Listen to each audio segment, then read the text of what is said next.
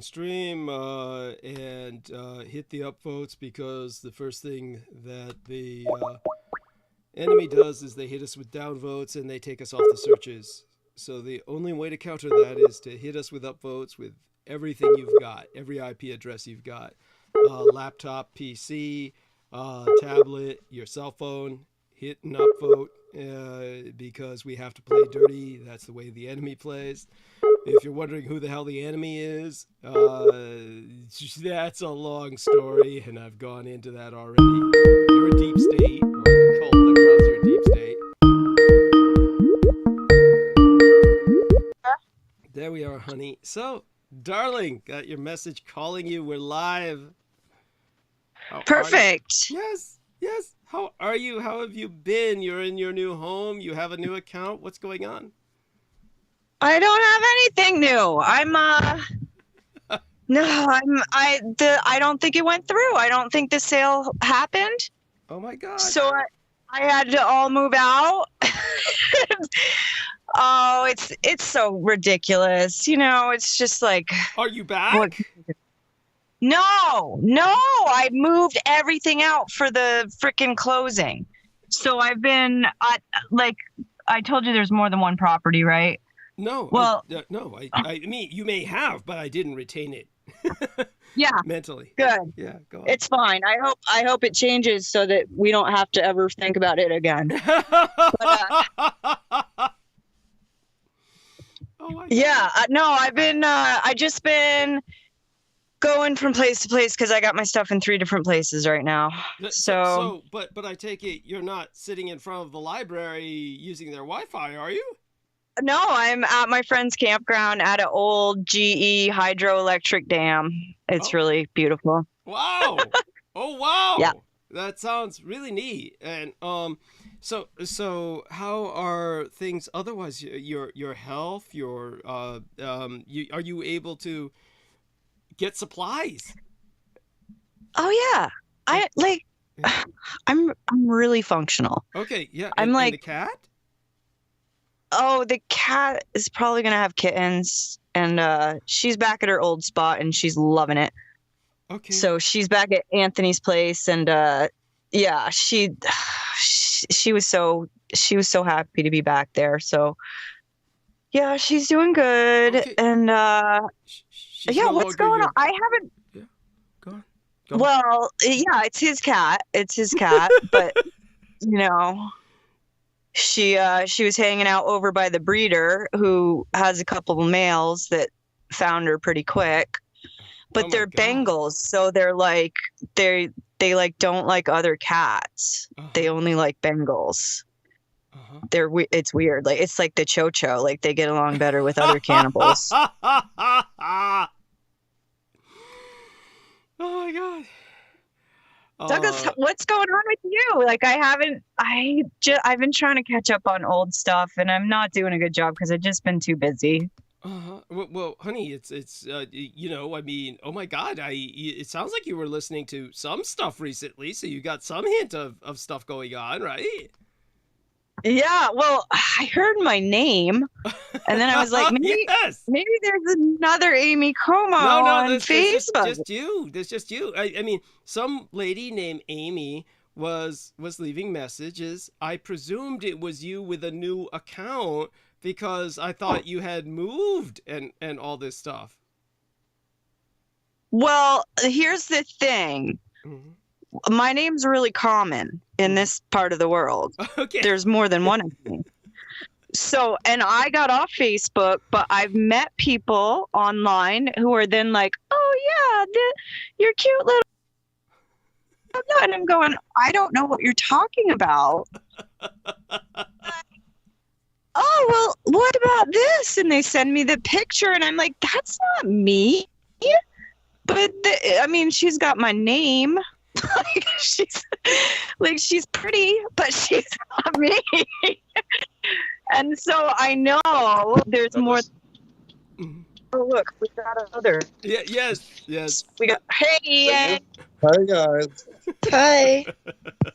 I'll turn this off. Hold on. Greetings. Thank you guys so much. It's so good to see you. You too, Amy. Amy. While he coughs his lungs out, yes. Hi, Amy. Hi, Douglas. Hey, How are Michelle. you? Yes, yes, dear Michelle. Wait, Douglas, are you streaming? Yes, I'm live streaming, yes. Oh, okay. Yeah, but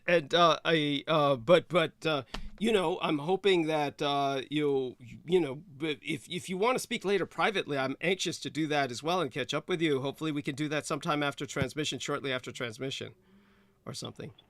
Yeah, I'll be awake then. Right now, I'm like a little bit not able to speak Understood. in a way. Okay. Yeah. No, that's understood. So, just stay as long as you feel convenient, and then drop off at your leisure, and then we'll try and catch up privately then. But anything you want to say publicly, go ahead. So, yeah, I just got back from my vacation, or like I was on, Yeah. I was traveling, so I had a great time, and I'm keen on expounding on all the fruit I tried. I tried a durian. Great. Like a real Hawaiian grown fresh durian. Amazing.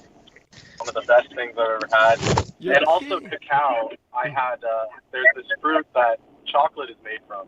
Mm-hmm. Yes, I did thought it was chocolate. And durian doesn't durian taste like vanilla pudding?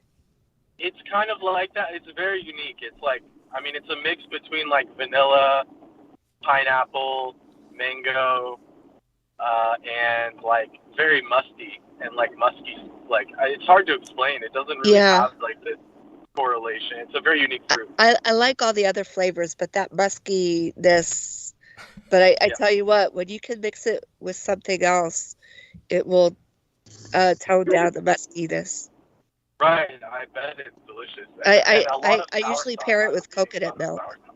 Oh, I'm so sorry. I'm sorry, I was talking over you. What were you saying? Oh no, that's actually a good tip. I like that with coconut. I was saying that I had a lot of soursop as well when I was in the tropics. Like the soursop is so good when it's fresh and real, and it's one of my favorite fruits. Wow. Yeah. What did you call this? Sour what? It's called soursop. In Spanish, they call it guabana. Yeah. Guanabana. No. I'm not good with the pronunciation. So it's something like that. You're Yeah. pretty close. I can't even say it correctly. In English, it's like the scientific name is called graviola. Okay. Yeah. So it's Wow. like a green spiky fruit thing, but it's delicious. It's like really, really. It's very sweet and it's like sour. It's not super sour, but it's like it's got this tang to it. So Wow. if anyone has a chance to try like real soursop from a tree, it's amazing. That's So I was just going crazy. I probably tried like dozens of fruit. That's amazing. But on my way I was. back. Oh, go ahead. I'm sorry. I was excited to see the. I was excited to see the rock cocoa plant because I was invited to as an intern on a farm in Puerto Rico to learn how to use cocoa or chocolate as a medicinal product. Yes. Did you try? Did you get to try the fresh fruit, like not chocolate itself, but the actual cacao pod? Not in Puerto Rico. I haven't taken advantage of the internship because of my health and stuff. I didn't get to Puerto Rico, but in the Gulf Coast, I've had the opportunity. When the pods get to the Gulf Coast, I've learned a little bit about using chocolate or cocoa as a medicine, which is really fun to know that it can be. Wow. It is a very like strong medicine too. Like I can see why like what's his name Montezuma and all these people, they used to pay their wages in cacao pods. Wow. Yes. And it was an ancient currency because it's called the fruit of the gods. It's like the actual flesh it's very little flesh, mostly seed. The seed is what chocolate's made out of. They take it and roast it, kind of like coffee, but if you eat it raw, it has way better of a stimulant property. It's almost like it boosts your vibes even. Wow. Like it's hard to describe. It's like cocaine. It is. It similar is. to that. But Yeah. it's very subtle. It's got theobromine and caffeine and all these different alkaloids that are very beneficial actually for humans somehow. So My it's like Oh. super beneficial. And the My- taste of the actual pulp is like, it's like a mango, papaya, banana, like all put together in this like super sweet package. It's one of the best beautiful fruit. it is really good with durian, by the way. Wow. It is. That. When I was in Mexico, my first husband is a descendant of Montezuma. So they actually passed the recipes down. And during holidays, they would make some of these recipes. And I had a brother-in-law that was a curator for the Mexican Natural History Museum for the indigenous arts. So he named his son Quetzalcoatl, Wow. but he also named him Carlos. So whenever he called him Quetzalcoatl, he was a little hellion. He was like a little monster, would even bite people or whatever. But as soon as he called him Carlos, it was really weird because it was a personality change would happen. Yeah, then he remembered he had responsibilities as a future narco-terrorist. Yeah. At any rate, so what did you say happened on the way home, Brendan? You said on the way home something happened? So I was going in between islands, so I took a bunch of plane flights, and then on the way home, I was stuck in this tube with a bunch of sick little kids and different people that were like should not have been flying. And I contracted some kind of respiratory, it was more like a head cold, but it's been impacting me pretty severely. And so I came across some research. A friend of mine, she's a biophysicist, and she gave me some research about that the spike protein can be countered with nicotine and nicotinamide-based treatment. So I went out and bought a cigar, a couple cigars, and I'm basically zooted off of the cigar right now, like completely high off the cigar. Wow. Because I don't smoke or like do any drugs anymore. Yeah. And I'm very sensitive to nicotine, and so I'm like flying right now. Like, I don't know. I love it. That's perfect. Yes. But I can report that it is restoring my function and brain function after this assault by these forces, or whatever you want to call them, microbiology, weaponry. Yeah. So it's very. I stand by her research because she's a geneticist as well. So she gave me the antidote, and what it does is it restores your cognition as well. So nicotine restores your cognition fully, and that's why it's such a effective treatment in this situation. Incredible. And yeah, so I was. That's why I was like calling you off the hook, because I'm like stoned off the cigar right now. Understood. I totally forgot that you were transmitting. No worries. No worries. So, before we turn back to the ladies, Ian, is there any new developments you want to bring to our attention?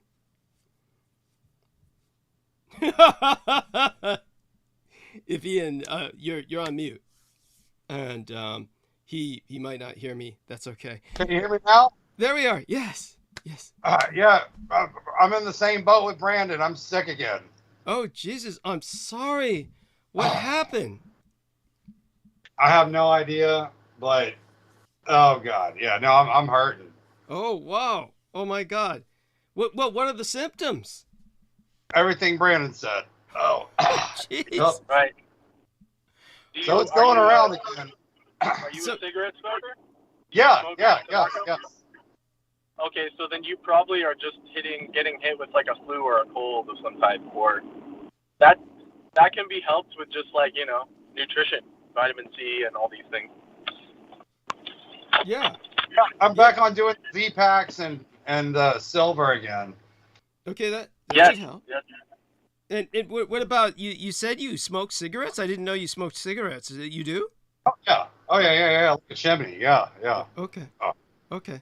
So like Brendan said, well, look, do me a favor, everyone. You're also good at this. Why don't you just hold the stage for a little bit? I mean, I'm so ecstatic that Amy's doing okay. That she, like she said, she's functional and everything. And Michelle, of course, is dealing with some challenges. Ian is sick, and so is Brendan. But you know, they all have their various drugs. I have to go. Go I'm on, getting the spins.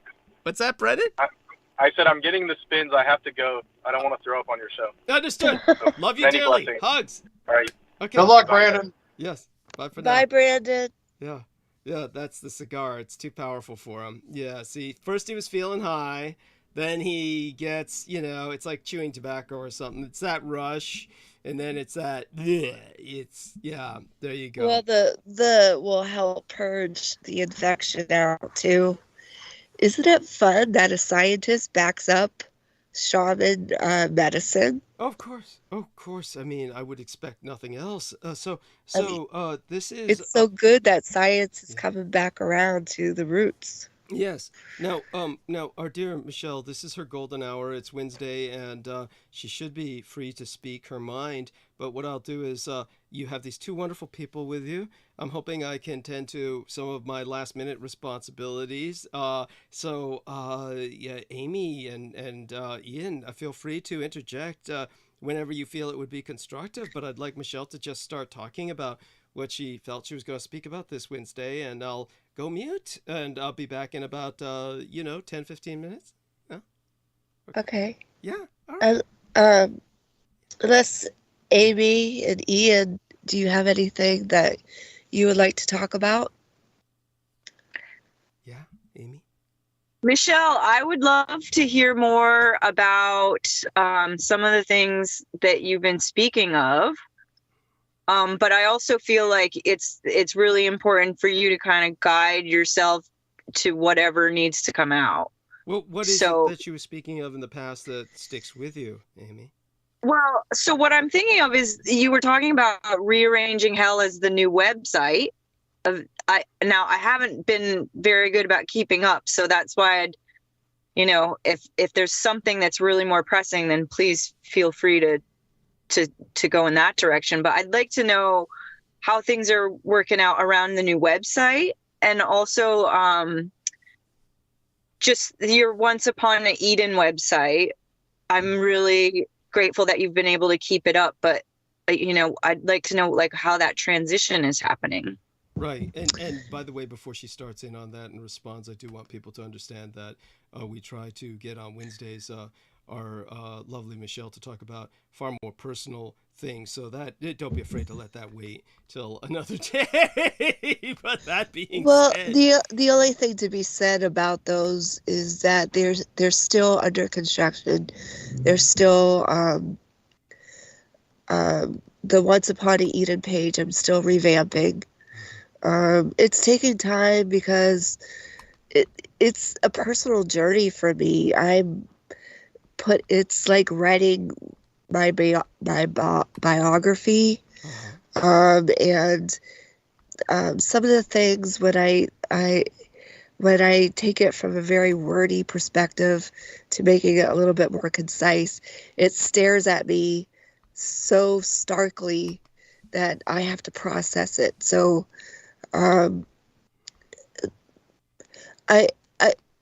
that's to say my life, having to acknowledge how dark my life is. It's when I talk about it, I'm talking about what I'm comfortable with sharing. right. But sometimes I can sound like so blasé, almost like I'm gossiping about somebody else, because that's the area that maybe I've spoken about in public so much that it kind of is by rote. And I get a little bit desensitized, but then there's times where I have to read it or look at it or hear it again and hear what everybody else is hearing, and it hits me hard. Right. Or there are times where I am talking about it and am reliving it while I'm talking about it, but I know how important it is to acknowledge it and speak it, and so I trudge on, and it is a little bit of healing, or I am uncovering something that maybe I had long forgotten, or I'm just Well, before I take off for a few minutes and you go on with this, I do want to acknowledge Tommy Carson in the chat room, who says, "Hey, you everyone," and want to thank everyone who is putting in the upvotes. Everyone else continue to do so for all the reasons I explained. And I want to bring attention to the fact that this show is dedicated on the birthday of the son of Brooke Gibson, whose name I may have known happy at one point. birthday. Yeah, but whose name I don't consciously recall. He was actually spoken to a few times by Sammy Romero, so Sammy might be able to tell us later. But this episode's dedicated to Son of Brookzilla. How's that? The Son of Brookzilla episode. We'll call it that. And so, Brooke Gibson's son, happy birthday. I hope everything's going well for you, and that everything's as stable as possible in the household. And with that, I'll go mute, give this over to the ladies and Ian West. And poor Ian's sick. Maintain him in your thoughts and prayers. Poor fellow. And these two ladies will comfort him. And Amy Como, of course, has been going through a lot as well, and don't be afraid to ask her some questions as well, dear Michelle. But for now, let's leave it to everyone. I'm going to go mute. Well, real quick before you go, Douglas, yes, what I was just addressing when I tell my story, I'm sure you could relate to that as well. Mm-hmm. Oh, sometimes I think about that when you're sharing your personal story. Of course. Yeah. Yeah, that goes without saying. Yes. Yeah, well, it kind of does go without saying, but at the same time, I also think the acknowledgement is important. Yeah. Because we are being vulnerable, and it's also, like I said last week, acknowledging the badasses that we are. Yes. For acknowledging how far we've come. It's amazing that we're still alive, of course. And yeah. So, darling, love you dearly. I'll be back in about 10 to 15 minutes, and okay. The stage is yours. All right. Okay. And sometimes, too, with telling the story, in the middle of telling it, I might have a memory or of something that I long ago forgotten, or it's a new revelation of something. When I say a new revelation, it's like maybe something in my character that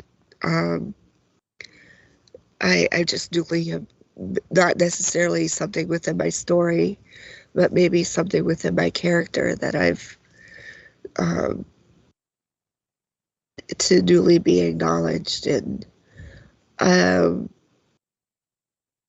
so it is a personal journey every time I share my story or I review it.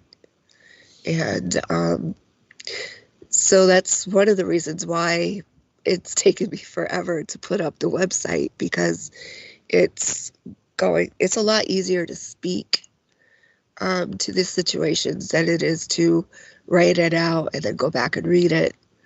But I am working on it. And like I said, I have been working on some projects that we could all do together. And there have been a few that have come to my attention that I'm prayerfully considering about what to present to us. Michelle? Yes. Would you care to talk a little bit about how to handle an abreaction from a retriggering of trauma? Yes, I would like to talk about that. And then I'd also like to talk about tonight, I'd like to go build another layer upon last transmission, when I just had to speak a little bit positivity because of some negative news that I had received. And I think that the question that you just brought up, along with this other issue, probably fit or overlap a little bit.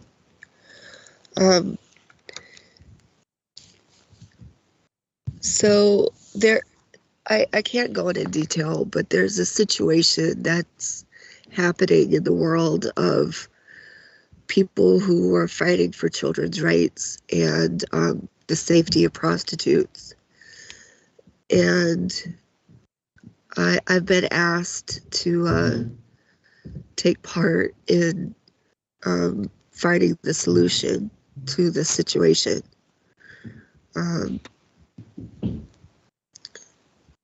But there are some really good people that are in danger, and some really good people that are missing or reported dead. We just don't know. And that was the part that I had to, that had me emotional last week, and that I had just to shout out against the darkness about. I wasn't even going to come on the air. I had written a message to Douglas, and he says, change your mind and come on. But I'm glad that I did. I thought I was only going to be able to handle the maybe 15 or 20 minutes. And the more that I just spoke the positivity and how strong we really are and how powerful we are in the darkness, I just had to continue on, because we are strong.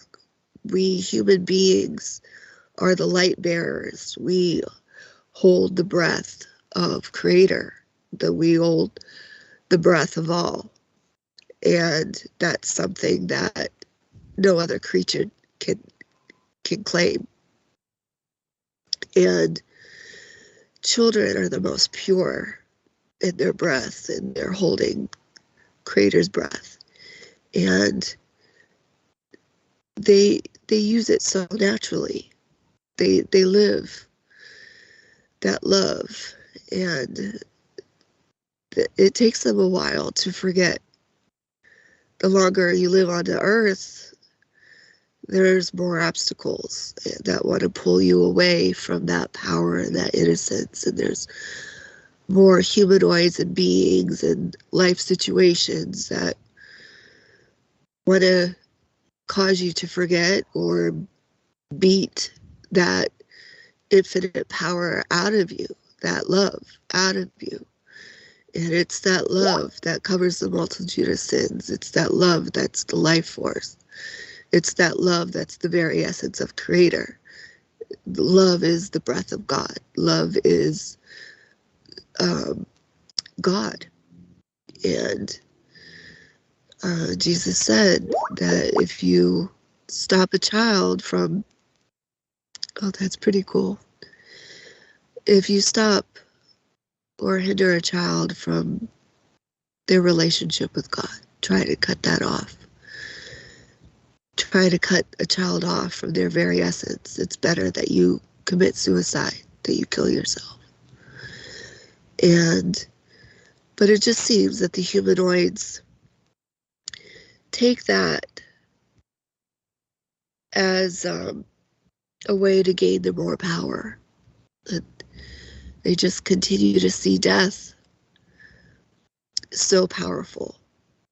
And we humans really need to understand our life force is the stronger power.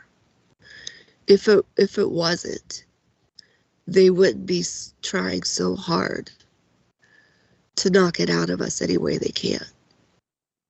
And they wouldn't be feeding off of the essences of children the way they do, the way that Peter and Douglas have been describing the show and what they're doing, what the Cho do.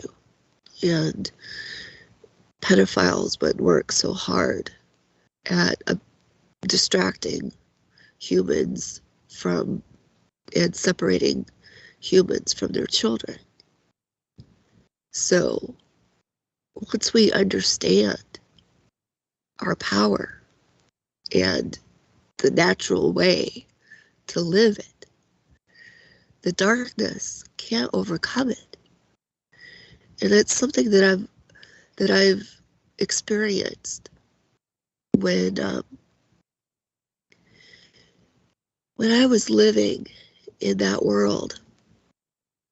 Any act of kindness was considered weakness. But in actuality, kindness is a weapon. Kindness, I forget the scripture right now because that's not really what I intended to speak about. But I'll just say this, and I'll give the reference next week or next time I talk. It's when you show kindness to your enemy, it's like keeping coals upon their head. And I've seen it time and time again that kindness, when I used it, became a protector and became a weapon of protection. And also, I did watch it make my enemies crazy while I look good. And so my enemies just went batshit crazy, and people around were like, what's wrong? And, at worst, I look passive aggressive. And I even learned, I remember when my first husband started suffering heart attacks. And it was because I chose to get along with the woman he replaced me with. It literally gave him heart attacks. He was in the hospital suffering from angina and heart attacks and panic attacks. And I learned the best way to get back at him was to give him what he wanted. He became afraid of me because he was like, you shouldn't be like this. And even her family. What's that? What he was doing was an unforgivable act, and he was doing it to assuage his own pain. But as you were saying, like, you transmuted that, whatever emotion was being projected at you, and turned it into something good, like kindness. And chose to be kind to the woman that he was using as a weapon towards you. And even last transmission, sometimes kindness is tough love. When my supervisor was speaking so horribly to me, and it was there was no reason, professionally or personally, that I ever gave this woman to be verbally abusive to me, let alone verbally abusive to me in front of other people. At best, it should have been a conversation that she and I had in private, but either way, it was highly inappropriate, and it was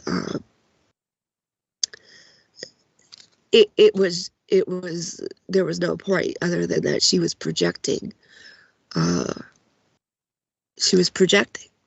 That's it. So when I pointed this out to her, that these were her words, her heart pain, that she was trying to spew on me, but I was literally seeing bits of her heart falling on the floor, writhing around in pain. And I pointed this out to her. She left She left my presence crying and humiliated. It was the kindest. She came back to me, something I didn't communicate last week or last transmission was later she came back at me apologizing and crying and saying that her husband was leaving her and she wanted to know why. And I never knew this. I didn't, and it still really had nothing to do with me. It had everything to do with her husband. When he one day met me, and I told them that they made a lovely couple, which they did. And he had told her later, there was something about her countenance that you should have. He told his wife that there was something about my countenance that she should have, but she doesn't. And he couldn't be with her anymore. That still had nothing to do with me. Brilliant.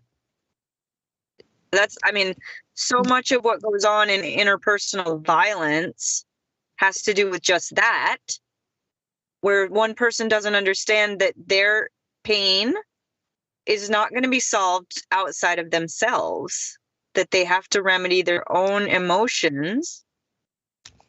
And you were brilliant to just point it out to her and say that doesn't have to do with me. That's brilliant. Yeah, and when she came to me later personally, I said, I am so sorry that somebody said that to you. Your husband or anybody said something like that to you. You are who you are, and you are who you are because of your life experiences and what reason you have to be this way. And we all have our own heart pain. And when I shared with her my own heart pain,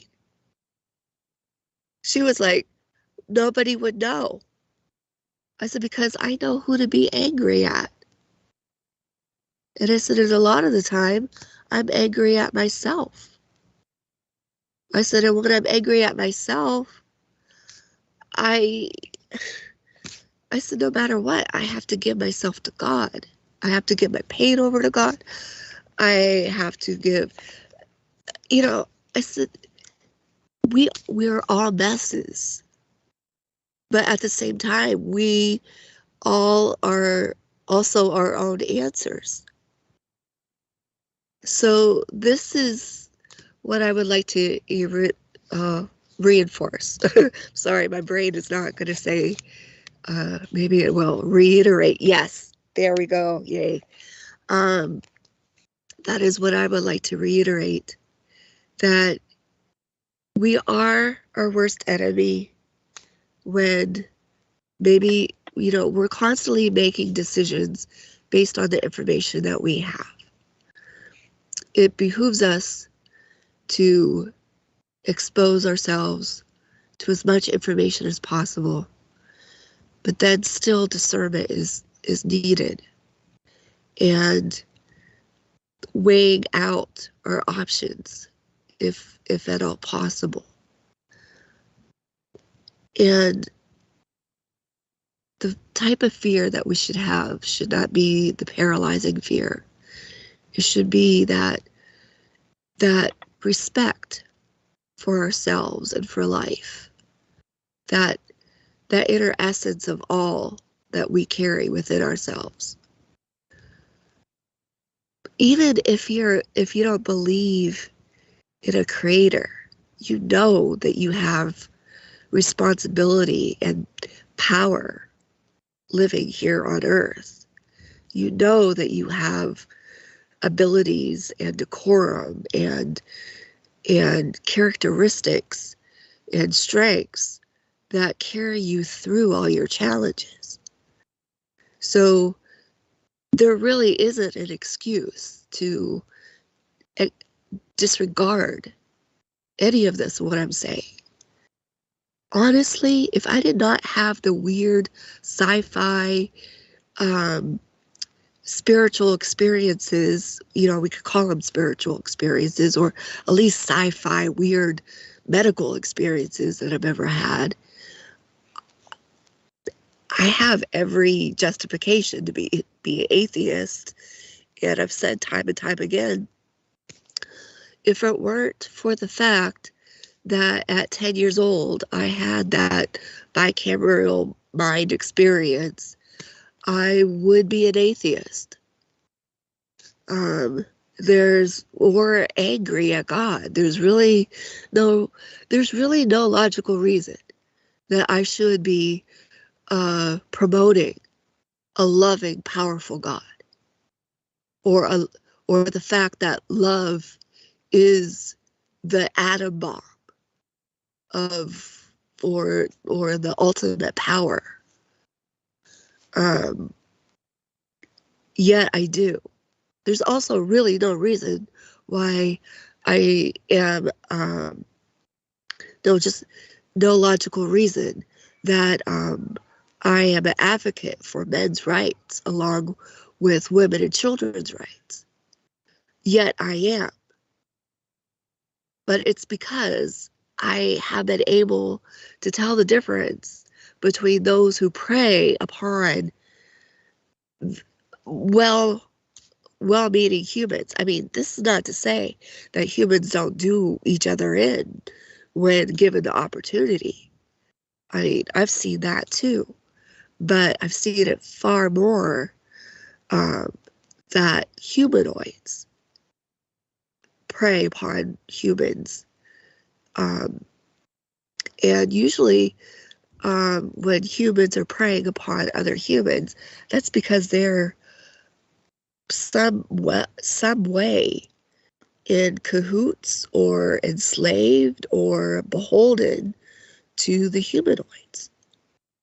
So with all that as a prologue, let me share this.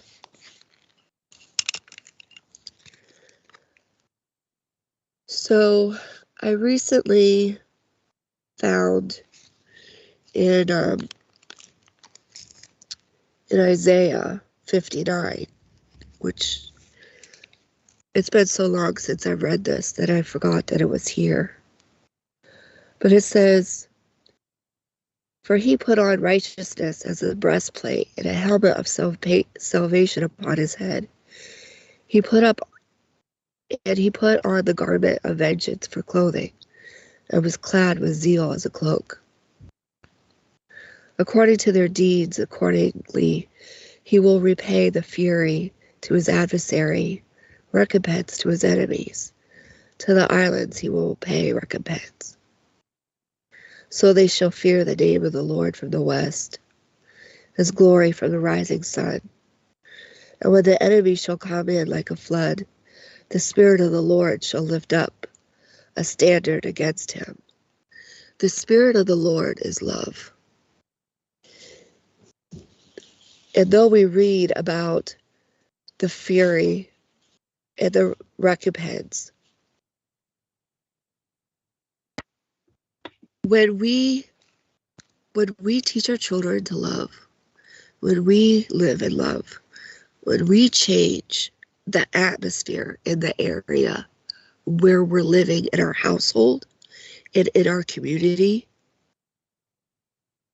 it squashes, it suffocates, it torments the darkness.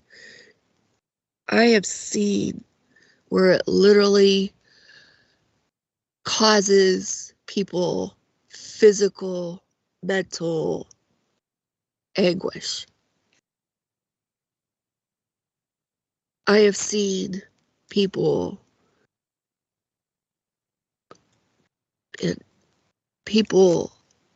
go mentally berserk because they can't handle when somebody's kind to them.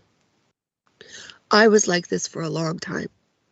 When somebody was kind to me, I wanted to know, what did you want from me? Why? What were you trying to do? What weakness did you see in me that you were trying to manipulate? What did I need to do? What did I need to do to protect myself?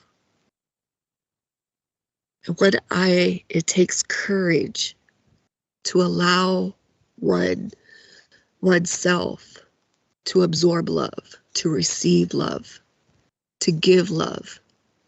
Love is very scary. We know this. When anybody, feels that attraction with somebody, there's many different types of love. The vulnerability that it takes. People in the criminal underworld are not afforded that ability, that capacity, because the moment they show weakness, it's punished.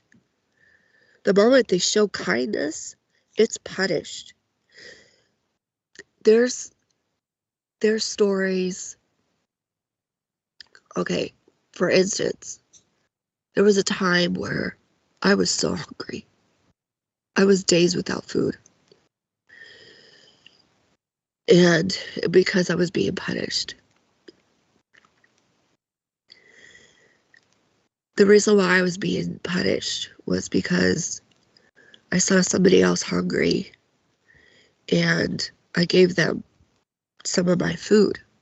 Then my food was taken away and given to them.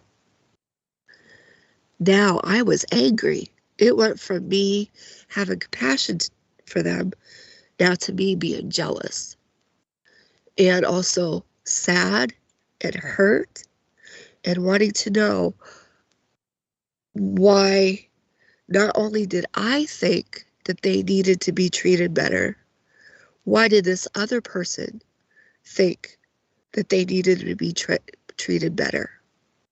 What did I do? What did I do so wrong?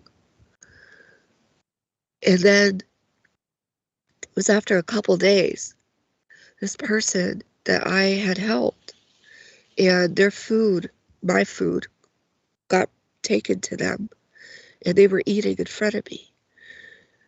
As soon as a couple days went by that they were able to sneak food to me, they did. They were better at it than I was. And so then we were both able to eat, and I learned a skill from that person that I didn't know before. These are things, these are little idiosyncrasies that happen in the darkness. These were like survival tactics and little bits of revelation and light that I encountered. Now, not to say that any of that was right, and I do not subscribe to we sign on to this.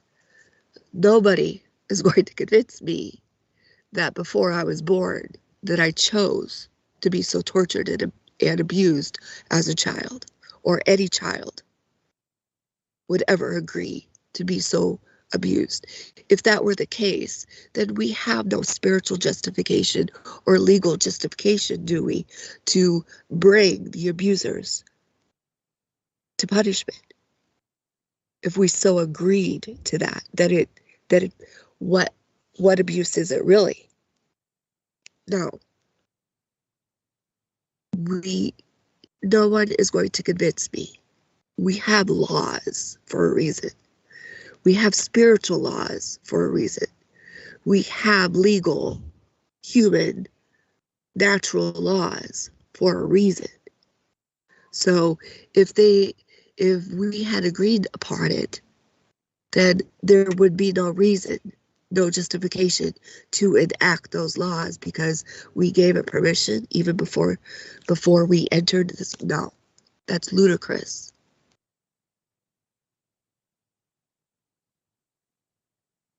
Always listen to yourself and what your spirit is saying.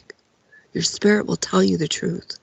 Your spirit will tell you even the darkest situations how to truly be. And your spirit in your even in the darkest situations can discern bullshit between the truth.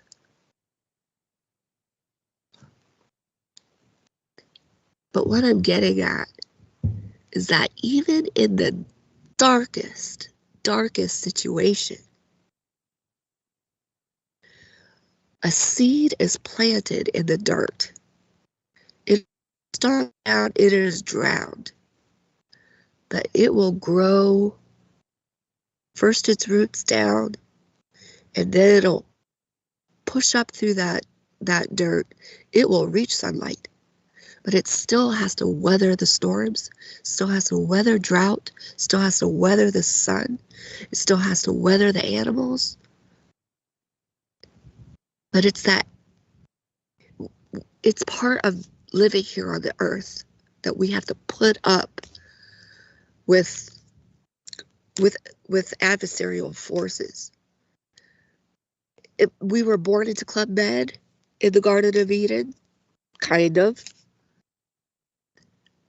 We can make it as Club Med as we want to. As Douglas pointed out, I'm well adjusted in my situation. When we learn to be well adjusted in our situations, I mean, I have been held captive countless times in my life. It comes with the territory of organized crime. It comes with the territory of all the torments that I went through, and what was expected of me. It comes with the territory of being, of fighting for children's rights and coming against all kinds of ridiculousness in the underworld. And I'm not the only one. Not the only one who has to put up with all of this stuff. I mean, some of us have endured having our own family members, our own parents even, holding contracts upon us, like just in the mafia alone. It's not unheard of in organized crime, not just Italian mafias or Irish mafias, or we're talking about, it could be Korean, it could be Chinese, it could be Japanese, it could be Russian, it could be gang members, it could be any of the cartels, it could be throughout Africa, where relatives are going to be paid by your enemies to kill you.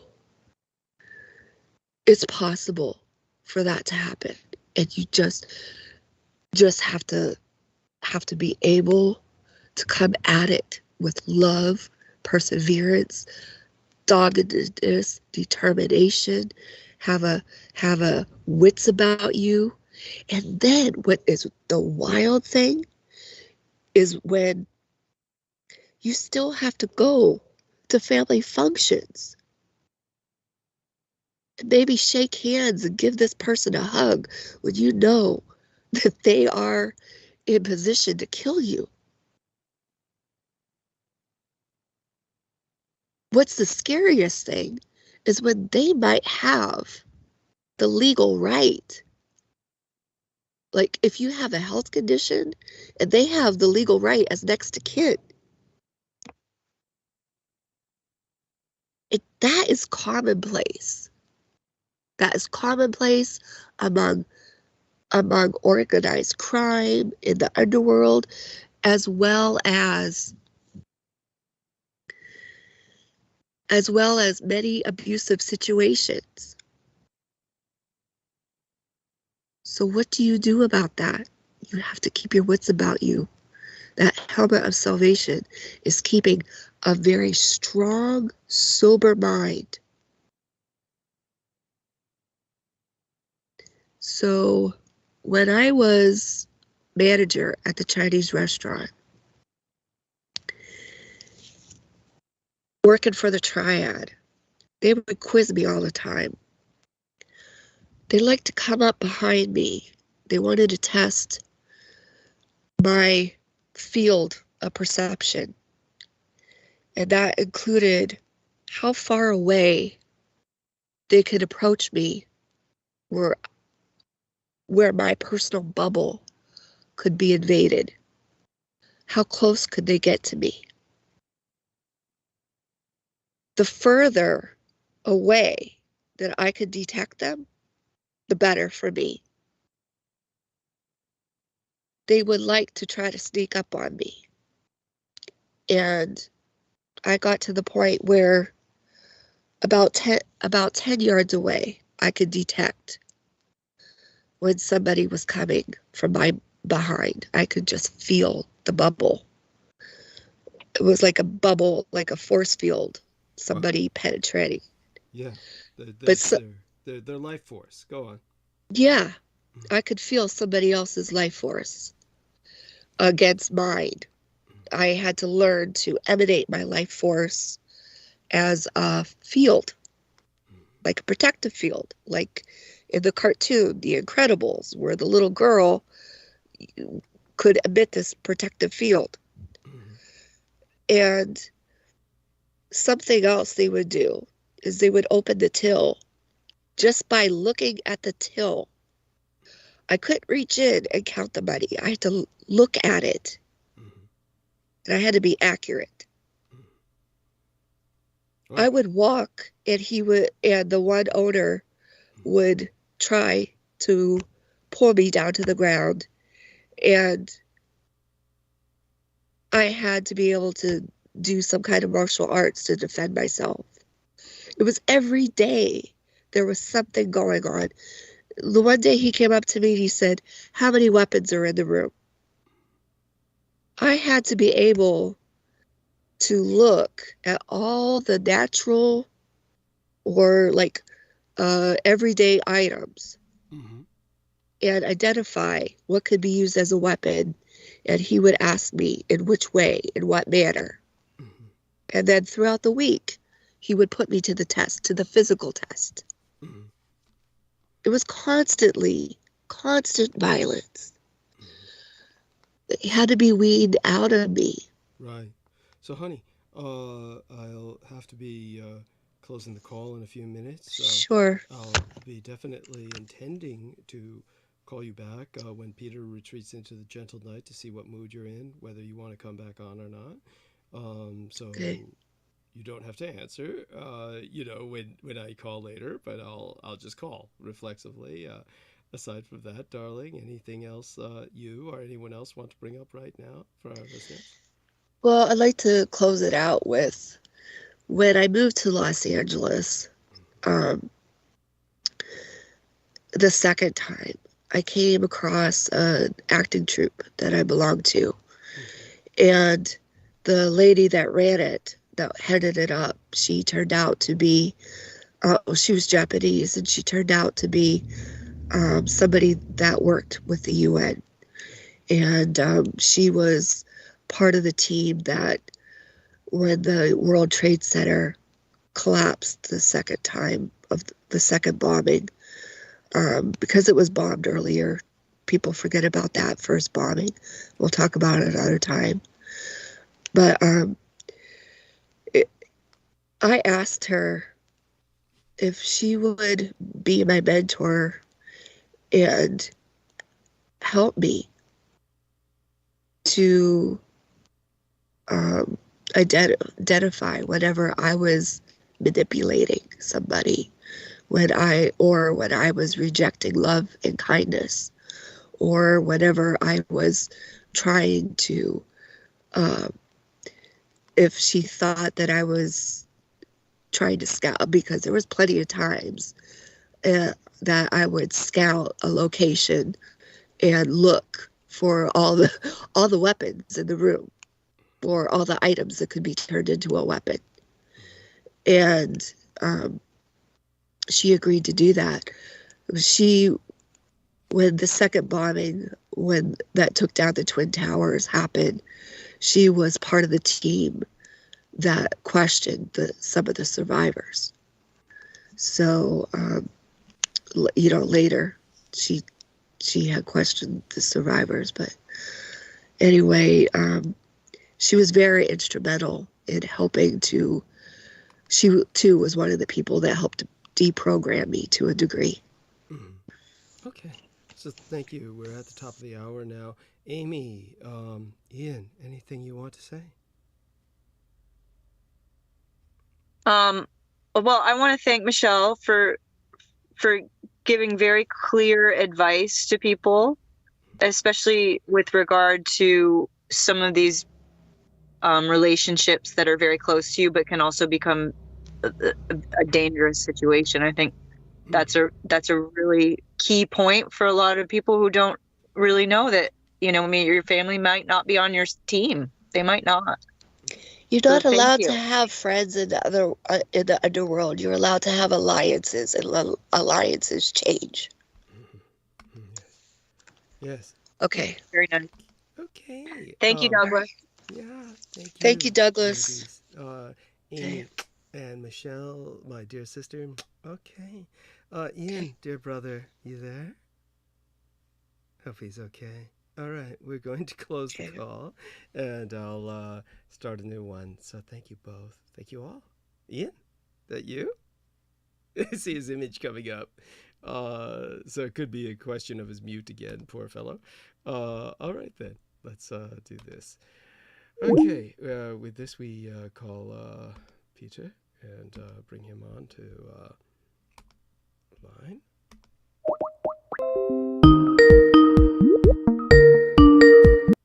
There we are, dear Peter. So welcome aboard, and with that, share with us all these exciting things that have been going on with you lately, whatever you feel comfortable sharing, of course.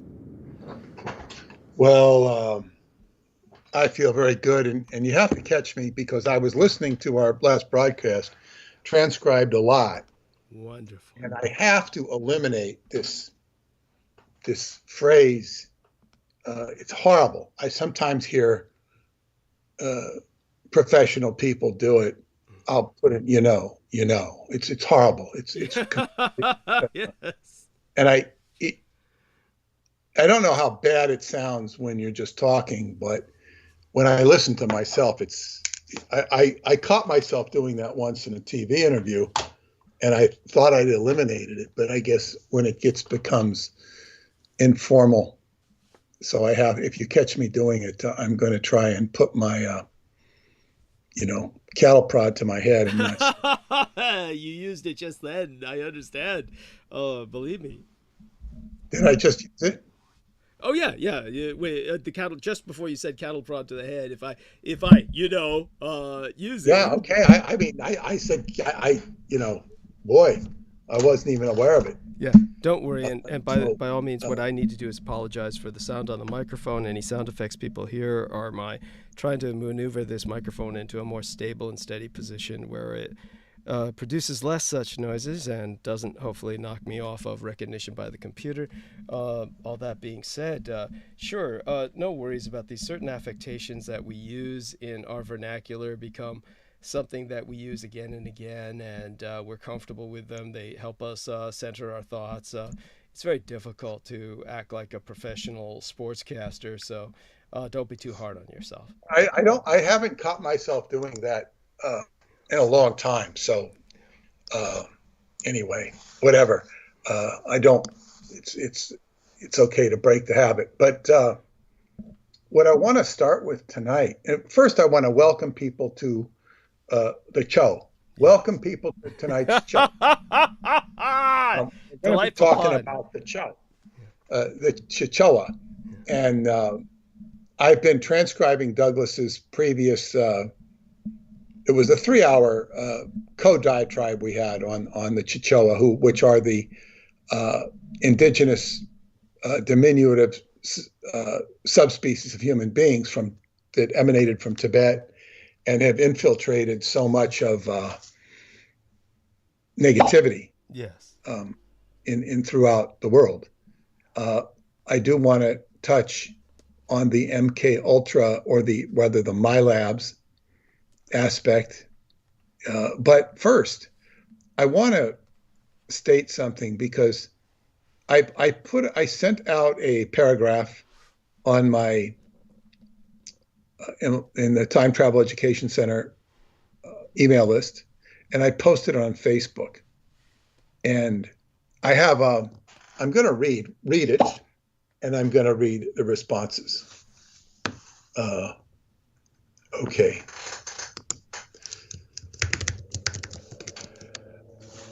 And in the meantime, Let's see. Let me see here. I just have to hit face. Here it is. It's right in front of me. Yeah. Okay. This is what I said. Aliens are a phenomenon. They are called aliens because human beings do not know how to categorize and process such. Otherwise, they would not be called aliens. If a person attempts to categorize them without understanding the basics of demonology, they are going to be at a loss to understand what is happening. While this does not preclude the existence of extraterrestrials, it does preclude an individual's ability to identify, categorize what is going on. Studying demonology has its own drawbacks. Virtually all students of alien phenomena have no such background, and even when they do, they can already be possessed in the first place. Studying demonology and studying aliens both have the same drawbacks.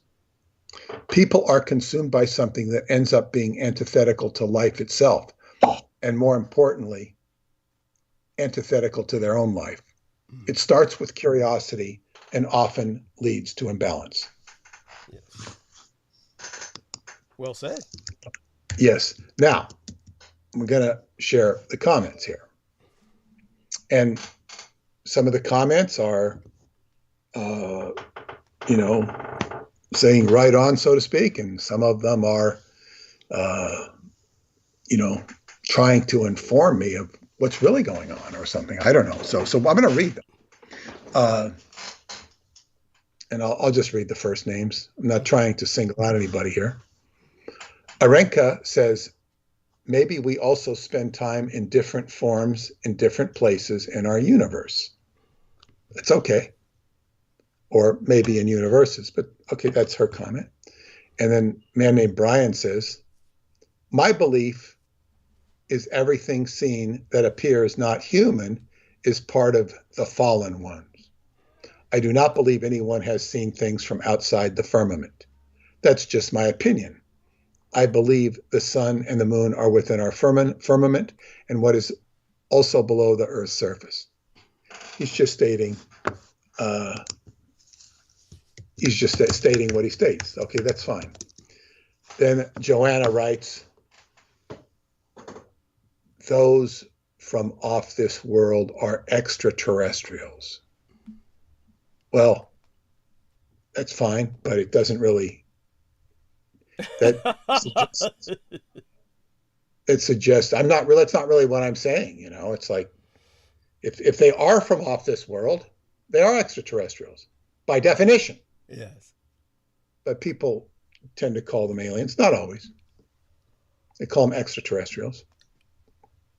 And that could be an error. Alien is a much more inclusive. Yes. So anyway, Michael says, there are far too many off-worlders visiting our planet. The story of each takes a huge deep dive. But yeah, stay neutral about it because many get way too involved with the study. But wanting to learn how they have affected humanity over the years is an important part of the human story. The best man telling the stories of these things is Michael Salla. If interested, you will enjoy his balanced approach. I know I do. He gives me the link as if I don't know who Michael Salla is. He interviewed me about 4 times. In this report, a new name is given to the Greys. They are part flesh and part machine. So they did need a new description. I don't know. Apparently it says the Book of Enoch, the Watchers, Antediluvial History, and the Modern UFO Threat. I don't know who the person is talking. Michael is doing the interview. There's a lot of people with opinions. And they're pretty cocksure of their opinions.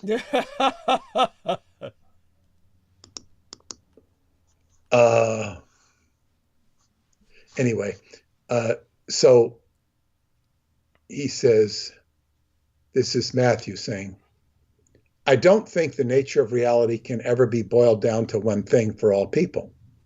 The nature of reality is elusive. and the experiences we acquire also hinge in belief and mindset, tendencies, and the subconsciousness, which appears to carry energy and information from previous existences. Aliens and demons, they enter our life, we study, understand as best we can, and then we make a decision to further immerse ourselves or move on. Making a decision not to channel, communicate, or otherwise acknowledge causes these entities to move in too. They will ping my consciousness once in a while, but I've made my decision not to participate. I'm going to read that again because I'm not sure he expressed himself right, but maybe he did. Making a decision not to channel, communicate, or otherwise acknowledge causes these entities to move in too. So it sounds to me like he's trying to say that if you push them away, they'll move in if you don't communicate with them. And he says, they will ping my consciousness once in a while, but I've made my decision not to participate. So it sounds like he's ignoring them at his own quote unquote peril. I don't know. He says, Peter, you have an incredible wide array of experiences and meetings. I'd love to understand how you see this non-material realm of existence. Anunnakine.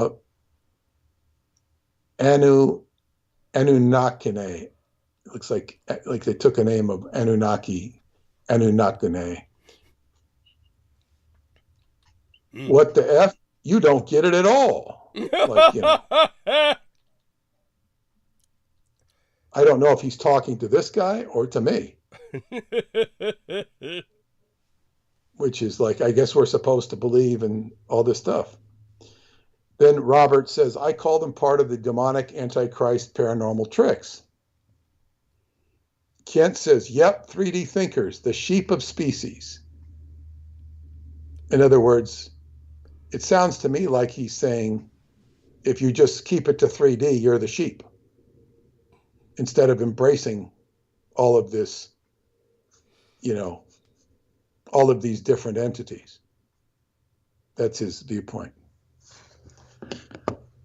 Ayanut is an Iranian name. He says, speaking from experience, Peter, isn't that right? Like I'm speaking from experience. Well, yeah, I'm speaking from experience because I see people don't know what the hell they're talking about. And they do know what they think they know what they're talking about, and they get tripped up. And this proves itself over time.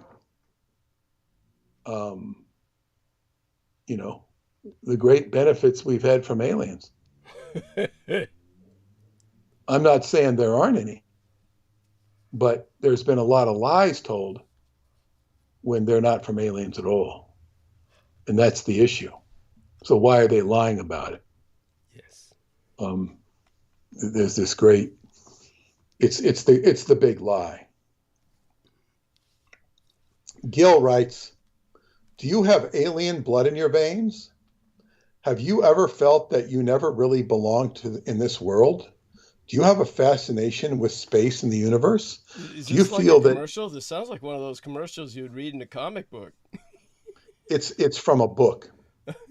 It's do you feel that you have some sort of mission in life to seek the truth and help mankind? Do you also have Rh negative blood? You may have alien DNA. Find out more. Alien Blood, Alien DNA, a Blue Planet Project book. I wrote about Rh negative and it not being, you know, relatable to normal humans. And this guy's saying Rh negative. I do not have Rh negative blood. I always wondered. It took me over 60 years to find out what my blood type was. I finally they don't like to tell you. The doctor told me, but I had to ask. He had to go out of his way. He was very nice, you know. So whatever. Yeah, you got to take a special test for that. Yeah. Well, I think they can do it, but he went out of his way. Yeah. It was be positive. He says, be positive. Yeah. Be positive. In other words, be positive. Don't be negative, be positive. That's what he told me.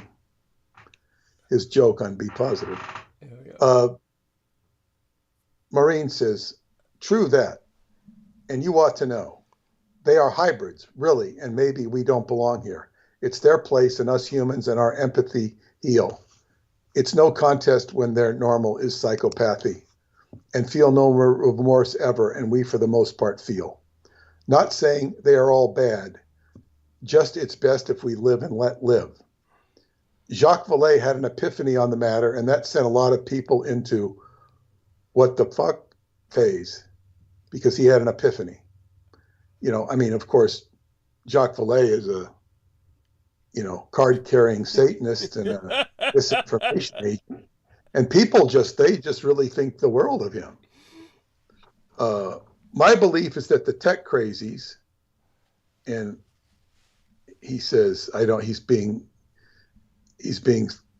satirical, Geordie Rose, Elon Mu, meaning Elon Musk, Cubal Jorgensen and Zuckerfeller, etc., are all down with the CERN space-time fabric ripping holes in the veil and big neon signs saying, "Welcome, lower astral plane cellar dwellers, you uncouth, unevolved, good-for-nothing fucks." And they come flying in with lays around their necks as the Vatican Black Pope is scouring the feed from trusty watcher of the heavens, their telescope. Be nice if she spoke English.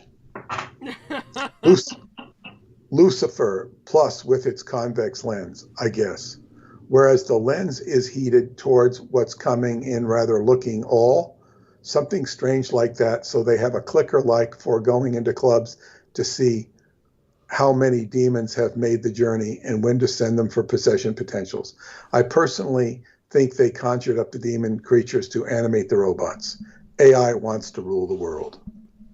I don't understand her mindset when she writes this. Cyberphobia. Yeah. Sean writes, the world governments are in bed with enough of them.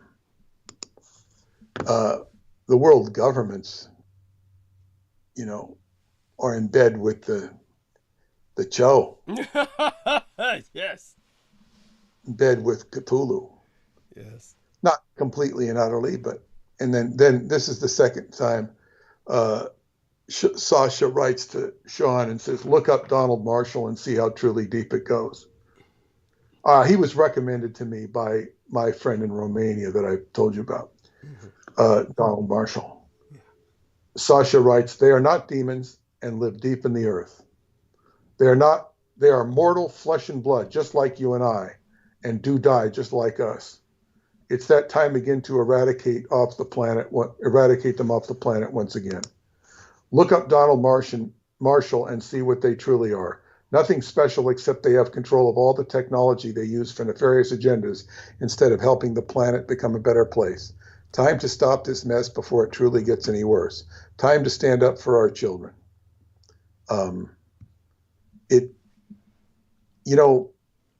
A statement like that, it's like saying, she's telling you, she knows.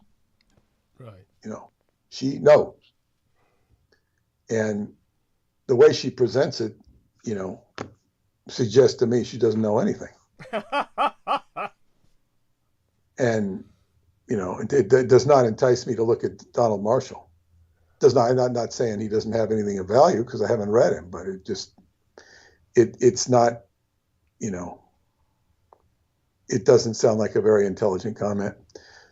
Diana says, sigh, so true.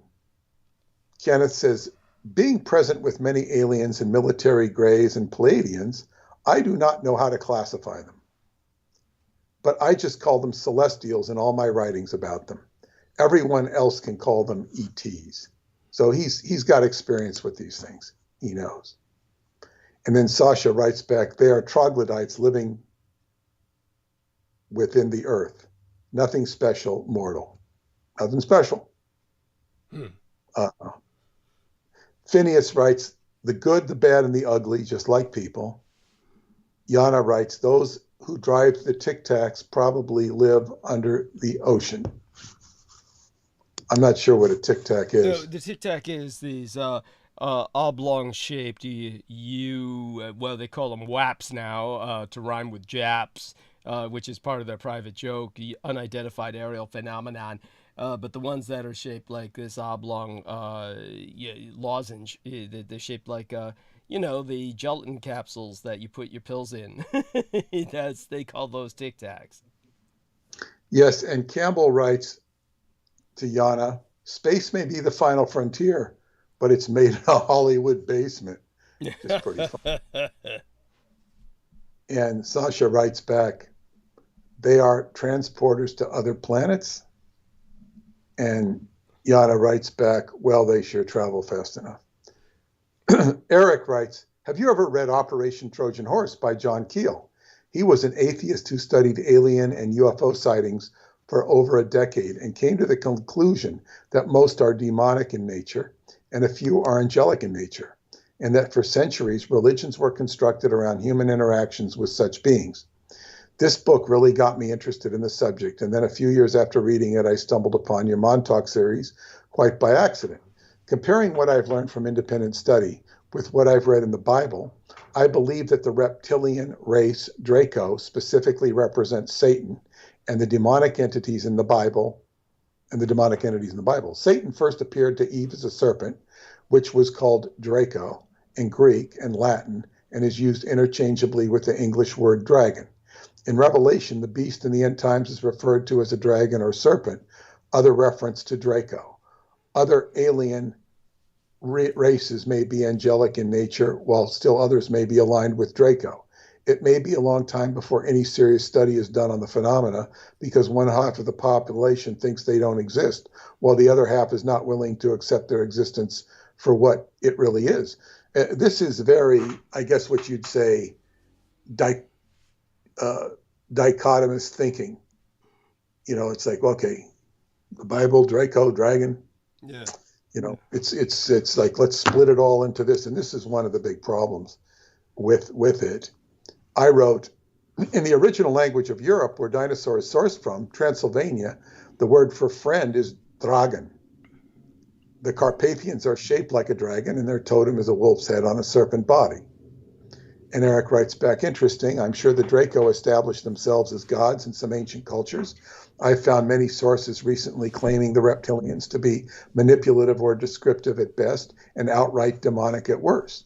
I find the study of such things fascinating, however. I, on the other hand, do not. To each his own. You know, it's like the Draco. You know, Sasha writes to Eric, look up Donald Marshall. Want to know about the real reptoids?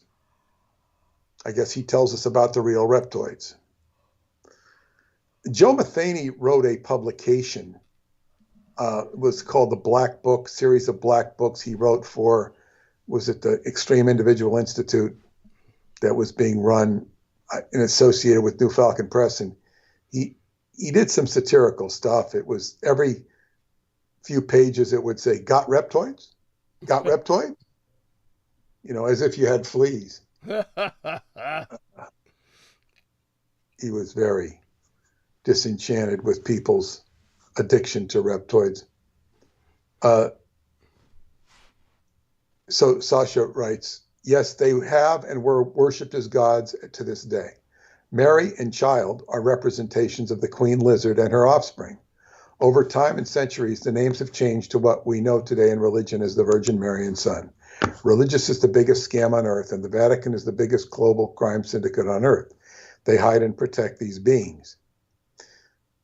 Sasha writes to Peter Moon, dinosaurs were brought here by the reptoids as a source of food and whatever use they needed.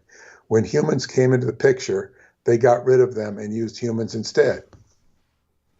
Still to this day, the reason for so many babies and children go missing, the reason so young is they are not contaminated with vaxes or diseases like an adult. Not good English. Martha writes, Prince Charles, now King Charles III, has always been proud of his Transylvanian ancestors. Aloma, my friend, writes, Peter Moon, someone noted in a lecture today that dragon is a form of watcher. It is also, of course, the symbol for whales.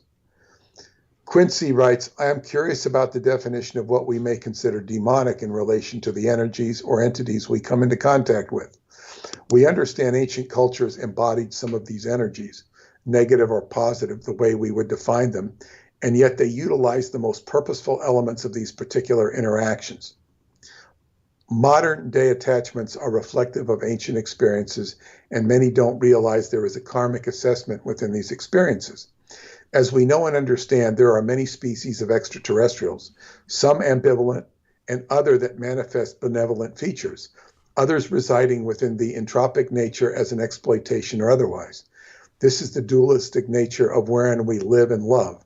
And as the research provides, especially in way of Dolores Cannon's epiphanies, we understand that particular energy cannot actually enter our body, but can be influenced by direct interaction energetically or physically. Pseudo-terrestrials follow the same avenue. And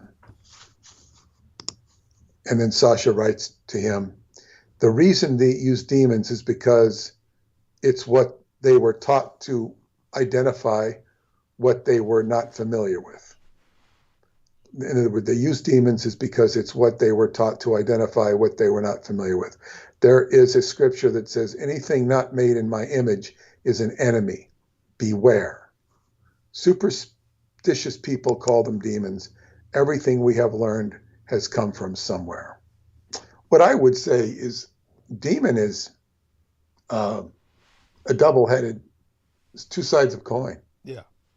And the word itself, de, is of, and mon is God. If we're not talking about the Mon people of Tibet, but even then, Mon was the hidden name for God, according to Blavatsky, as in Aman Ra, Mon.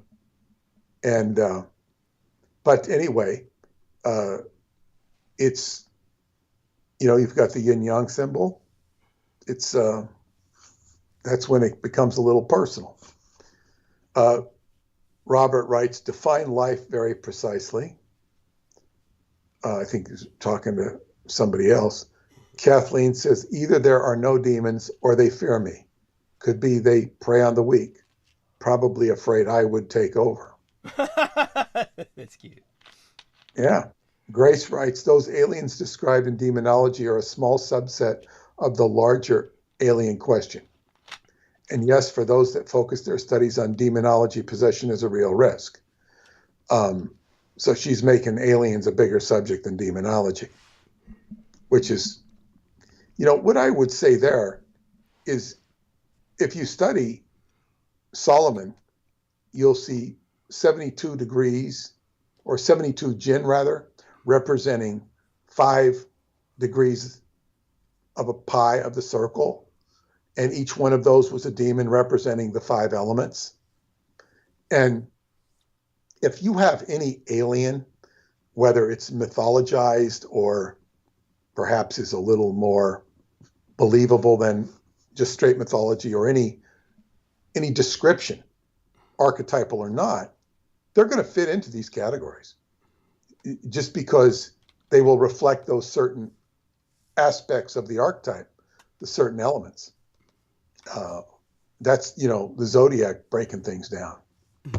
Anyway, Laura writes, saw them as a child in an area where many had seen them as well.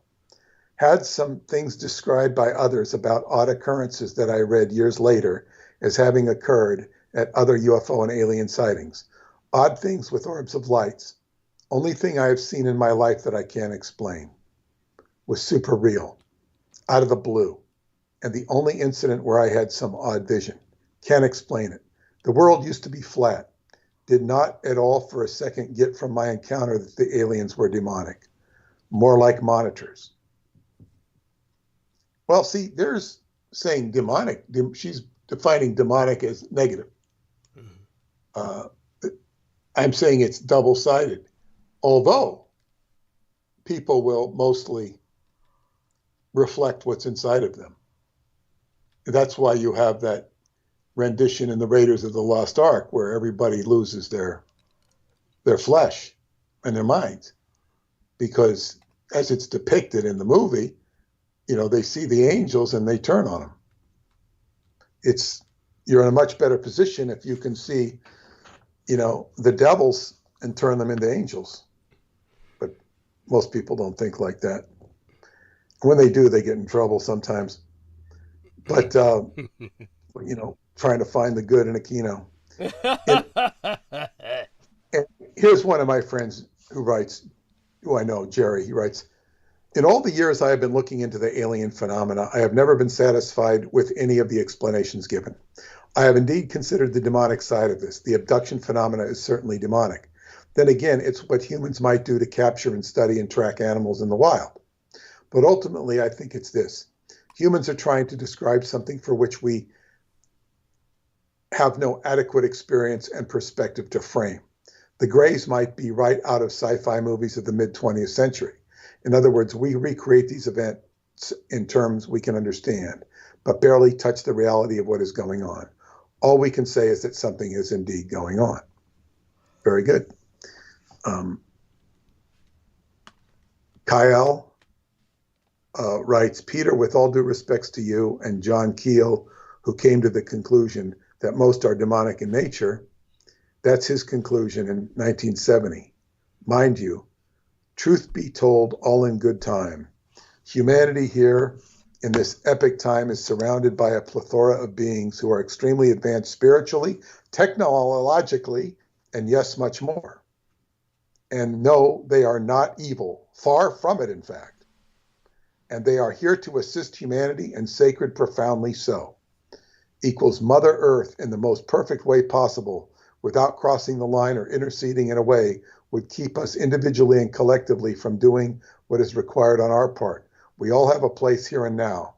If you see what's coming to your sacred planet in the very near future, you would all be out in the streets celebrating with each other.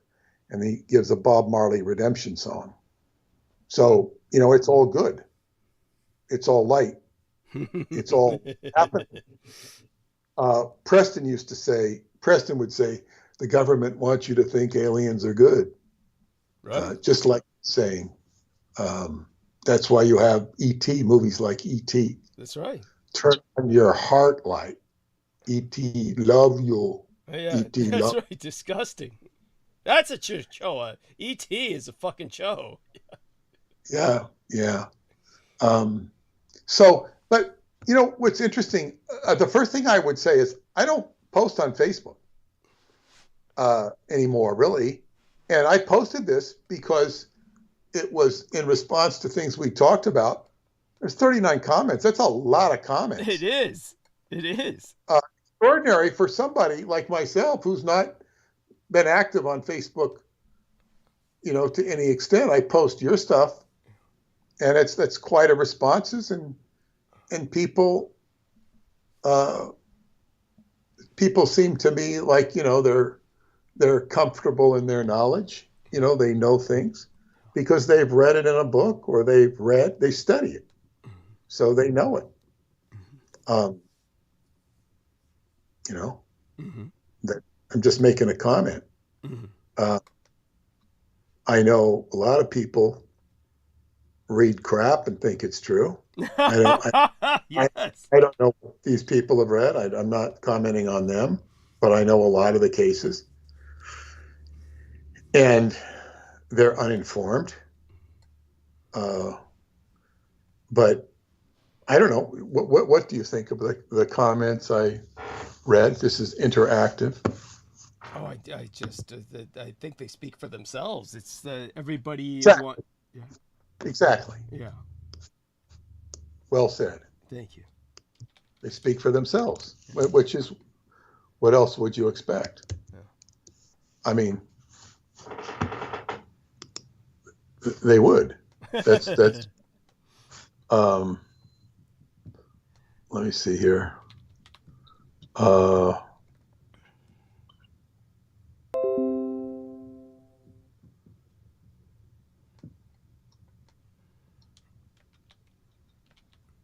Okay, here's an email from a friend of mine. I don't know this person. This person says, Chris Bledsoe is perhaps my favorite UFO experiencer, as he has a very amazing story and he's really down-to-earth, nice man. He was near death with major bowel disease, and while he and his sons and some friends were out fishing, he went off by himself to a quiet spot to pray, and he had an encounter that terrified him and then his friends, after which his body was 100% healed. He now has ongoing visitations from these beings, which he firmly believes are angels, and people come to visit him to witness these encounters, start having similar experiences. He's also had other strange experiences like the burning tree, which I believe happened in response to a prayer to God for confirmation that this was his doing. He's a Christian. And it says there's something about a burning tree. One of his sons has a podcast called Bledsoe, said so. He became very awake to occult knowledge as a result of their family's experiences and talks about some interesting things. His visitations are mainly in the form of orbs now, but their original experience involved face-to-face encounters with actual entities that look like greys and terrified their dogs. So this person is evidently in touch with something,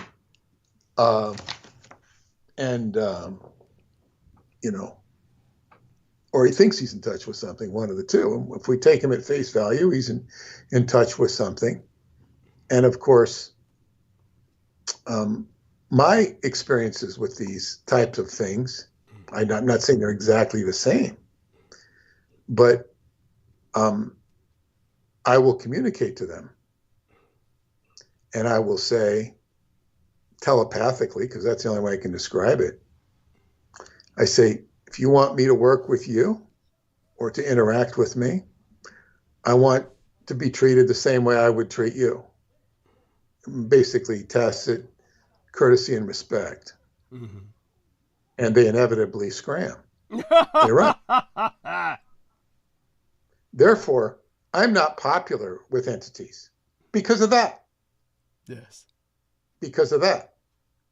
Now, his entities, and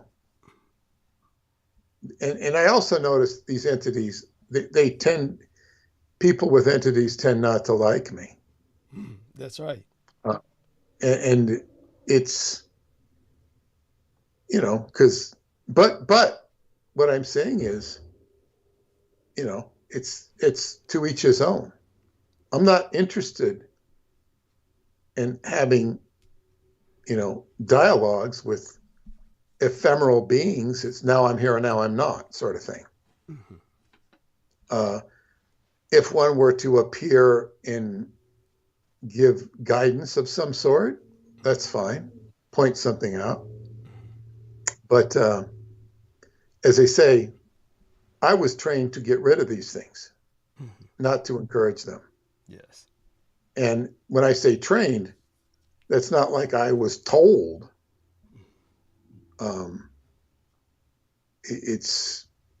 But as they say, these people, and I've had people try to say, yeah, these beings are good. It's if you think so. But it's like, it's all about what you want in your space. And it's, I find myself far more respectful of them than they are of me. Right. And there's something to be said for that. Thank you. But I say, yeah. Go ahead. Oh, I was going to say they have no respect for anyone's personal space. Go on. Well, I have friends that get messages like, and I work with them, and it's all well and fine.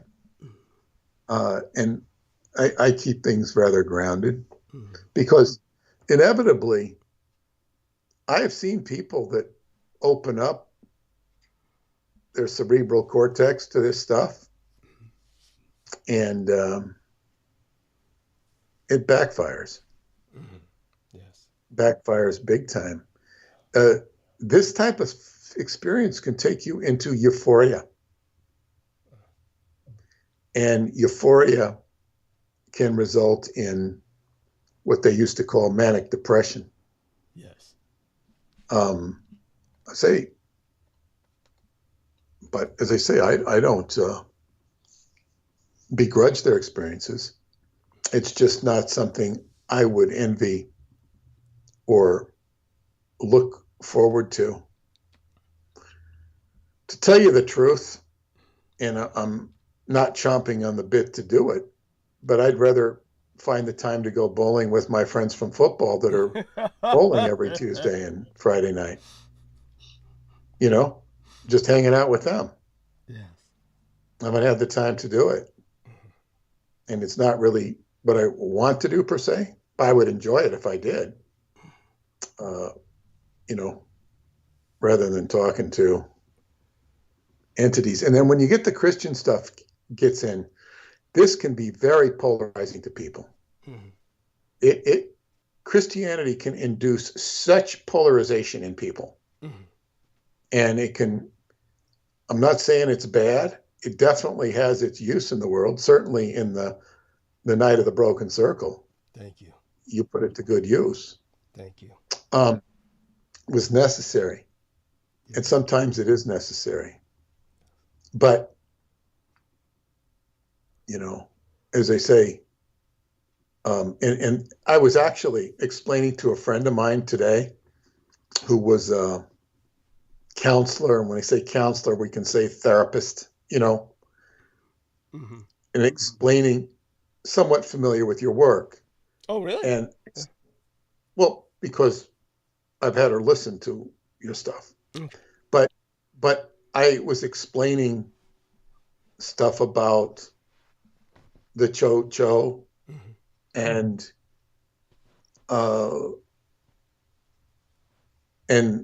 what else? Oh, about the Vox Arca. Ah, okay. And she took it all at face value. Like, you know, didn't criticize it, understood. Just like, okay, I get it. Mm-hmm. And would tend to accept it rather than reject it because I'm just presenting it as data. She says, yeah, this is, yeah. Wow. You know, rather than saying, well, how could he have that power? How could he get there? How do you know he's not making this up? How do you know he's not a Joe? I mean, you know, it's just like, okay, just take the data as it's presented and okay, let's not react to it. Wow. Did she have Scientology training to get to this point or? Some actually. Okay. I don't know. I don't know how much, but I think it's just an objective viewpoint as a counselor because counselors can be very objective. Yeah. Because they're dealing with very irrational people. Yeah. Or people who are very addicted. Right. And somebody was talking about, you know, forms of possession, and a possession can be very related to addiction. In other words, somebody could be, well, like what they call they call alcohol spirits. Yeah. Oh, definitely. Yeah. That was a joke Beaver made when the Rinpoche was chiding him about having alcohol on his breath. He says, yeah, I gotta have the spirits within me. He pretty much said that. Go on. Yeah, no, totally.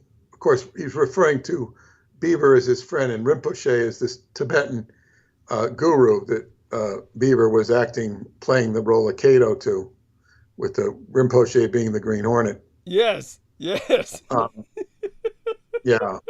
And the Green Hornet was, you know, kind of not what you'd want. Yeah. Yeah, I mean, if you don't have great expectations, you won't be disappointed. Thank you. By the way, just for the sake of morbid entertainment, when we were en route to the dentist in the taxi yesterday, we passed right by the guy's house on the way to UCSF, as I had mentioned in the story. So back to Peter. Well, yes. So we have,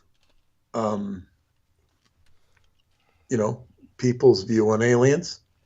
There is information that your information about the Cho, which is just, it's impossible for anybody to know this. The only people who've known it are Aquino and his fellow Edomites. Thank you. And they try to hide it and use it against humanity. Yes.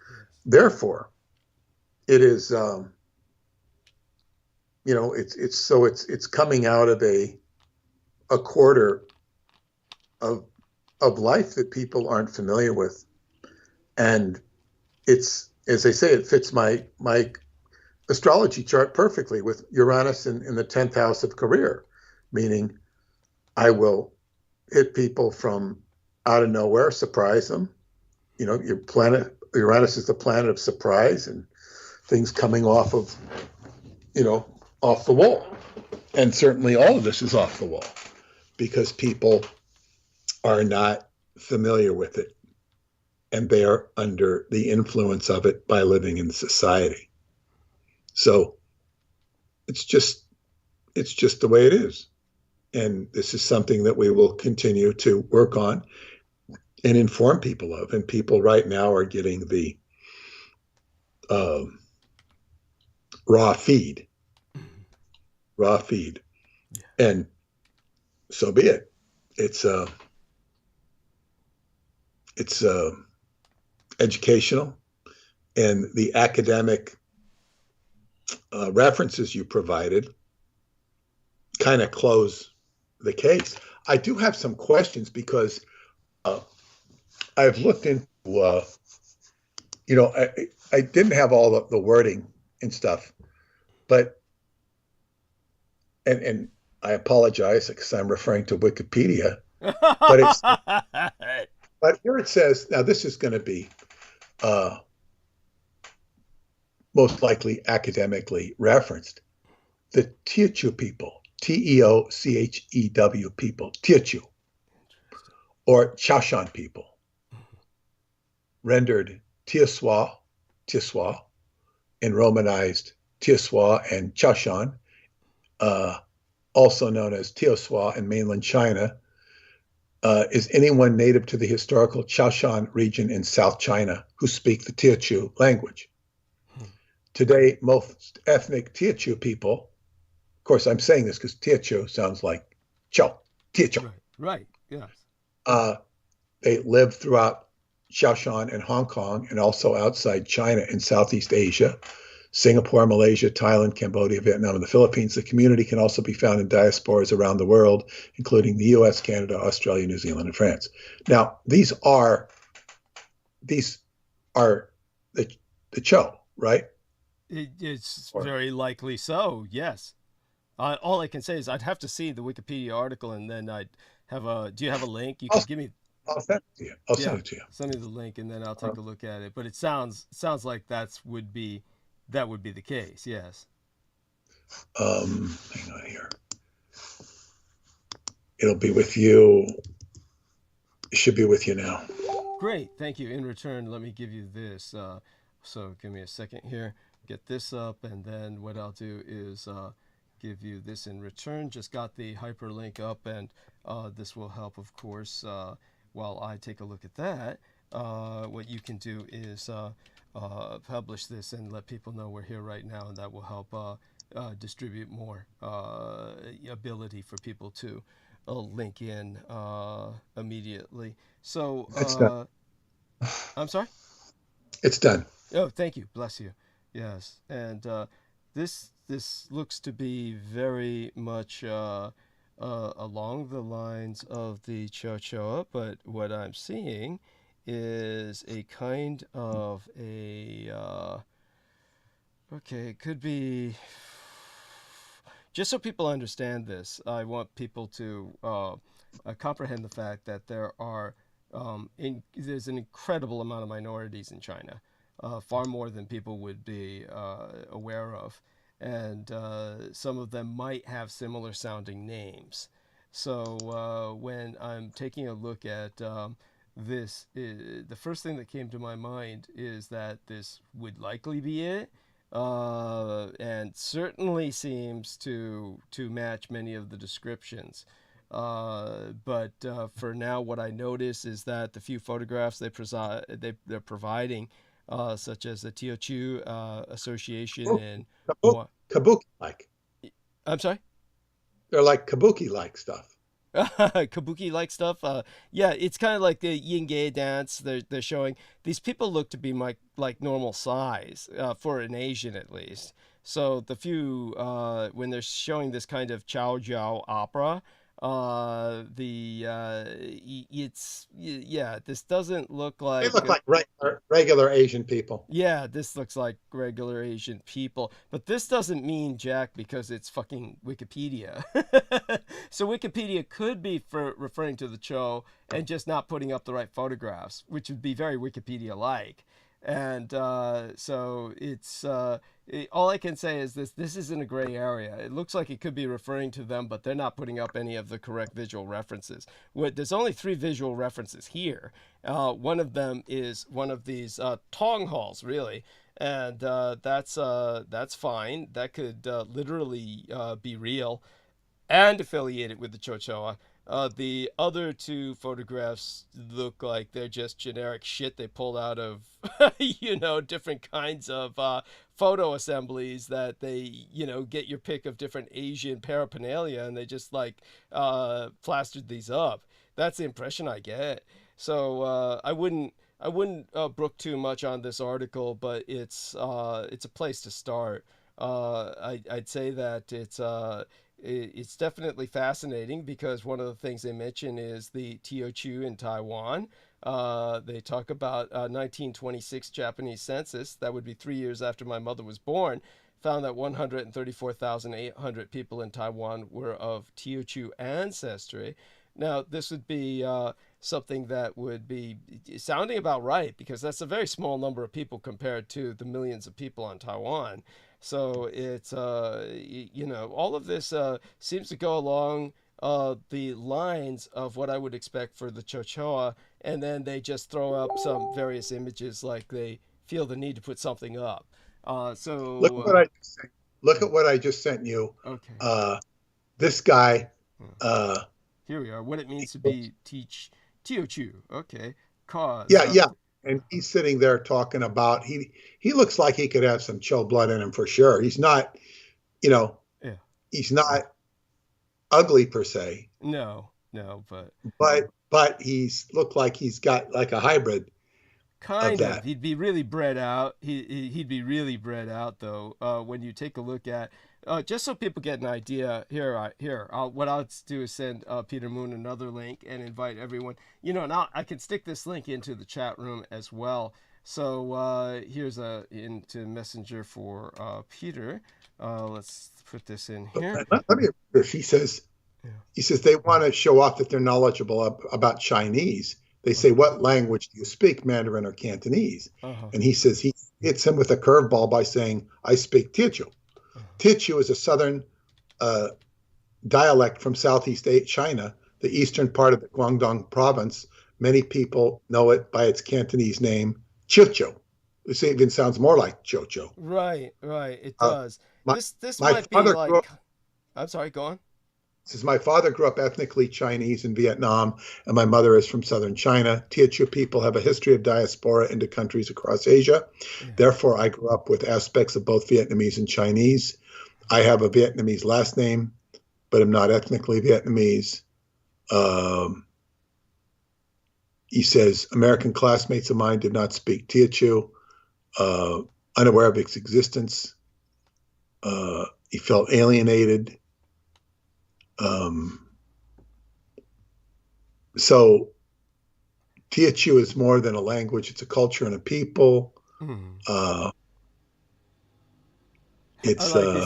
I lived my experiences as not only a Chinese American, but a proud descent of Teochew heritage. I think that this looks like it's all basically, if anything, this might be like a tribe that has bred up over the years. It's like, but it's not Cho. It's definitely, so when you see the link I provided, and then you take a look at the kind of hypoplasia that is the genetic norm among the Cho, their speciation, then you get to see that, this guy's like really bred out of the Cho line. Yes, it says the Shaoshan people are mistakenly known to the Cantonese as Hoklo, meaning men of Fujian.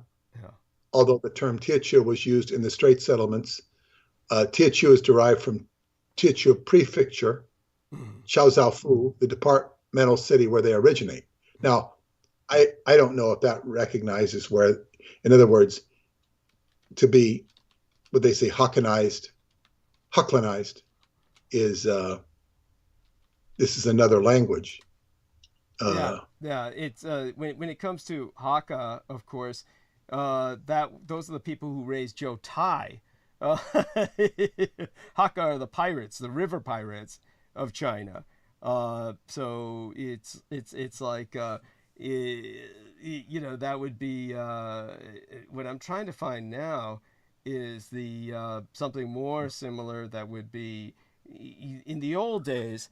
Now you could find Cho-Cho language as a anthropologically recognized language, and then you know, these days when I try and look for it, it's kind of like they scrubbed it. But yeah, I might be able to find something that is. That's why I was looking for language, and I came across this, which sounded so similar. Right.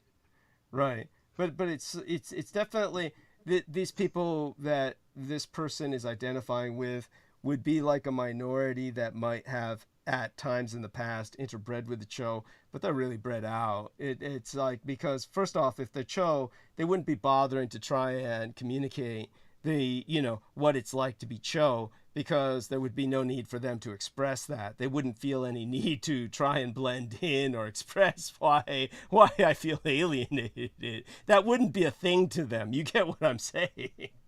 Right. Totally. So this guy's definitely mostly human. If he's got any of the Cho blood in him, it would be a minor amount.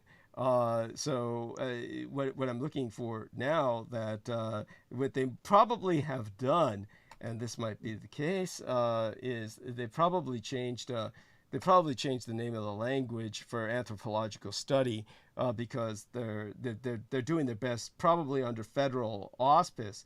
In fact, guaranteed, they're doing their best to hide the fact that the Cho exists, so that anybody who looks them up just gets, you know, misleading sidetracks, mostly down into bizarre ass gaming avenues, so that it appears more and more like a fantasy. That's the whole objective that they had in the first place, like a satanic panic, quote unquote. Well, it says here that there's 25 million of these Teochew people or Shaoshan people, and 25 million sounds like an awful lot of people. That's a lot. It's too much. But in China, that's not a lot of people. It says 10 million are mainland China. The largest group of Thai Chinese are Teochew. Indonesia is one of the largest group of Chinese Indonesians. They're in all the areas where the Cho are. Yeah, I understand, but yeah, I would not have. Yeah, it just doesn't. It's not striking me as it. Right. What I'm getting now seems to be more along the lines. So give me a second here. And this would Joe be. Baby you sent? Oh, I'm sorry. You sent me a hair hypoplasia baby. Yeah, that is, when you take a look at the Cho normally look like that. So when you take a look at the Cho normally look like that, it's kind of like, this would be like, say for instance, you've got a tribe of African pygmies. African pygmies are not known to, say for instance, show up in places like South Africa and try to articulate what it's like to be them, you know, like, oh gee, the problems I have as an African pygmy, you wouldn't believe, you know, because first off, as an African pygmy, they're not going to be interacting with anyone other than African pygmies. It's nobody else interacts with them except anthropologists showing up once in a while. So this would be more like it. Okay, knowing what I know about the language, this is what I found. So let me give you this in the messenger box. I'm just going to give this one to you instead of putting it in the chat room. But this one, somebody could write a book like that book, Black Like Me. They could write a book. Yeah, imagine a book, Cho Like Me. Yeah, imagine. Now Yeah, right. this is what's going on. They're no Yes. longer calling it Cho, they're now calling it Zo, which is really funny because our friend Brendan Zogit took up the name Zo, just a shortening of his own last name. So he's got that on his account just for having an alternative kind of account name. But here you have this, and this seems to be more along the lines of what we're talking about. Yes, it's very interesting. There we are. So I'm handing that to you specifically as opposed to Yeah. the chat room, and it gives you some hints. So this would be It says from cultural and a lingual point of view, it is not likely that our ancestor must have simply adopted these Tibetan terms that merely denote eating, eating, of course, referring to cannibalism here, tooth and lake, and domesticate an animal name as their primal collective designation. Yet another term in Tibetan, Cho, refers to sentient being, and Cho means brother, compared to the other terms. This Tibetan Cho for sentient being or brother is most impressive and convincing to pick as from where the CKZs Zo have been evolved, if one is adamantly inclined to find it in the Tibetan culture. It's and then it goes on to give other meanings of Joe, and it does go in here. It says Yao means gnaw at, bite at, sway, kiln, stove, waste, middle, drug, medicine, healer, invite, solicit, evil spirit, bewitching, demon, boast, dazzle, shine. That's Yao. But Zhao and Yao are related. It's been Romanized as Zhao. Zhao. Like Chow. Yeah. Cho means ugly. Yeah. Chow, CHOU means ugly, enemy, enmity, anxious, worried, take out, kind, division, class, dense, thick, prepare, chip, hesitate, waver, fulfill. Chow refers to quarrel, squabble, tide, upsurge, banknote paper. Yeah, Cho finance. Yeah. Yes.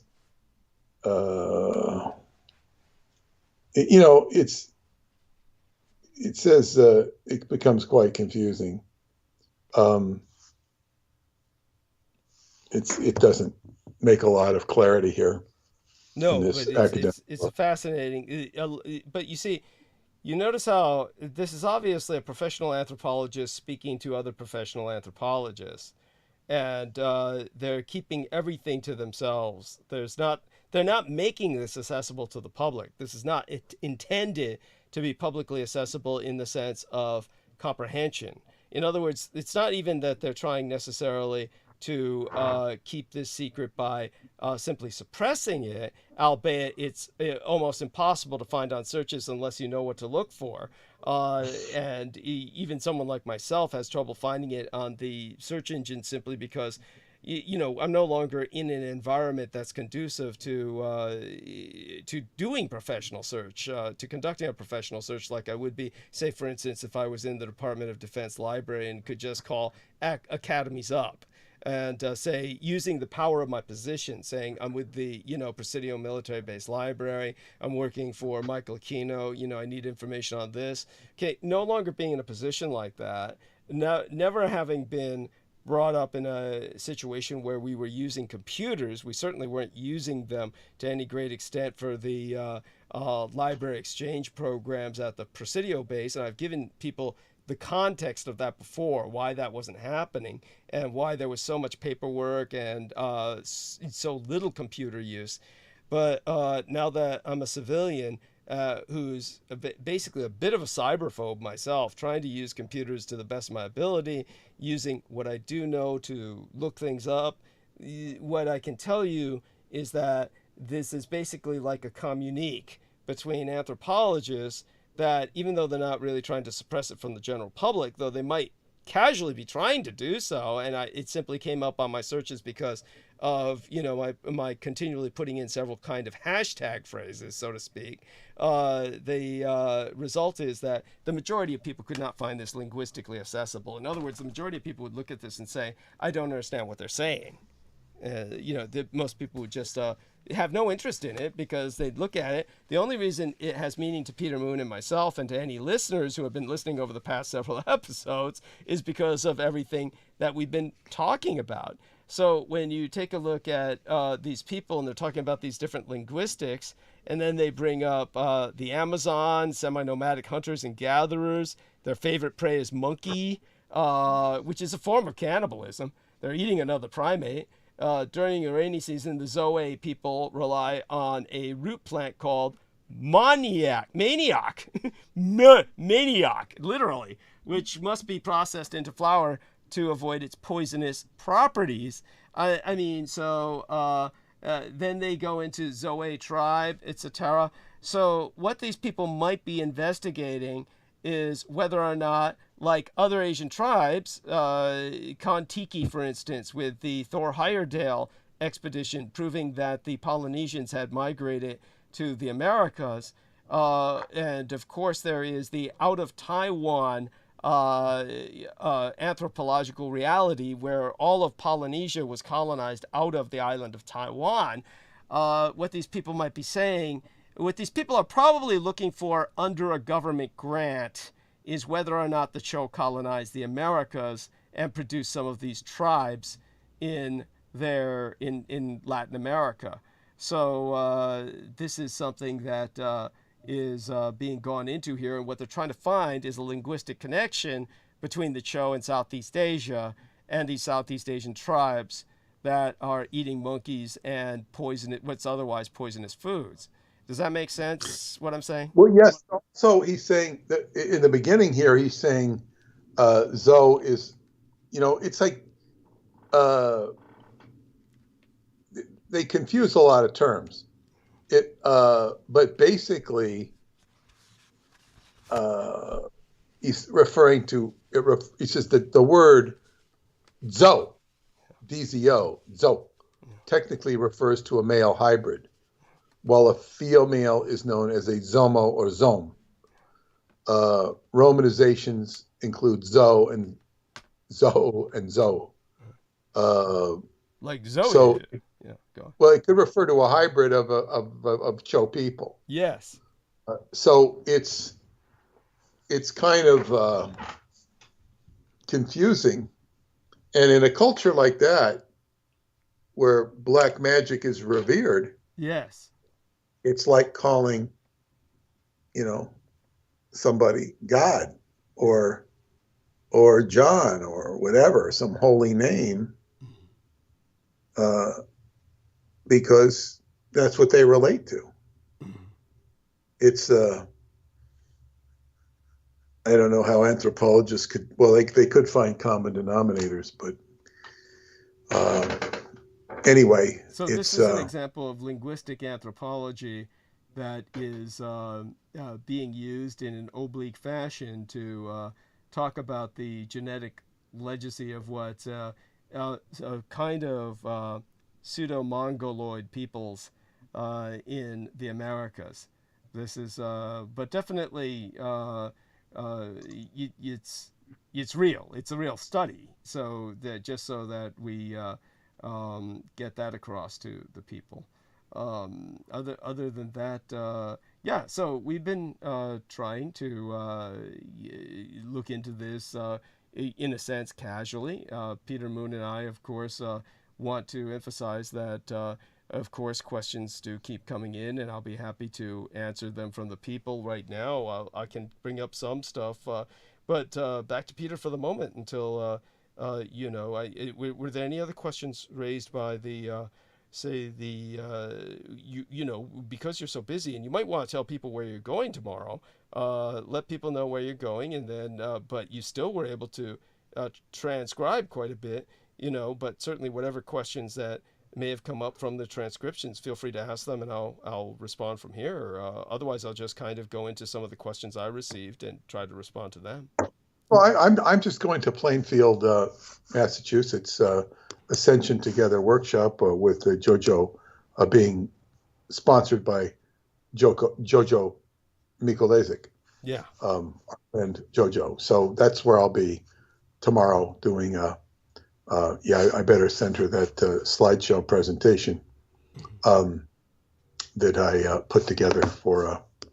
I'll be doing sort of a mini dream workshop in Qigong and doing my slideshow presentation, which starts with the white bat and my dreams and stuff like that. So that's where I'll be tomorrow. But go ahead and start addressing some of these issues. Thank you. Yeah. Just so people remember, just to kind of remind everybody, one of the things that the most important distinctive features of the Chochoa, this Southeast Asian tribe of cannibalistic pygmies, is that we're dealing with something that, as far as could be ascertained by Letterman Army Medical Center and the studies that were being conducted there. Now, I want again to qualify that when I was working as a Presidio military base librarian, and Michael Aquino, of course, was ordering me to amass what could be amassed in terms of a history on these people. And of course, he knew quite a bit himself from personal experience from being one of the first Americans to deal with them in Vietnam in terms of a true interactivity, a true interface, which is what the special forces were trained for. So again, that requires putting some of that into perspective. All of you who are familiar with Hollywood and their portrayal of the United States Army Special Forces Green Berets have an idea that is completely false and total bullshit. Just a concept that has nothing to do with the original mission statement of the U.S. Army Green Berets as they were conceptualized and incepted under John Fitzgerald Kennedy. Now, at the time of John Fitzgerald Kennedy and the idea of it takes a guerrilla to hunt a guerrilla, it takes an insurgent to hunt an insurgent, this idea of counterinsurgency warfare. We're talking about the man, John Fitzgerald Kennedy, who had developed the Peace Corps.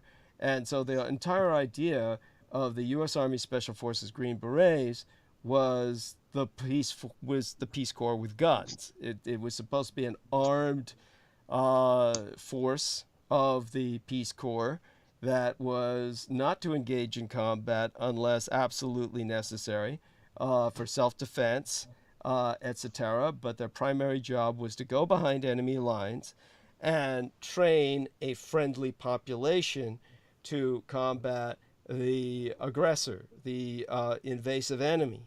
And of course, the U.S. government cannot shit you a friendly population. They cannot produce one for you. So if there's no friendly population extant behind enemy lines, the Green Berets are not supposed to be there. They just weren't supposed to be sent in at all.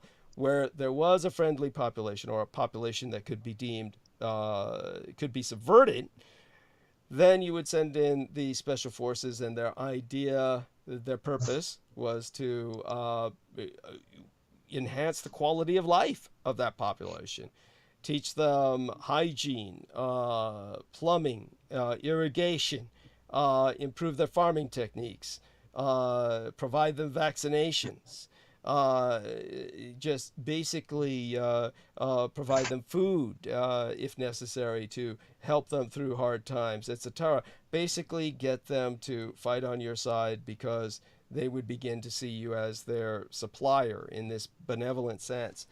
So when it came to the concept of the original mission statement of the U.S. Army Special Forces, which granted began to mutate quite radically as the war went on, but we're talking over a period of many, many years. The Vietnam War lasted a very long time, so it took an entire war for the arc of mission objectives to change with the U.S. Army Special Forces. But Michael Aquino was one of the originals. So when you take a look at his days in the sun He was earning his glamour, his glory, his laurels. He was earning his laurels in the field by proving himself in a number of ways I've described before. But probably one of the most critical things he did while in Vietnam was he established a kind of interface, cultural interface contact with the Chochoa tribe that no one else had ever done, who was American at least. So when he did so, he ushered in a whole new age of horror for humanity. He ushered in a contact that the CIA then took over, and then they brought the Cho, many of them, over to the United States, tens of thousands of them to the United States and Canada, where they then began to infiltrate American existence after they were deprived of their original food, which was the fodder brought over for them, other Southeast Asian immigrants. So when it comes to the entire phenomenon of alien abduction by the Greys, which didn't start until the 1980s. Until that point in time, nobody in America had ever been abducted by Greys. So just remember, we've got a chronology for this. And because of the chronometric bookmark of when this phenomenon started, which is around the time that the fodder for the Chochoa had been rescued by Dr. Cheryl Adler, exmigrated out of the cities into the countryside. Then they began to feed on Americans per se, meaning, what Trump would call real Americans, or, white Americans. Then that's when your world began to change. That's when people began to truly worship the cult of alien gods as our potential rescuers, because Whitley Strieber, the shill for the U.S. government, wrote his book Communion and kept writing after that, saying, the aliens came all the way here to tell us to not eat so much sugar, just preposterous bullshit. And of course, they're here to feed on your very soul. So when it comes to this level of depravity that your government has unleashed upon you, this is what you've got to bear in mind is, first off, keep an idea of what these people look like. And I provided a link in the chat room to this cartilage style of hypoplasia that is the genetic norm among their kind. Cartilage hair hypoplasia is a recessive gene. It's an autosomal recessive genetic condition. And it's common in isolated populations like the Amish communities, various islands where you have a lot of morbid inbreeding. So cartilage hair hypoplasia obviously would arise among the Chochoa as a matter of course, but the difference is that in humanity, it would be a recessive trait. It would be unlikely to overtake an entire population because there's no evolutionary advantage. Rather, for human beings, cartilage hair hypoplasia would invoke a number of what we would consider disadvantages, including dwarfism and a weakened immune system. But it has the effect of dwarfism on the Chochoa. They consider that an advantage because they often pass as children, deformed or developmentally disabled children, which puts people completely off their guard. And it doesn't seem to weaken their immune system at all. So, such being said, and gotten out of the way, the other thing to bear in mind, of course, is their cannibalism is not something that is a necessity. In other words, it's not like a vampire needing blood. That would not be a proper analogy or parable or parallel.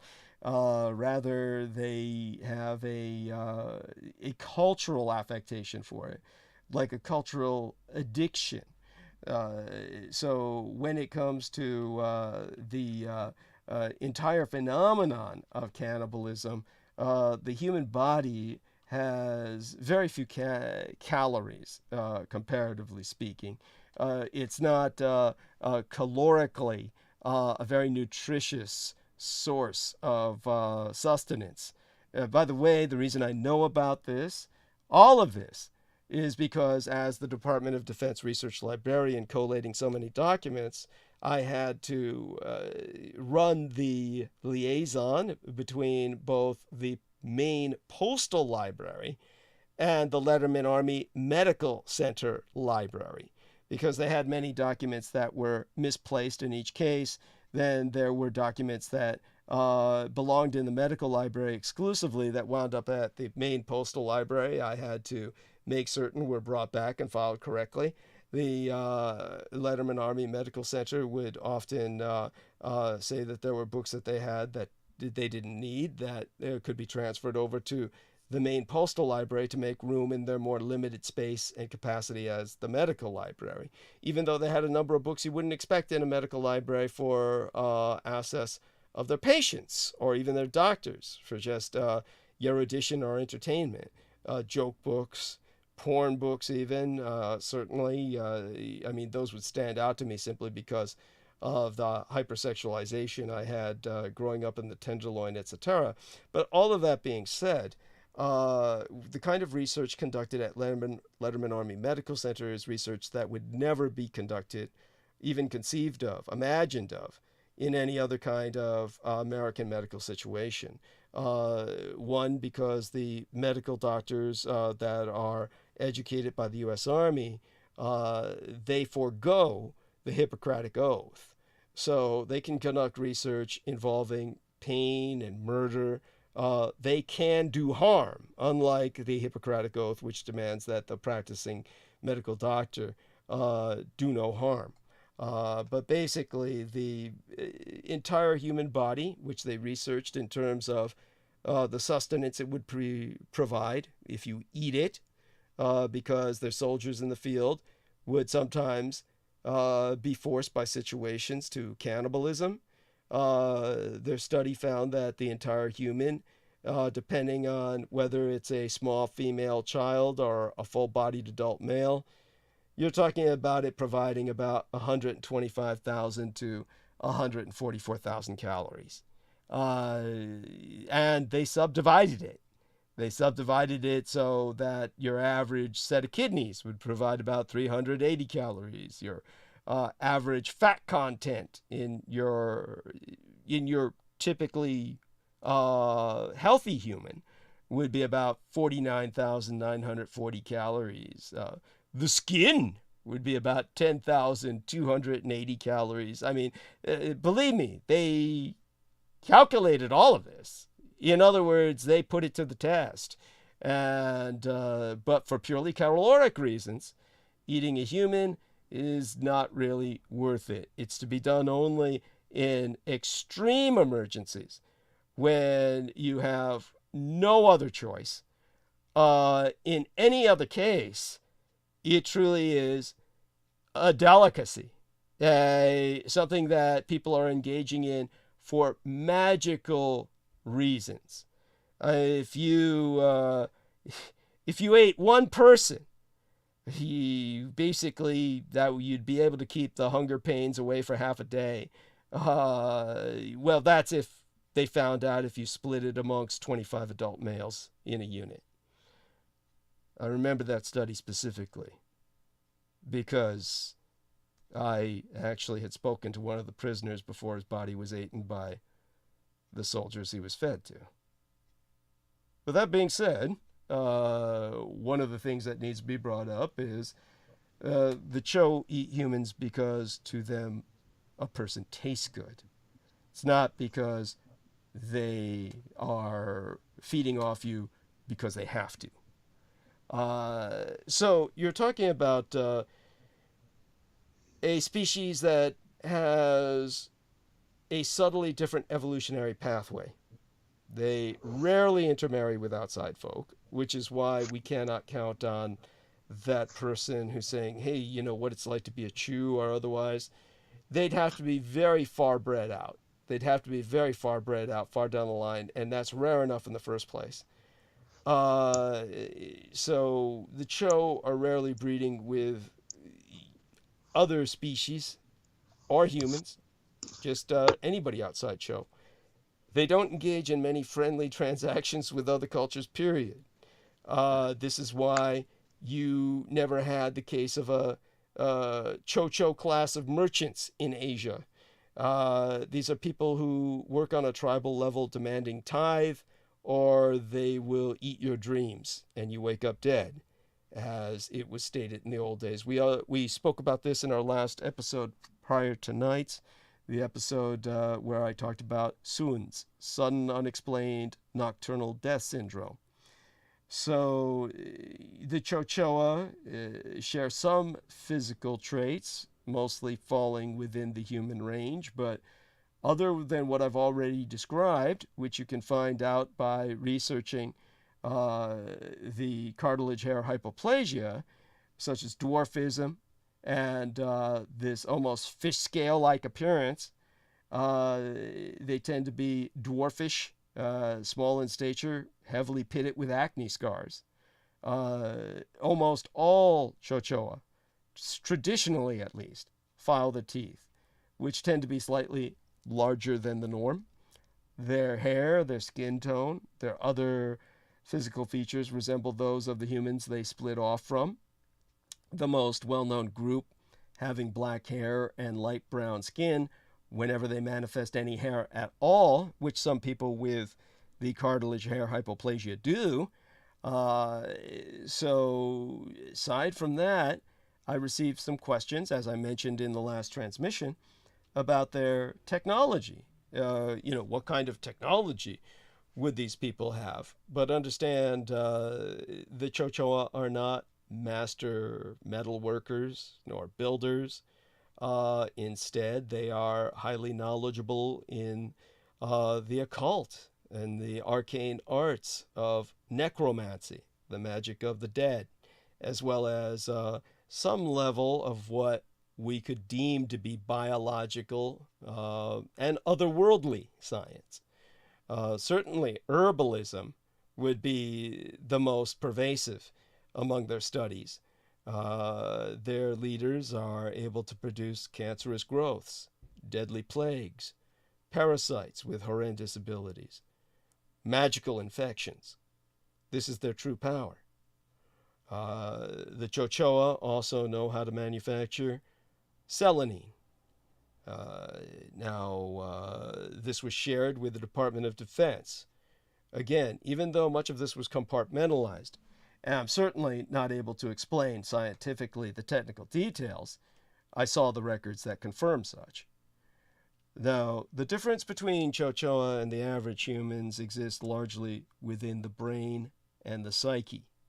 Fundamentally, Chochoa do not think like a human being. It's hard to tell how much of the difference is cultural and how much is inherent, but there is clearly a difference.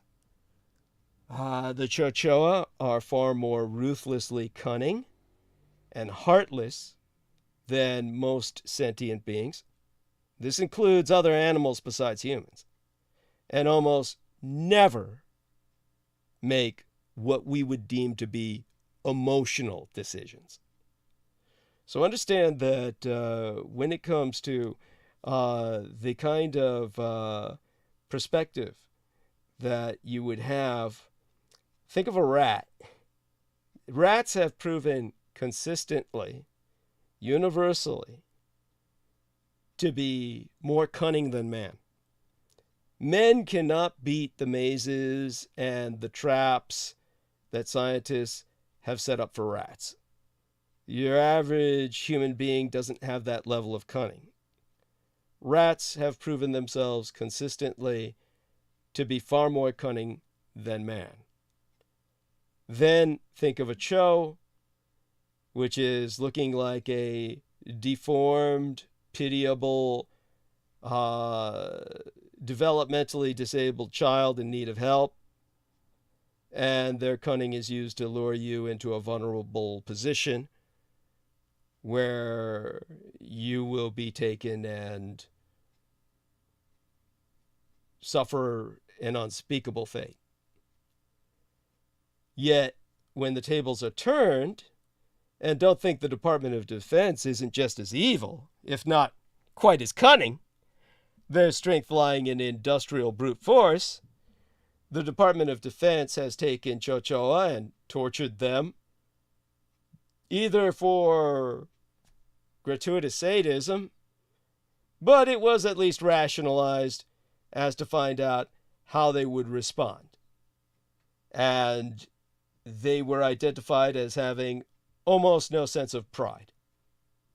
A Chocho will happily grovel or crawl before a stronger enemy with no hesitation. The Chocho, despite their magic being war magic, despite everything that I've emphasized about magic to them being a form of martial art, they almost never engage in warfare as we understand it, preferring a longer game. When a stronger group attacks their tribe, they immediately surrender, then promptly begin subverting their conquerors, often by bribing or extorting the enemy leaders. Notably, the Chocho never seek revenge for wrongs committed against them. They will certainly destroy their enemies, but it is always coldly calculated, and they are as likely to bring doom to a neighboring tribe who has never harmed them as to their most hated foe.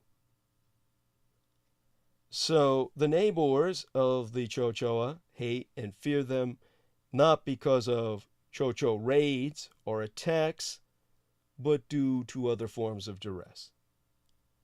Quite commonly, the Chocho will send an emissary to a neighbor and demand tribute, often in the form of nubile youths and maidens. Failure to obey results in dreadful retribution in the form of manufactured diseases and other such scourges. Now, Chocho disease vectors are not restricted to sentient beings. If the Chocho want to destroy a forest tribe, for example, they blight the trees themselves and leave the region a wasteland. If rival groups take over Chocho grazing lands, their cattle or goats often end up with hideous growths, start producing poison milk, or suffer from other horrific ailments. Now, because the Chochoa never engage in what we would interpret to be open warfare voluntarily, unless backs are against the wall, most of their weapons are designed for assassination, extortion, and ambushes, rather than open battle. So to the Chochoa, a blowgun that fires a deadly spider is more useful than any two-handed axe. After all, what strength could a deformed dwarf weld against an adult human being? So almost all of the Chochoa weapons are envenomed in some way. They favor poison, disease, and sleep drugs, but they also use hallucinogens, mind control drugs, and what would traditionally be interpreted as magic potions. As for the questions that people have asked me about their society, the Chochoa are organized into tribes. All Chocho in a given area belong to the same tribe, and each tribe controls an area that might be as large as a province or as small as a single valley. And these tribes are often separated by a considerable distance, though they do send messengers back and forth to maintain communication. The Chochoa view all their separate tribes in the world as part of the same group, and their people are interchangeable between tribes, which is unheard of between human beings. Human beings could never even conceptualize of that. which is why we know definitively that they don't think like human beings at all. Now, not even insects do that. Yet, Cho-Cho don't mix well with other peoples, and so they rarely live among them. Some large cities, as I've said, in Asia, had the Cho-Choa ghettos, which have always been notoriously dangerous, and these still exist in certain parts of Asia. The Japanese, of course, annihilated them in mainland China.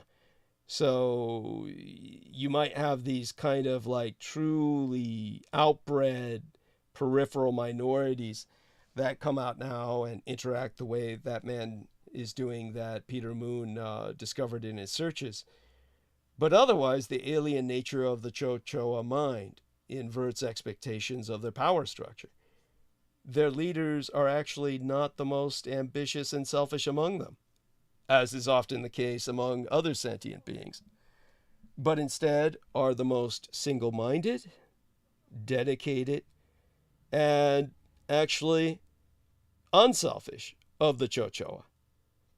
Leaders live to serve, well, they serve the tribe and the great old ones. Not necessarily in that order. The leaders are touched by the great old ones and outer gods and behave accordingly. Cho-Cho leaders, though granted amazing powers by biomagical science, as Aquino called it, and the entities the Cho-Choa serve, often burn out quickly and live short lives, after which another leader must be selected. In addition, Aquino insisted that the Cho-Choa can use their biomagical power to enhance their leaders.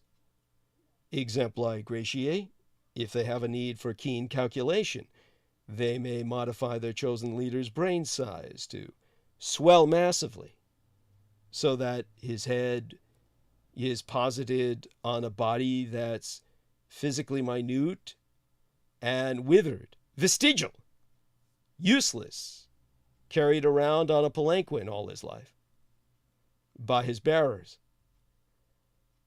And this would cause the leader's brain to protrude at the expense of all the other limbs, necessitating that ultimately, as one example at Letterman Hospital that Aquino showed me, the leader had to be kept in a tub because anything outside of the water, the gravity would cause his body to literally, well, the bone snapped under the weight of his head.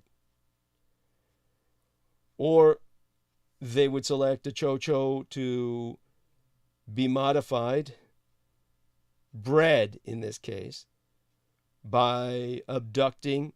In the old days, they could demand tithe of nubile maidens, rape enough of them to produce, finally, a Cho-Choa that would be semi-human, but additionally modified to become astonishingly sexually attractive. They would actually inject a kind of material into her breasts to enlarge them.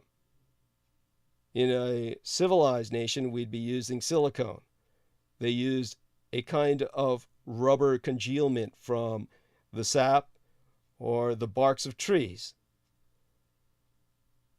They could enlarge in other areas, such as the buttocks as well, using this technique. All of this intended to be used in seduction of a rival civilization's leaders.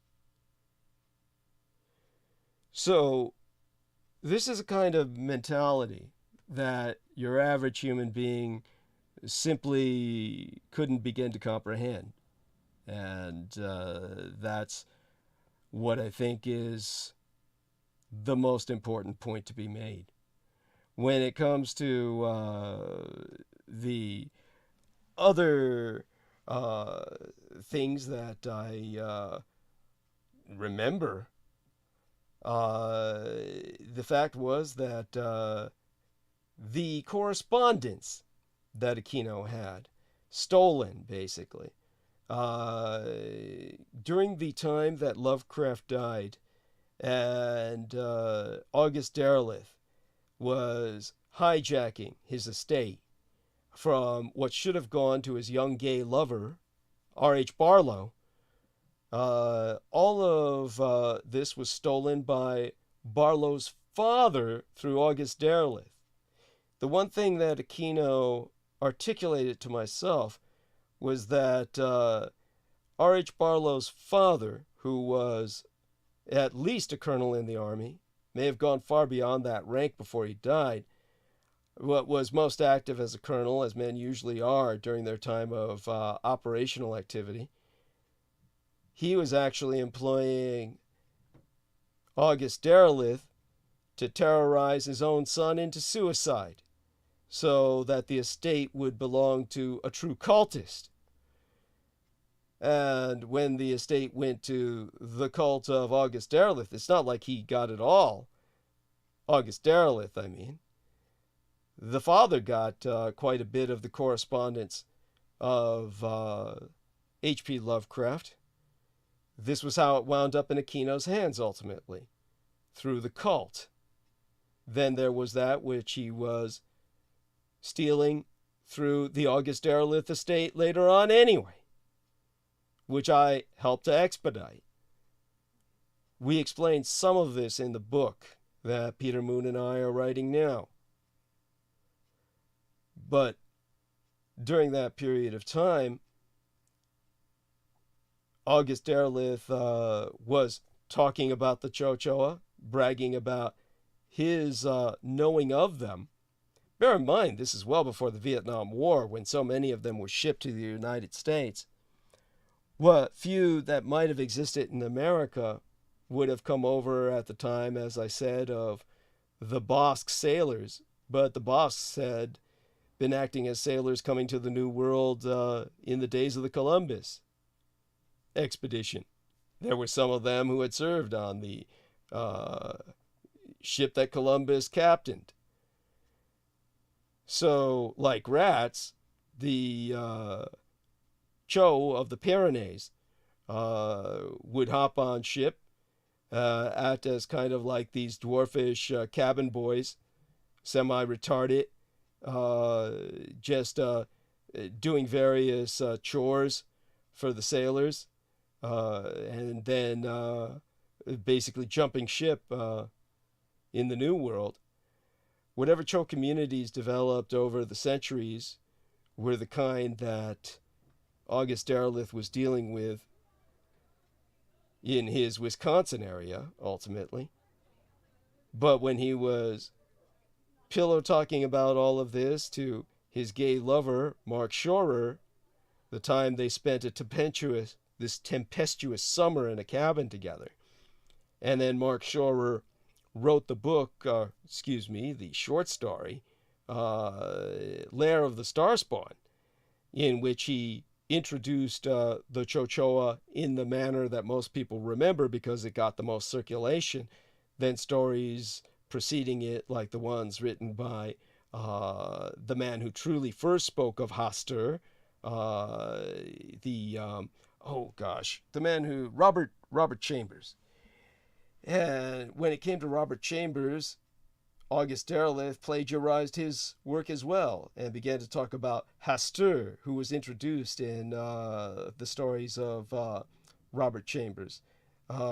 You would think that maybe he was just plagiarizing even the concept of the Chochoa, but that wouldn't have resulted in the short story that happened out of his severance, the romantic breakup with him and Mark Schorer, where the Chochoa were portrayed as all being exterminated by a Chinese hero, Fo Lan.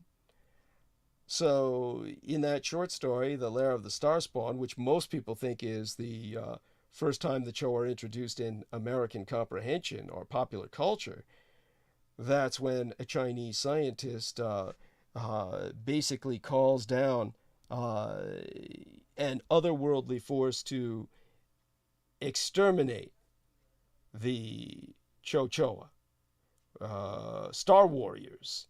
That is what they're called, actually, in the story itself, if I remember correctly.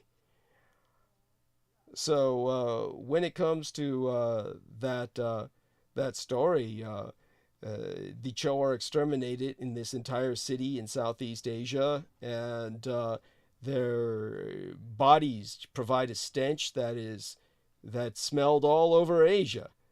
And that's when a pilot comes to investigate in the short story and finds that their flesh is melted into puddles of visceral filth that's causing a sickening stench that is making people vomit all over Asia as it blows on the wind, like the wildfires out of Indonesia did when they blew all over Asia and caused everyone to get vascular problems. So there's some incredibly prescient elements to what Mark Schorer exposed in his short story, and of course the fact that he made a Chinese person the hero really goes to show how much he hated Derleth, who would never have written a story like that. So aside from all of that coming to mind most immediately, I'll talk to Peter about maybe adding elements of what Derleth stole into our book, but Peter will probably feel that's unnecessary. Yeah, I wrote a long essay on the legal machinations that Derleth had taken, but I think Peter feels it's so repulsive that to even dwell on that. Well, I have quite a bit of that. I mean, I have the whole legal case. Okay. But now, in the context of what you're saying now, it adds strength to the August Derleth chapter. Thank you. And for those who, this is a chapter about the stealing of H.P. Lovecraft's literary legacy. Of course, talking to my friend, she didn't really even know who H.P. Lovecraft was other than a literary figure. Wow. So it's like, and so much of the stuff we're talking about is lost on people because they not only don't know it, they don't necessarily aren't in a position to recognize the relative or to appreciate it. Right. Because why should they? You know, to me, H.P. Lovecraft was just kind of a weird author. Right. And indeed he is, but there was a lot of important substance of what his life was about. I'm not suggesting you should like his stuff, but that's at your own discretion. He's writing about some very monstrous issues, which I've only come to appreciate. I haven't really read his stuff, but that's not really the point. Yes. The only reason you want to read it, unless you enjoy it, is to understand the history of what's taken place in the world with regards to so much, wanton destruction and hate and all that. Yes, thank you. Now, somehow, Mark Schorer, probably through what he learned from August Derleth, knew about the waylaying of Mandarin Tzu, or this story that was told about the Mandarin Tzu on his way to report to the emperor when his retinue and himself are abducted by the Chochoa. And he winds up, of course, ultimately being taken to the cave where he's to be cannibalized. And Mark Schorer was kind of playing on the character Fo Lan as a modern-day Chinese scientist who avenges Mandarin Tzu by annihilating the Chochoa. So it's one of these things that shows that he was given a great deal of occult knowledge by his gay lover, August Derleth, before they severed in great, how would we say it, enmity, acrimoniously. And he published the story that he did, but he had to credit August Derleth. The story is credited as being by August Derleth and Mark Schorer as co-authors. He did that to avoid a lawsuit, because anyone who's familiar with the history of August Derleth knows that He was a vexatious litigant, somebody who would sue pathologically, on a pathological level, reflexively, which actually Aquino was to a degree. Even though he kept losing, he would threaten it all the time, because most of the time it would work. He would bully people with that threat. Aside from that, kind of like, I think we've covered the subject to the degree that I can do it justice to our. No, you've done fine. We don't need to Overdo pursue it. this. Yeah. And we might have gotten a little too abstract for some people who are not that familiar with the subject, but we've kind of exhausted it for the time being. Yes. What I would like to say, because it occurs to me from questions I'm being asked and whatnot, I have to explain my position, not only in this, but in general, as who and what I am. I'm a writer and a publisher, and my primary interest has been time travel. And of course, time travel is kind of like the, secret key in a way. Now, in the course of that, it sort of embraces so many different avenues. Certainly a major one is occultism. And occultism was a big issue with Montauk. And of course, because I found in researching Montauk all of these correspondences to 666, Aleister Crowley. Okay, so all of a sudden I'm in the occult. And the fact is, I'd been studying occultism for at least 3 years before I met Preston Nichols. He was like the result of that. And of course, that led to deeper investigations and associations with people who knew quite a bit about the occult, and I learned from. UFOs and aliens were always sort of the background. It's just kind of like if you're shopping in New York, you're going to shop amongst people of different nationalities. But so they're part of the scenery. And certainly UFOs are part of the scenery. And aliens are part of the scenery because people have these experiences and whatnot. And so people will ask me questions from different things because they're interested in different things. They don't necessarily have my orientation.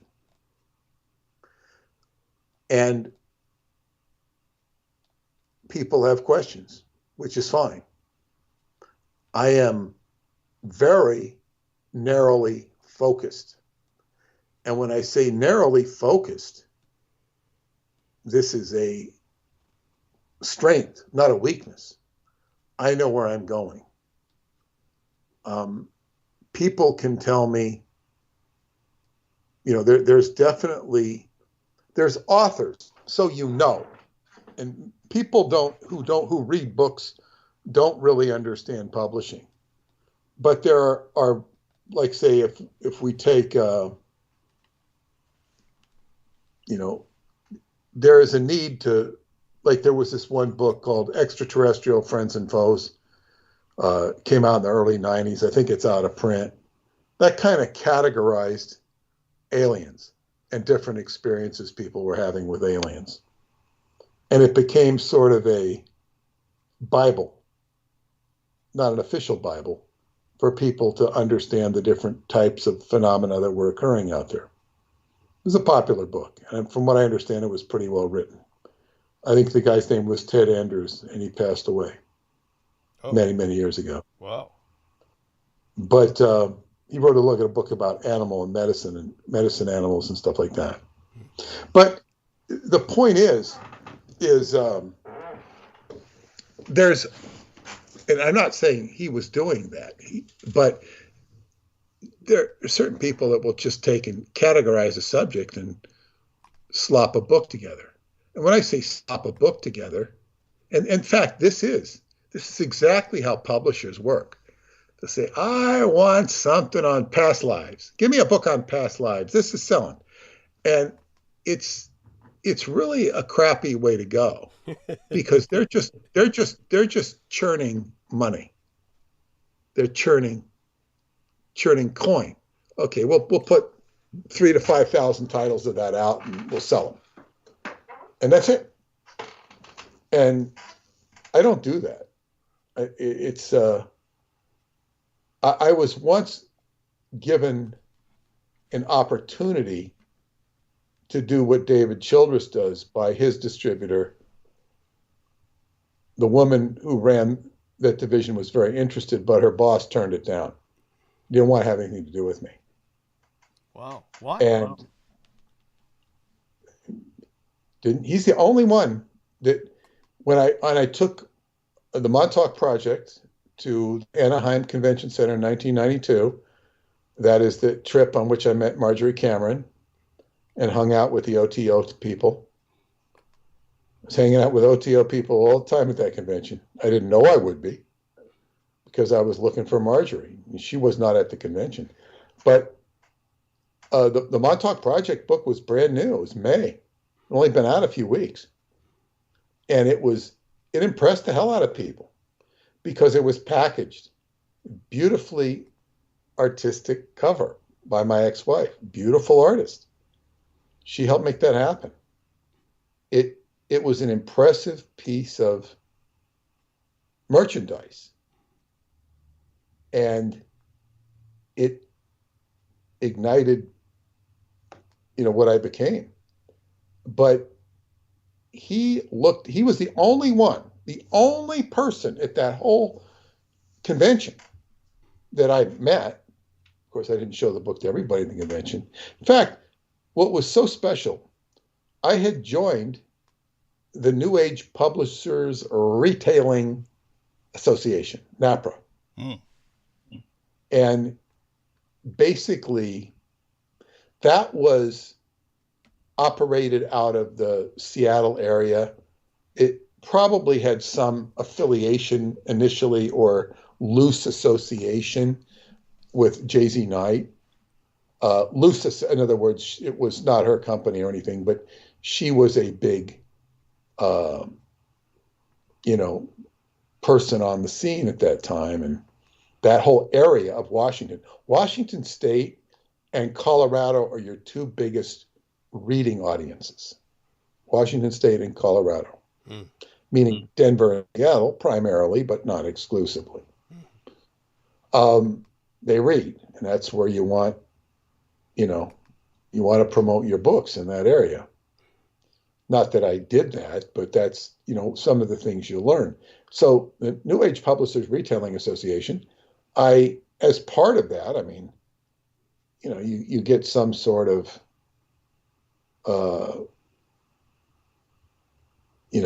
I guess what you'd say it's assistance. It's almost like becoming, joining AARP, for retired. It's not quite like that, and I don't belong to AARP. It irritates me. But I can't see any advantages in it. Except maybe you could get a 10% discount on a dinner somewhere. I don't know, but so anyway, it seems like more trouble than it's worth. But so anyway, as part of that, I got to attend a dinner, and the first night of the convention, which is really kind of, it's not, the convention floor is not open. There's just stuff going on. And they have this big dinner. And you sit at a table and, you're at some table. I think I was assigned with these, I remember an elegantly dressed woman, and we're talking, we're just talking about who we are and what we do. And she was doing tours to South America. I'm going, wow, this is big business. You know, taking spiritual tours to South America and all over the world. She's talking about all this touring that was going on. This is like 1992. And it had been going on since the 80s. So touring was big business, not something I was interested in. But nevertheless, it was a huge business. And people of this ilk and people who might have been publishers, and they gave, and this is the only time they ever did it, or it would ever be done, is they gave each of us a chance to get up and give a 1-minute commercial for ourselves, say who we are and what we did. And boy, did I make the most out of that 1 minute. It was fantastic. Everybody in the room, wow, you know, so this is a follow-up to the Philadelphia experiment, Navy making a ship invisible to radar. It's called the Montauk Project. Actually, you know, and it just excited the hell out of the whole room. You felt the whole room change. Wow. You know, like, wow, everybody knew it was in their ear. And then, of course, there's the follow-up, and that was a dynamic day, a carpe diem moment. And not only would I have that opportunity, but meeting different people. And when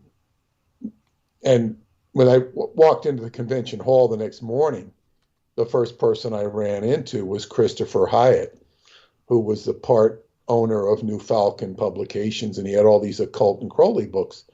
And I told him I was looking for Marjorie Cameron, and he told me to go see Bill at Mystic Fire Video. He knows her. So boom, I hung out at Mystic Fire Video a lot.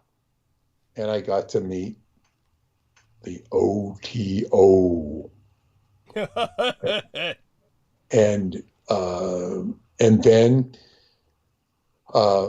when Bill came along, I said, you know, I told him who I was, and we talked quite a bit. And I gave him a copy of the book, and he read it.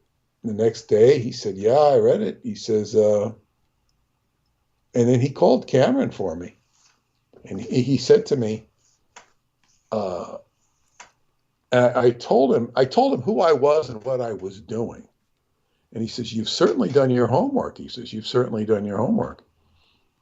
And that's why I wanted to meet her, you know, and all this stuff. And then I'd written him a long letter that went to his P.O. box in New York City, 7666. And I realized, I said, God, you're the person I wrote this letter to. I wrote to the head of the OTO because I had Marjorie Cameron's book, Freedom is a Two-Edged Sword, that she edited with him. He edited it out at Montauk, he said, which was coincidence. I later ended up in that house. It was not an OTO. It was, God, I forget his name. He owned Mystic Fire Video. I just, Sheldon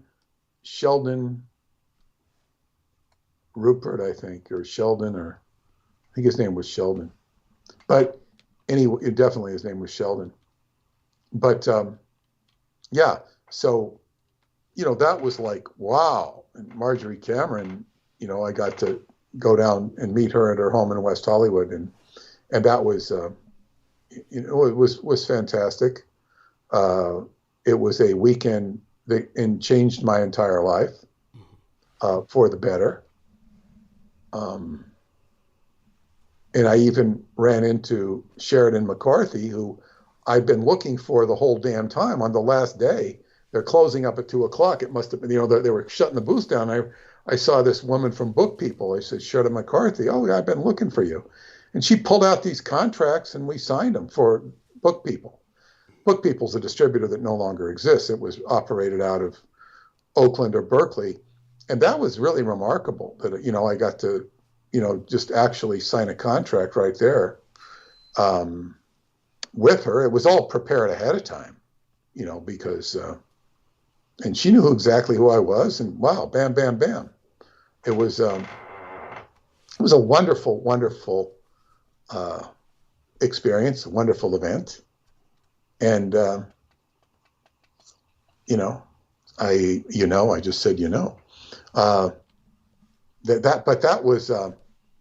But to get back to the only person at it was the head of SCB Distributors, and he just says, "Well, this should say time travel on the side." He says, "This typeface, it looks like Dungeons and Dragons." He's the only one that didn't like it. And the reason he didn't like it, at least at that point, was that he's pushing commodities. Like, he wants time travel on the side. David Childress eventually did that book for him. It says Time Travel Handbook. Boom. Right. It's going to go sell 3,000 copies. He'll get it into every bookstore in the United States and Canada or whatever. And he took Childress on years after that. And Childress became, I think, his premier publisher. But I was able to get into Ingram Books before Childress did, even though Childress is long established because of the sales of the Montauk Project.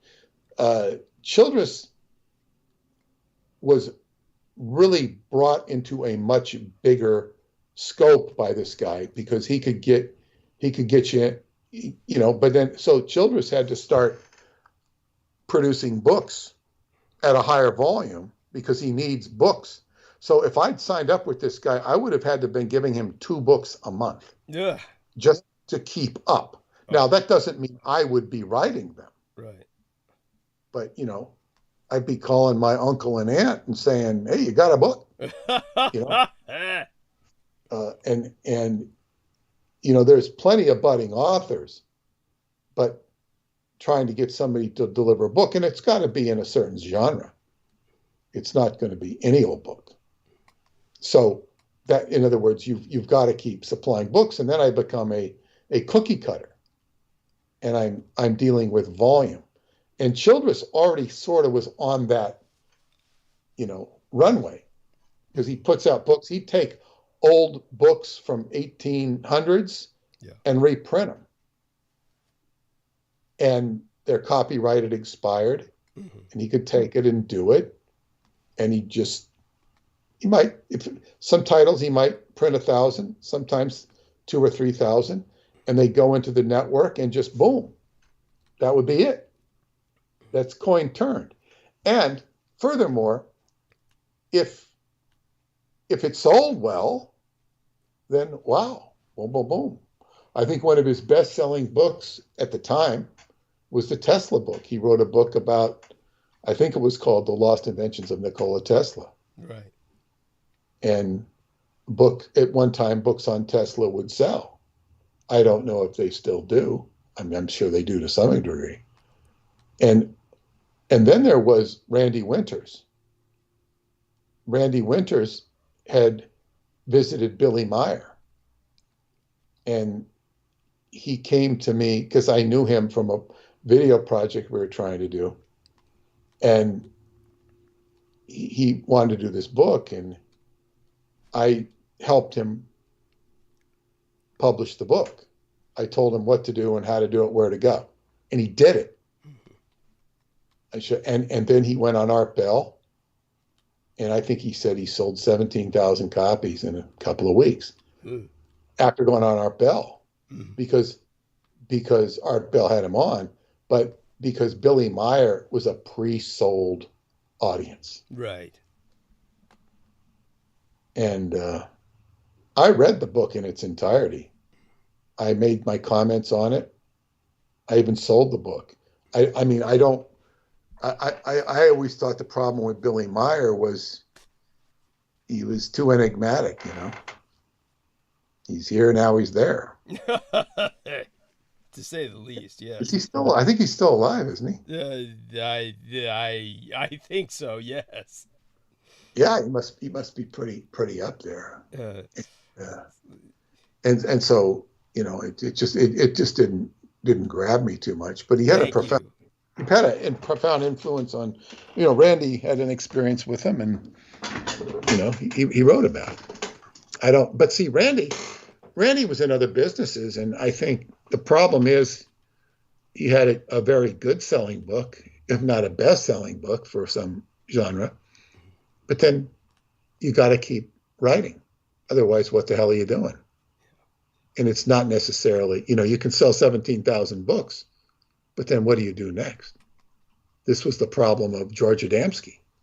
So he started lying. Yes. And this is the thing. You say, okay, I'm successful. Blah, blah, blah, blah, blah, blah. Where's the rest of your material? And that's the problem with being a writer or a publisher. You have to keep doing it. And fortunately for me, I've been driven. I've had I've had a fire under me, but in a very narrow focus, relatively narrow focus. It's trying to undercut all this other stuff and trying to figure out all the different alien races. It's like, I remember reading a New York Times science article about they were all excited about a whole new species was being discovered.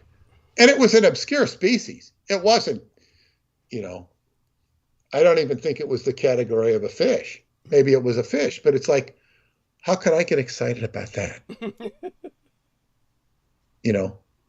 I don't even know how a biologist, there's tons of species out there that we don't know anything about. It's this arrogance of academia, thinking that, they are the official knowers of things. And of course, all of this alien stuff is not in academia. So it's like, you're trying to categorize and pigeonhole. And it's important to people. It's important to people because they relate to it.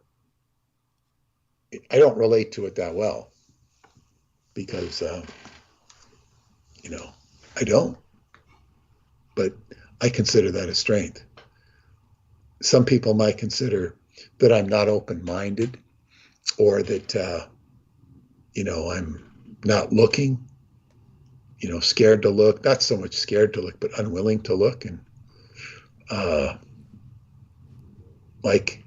I look at it from the perspective, if I was talking to somebody who was institutionalized and he was talking a lot about a dialogue between Abraham Lincoln and Jefferson Davis, it's all in his head, I wouldn't be too interested in it. Although it could get interesting if he really maintained an interesting it's possible it could get very interesting. And by the same token, as one of my counseling friends said, all of this stuff about aliens is or can be a huge distraction from the truth. And of course, that's exactly what Aquino would want people to be, indulging in all of this alien aggrandizement, because it would take attention off of him and the cults of the kings of Edom. Thank you. He would love that. He would love that. So whether or not, there might be some valid reasons for going around and checking out things. And I would also remind people, I've said it before, this one woman came to my house one night when we had the Montauk night, and she always called this group an alien group. And I said, it's not an alien group. It's about the Montauk Project. We're not here to talk about aliens. It's not what we do. Now, sometimes that subject would come up and it was never dismissed. And she comes blurting in and then she got everybody excited and talking about spaceships. And they all left to go find a Palladian spaceship. And I was not interested in going to look. Somebody'd seen something. I said, I'm not. And then some woman was another woman was challenging. Why? I said, well, okay, go out there and find it. And I was actually glad they left. I was not, I wasn't holding on to these people, and then they went out and saw their flying saucer, UFO. Well, it was more of a UFO. They saw it. And I guess one of the one woman that was kind of challenging me, she ended up in this relationship with the guy she saw it with, and he was a heavy duty abductee. And it was not a very good, I guess what you'd say, romance, as it turned out. Right. It did whatever it did. It wasn't a very long thing. But, it's like, okay, well, what did they accomplish? They saw something hovering in the sky. It did have an impact on them. And then, then the woman who came by, that kind of stirred up she later called me and apologized. I didn't mean to take it. I said, no, it's fine. I said, I was happy. You got rid of everybody. I didn't like the meetings to go on, past 11 o'clock. So maybe it was 10:30, but I mean, I was not into having late meetings. I was, happy when people would leave. But, it accomplished whatever it accomplished, because some people just like to socialize and talk. But but then, she had, another friend of mine was very unhappy with her, because he'd given her she'd given him the clap. And, or what was it? Not clap. Well, Some was it? sexually No, transmitted it was disease. Candida. It was Candida. It was Candida. Candida.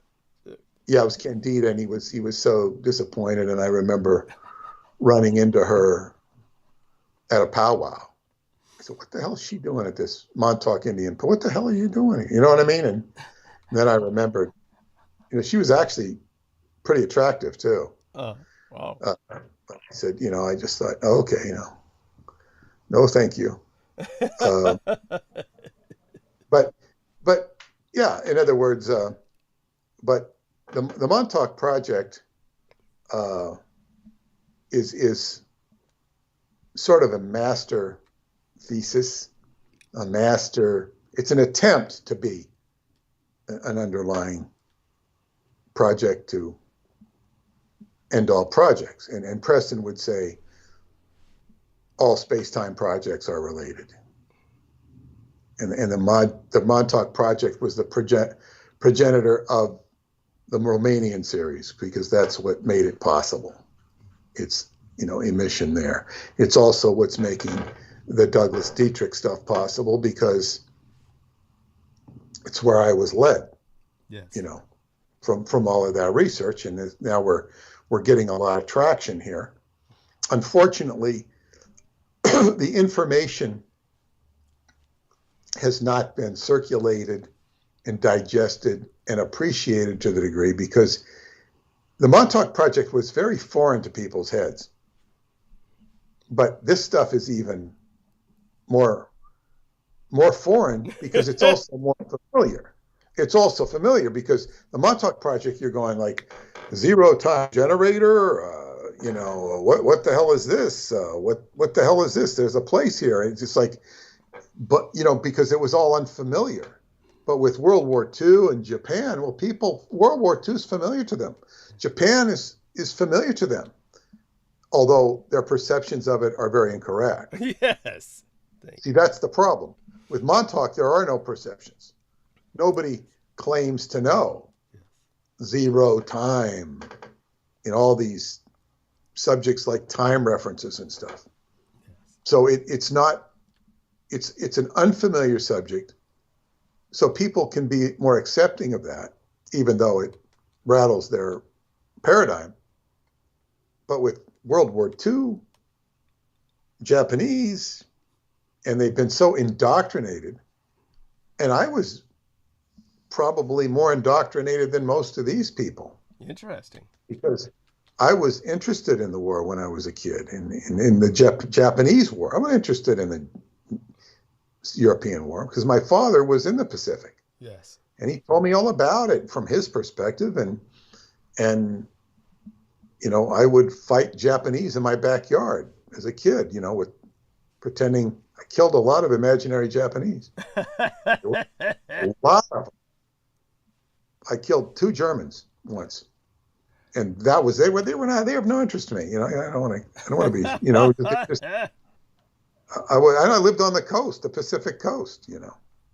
So a lot of imaginary Japanese, and that's what, you know, when you're a kid, you pretend stuff, and you're out there playing war with your camouflage helmet or whatever. So I was very interested in World War II when I was a kid. You know, I kind of grew out of it. Thank God. got interested in sports, and it kind of, and then, you know, and then when I learned that the war, and then you start, you know, you grow up and you start learning all of this stuff with the war. It's not what you think it is. It's not, you know, going out there and being a hero. It's you know, you're being sent out there as cannon fodder. It's a pretty insane game. It's an insane game. So, yeah, we have, and then of course, Preston Nichols had always said that what he'd been told is that World War II was a war of time. War of time, he said. And whatever it was, it's not what we were told. And this is so important that we understand what's taken place. People think the government is full of corruption, yet they don't really see how corrupt it is, because they'll still, you know, believe in this candidate or that candidate. And they're all, you know, they're all wrong. And even when they're doing the right thing, so-called doing the right thing, it's like, you know, Trump went to drain the swamp. Well, the swamp drained him. It's true. And I was saying to my friend, I said, it's big, and she agreed with me pretty much. The problem with Trump is he didn't go in and direct the Justice Department. His biggest enemy in the Justice Department was his own Attorney General, Billy Barr. He was not working for Trump. He was not working for the American people. He was working for the people that said that killed Jeffrey Epstein. You know, so it's like, you know, Trump could not even control his own Justice Department. So who was working against him? So whether you like Trump or not, it's true. They were working against him. So he couldn't work, you know, and he didn't have any control. He should have gone in there and started giving them orders. Now, what about firing? You said people in the government can't be fired. It was said that he couldn't fire Fauci. Can technically, I mean, a president can can he fire people? He obviously can, and obviously Truman fired MacArthur. He could relieve him of command. That's the Army. That's not really a Department of Justice. You've said before that a government. As I've said before, it's really almost impossible. I mean, obviously Trump couldn't do it because he couldn't do it. Otherwise, I'm sure he would have. He seems so impotent when it came to the Justice Department. Yeah. Yes. Whereas Obama and would use the IRS punitively. Yes. And I think Biden and they're doing punitive prosecution. This is not. I mean, they're not the first people to do it. Mm-hmm. They're doing prosecution for punitive reasons, not for the pure justice of it. Right. And Trump didn't. I don't think he did that. Well, the difference was that Obama was definitely a product of the military-industrial complex. They controlled him, so he had far more control in the sense that he had the entire military-industrial complex behind him. They were backing up Obama because they had him by the balls, as I said before. So He was happy to do it. I'm sorry. I think he was happy to do it. It, Probably. I mean, I don't even know if he. That might give him too much credit. It was more like I don't even know if he had an independent thought in his head. Really. No. He's kind of like just a true puppet in many ways. But you know, all that being said, with Trump, yes, it was one of these things where he was definitely not. He was playing with all the cards stacked against him. Yes. Yeah, and he didn't seem to realize how stacked the deck was. Yes. And I think it's also what the Kennedys, Robert and Jack Kennedy, they thought they were a lot more powerful than they were. Yes. Yes. And miscalculated. And it's pretty, you know, they like to say, you know, the most powerful man in the free world. That's always what they refer to the president as. Yes. And he's, you know, on the surface, yes. In reality, no. Thank you. But he's a good figurehead, and he can get a lot of attention and a lot of photo ops. But politics don't interest me too much. It's the occult politics behind that is of course is of great interest to me. Thank you. Meta politics, as we would call it, or meta or Or politics. as Ken Thomas, author Ken Thomas would call it parapolitics. There we are. I like metapolitics better. But Thank you. in any case, so yeah, so that's just basically a statement of who I am and what I'm doing, and I'm not here to, and I will reduce everything to the lowest common denominator that I can, and that will usually involve occultism and sort of the simplicity of it. As I said earlier, you can reduce aliens to archetypes and elements. And you can reduce them to the elemental aspects that they are. And I'm not talking about elemental beings. I'm talking about the elements of fire, air, water, and, you know, leave all. And this is part of what's in Grimoire. In Grimoire, they'll categorize these things, and they can be damn well dangerous to work with because things have their own order. And when you begin to mess up the order, let's just say, what's this famous or this sort of famous thing that happens in a wedding? They say, if there's anybody, you know, I'm going to speak now or forever hold your peace. Yes. Yeah. Now, very seldom in a movie, sometimes you'll see it sometimes, but very seldom do you see in a movie, see somebody come up and do that, and they do, and it's usually some dramatic thing. But imagine if you really did that. And it's like, can you imagine how cacophonous that would be? And you know, unless you're some nut that the bride is just going to dismiss, or the groom is just going to dismiss as a nut.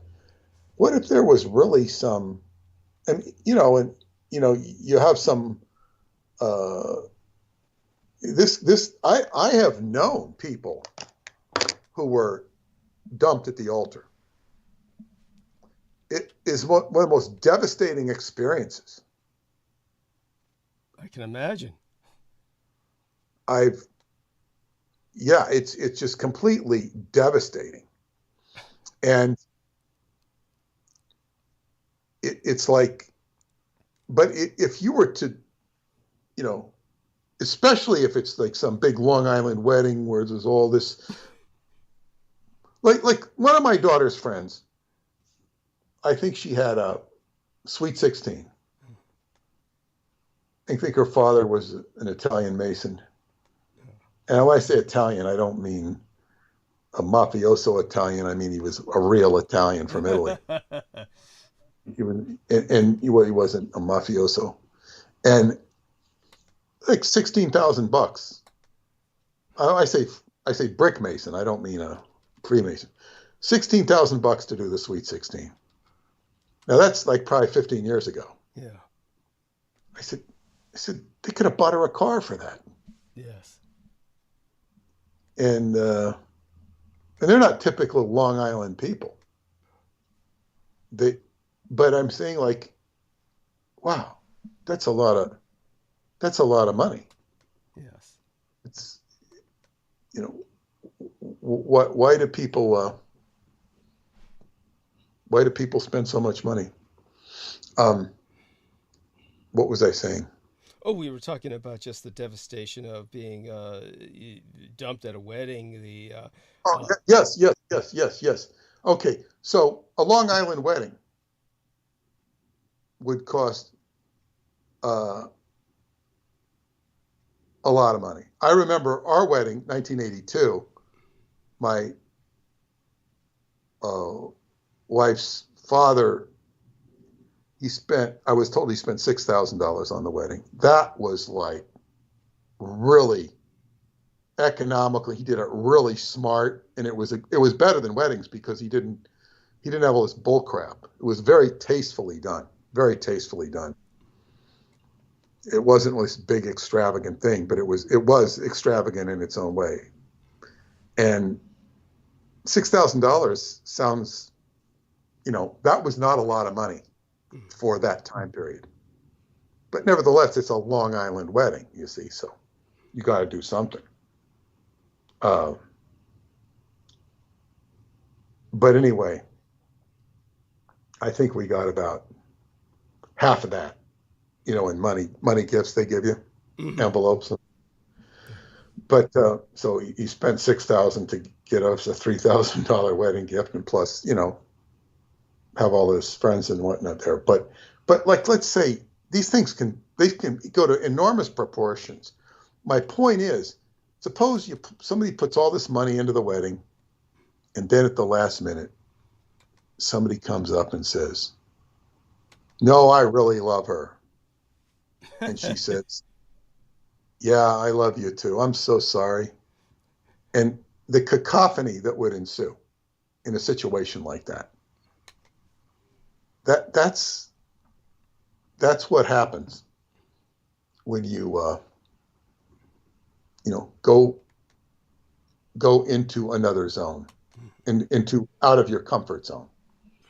When you're interrupting time, when you're interrupting a timeline, you're going back, and J. Edgar Hoover goes back in time to arrest Paul Revere or something like that. It just creates an absurdity across the timeline, and therefore it's what I'm trying to say is it's very important to stay in your own wheelhouse and to do what you're supposed to do, which it's understandable that people have questions about aliens and are very curious. And people will, that's why they watch Ancient Aliens. And yeah, and it's funny to you, and I understand it, but people they want to know. And they don't look at it as funny, so they'll start evaluating what information is available out there. And I guess it all has to start somewhere. And they start reading. And one of the worst things you can run into is somebody who's read too many books. Yes. Have you ever had that experience? Well, it's how can I say? It reminds me a lot of our dear friend Ian West, who spends a lot of time digging up information, and he's generally impressed by what he sees without questioning it too hard. But he comes across some real gems. But when you're trawling that thoroughly or that wide, you throw out that wide a net, you've got to recover something of value every once in a while. It's definitely too many people are out there reading a lot or exposing themselves to a lot, and I can't This is say what they that, call surfing the net. yeah. In the 1990s, people were, "Oh, I'm surfing the net," Yeah. and I'm thinking they're crazy. Yeah. They're surfing the net. Yeah. Now, I guess it's attractive to be, wow, look at, I'm here, I'm there, and I guess that's kind of neat, because you're going here and there, and it's taking you here and there, and it's like a marvelous experience. Yeah, well, I think it's these people are not having a marvelous experience. It's like they're having a vicarious experience, and the problem with most of them is that they get the feeling that somehow they need to be credited, that they're somehow doing work, that this is like, they call themselves researchers. This is what blows my mind for so many of these people that are doing this. Well, yeah, and that became a big joke point with Joseph Matheny and myself, researchers. Yes. Because because you can go so fast from here to there and here to there, and you can accumulate a lot of information in a fast amount of time. But then, unfortunately, one of Mary Ann's friends had said, was when she saw something about the Yakuza. Mm-hmm. Oh yeah, well yeah, it says here that she looked it up on Wikipedia, and just was dismissed. It's like, it's futile. It's ridiculous. But this is just this is the world we live in. And I realized I haven't picked up a real dictionary in a long time. I have a dictionary, a Webster's dictionary. Yes. I used to use it all the time. Just so people know, And my mother Go ahead. loved dictionaries. She loved dictionaries. These were just cultural treasures to her. Go on. Yes.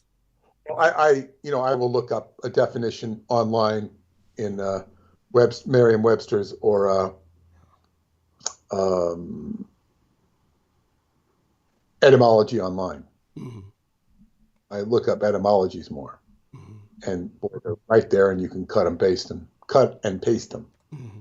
So that's really a nice facility of the internet, and you can, obviously you can look stuff up fast. Unfortunately, so much of it is just pedestrian, and although there is interesting stuff you can read. Astrology is really good on the internet.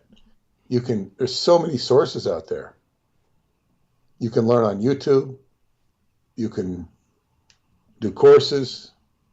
I'd say astrology has been very well served by the internet, incredibly well served. Mm. I don't know how much it has helped people. I can't answer for that.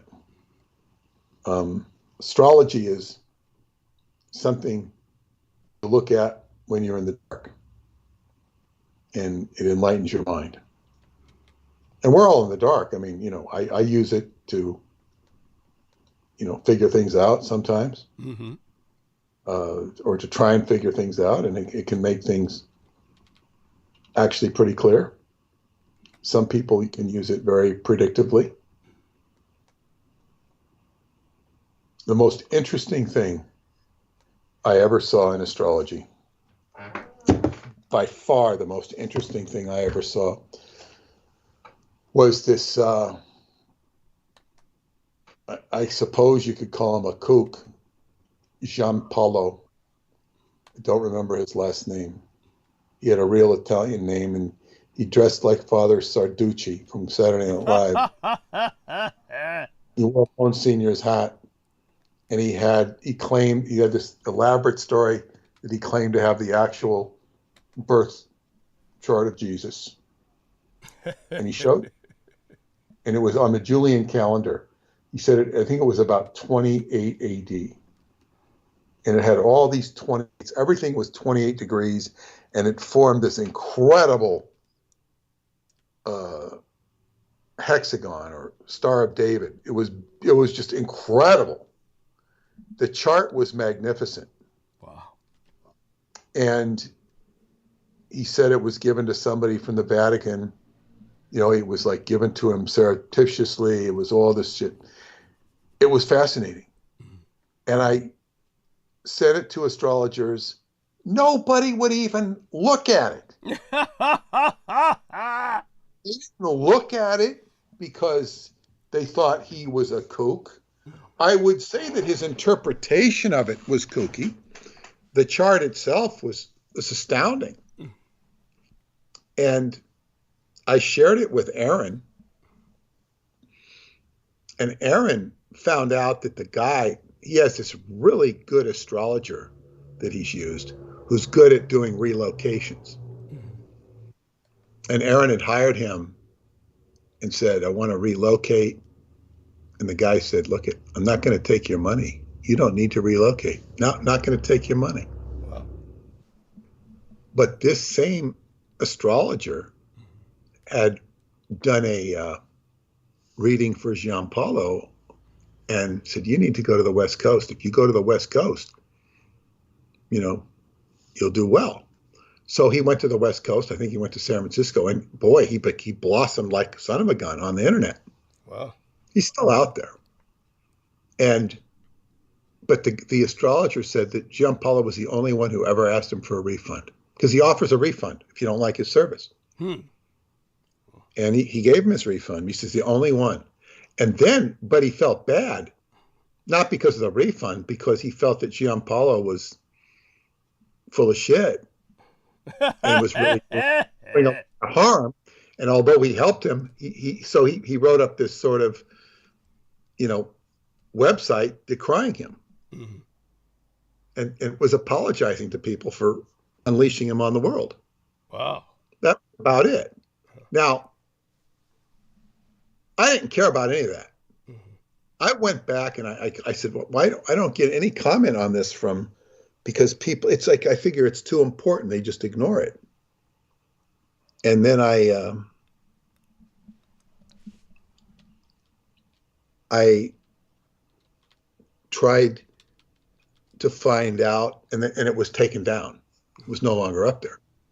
And I think Aaron contacted Gianpaolo, and I think he said he was forced to take it down.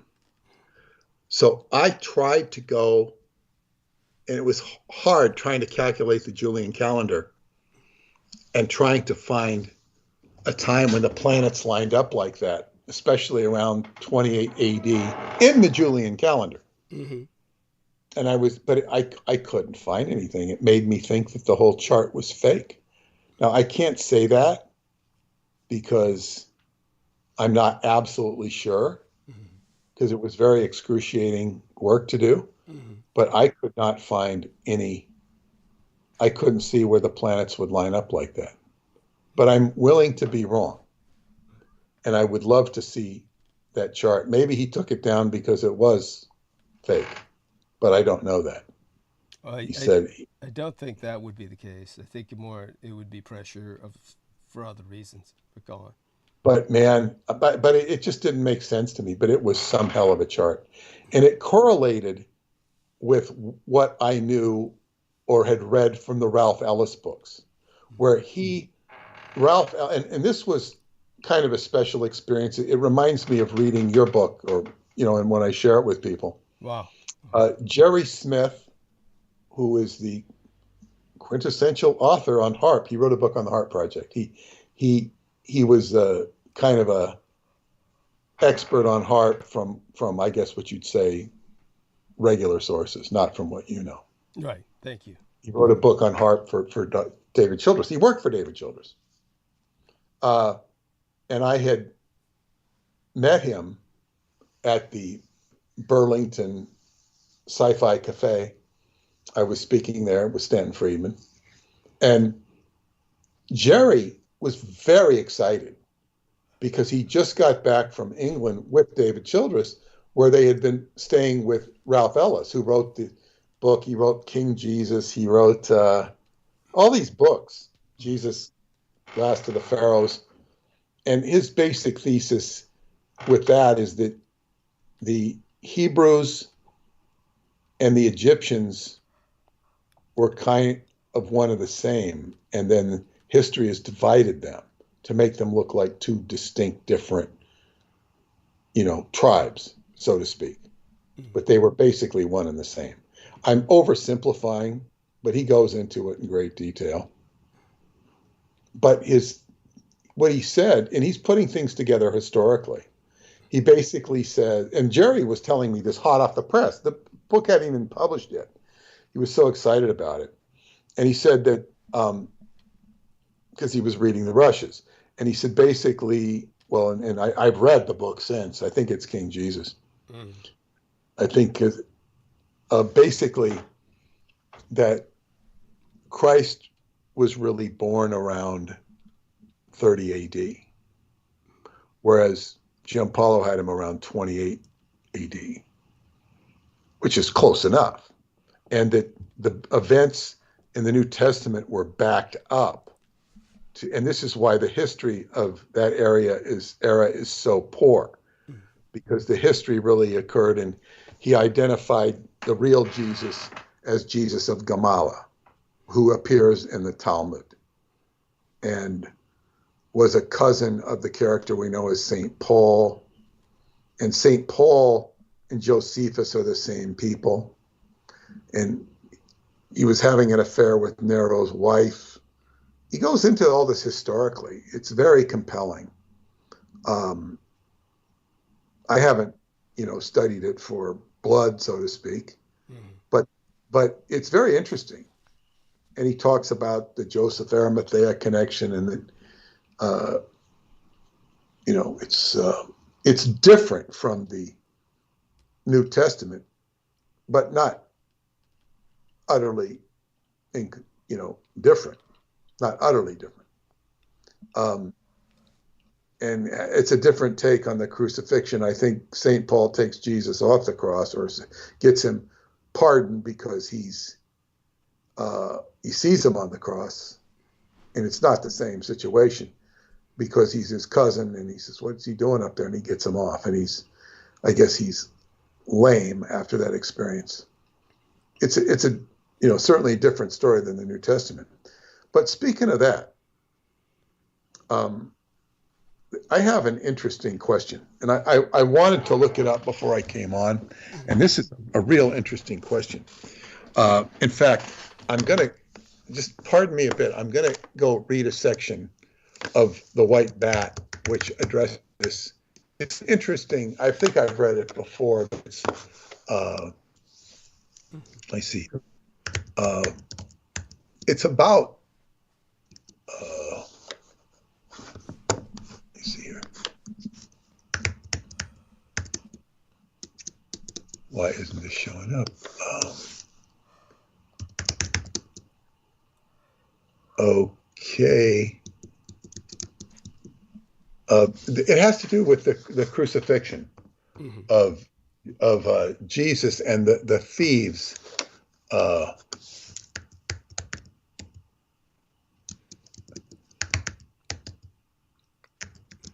Why? I know it's in the book, and when I do a search on thieves, nothing shows up. It's so weird. Boy. Oh, I see why. It's the wrong. It only has page 118. It doesn't have the full manuscript. Huh. Oh, that was weird. I said, hang on a second. I'll have it in a second. And because there's something that occurred. First I'm going to read this, and then I'm going to give something occurred to me that you and everybody else will find interesting. Mm-hmm. Boy, this is disconcerting. Why can't I find this? I know how you feel. It happens to me all the time. No, I mean this is ridiculous.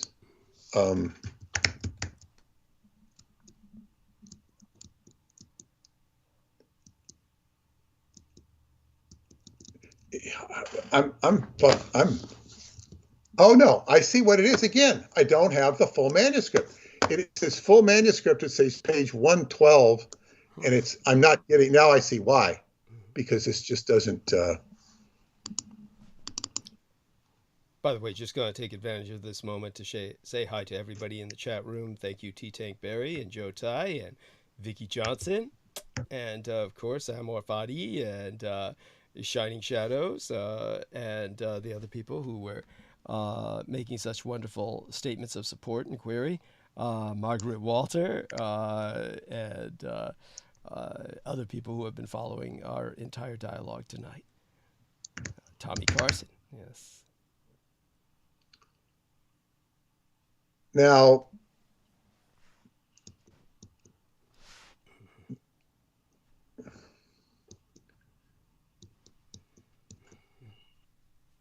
this is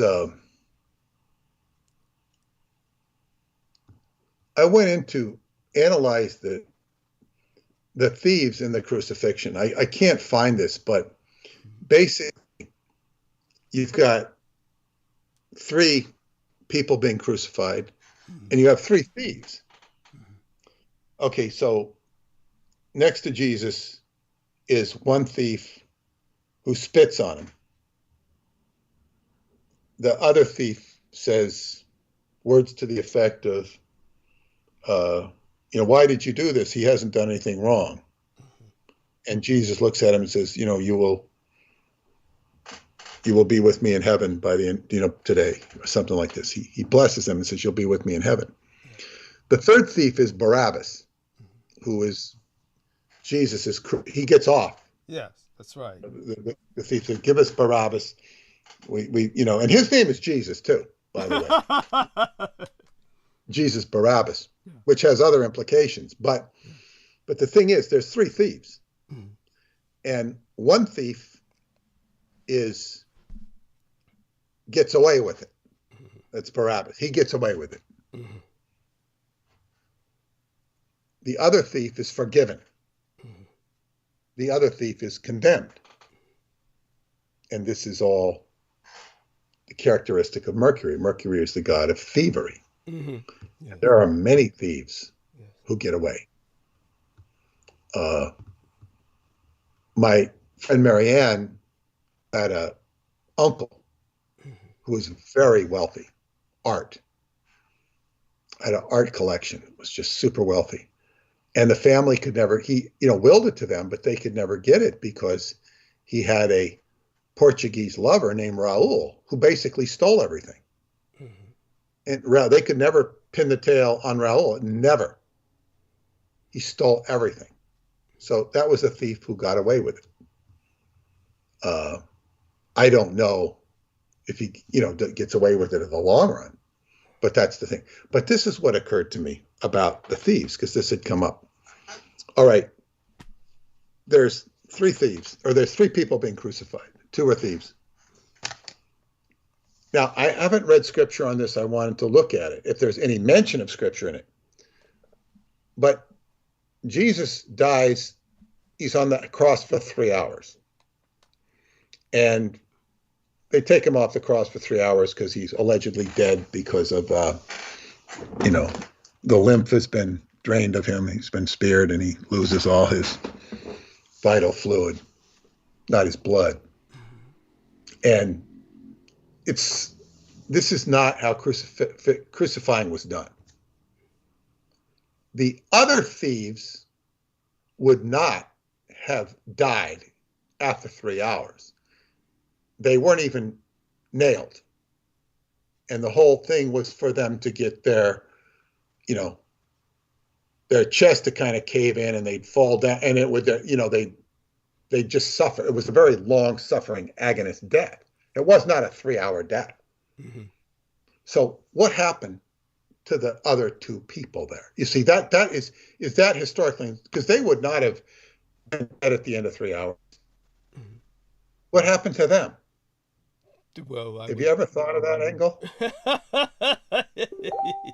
I would presume it just came up today. What's that? It just came up today. In other words, because it might be it sounds like it's a glaring hole in the story. Well, not really. I don't think it ever got brought up, but it's. I don't think it ever got brought up because the earthquake, which the testimonials are contemporary. This enormous earthquake happened after that. They probably got swallowed up by the earth.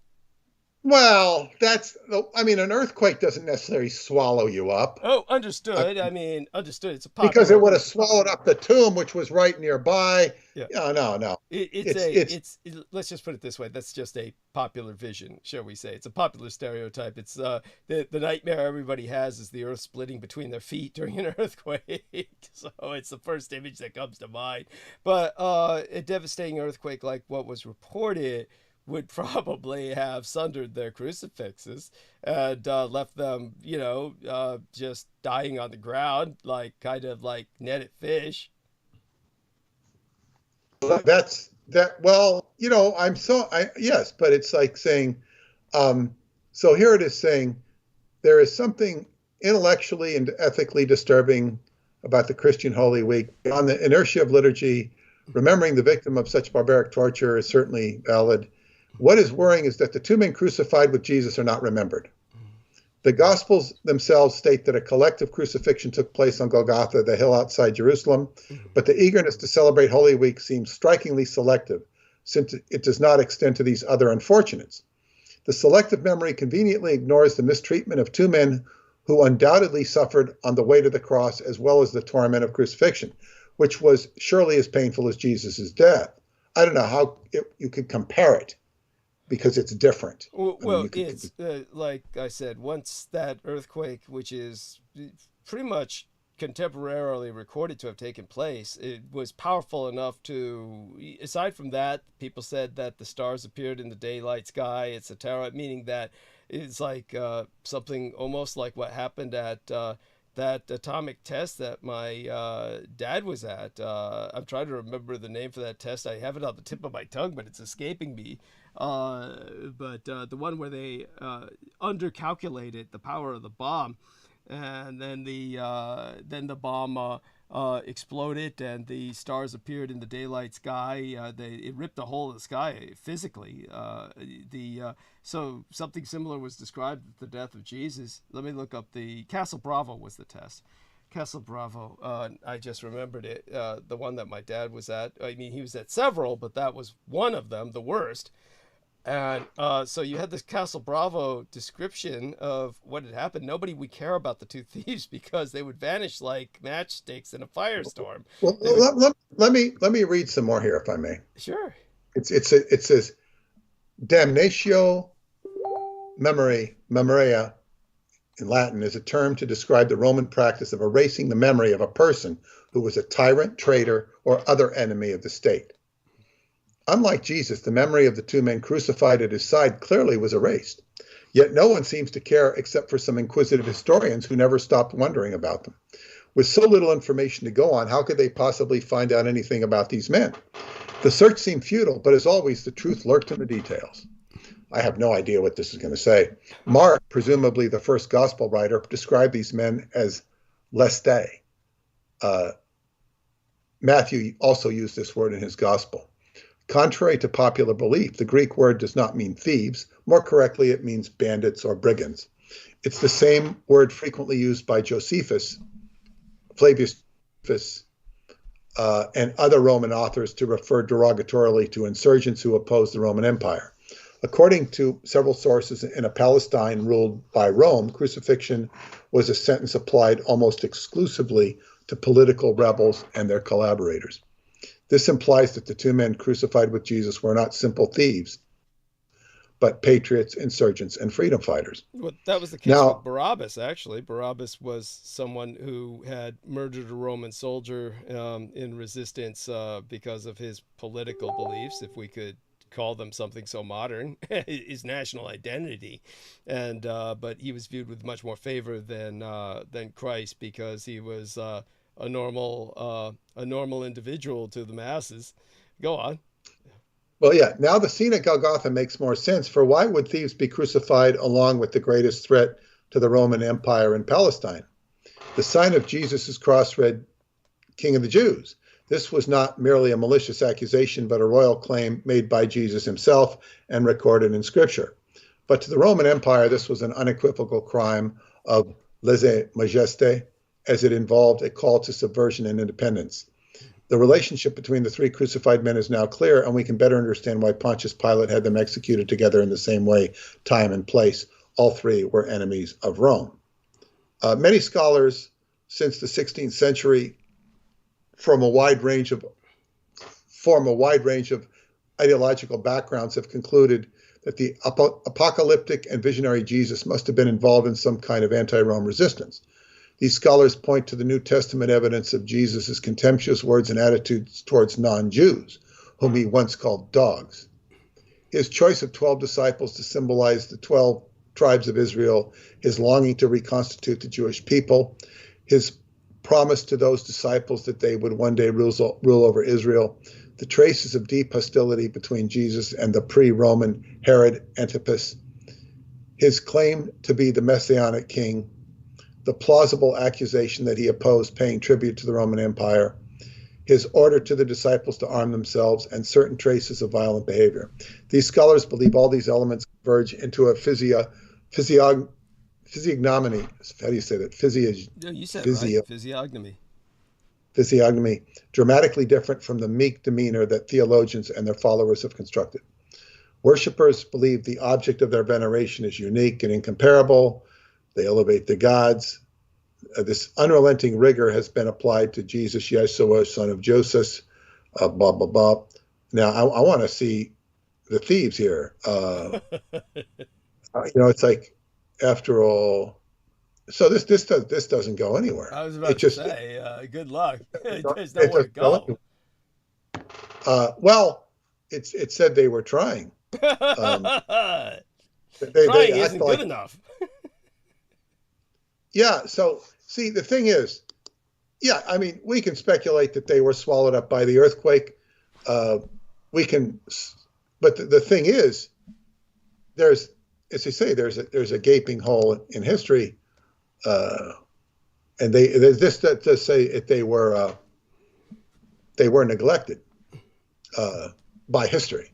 Mm-hmm. Well, I mean, but we could say that for plenty of people in the Bible. Take a look at Lazarus.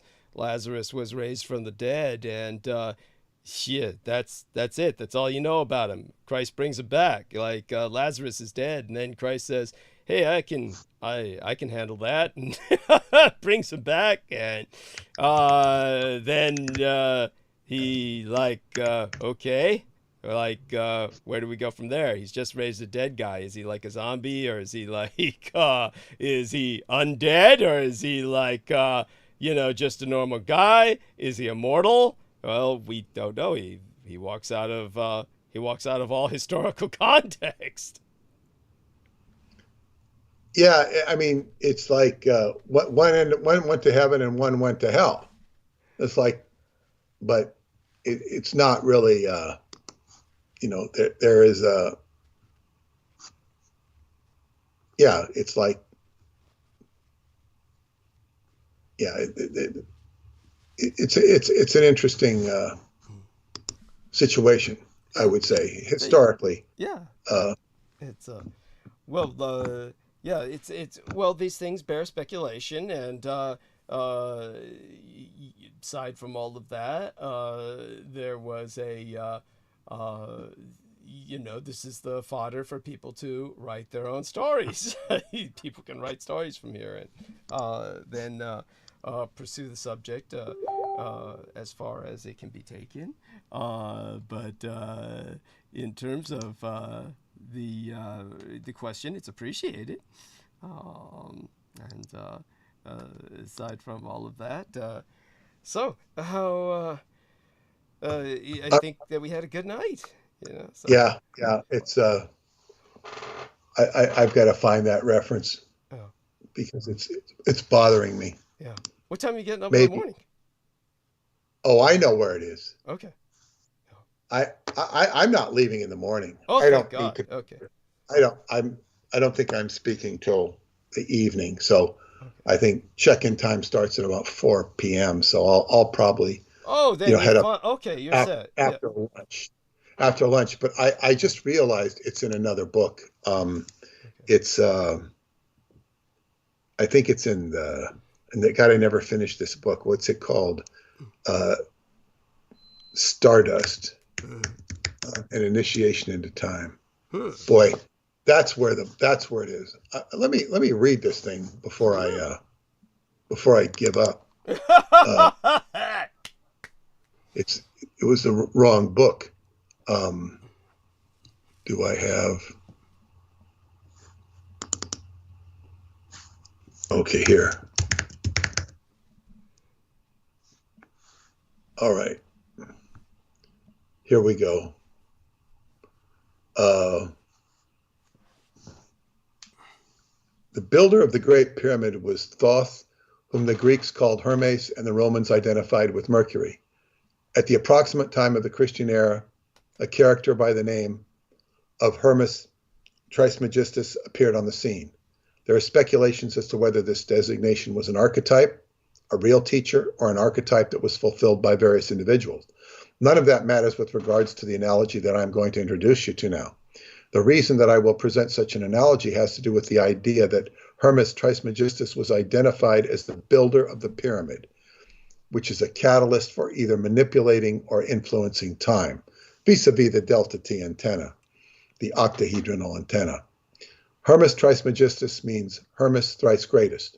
Let me now give you a pertinent interpretation of this name with regard to the so-called mysteries of the Christian era, and with particular regard to what are called the mysteries of the crucifixion. Hermes, Mercury to the Romans, was designated by the Greeks as the god of thieves. It was not an accident that Jesus was crucified between two thieves. There were, however, three, the third being Barabbas, the thief who escaped death when the crowd asked that he be freed from execution instead of Jesus, all in keeping with the tradition for Passover of pardoning a criminal. It should be pointed out that the full name of Barabbas was Jesus Barabbas, which means Jesus, Son of the Father, a curious name for the one who escaped death. The backdrop of the Jesus story is replete with the archetype of Mercury or Hermes. In this instance, however, we have three thieves. The thief on the one side of Christ proclaimed the innocence of the latter, but the other thief spat. Christ then declared that the thief who recognized him would surely see him in heaven. In this instance, you had a thief who was redeemable and would be redeemed, but also a spitting thief who was not worthy of redemption, at least at that particular time. The third thief, however, gets away with his crime as he is replaced on the cross by Jesus, who assumed his burden. This analogy tells us that a thief can meet with three possible fates. He can be redeemed with mercy, he can suffer ultimate punishment, or he can get away with his thievery. We can argue about whether Jesus Barabbas was the real Jesus, and that the whole story is in part a metaphor for the idea that the real Jesus did escape and live beyond the cross, a not unpopular idea in many circles now and was also long ago. But that's only a side comment. Then I start talking about thievery with regards to time, stealing time. Mm-hmm. I should read this too because it's interesting. In the book Music of Time, Preston equated the Christ consciousness to being a metaphor for what he called the original timeline. In other words, he was referring to a time that was a priori to our existing timeline, which could be considered false or an adulteration of the original one. In this regard, I want you to consider the etymology of words like thief and steal. Both words go back to roots, which indicate either hiding or carrying off, obviously in secret. The word kleptomania gives further insight because it derives from kleptine, to steal, act secretly, which in turn comes from kel, to cover, conceal, while the Latin clepere means to steal, listen secretly to. The word stealth is also intrinsically tied to the word steal, stealth and steal. In any case, we learn from these etymologies that the idea of stealing is intrinsically connected to obfuscation or secret acts. While people occasionally steal in plain sight, it is almost always with stealth in mind. We are dealing with occult factors as well, as using occult means by which to hide or obfuscate one's perception. Almost always the target of a thief is something of value. We are dealing with the value of something that has been created within the measurable aspects of space-time. We might consider that as our entire perception of time is either distorted or obfuscated, that time itself might have been stolen from us. Is it a battle of dark and light? This is quite possible because every time someone comes forward with information that might shed light on the subject, the dark forces often roost and show their heads. I'm asking if this is a test, and what is the value. But then I go into an etymology of the word value as far as time goes. But the whole idea here is that, time has been stolen from us, like it's taken. And furthermore, we consider the capstone of the Great Pyramid. That's what's missing. So that's the missing thing that's been stolen. So that's of course, if you have the capstone, you have your fully awakened consciousness. That's what it represents. And Jesus was called the missing stone. That's right. The rejected stone, or the capstone. So he also represents the capstone, the crowning apex of consciousness. And of course, Jesus is lost to humanity. That's why he comes back and becomes the savior. It's a very, I guess what you'd say, cogent metaphor, whether you believe in Christianity or not. It's an incredible metaphor because so many missing things. And if people had the capstone on, they wouldn't be wondering about aliens. That's right. They wouldn't be wondering about them at all. And of course, capstone, is really an important concept. It relates to the pineal gland, but it also, it's just so, everything about the pyramid is part and parcel to Qigong as well. So that's a great, this will be something too I can perhaps talk about tomorrow when I do, or the next day when I do my Qigong seminar. Right. But in any case, this is all interesting. Yeah. It's good. Mm-hmm. I will look forward to getting back and working on the Chocho. I'll be looking forward to that too, believe me. Yes. Yeah, when I line it all out and get it all right, it'll make sense. Yes. And then, yeah, okay. So I'll say good night to everybody. I'm supposed to be done on Sunday, and I intend to be with you on Sunday. Excellent. I intended with you, I've been driving for 3.5 hours. I'll take a break in the middle. Yeah. But I don't imagine, even if I come home late, I'll check in, but I should be. Yeah. And if I stop and I don't think I'll be late. I just don't see it happening. Yeah. I don't feel that either. And I still think you'll be pretty energetic after the whole affair. You'll still be amped up. Perhaps. Yeah. Hope I sleep well. Okay. All right. So with that, I say good night to everybody, and I'll check in the morning if I have the opportunity to do that. Excellent. Excellent. Hopefully I'll be able to make it the whole way through tonight. It was an unusual night. I'll tell you later the details. Peter Moon knows I've been to the dentist, so I had to refrain from drinking cold drinks for 24 hours. So I didn't have my usual Coke or liquid Coca-Cola, I mean to say. I know people get confused when I use that term, understandably. So it's like a person going without coffee for a day. So I'm pretty wiped. I'll see if I can make it through to the morning. But if I'm there, you're welcome to join us. Okay. All right. So I'll say good night, and good night to everybody. Bye-bye. Yeah. Blessed night. Thank you so much. Love you dearly. Take care. Okay, so that's Peter Moon. We're going to end this call soon. SkyBooksUSA.com. Of course, I always need your support. Make certain to join us in the campaign to make certain I make my rent each and every month. and I can never take anything for granted. Always have to assume that I need help. I try to calculate what I can after getting my supplies. I get all my supplies from the local corner store, but they don't accept food stamps. So even getting my food stamp card hasn't been proven helpful. So that's it's a $27 a month anyway. There was some remunerated pay, but I have to get it even started. How do I say it? I forget what they use the term. When you call in for get your credit card started, for instance, something similar with the food stamp card. Okay, with that, we're going to see if we can bring on Brendan Zoget and others. Since I was communicating with him in the messenger, he might be obliging to come on in the Skype, and then we could try some other people as well. That durian looks fucking obscene. It looks like a giant mollusk. Looks like a mollusk. The shell is open.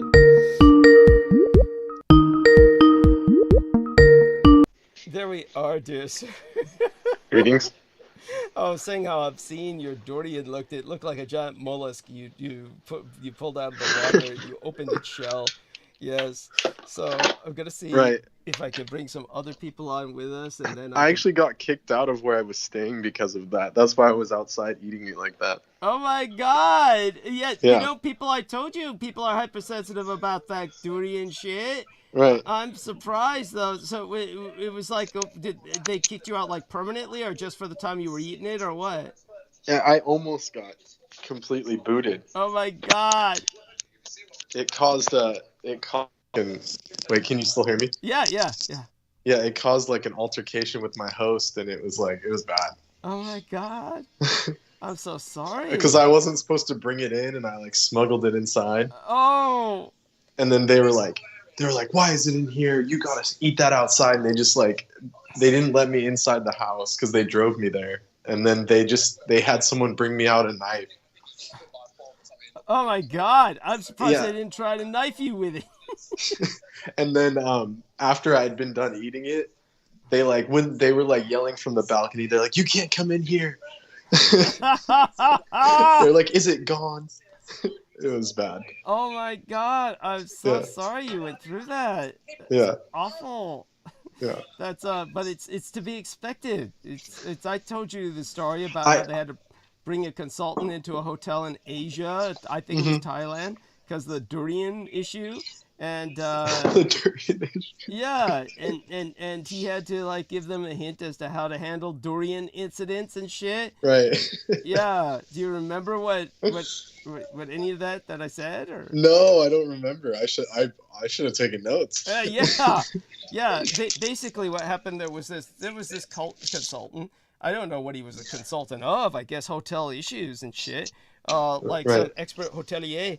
And so this hotel in Thailand, they said the biggest problem is people love the durian, and they bring it in, and everybody can fucking smell it, and and it smells like, to most people, it smells like intestinal gas. That's how they interpret it.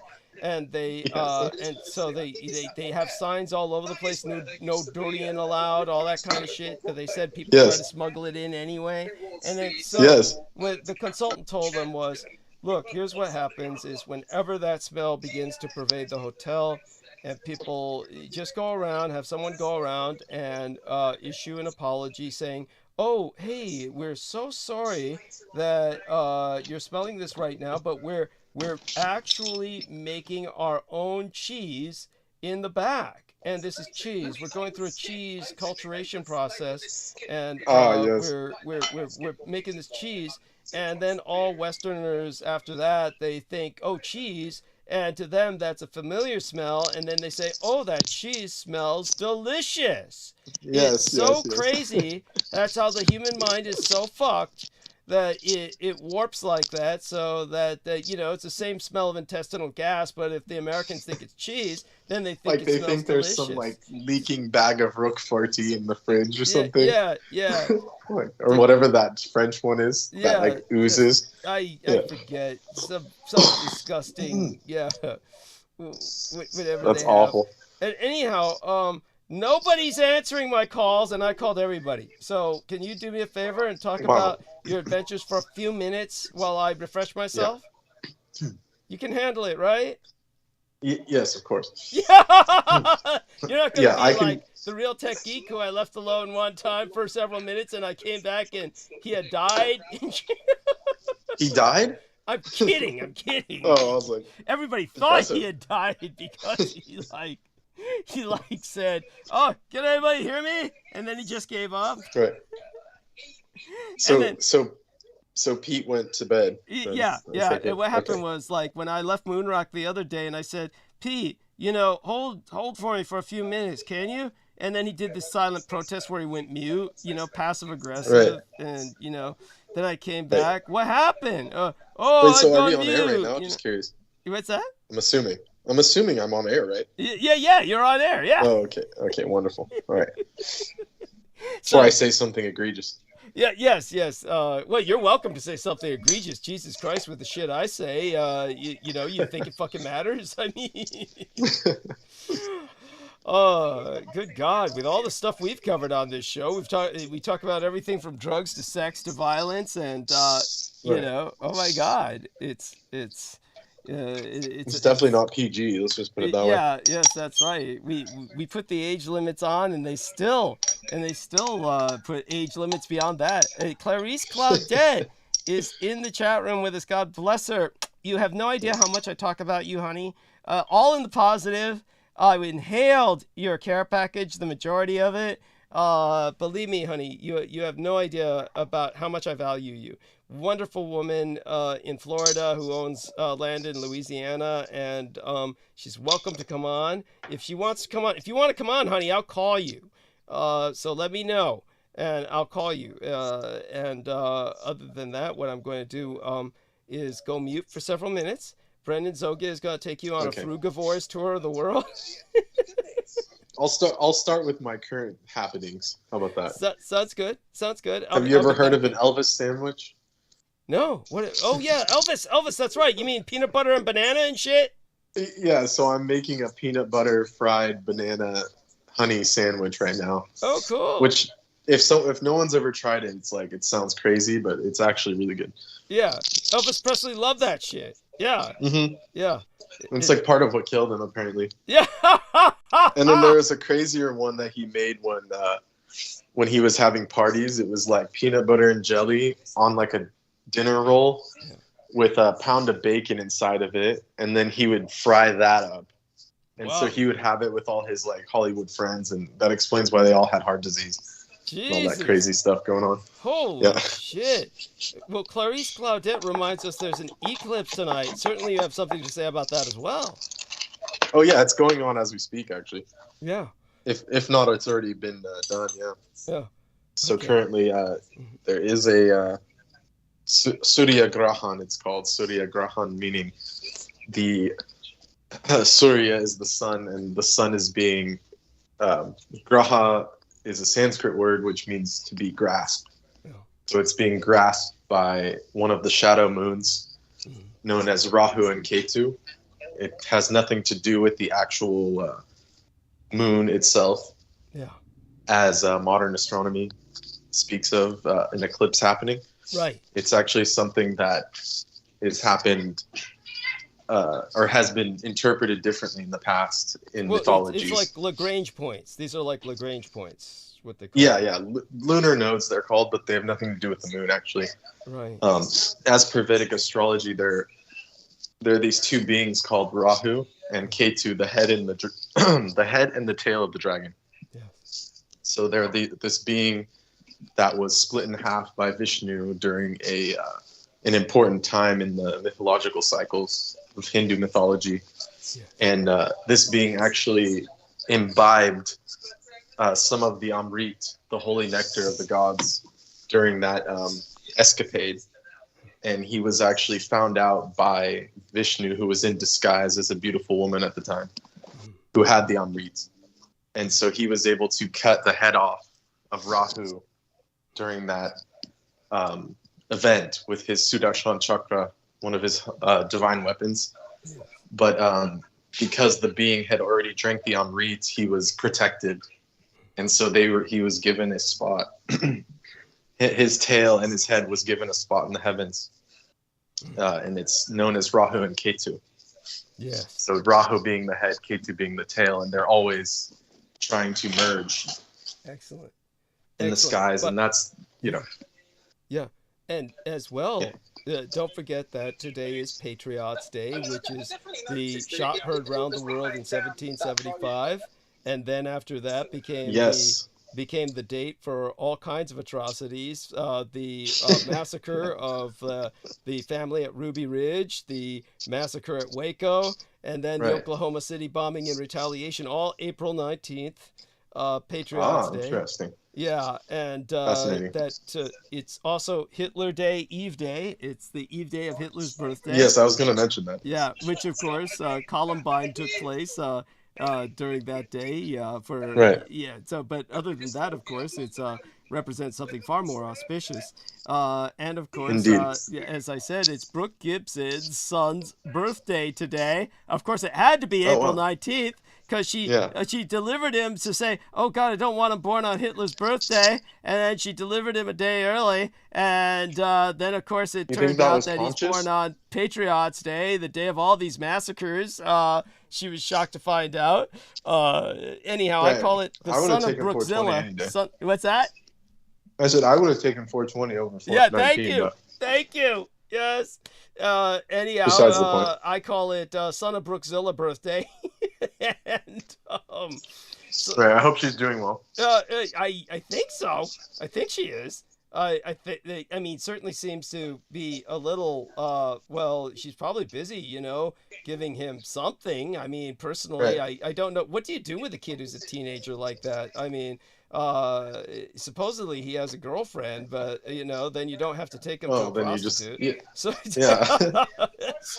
You usually just give him money to go do something. Or give him dinner, or take him to dinner. Or something. Yeah, that's something. Yeah. I don't know. I never had any of that. So.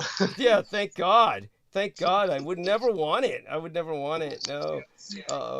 Anyhow, so I'm gonna go mute for about 10 minutes. I know you can handle this easily. You got so much to talk about, and but I'll be back, and and you're cool. You're all right. You're cool. Yeah, I'll be fine. Are you going to smoke some pot?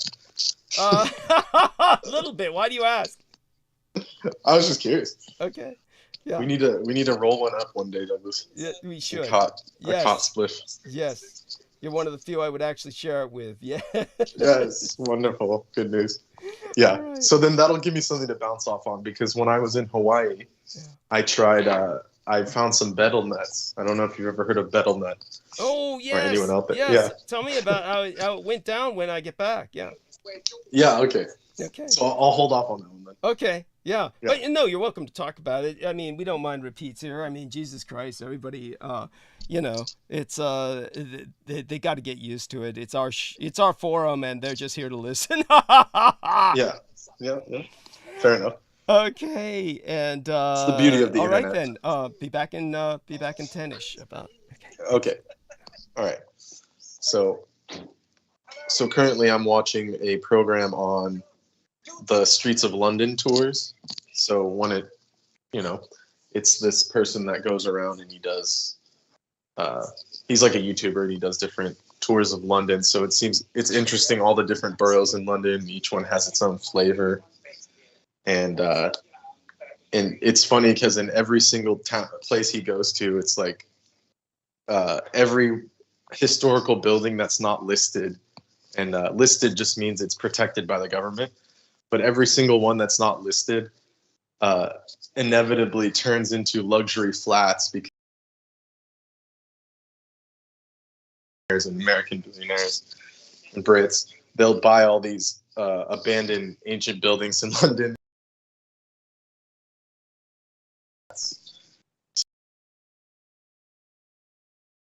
An apartment, just like how they do in New York or SF, San Francisco. Well, they'll take some derelict piece of land and then renovate it into luxury apartments and make millions because the real estate's so inflated.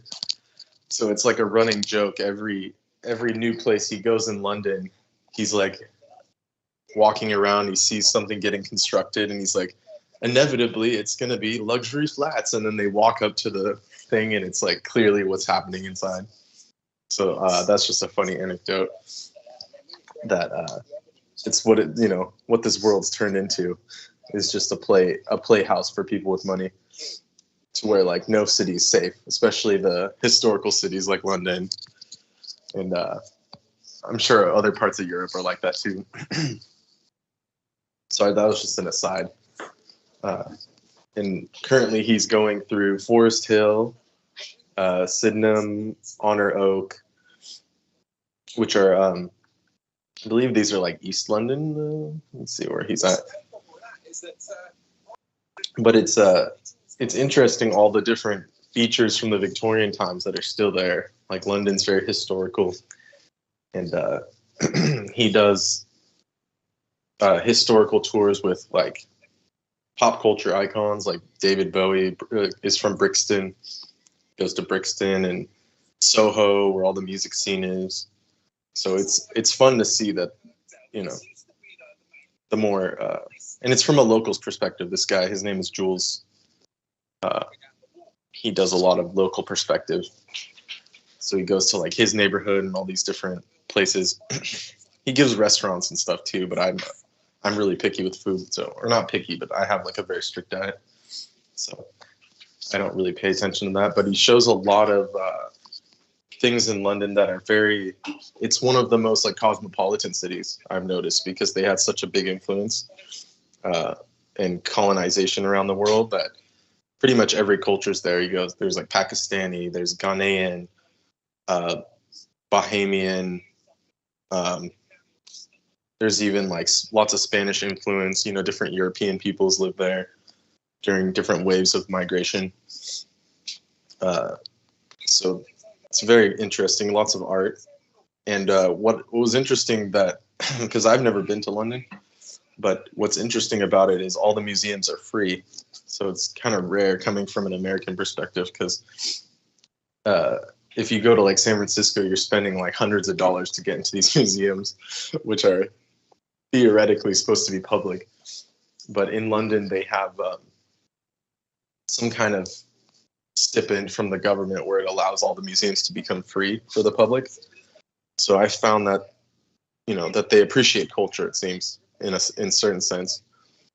And so I would be keen on going, if I ever go there, to see like the British Museum. It's one of the biggest. It's basically all plundered artwork from around the world, but it's one of the biggest. You know, it's bigger than Smithsonian as far as like the gravity of the items there.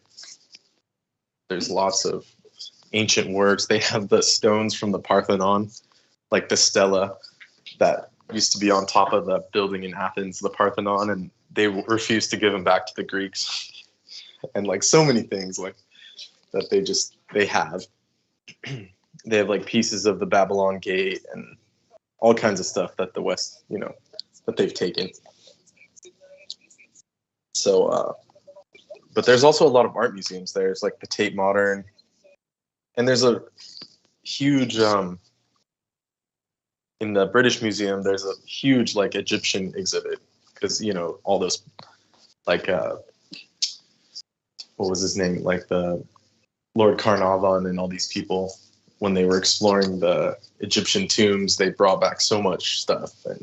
And there's someone who was pre Carter and all those guys. His name was Petrie's, Flanders Petrie's. He had like a huge archaeological system going, dealing with Egypt. He was like one of the first Egyptologists, and they have his entire museum is full of like daily items. They have like the world's oldest tunic. It's like this 3,000-year-old tunic, and it looks like a linen cloth, like something that, you know, everyone has. Like if you've ever bought like a linen shirt, it looks the same. So it kind of gives you an idea of how connected we are through the past. That it's like even the oldest shirt is still just a shirt. It sounds cheesy, but I'm into anthropology and stuff, so it's very cool to me to see like just the daily life stuff, because everyone sees how famous, especially with Egypt, how famous like the death mask is and all the funerary items. So it's more intriguing for me to see like daily life items, like how they lived, what day-to-day life was like, their food. So I've actually myself resurrected a couple of ancient Egyptian recipes. So there's something in Arabic culture, like Mediterranean, like Levant, and they still cook it in modern Egypt. It's called mujaddara. And mujaddara is this lentil and rice dish that's made with like fry up onions, put lentils and rice together, and then cook that all in one single pot. And it's a very ancient dish. And so I basically have some resources that are in Arabic. So I looked up some of the Arabic versions of that recipe, or it is an Arabic recipe, but some of the source material. And I constructed one that I've deemed it to be the ancient Egyptian version of mujaddara. And I've incorporated stuff like it has cinnamon and cumin and lots of garlic. Apparently the Egyptians were very heavy on the garlic. And that's like something that even the Greeks mentioned. They used to call them the smelly people because every time the Egyptians would visit Greece, they would be smelling of garlic. And the Greeks were very had very sensitive nose because they didn't use apparently as much spice. So thought that was an interesting anecdote there. But I basically revived this recipe, and I call it the Egyptian version of mujaddara, the ancient Egyptian version. Because like I said, if you go there now, they have a modern Egyptian dish that's similar, but it has like New World components, like they add tomatoes, and it's different stuff like that, veggies.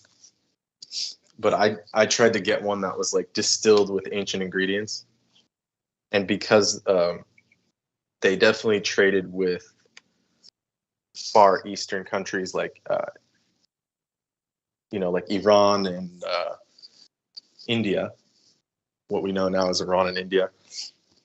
They actually had a really good spice trade. So that's where they would get the cinnamon from and different things like that. And turmeric. I actually added turmeric to mine because the recipe book I had actually called for turmeric. And this was an old Arabic book, and it was compiled by the Saudi Arabians, but they kind of just the person that wrote this book was Saudi, but they took from all the different Arabic cultures and just wrote all the recipes down and called it a Saudi cookbook. But I basically revamped it and made it into an ancient Egyptian version of the recipe. So that was interesting. And then there's also this ancient bean, and in the West we call it fava bean. And Western recipes usually call for usually the Greeks use it, and Italians. They use it as like a green fava bean. But in the Middle Eastern countries, they use the whole dried bean. It's called fool. They call it fool, and anyone who's Arabic knows what fool is. The Ethiopians use it as well. Masr is just Egypt. It's the Arabic word for Egypt. It's what they call it. The country is called in the Arabic language. It's called Masr.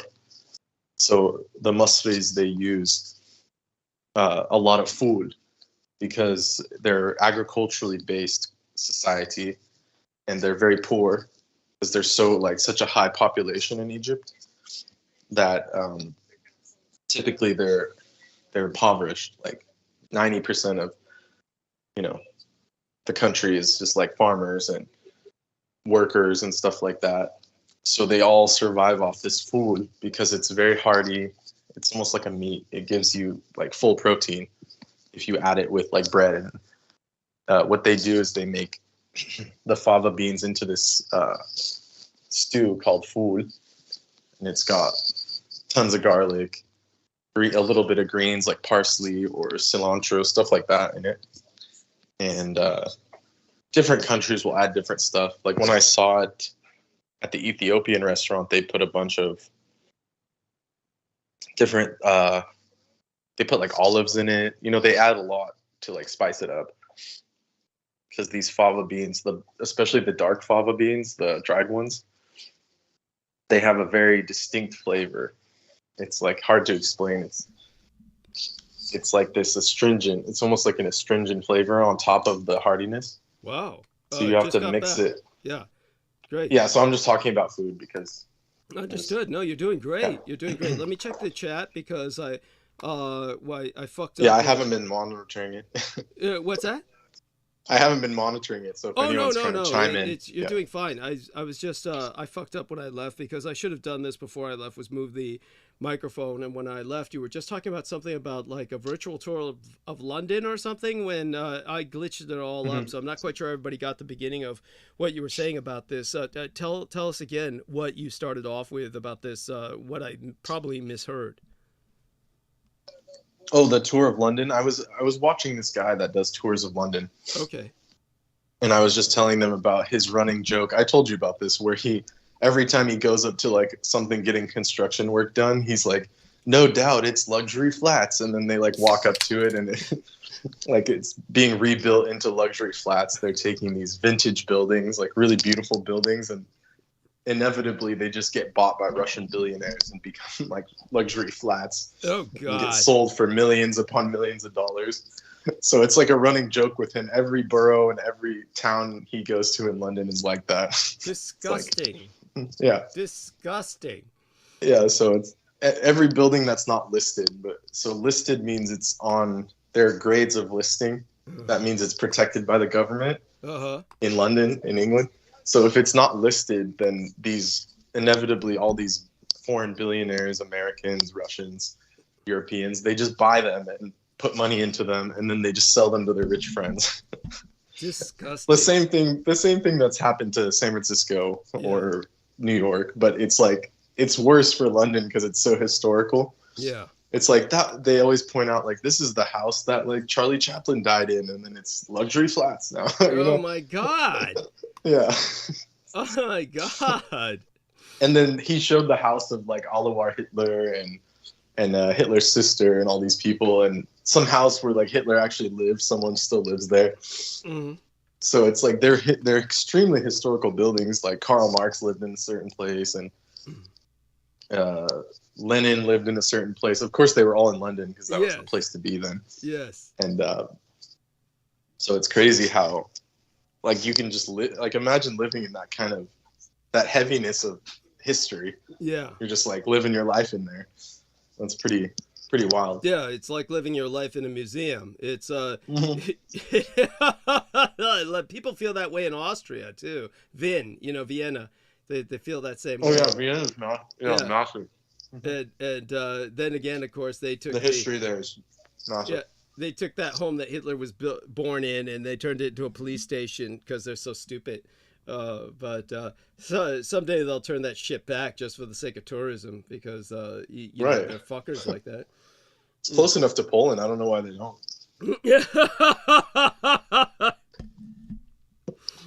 Yes. Oh my God. So go on with what you were saying about from London, you went to the food, this particular food that you're talking about, the astringent taste of the beans, and so this dish. Yeah, it's a fava bean. Yeah, and it's food. It's called food in Arabic. But so I was just rambling about how I'm trying to revive these ancient Egyptian recipes. Oh, cool. So that was one of them. Is I found this ancient way to make food. Mm-hmm. Yeah, it's because the modern version is called fulum demmas, and they kind of like make a stew out of it. Mm-hmm. But I'm trying to like revive this like ancient Egyptian version that I created, and it's like you just make it. You boil the beans, and then I added like spices that they would have at the time, like nothing from the New World. Mm-hmm. So I'd add like cumin and cinnamon, because they would get that stuff from like India. Mm-hmm. And Iran, and then I would add like turmeric and garlic. They loved a lot like garlic, and then parsley and coriander because they had trade with China and the East. Yeah. So it was a very big spice at that time, and so I kind of like made my own flair on it, and I just called it my ancient Egyptian recipes. So I'm gonna like try and compile them. And I had before. I don't think you heard me talking about the mujaddara. It's like this lentil and rice dish that is a modern Arabic dish, but I like reverse engineered the ancient Egyptian version. Oh, great! So that's what I was saying. Amazing. And how did so about the betel juice, the betel nut? Oh, I never got to the betel nut. I forgot about it. Okay, go on. So yeah, I went. So I was in Chinatown, right, on the islands, and I go up. There's this super old Chinese guy, like he can barely talk, right? Mm-hmm. And I walk by his stand, and then like something catches my eye, and it's like a bunch of betel nuts. Yes. And these betel nuts they come from an Acacia palm. Yeah. They're the fruit of the Acacia palm, and in Southeast Asia, they're the most common stimulant. They're more common than coffee, more common than tea, even, if you could believe that. Yeah. And in India, they're very popular too. Mm-hmm. But what they do is they dry them out, typically, and then they mix them with lime, like dried lime powder. Not the fruit, but like the mineral lime. Mm-hmm. Wow. And then they wrap them up in a leaf, and then they chew on it.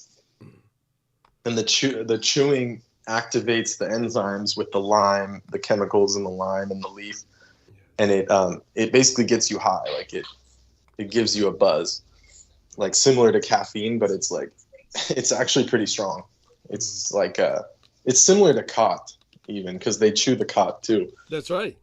In Africa, but in Southeast Asia, they mainly use this betel nut, and what it does is it stains your mouth like red, like bright red. So everyone that travels to Asia like thinks it's all chewing tobacco, because they're like spitting this red stuff on the ground everywhere, and it's like disgusting. Apparently, what I've heard, I've never been, but I've heard it's just like disgusting. Like everywhere you go in the really seedy parts of town is like there's like buckets of red spit, and because it makes you salivate quite a bit. And yes. When you're using that technique with all the powder and stuff, it turns like bright red and it looks like you're bleeding or something. Yes. So it's just like really gross looking. So like foreigners that have no idea what's going on. Yes. But everyone does it. Even little kids in India do it. It's like, because yes. they're all working. They're like, they have nothing else, you know? Yeah, and they're it's really all cheap. slave labor anyway. They're all being used for child labor and shit. And then Mm-hmm. and it makes your teeth blood red before it turns them black in the, depending on how many years you use it. Go on. Exactly. And the really terrible part is it increases mouth cancer by like thousands of %. Oh my God. So it's really horrible. But anyways, I found some fresh ones. Yeah. On the islands. And then I like look at them, and then I look at the Chinese guy, and he looks at me, because like I don't think it's legal to sell them, but I don't think he cares, you know. Yeah. Like it's Chinatown, they don't care. Yeah. And no, they don't care. And then I was like, how much? And he's like, you have to buy all of them. And I was like, how much for 2?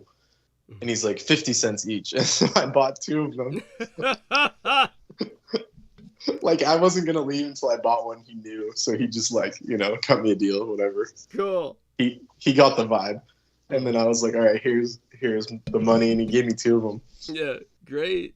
And so I opened one, and it's super like it like dries out your mouth instantly, like it's super astringent and gross, and then you just start salivating. Oh God! Like too much to where it's like you're like pouring water out of your mouth. It's like grotesque. Oh my God! Yeah, and after a while, your vision kind of like gets a little fuzzy, and you get a lot more energy. And it was kind of fun, but I don't see the appeal of it unless you're like working really hard. Yeah. But also, I didn't have the leaf and all the extra stuff that you have to have with it. That's right. You didn't have the leaf and the lime mineral and all the rest of that to really give you the cancer-causing appeal. Yeah. Yeah. So I at least got to try it. It was cool. Mm-hmm. It was almost like cocaine. Yeah. Like it makes you like it dilates your eyes and you get all excited and giddy. Yes. And the cocoa was like that too, or compare the two. No, the cocoa, like the chocolate berry, the bean, it was like a coffee that makes you happy. Okay. Like it was like pure serotonin. Cool. Like you just get super happy, and like it's not like a caffeine where you're like energized and you don't know what to do. It's like you feel at ease and you just feel like you can do whatever, like anything. It's like the cacao is a different, like the fresh cacao, not the processed version that we get as chocolate. Thank you. But like fresh cacao makes you very like happy and content. There must be a way to, I'm sure they wouldn't allow you to put it on the market, but there must be a way to get some real Aztec, ancient Aztec recipe for chocolate that was the real cacao that they were using, because you're talking about a culture that loved war and loved to eat people, and there had to be something in the drug that really enabled them to do this. Oh yeah, you would think. What they did is actually they would make a special mixture that would ferment, and they'd make an alcohol out of it. Cool. So it was some kind of lost recipe where they would get drunk off of it. It's like chocolate alcohol. Yeah. Holy shit. But like I could see that mixing those two would definitely make you feel good. Mm-hmm. That's for sure. Yeah. Oh my God. That's why they were like seeing gods. If you can reverse engineer that. I would love to, but I think what happens with it is the actual cacao is so expensive because the chocolate companies have such a grasp on the supply. Yeah. That you like each coffee, the bean I bought was like $7 or $8 for a really small one. So what they do is they basically hoard it all to sell chocolate to people because it's like chocolate is so profitable. So they monopolized it. Yeah, it's totally monopolized. Dude, yeah. What assholes? What disgusting. So that's why you don't ever see it. Like they can make so many different things out of it. Yeah. Like, you know, chocolate powder, or more than just chocolate powder. I'm saying like, I did see something recently at Whole Foods. They have a chocolate drink. Yeah. It's like they take the pulp that they don't use. It's basically garbage from making chocolate. Yeah. And they turn it into this like juice drink that they sell for like $5 a bottle, and it's not even that good. Like they totally do it injustice. Like, you know, like they water it down, and it's just like it's not good. No, but it has potential. It has so much potential, in my opinion. Yeah, yeah, and so it's like something's got to be done to rescue chocolate from these awful people, so that right. Well, I mean, they killed all the Aztecs for it, so it must be good, right? Yeah, that's right. Holy shit, yes. Like they claim it was just for the gold, but there was so much down there. I mean, it's true. They wiped a whole civilization, 2-3 civilizations, just overnight, basically. Yes. In the geologic scale. Yes, it's absolutely true. You're left you're left in awe at their evil. Right. Honestly, it's terrible. So.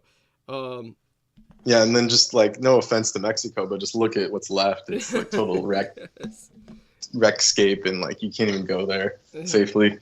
Yeah. Yeah, so many parts. It's like that. Though, of course, our dear friend down there, Toulouse.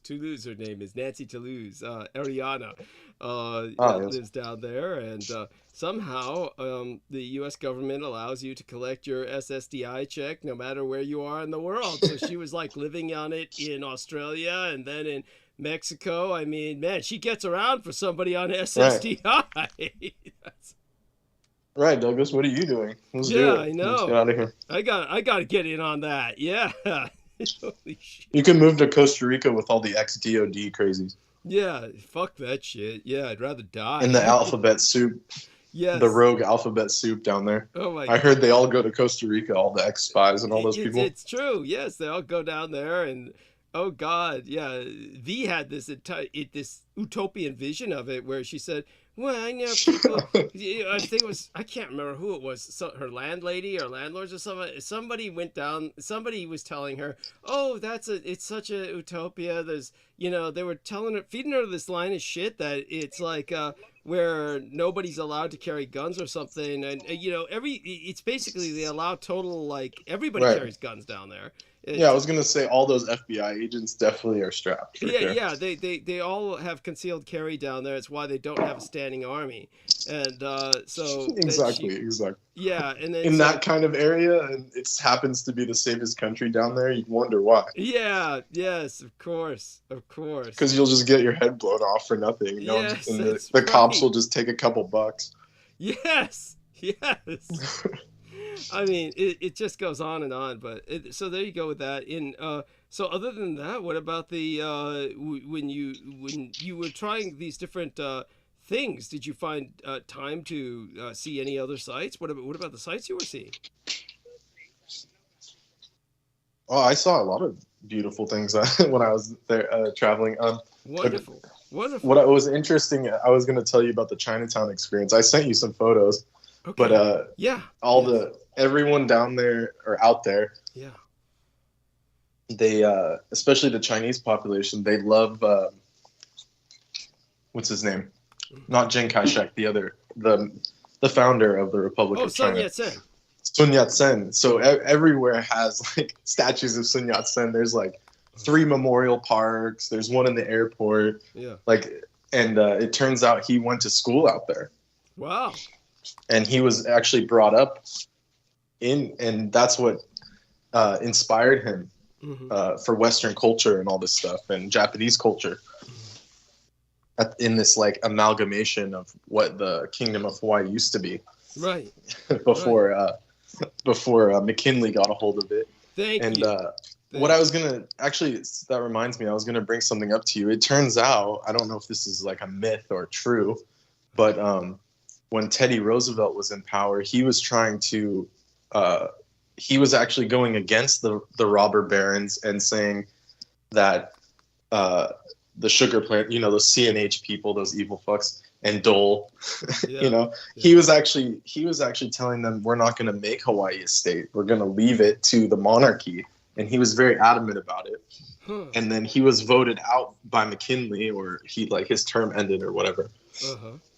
And McKinley overnight is the one who basically took Lilio Kilani and flipped it, and then they ratified the state within like 24 hours after he was elected or something ridiculous. Like, No, it was horrible. It was horrible. Yeah. I don't know if Teddy Roosevelt was like actually on the right side that time, but it seemed like he was. Well, if the story is true, then obviously he was on the right side for once in his life. For once, yeah. But I'll have to look into that. Yeah. Right. Yeah, I mean. So that was just horrible that it wasn't, McKinley's just sounds shady, man. Like, oh God, yes. Well, like I said, I thought he was supposed to. According to our history books, he busted up the robber barons, but it sounds like he was just a bitch, like a simp for them. Oh no, he was one of them. Jesus Christ, he was one of the front men for it. But they used to call Teddy Roosevelt the trust buster. Don't you remember that? Yeah. Okay. Yeah, I think that was him, right? Yeah. So that's what. So you're thinking of Teddy Roosevelt. They called him the trust buster. Okay, so he did probably. He was telling them to go fuck themselves, and then they were like, "We're just gonna get you voted out." Then, pretty much. Seems like what happened. Yeah, that's because I think that was before term limits, if I'm not mistaken. It was like late 1800s. I think you're probably right. Yeah, because term limits didn't come in until after FDR. They didn't want to repeat that fiasco. Well, what happened was the term limits were always unofficial. They were unofficial. That's right. Yeah, that's right. But it's like because that was started as a tradition because of George Washington. Because George Washington didn't. Yes. He took 2 terms, and so it was said, "Oh yeah, a gentleman wouldn't do more than." But FDR was no gentleman, and then after that, they just said, "Fuck it, we've got to instate term limits, like make it a law." Because otherwise, they knew he was a dictator. Otherwise, they knew that America came so close to just becoming a communist satrap at that time because of Henry Wallace, the card-carrying communist. That's right. Who was going to take over after FDR, and they got him out just in time to put Truman in just months before, FDR fucking died. But all that being said, so in terms of just but didn't you have kind of like a friend who gave you a place to live? These weren't the people who were all offended by the durian, were they? Yeah, unfortunately, yes, it was. Oh my God! my God, I But didn't realize they mean, were so square. in their defense, I said I wouldn't bring it inside, and like there was this whole fiasco. Okay. Like I agreed not to bring it in, and then but what happened was I was walking around Chinatown with it, Uh-huh. and it started ripening, Yeah. and I didn't have a knife. Cool. So by the time I got picked up again, it was just totally smelly, like Oh, way more. God. Because the person I bought it from, she picked it out for me fresh, and she left it in the fridge at her Okay. shop, so it wouldn't get smelly. Okay.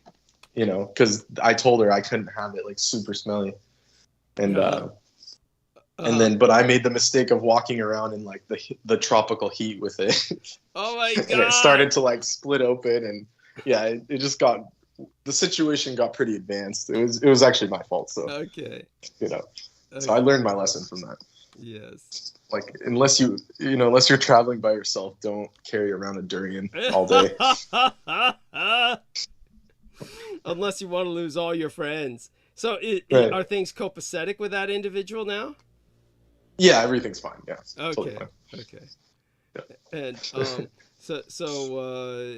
but do me a favor. Yes. I just finished one Coke, and like I said, because I went to the dentist yesterday, I couldn't drink cold drinks for 24 hours, so I was fucking without Right. liquid Coke for like a fucking day. So I'm like, Sounds like you should lay off the coke if you're going to the dentist that often. yeah, well, story behind that, but just actually, you know what? I can be open about it. Fuck it, I'll just be open about it. I try to educate people about this shit all the time. But Was it and I'll drugs? tell you about if you let me run and get another Coke, I'll tell you the bizarre phenomena I had last night after. Basically what happened with the dentist was something profound that happened with literally this is like a milestone in my life, as hard as it is to believe for people or hard for people to understand. But UCSF, obviously, I've got a lot of backstory with UCSF. And for those of you who don't know, the UCSF is where my lungs were stapled to my rib cage years and years ago. But the dentist department is totally separate from that. But at the same time, UCSF was responsible for a lot of the malpractice my parents went through. So I don't really, I can't say my experience with UCSF has been pleasant. I mean, they saved my life, but they effectively, in a sense, killed my parents, or, were a factor, a comorbidity in their ultimate passing. But when it came to UCSF, sometimes I've gotten some miraculous things done after they fucked up completely, like they fucked up with COVID, and then finally just did my work for free because they had fucked it up so bad, etc. But what I've been trying to do for years is talk to them about the fact that I basically am not like their regular patient. Now, just to put this into perspective for people, UCSF, before they like weed patients out and send them like on the San Francisco, because, as our man, Mr. Brendan Zogit knows, San Francisco is one of the few cities that has insurance for the homeless. But it's a chicken shit insurance, of course. And you just go like to the chop shop like Western Dental, and the only thing they'll do for you is if you don't pay and you're on this, Western Dental covered by San Francisco homeless insurance, all they do for you is pull your teeth when you can't stand it anymore.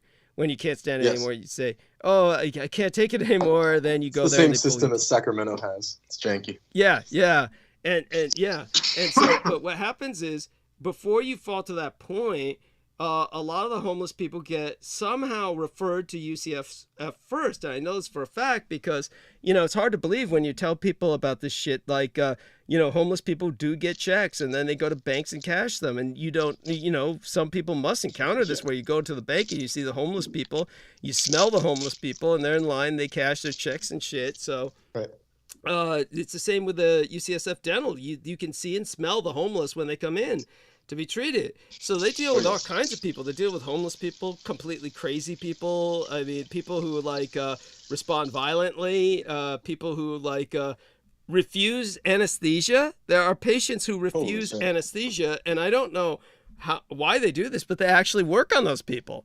And so they've worked out people without anesthesia. It's crazy. But so you know how dentists are, they like that shit. What's that? So you know how dentists are, they like that shit. Yeah, but good point. Good point. So in my case, for years, I was trying to tell them, look, I'm not your baseline type of patient. Basically I'm a vampire, and you ought to be able to tell this by certain things and they do acknowledge, okay, like for instance, COVID fucked up everything to the point where they said, we got to start with you almost as if you're a new patient, even though there's records going back years. They had to start for a full battery of x-rays again. And so recently they did a full battery of x-rays, and they said, we've never seen anyone whose bones are as strong as yours are and go so deep into the skull for the teeth. It's basically my teeth. Right. The bones are very long. They're very deep. They go into the skull. They're very healthy. And they said, we just never seen that in a patient as pronounced as yours. So I was saying, look, and I was doing this for years. Really started, I can't remember when, but it was a long time ago. I was asking them for a particular treatment plan, and they finally agreed to it because I said, it's like a dog's saliva is very antibiotic. Dogs will like go along the street and they lick shit and they eat shit. They're sniffing, at everything, and they're putting everything in their mouth because they don't have hands, so they pick up everything with their fucking mouth, and yet they don't get. It's hardly anything will give them a disease because of what they're putting in their mouth. There's very little that'll make them sick, and beyond that, then they come and lick you, and they'll lick their human owners all day long, and it's not like their owner contracts diseases for all the shit they're eating on the street or on the ground. So dogs have a very antibiotic saliva. I was trying to explain to them, look, and I did tell them I drink blood, when I get the opportunity to do so. And, like I said, compared to other patients that they have, they'll go through the usual routine of, well, have you talked to a psychiatrist? Are you sharing this with your doctor? Of course, yes, I'm saying that, but I'm telling them, look, because I do drink blood whenever I can. So they don't assume it's like Vietnamese soup like everyone else. It's funny you say that because enough of them are Asian, and that helps with actually taking off the shock value. A lot of the shock value. Right, that's probably why they're just like, oh, I've seen this before. For many of them. But unfortunately, there's whites and some other types of cultures there, like, it's hard to even identify them. Lots of Turkish and Turkish. Middle Eastern thank you. I could have gotten that out without you. Some of these other odd cultures that kind of react differently, but when it comes to what I'm trying to share, I just tell them, look, no, it's human blood, but it's very rich, and the problem is that I actually don't brush my teeth all that often because my saliva is so acidic and it's so antibiotic. I really just don't need to, but my biggest problem is plaque buildup. I really just need to get my teeth cleaned professionally more often. So I was trying to get it like every 3 months. And so, they finally agreed to that because, the thing was, say for instance, when I'm talking to V, she's really fucking hypercritical. She'll bitch about anything. She's never bitched about my breath. And I've actually made a point of asking her, and no, she says, I've never had a problem with my breath. And this is because I just don't have the baseline human saliva. It's just too acidic and it's too antibiotic. But look at the logic here. Obviously, vampires drinking human blood would have to have heavily antibiotic blood and saliva, that is, like a dog, because otherwise they'd get diseases. So it's just part of the nature of the beast. So it took forever to get through the skeptics at the dental clinic. Most carnivorous creatures, I think. Yeah. What's that? Most carnivorous creatures have that feature, it seems. Thank you. Yes. And you don't see cats going to dentists very often. Yeah, no, thank you. Yes. Thank you. Yes. So they finally agreed to work with me in that regard. So this was really a milestone. But let me tell you the weird thing that happened when I got home. Let me go grab another Coke or something. So keep talking about some other things while I'm gone. I'll be back in about 5-7 minutes, okay? Okay. Yeah, yes. I know you can hold it. I know you got this. So, another thing I discovered were key limes. So key limes are actually, even though they're citrus, they're actually very alkalizing for the system. So if you're following some of these alkalizing kind of people, like Dr. Sebi, he's like this, he's like a Caribbean Some would call him the pseudo doctor because he's not. I don't think he's like a medical doctor, but he's called doctor. He calls himself Dr. Sebi. He's like a. I don't think he's alive anymore, but he lived to like over 90 years old, very healthy, and he was a proprietor of the alkaline diet. But it's like this fundamental alkaline. It's not like the cheesy one nowadays where they tell you, drink a bunch of salt or whatever it is, like magnesium salt and stuff. He was focused on like fruits and what vegetables and what fruits are the most alkaline. So he's focusing on like burdock root, Irish moss, tons of different plantains, I think, or something. He has a whole list if you look this guy up. His family still runs the books and all that. But he's really like, you can just get it all free online if you just look up Dr. Sebi. But he was born in Honduras and he speaks like perfect Spanish. He's of African descent, but he was like, he grew up around the Caribbean and that kind of area. And he emphasizes on using key limes. So I've heard of key limes, like people put it in beer or like margarita or something. But when I was traveling, I obtained a bag of key lime and calamansi. I bought some calamansi too. As another citrus fruit. They're both like similar size, very small, like ping pong ball citrus. And the calamansi is like, it's like in between a lime and an orange. So the outside is typically green when it's like ready to eat. But the inside's orange, like a tangerine, but it's very sour. And the calamansi's got kind of like a more tangerine flavor. It's hard to explain it. It's just like a type of citrus. And the key lime is very similar as well. They're like these small ping pong ball sized limes, but they're very alkalizing. So I started juicing these into my water, and that is, I found it to be pretty beneficial. It's really good for the stomach. It's almost like drinking, like when you put seltzer water, like, Perrier or whatever, and then you add key lime, add the key lime, and I added calamansi, put some berries in it, a little bit of mint, a little bit of shiso. So when I was traveling, I got some like tropical grown shiso. The leaves get huge. Like shiso leaf is this Japanese herb, like it's an Asian herb, but it's like the one that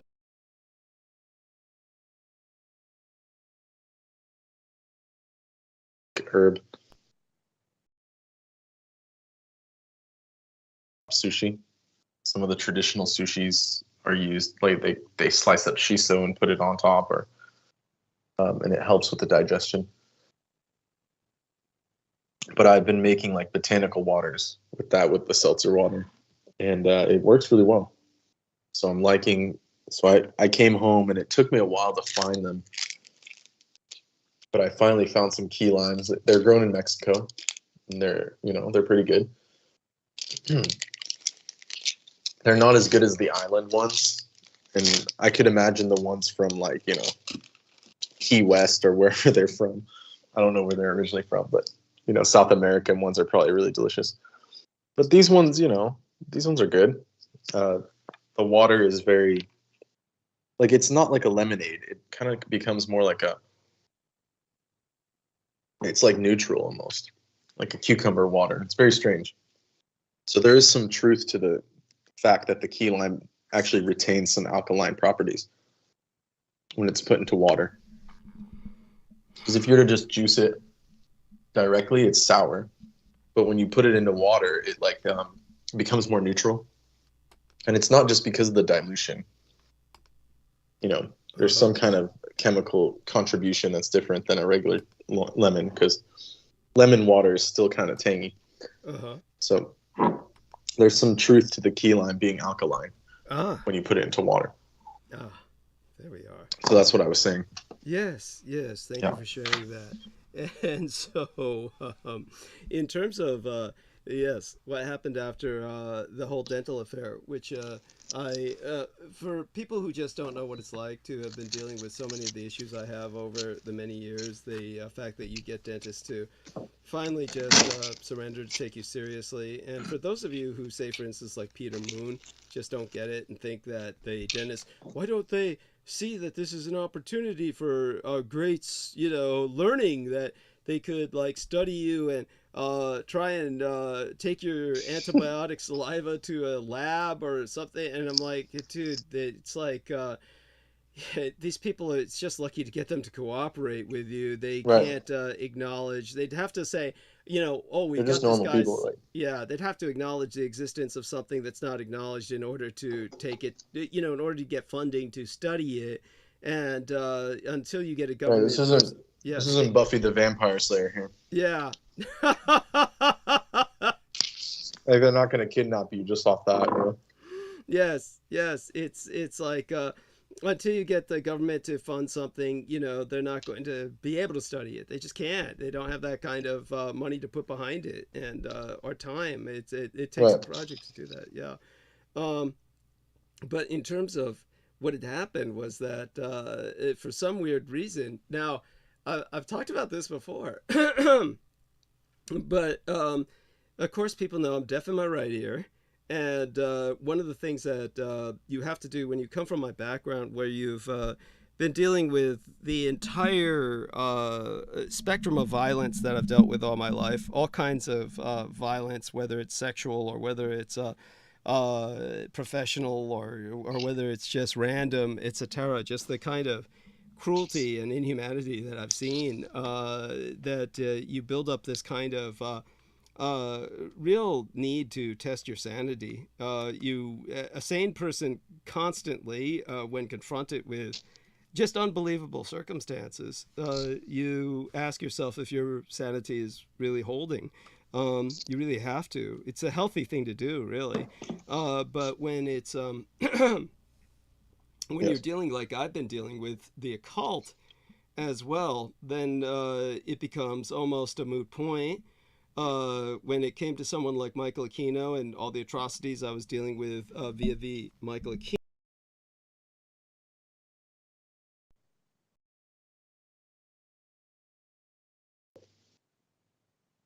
Okay, there, we just lost the mic. So another thing I have to do Okay. is I have to Yeah. buy a new mic. So the when it comes to the mic that I got, they're all shit. So I have to get a Yeti. I have to spend my own money and get one at the end of the month or something. See how much I can get for rent. So let's raise $200 for me to get a Yeti microphone, and that will at least stop the need to conduct every production like it's open heart surgery. But when it came to the things that you test your sanity with, the one thing that you need to lean on oftentimes is your medical injuries. Certainly, when I went through the point after my lungs collapsed so many times, you get this horrible feeling that you can't trust your body anymore. And it was like a period of time where you just there's a feeling of unreality, real surreality with just being alive, because of the fact that so many times you should be dead. But when it came to, say, for instance, the deafness in my right ear, that becomes a very useful sanity check because of the sense of audio phenomena that can sometimes happen. Now, because I was in the police academy, and they had one of these Jewish cadets, and because he's Jewish, of course, they let him get away with fucking anything, because Jews are completely privileged in our society and worship like fucking gods and shit. And so this asshole had chicken pox from his infant baby, and contracted it from his infant, and then came to the police academy with full-blown case of pox, face oozing pores like a goddamn zombie and shit. And they allowed him to wrestle and do the martial arts practice with the rest of us. And I said, I'm going to catch this because I never had chickenpox as a child. And they, oh, no, you won't catch it. No, you won't catch it. And of course I caught it. And, another cadet who caught it died. And in my case, I survived. But like 1/3 of adult males who catch it, I went deaf in my right ear in this case. I don't know if it's... you know, it's different ears in different cases, I suppose, but they do know that 1/3 of all adult males who catch it go deaf. So in my case, it was the right ear. And as a result, whenever I'm sleeping and there's construction noises or there's noise upstairs or the like, I can always turn on my left side and face the world with my deaf ear and go back to sleep. So this is actually a perfect test of sanity when you hear audio phenomena, because if you're schizophrenic and you're hearing voices in your head, then those voices will continue in your head even if you were deaf, because they're sourcing from inside your head. Yeah. But what happened was, very rarely, thank God, but every once in a while in my lifetime, I would experience some audio phenomena. In fact, it's so few times that it probably counts for maybe fucking about once or twice, really. Other times are explicable by noises outside, but there's been a few times where noises have happened that were inexplicable in the environment, but I definitely knew they weren't inside my head, simply because, you know, I would turn over on my deaf ear and then you wouldn't hear them. Then I couldn't hear them. That's so it's indicative that they were a physical sensation. So that's what happened last night. Was after I came back from the dentist, and no, they didn't install some wiring in my teeth. No, because it doesn't work like that. So nothing was installed in my teeth to make myself a receiver. Certainly not in this case. There was no metal that was worked with. But what happened was, when I came home, It's funny that you say that, because I just heard or I knew about it before, but the story of Lucille Ball, yeah, hearing the military transmission, yeah, through her teeth. Yeah, apparently that was real. That actually Yeah, happened yes, there. yeah. So you found that out in Hawaii, right? No, I actually knew about it. I knew about it because she was on a TV show. She mentioned it when I was young, really young, and I saw it. And then recently I saw someone posting, like, as if it was something new discovery. They were like, Lucille Ball once did this. And I was like, no, I've heard about this before. Yes. Like, yes. Thank you. Yeah. Thank you. And by the way, that can be done to some people, but that's not what was going on in this case. Right. That fucking idiot Rose Dio, who used to work with me. You remember that cunt? She had. Oh, yeah. Her teeth were wired up. All her Mystic teeth were Warrior. wired up. And, you know, they could use that as a tracer and shit for all I care. But, you know, that's Right. essentially what was going on with her. And then Makes she'd sense. like hear voices through that and shit. You know, so this can be done to people, but that's actually Right. quite primitive, because these days what they have is voice to skull technology. So yeah. what happened last night was that when I was sleeping deeply, and then I woke up and was in that half state where you're not conscious really and your mind's not really operating, then I heard these like noises, voice noises that were very similar. This is what came to my mind. It would be like I left the computer on and I left the mic on, and so the mic's connected to the computer, but the earbuds are in it. So everything's incredibly muffled. So the earbuds are placed on top of the bookcase beside me.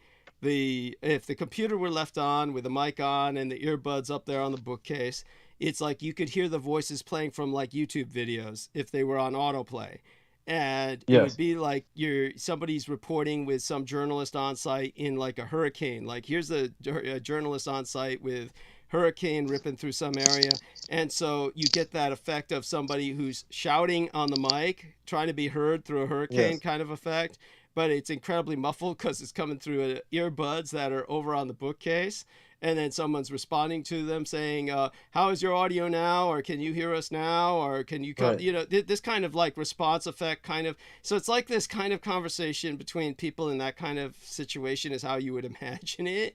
But you can't make out anything they're saying. The human mind then tries to maybe probe and try to figure out what they're saying.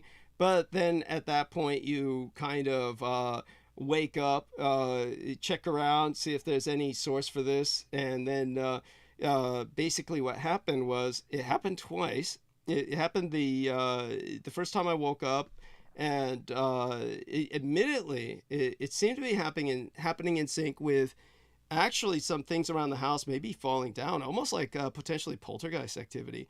Right. So it was like nothing falling down spectacularly, Well, but after you guys almost like talk about the pillows. Cho, I mean, I'm What's that? sure that they don't like that. What's that? After speaking about the Cho, Yeah, I'm sure they yeah, don't like it. yeah. Over the past several days, doubtless it was either that, but I suspect more like voice to skull technology, because Right. what happened was when I turned on the deaf ear, I couldn't hear it anymore. So it was just like, in other words, the voice to skull technology Interesting. has to Yeah. physically stimulate your eardrum. They can't like go Interesting. inside your brain and make you hear voices. They can't do that. Right, So, right. yeah, all they can do is like they can. It has most likely it's the Salesforce Tower. Do you know what direction it is from your house? Well, fuck, remember the so-called magic fucking telephone pole that's been here Yeah. forever. Oh yeah, there's a little bit closer. Yeah, that's the relay. But in terms of the voice to skull technology, just so people understand this, think of it like the cell phone. For people who don't get how bad or how weird the dynamics of my crypt are, my cell phone will only work where I am right now, which is near the front of the building, near the door. And if I go anywhere deeper into my home from away from the door with my cell phone, it will cease to work. It will cease to transmit either. So I can't call in or out further away from the door. I have to literally like be in area of the front of the home, or the cell phone's not going to work. So it's like yes. I'm in the area where the all voice to that skull lead paint. technology, could work. And so when I was sleeping and that happened, the first time I turned over on the right side and it all stopped. And then, the next time I woke up, that was much more intensive. And then I turned over on my right side and it stopped. So I know that whatever it wasn't in my head. So I'm not schizophrenic. So it was definitely physical, and it was definitely something stimulating the eardrum that is active. And just for what it's worth, so people understand this, when you go deaf in one ear, the other ear becomes hypersensitive and then compensates for the lost ear. So it could be that my right ear is very sensitive, but it's more like voice to skull technology, really, because there's nobody would have been on the street at those hours shouting because it was like 4 a.m. Very late at night kind of deal. So it was so that was what went on, and then something that hasn't happened in a very long time.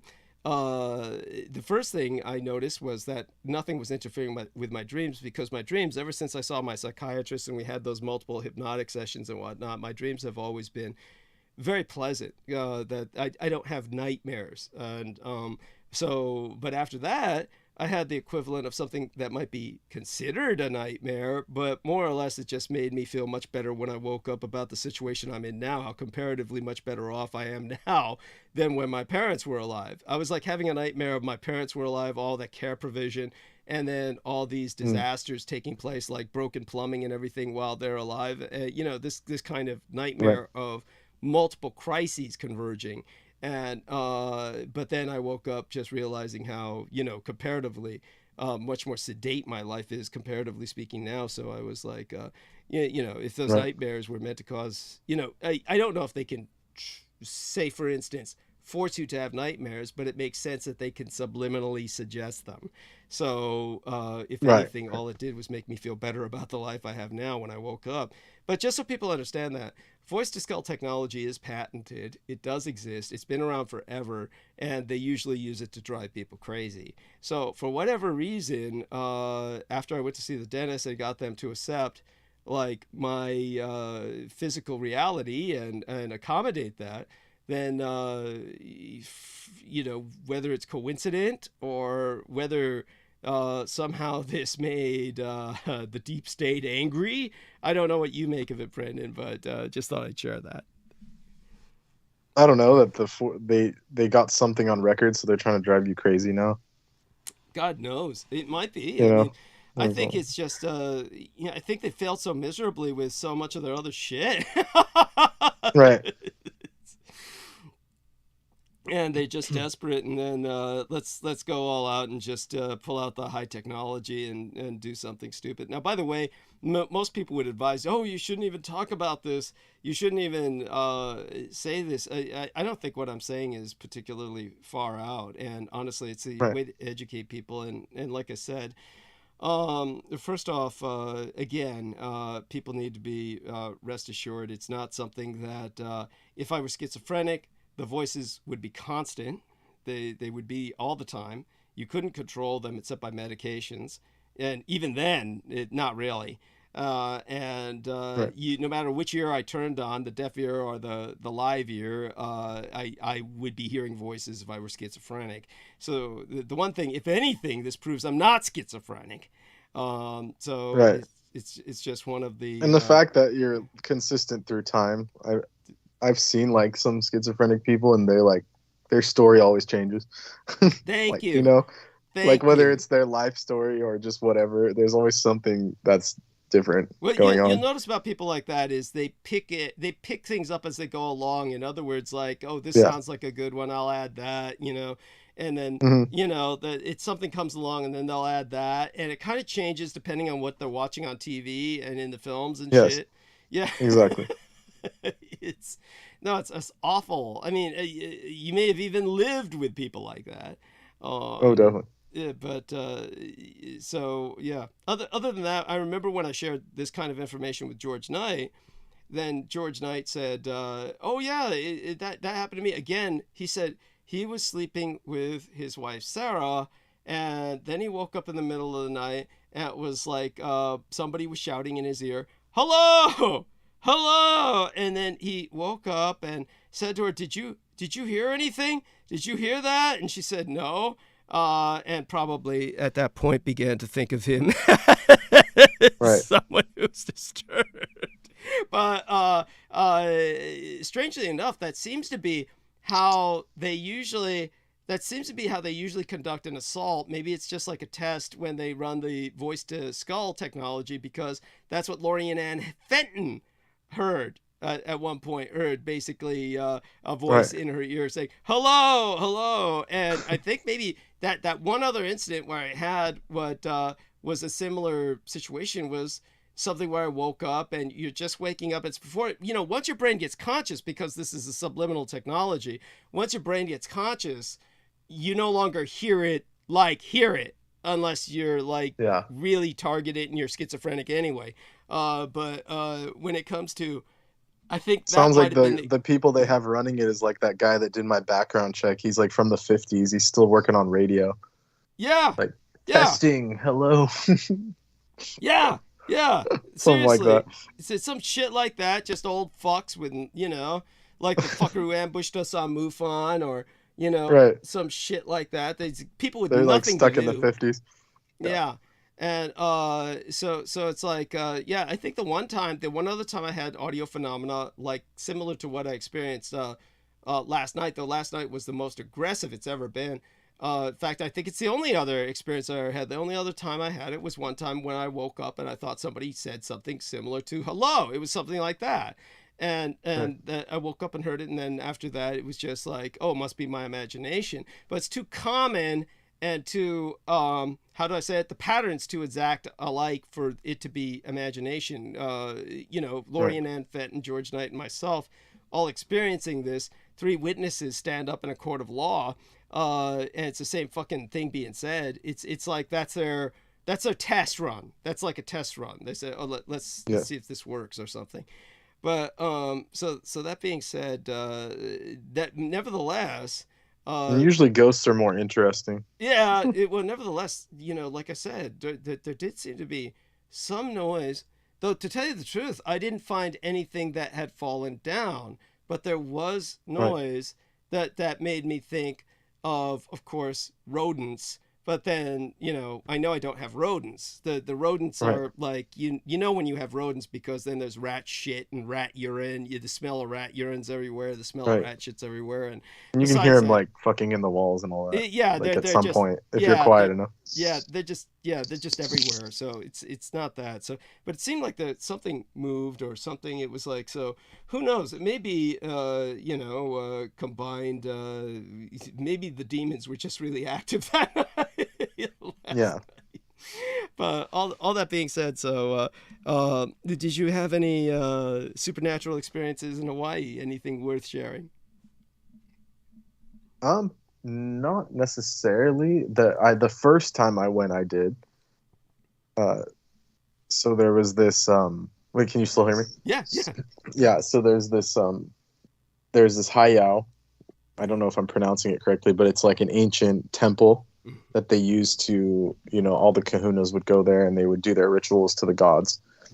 And the first time I went there, it was right after COVID, so everything was closed. I had to walk through the forest, it was like 30-minute walk through the forest by myself, and there were there was like one other group of tourists. Was this at night? It was like around noon. This was daytime. Yeah, and but the second I got like out of range of the street, I like felt like something was watching me, like immediately.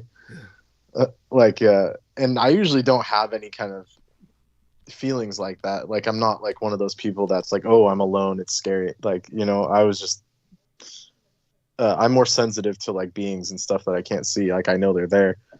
So I got that feeling right away. I was like, okay, this could be, something's going on here. And then I saw one group of other people like me, just like, tourists or whatever, but they were like more local type people. They'd been there before. And I asked them, I was like, how much further?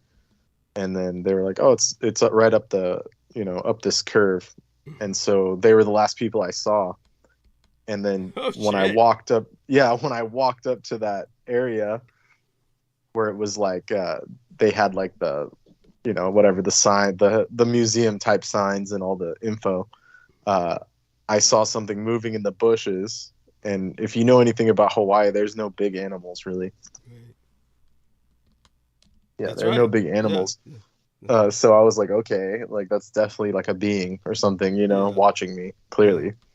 So I was just aware of that. So I was just walking around the perimeter of the temple, and it's only like brick. Now it's just like there's no obviously the wood is gone and all the structures are gone. It's just like this lava rock square rectangle, like, and a wall around it. And they had the sign was describing each part of the temple and all that. And then I walk around it, and then there's on the other side of it, there's this this even bigger rock, like it's almost megalithic. It's huge, and it's like clearly there for a reason. And there's like a hole in it, like where it's like it looks like a grindstone or something, some kind of ceremonial rock. And that was the only thing in the whole area that didn't have an explanation. Yeah. Right. Yeah. So immediately I was like, oh, okay, this is strange, because I'm an anthropologist, as far as by degree. So I was like, that was my first thought, was like, why wouldn't they give this one an explanation? Like it must be something strange. And I looked around it, and I was like, So I sat there and I took some photos, and I was kind of like sitting next to it. And then I went to touch it. And then right before I touched it, like I just got this feeling like, don't touch it. Whatever you do, don't touch it. Like, just don't. And so I didn't. I just kind of like was really close to it though. Like I was basically sitting next to it, it was like shading me from the sun or whatever. Yeah. And then, and after I came back, I definitely was, I don't want to say I was having nightmares, but I definitely had I got some occult blowback just from being around that stone. And I was wondering, I was like, man, what would have happened if I touched it? Like, it was definitely like, I don't know if they were doing sacrifices on it or what, but it was definitely something. Oh, I'm sure they were. Human sacrifice was performed in Hawaii in the past quite commonly. So exactly. So that was the feeling I got from it. Like it was like a bleeding stone or something. Yeah. And it was definitely filled with not so happy spirits. Yes. Yeah. Well, what happens if you touch it is basically they ride home on you. This is what they Exactly. Yeah. Exactly. And I did get some blowback. So, I mean, I was obviously too close to it. Yes. They leap. Yeah. Yeah. And well, what happened was there was a piece of it on the ground, and I didn't even think about it, but it was definitely a piece of that stone. I was like touching it. Yeah. So wow. I definitely learned my lesson there. I let's just say I didn't go back to that. Yeah. And and I had this obsession where I was looking for Menehune artifacts, but every time Menehune structures. Yeah. Well, but for some people reason, who the Menehune are, the little people. Tell them.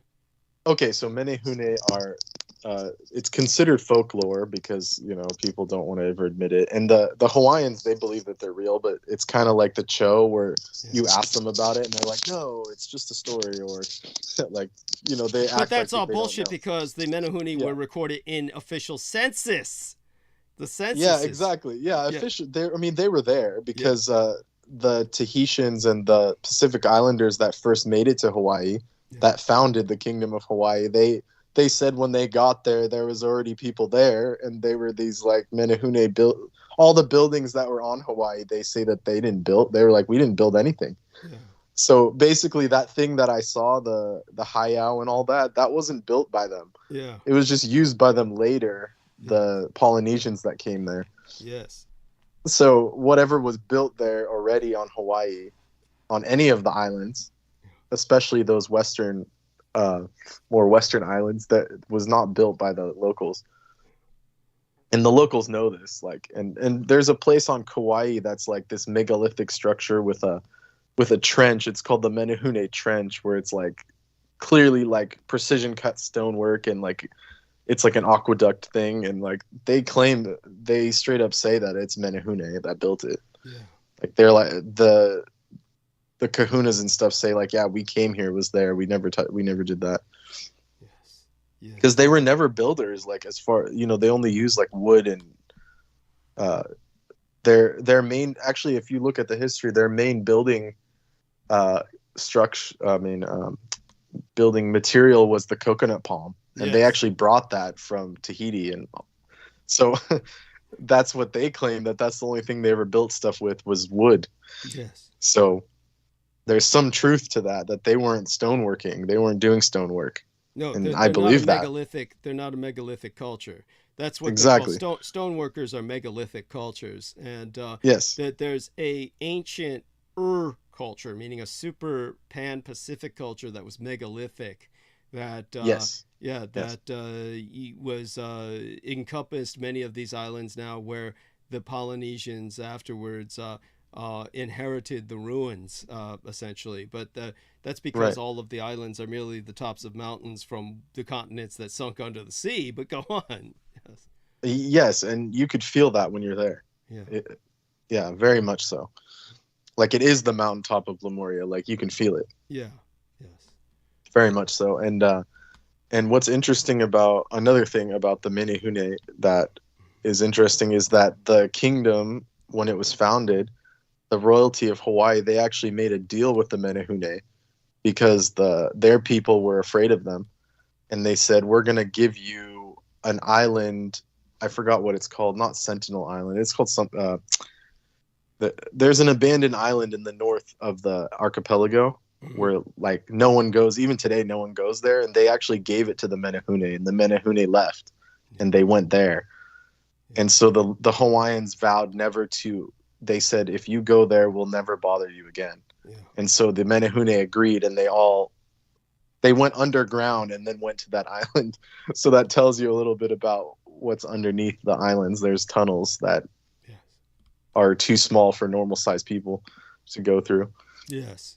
Yeah. No, I mean, and probably those stupid cavers would find that tempting, but these cavers, the psychotic people who you see on YouTube who go through these stupid, like tiny crevices that, and then of course some of them will get stuck and die. Go on. Yeah, exactly. Yeah. Or not nearly enough of them do as you think should in terms of Darwinian selection, but go on. But yeah, you never know the way the human mind works and the stupidity. Yeah, actually, probably a lot more of them die than you see on YouTube, and those are the ones we don't see on YouTube. Yes. Right.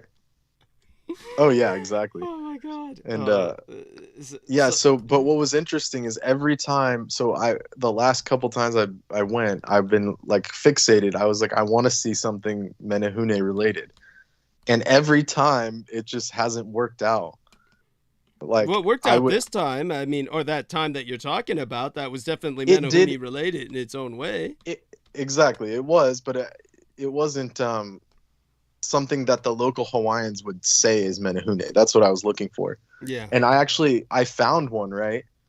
And it's it's in the hills of Honolulu, but it's a very built up area, and it's surrounded by this society that is like appointment only, and they have it all protected, and you can't go up there without a proctor from the, there's like a society there that protects it, and it's the historical society, quote unquote, but you can only go up there by making an appointment with the tour guide. And I drove there. I drove all the way there, and I tried to go in, and they were like, yeah, you have to have an appointment. And I was like, can I just go? And they were like, no, you have to have an appointment. And some group was already going up there, and they wouldn't let me join for whatever reason. So assholes. Yeah, so it's strange. So there's a reason they don't want people just like investigating it. And then when I went to Kauai, I didn't have time. I was only there for a very short time, so I didn't have time to go see it. Right. And of course, that's just for people who don't know, that's Judith Gay Agert's island. Judith Gay Agert being her full name. That's her island, is Kauai. Right. And so it's such a beautiful place. I mean, that's just stunning. Yeah. And that's why her son can be effectively homeless and, and get away with it. I mean, that's one of the best places to ever be homeless. I mean, thank you. Thank you. I saw it, and there's like people sleeping in front of the airport, like underneath the airport where like planes are flying, because it's such a night. Like they just pull up their old broken down van right to the rocks, and they just live there. It's like, it's just that nice. Yeah. It's like, you don't give a shit. You like you if you're ever like on the rocks, you just spend your last money on a ticket to Kauai, and then you can crash there as homeless the rest of your life and live a life that other people are paying to retire into. Right. I mean, or really any island. I mean, even on Oahu, you can just live on the beach. There's like showers and tons of homeless people out there. Yeah, it reminds me of San Francisco. It's like a warm San Francisco, Honolulu. Yes. Well, it's not like San Francisco because the homeless aren't so fucking vicious because they're not cold and dying, right? Oh no, the homeless are so nice. I saw them sweeping. They like clean up their little area, and they like put up flags. It looks nice. It looks clean. Yeah, there you go. Yeah. Some of them are crazy, but I mean, it's normal. Yeah. But what's interesting, Douglas, I thought you'd laugh at this, and you know how bad it is. But when I was there, I was watching the local news, and there's a city near Pearl Harbor called Pearl City, and of course, it's all just a bunch of they like keep all the military people on one side of that of the harbor, away from everyone else because they're all criminals. Yes. Thank you. But they dump all their effluvia onto that Pearl City where all the locals live. Yeah. And all their water got polluted. This was in the middle of COVID when they were already suffering and had no jobs, right? Because all the tourists were gone. Yeah. So their water got destroyed. Like their water system in Pearl City got destroyed, and all these poor fucking locals, they had to go lodge up in hotels, in expensive ass hotels, right? Oh my God. And then so they had to sue the military while they were fixing the water supply, quote unquote fixing. I'm sure they really did a great job there. Yeah. But so the military fix their water and then starts paying them, right? Reparations or whatever, to give them their money back for all the shit they had to go through. And then get this, the fucking IRS comes in and taxes them capital gains on all of the relief money they got. Oh my fucking God. So the congressman from Honolulu had to go all the way to Texas to the IRS and the IRS branch in Texas and fucking basically have them refund all that tax money that they took illegally because it was never taxable income. It was fucking so the government really tried to fuck them over twice in a row. Yeah. And these poor people have like no lawyers, like they don't know how to really do much, and so they had to go to the congressman, and this guy had to fly all the way to Texas, and he had to literally hand deliver the paperwork because the IRS wasn't responding. Of course. Oh, of course. Can you imagine that shit? Easily. Like, that's so evil. That's so fucked up. Yeah, no, that's welcome to the American Empire if you're an indigenous First Nations native, Right. It's like That's horrible. It's the white man. It's the white man just coming to fuck you up every way they can. It's like Right. they're disgusting. It's honestly. And The again, funny part is the military owns Pearl Harbor, but that's like the worst fucking real estate Yeah. in the whole island. And the rich Japanese, they like own houses in like Hawaii Kai and shit, where it's like Beverly Hills level. Thank So you. so who really has the last laugh, you know? Thank you. Thank Yeah. you. So, and all the high end malls, like everything's in Japanese. There's like down the street from the condo I was staying, there's like a high end, one of the most high end malls there, and they have like fully maxed out bidets, like those Japanese ones with the air dryers and everything, and everything. All the signs are in Japanese. Everything's catering to Japanese tourists because they have all the money. Yeah. Mostly. Yes. Yes. And it's like, no, I mean, unless who really unless won? you're fucking the owner of Facebook, who's that? Oh, Fuckerberg. Yeah. Unless you're Fuckerberg, they're all Japanese generally. Yeah. Yes, go on. Pretty much. Like 90%, I'm not joking, like 90% of the tourists are Japanese in Oahu. Yeah. So it's like they almost deliberately go there just to make fun of the Americans and be like, yeah, really? Yes, fucking it's Pearl true. Harbor? It's true. And they're the biggest visitors to the graveyard of those sunken battleships. Yes, I've seen it. Yes. Yeah. They take photos of each other in front of it and shit, and it's they do the V. They do the V. I don't think they do it on purpose, but it's just ironic, you know? It's just like, okay. Yeah. The V, which actually means a I did it deliberately as victory. Yes. So if I ever send you a picture of me doing that, that means what that means. Thank you. Japanese victory, because fucking the Americans can't even fucking give them water. Yeah, thank you. What use is that? Thank you. I mean, yeah, the Americans say, yeah, we liberated the Pacific. Yeah, so that you could piss and shit and all their water supply. Yeah, fuckers. Yeah. Right. So it's just like, bastards. Yeah, so it's just like that. It's wretched. Honestly, they have no conscience. And it's funny that one of the tour guides, he was this white guy, and I was on the top of if you guys have ever been there, it's called Round Top, the place where Elvis goes in Blue Hawaii. Yeah. He like takes his girlfriend up there. It's like it views the whole city of Honolulu, and it's like I was up there by myself, and then this truck comes up, or this van full of Japanese tourists. Like, they're all Japanese, and then the white guy, of course, is the tour guide, and he's like pointing out stuff, and then he gets all nervous, and he's like he like whispers it. He's like, that's Pearl Harbor over there, and then they're like, oh, Pearl Harbor, and they get all happy. And it's you'd he's think like you'd embarrassed realize by now that, you know, there's no sense of shame or embarrassment. Right, exactly. Like, as if they care. That's what I wanted to tell them. Be like, as if they give a fuck, dude. Thank you. They're just as nerding out as you over it. Like, yeah, thank you. Thank you. Jesus Christ. No, this Americans don't have a fucking clue. It's mind-blowing. And I went to Pearl Harbor the first time I went there. It's a fucking snooze fest. Yeah, thank you. It's like this empty, like, it's just like a bunch of like empty battleships that they, you know, the decommissioned ones that are like kind of cool looking. Yeah. But then it's just like this super lame gift shop. Like, there's nothing there. Yeah. The only thing that people like seeing is the Arizona Memorial, but I didn't go there. Yeah.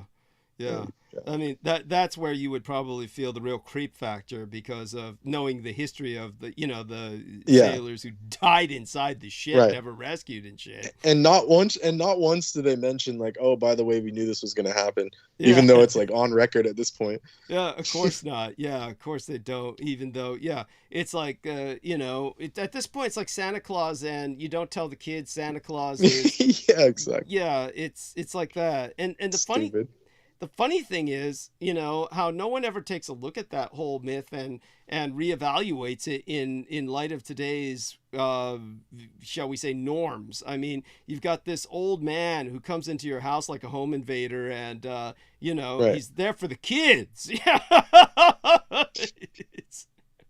But he's like, you know, taking your fucking candies, you know, you're leaving milk and cookies out for the son of a bitch, you know. Oh, Right, there's a yeah. reason why like the Germans and stuff, like the Europeans, like it's actually scary. Like they have like Krampus and all that shit. Yeah. Like it scares the fuck out of kids. Yeah. People yeah. come in through the chimney and they fucking throw coal at you and shit. You know? Oh, fuck yeah. It's like in Europe, Christmas is like fucking Halloween. Yeah, exactly. But Yeah, out here, it's like you'd better be he's a good good for kid, you. or yeah, Krampus is coming to stick a hot coal up your ass. Yeah. And it just, yeah, that's- it makes you wonder what's up with that. honestly, yes. Like they're obsessed with like these weird old men in suits, like the Easter Bunny, and like they're always some pervs. And Yes. the Santa Claus is always a perv, like guaranteed. Yeah. Like everyone even admits it too. They're like, don't sit on his lap too long. Like, Oh my god. Oh my god. Yeah, well, he gets enough kids in a row, right? And it's like, Right. fuck, he's probably been ejaculating several times. I mean, disgusting. yeah, Yeah. it was the Wow. then that. Oh God, Brandon Young, he like sent me this picture of one of those Chomo Easter bunnies. You know, the Easter bunnies look all Right. sinister and shit. And Yeah. some young girl sitting on his lap looking all scared and shit. And it's like, and he said, Preston Nichols as the Easter bunny and shit. And I said that, you know, that's funny. That's funny. Most of the times, Brandon Young, the problem is when he's trying to deliver a joke personally, he can't because his delivery's all off. And it's just awful. It's just awful. The other day he was saying, you know, he was trying to tell Brooke Gibson, yeah, my girl Kelsey, because, you know, I asked about her. Hey, where's Kelsey? She's not coming on anymore. Then he said, oh, chemicals fell on her in the lab at school and all her hair fell out. And then hair grew Holy on shit. her tits. And I was like, you know, he's trying to be Is this a funny. real story? Yeah, he's trying to be funny, but it's Oh, like, is it? Oh, I see. the I see. delivery's just all. See how it came out. See, I'm delivering it like he delivered it, and then Yeah, that's yeah. the problem, right? You know, it's like the idea is it's supposed to be funny to a degree. I mean, it's supposed to be disturbing to the degree until you find it funny, but his delivery doesn't follow through. So there's no Yeah. there's no recognition that it's funny. So it just comes off as just awful, you know. It's like Right. yeah, just bad. It's oh, so there, Right. there we have that. But the in terms of just the what else was going on lately that anyhow, certainly you and I have to talk privately just to catch up on all Yes. kinds of things we can't talk about publicly. But Oh yeah, for sure. yeah, Yeah. but other than that, nothing alarming, right? Nothing particularly alarming. Or you sound very relaxed. I mean, what about work? Was it painful to go back to work? Was it horrible, like hell on earth, or what? Not so much the work, but when I came back, I've been sick. So yeah, it was pretty much hell on earth since I got Are back. you still working while sick? Yeah, which is dumb. I should have just taken more days off. But Yeah, it's why like didn't you just take more days off? What the fuck? I don't know, because I'm too stubborn. It's like that. I don't like leaving my work hanging, even though they don't deserve them. Fuck them. I know. I'm such an honest employee. They don't deserve me, but it's No, whatever. of course not. Just fuck it and call in sick for the next several days. Say, look, I got sick. I caught something on a plane. It's that simple. They shoved me into a holding area with a bunch of kids till they made me sick, motherfuckers. Well, yeah, it's basically what happened. Yeah, a tube. They stuck me in a tunnel tube with a bunch of fucking feral zombie children and shit. And they were all biting me and shit. See, Right. when I say it, it's funny. See, when Brandon Young says something like that, it doesn't come out funny. It comes out wrong. With him, if he tried saying that, yeah, I was stuck in the tunnel tube with a bunch of feral zombie kids and they were all biting me, it would sound obscene, suggestive. Yeah, right. But let me see if we're losing any numbers. Right, probably. Most Oh likely. my god. So I'm glad Amor is responding to Clarice Claudette. Good, we got the people in the chat room talking to each other. And what was the other funny thing that came up? Fuck, it reminded me of something else. At any rate, at work, what about the oh well, I guess I shouldn't ask you about that because work is just so. I mean, is there anything there particularly driving you nuts? Just well, actually, no, not really.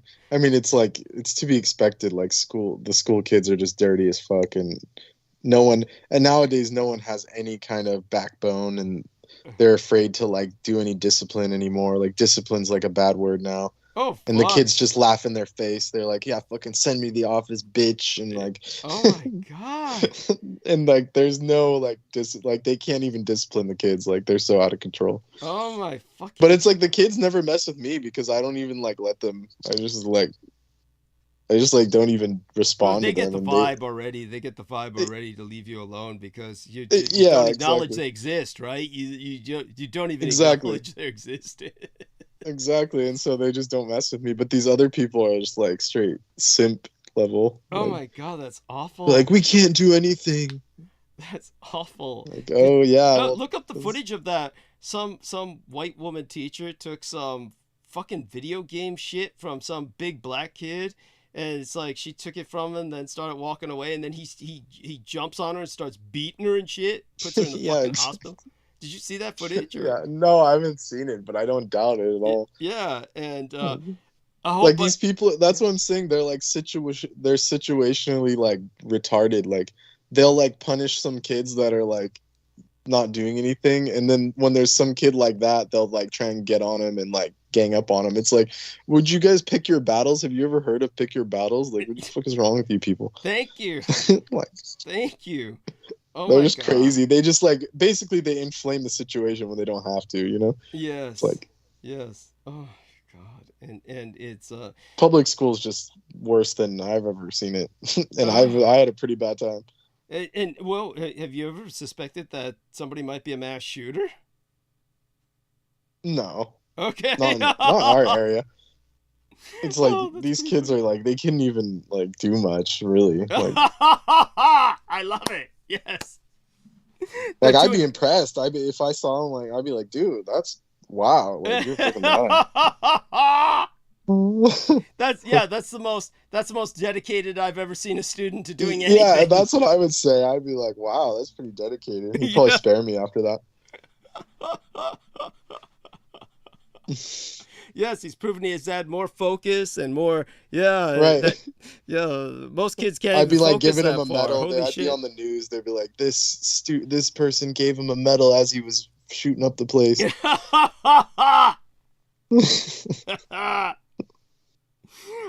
Just direct him to the right places. Yes, that's. I'd have to like defend myself in court. Like, hey, I was just scared. Oh my god.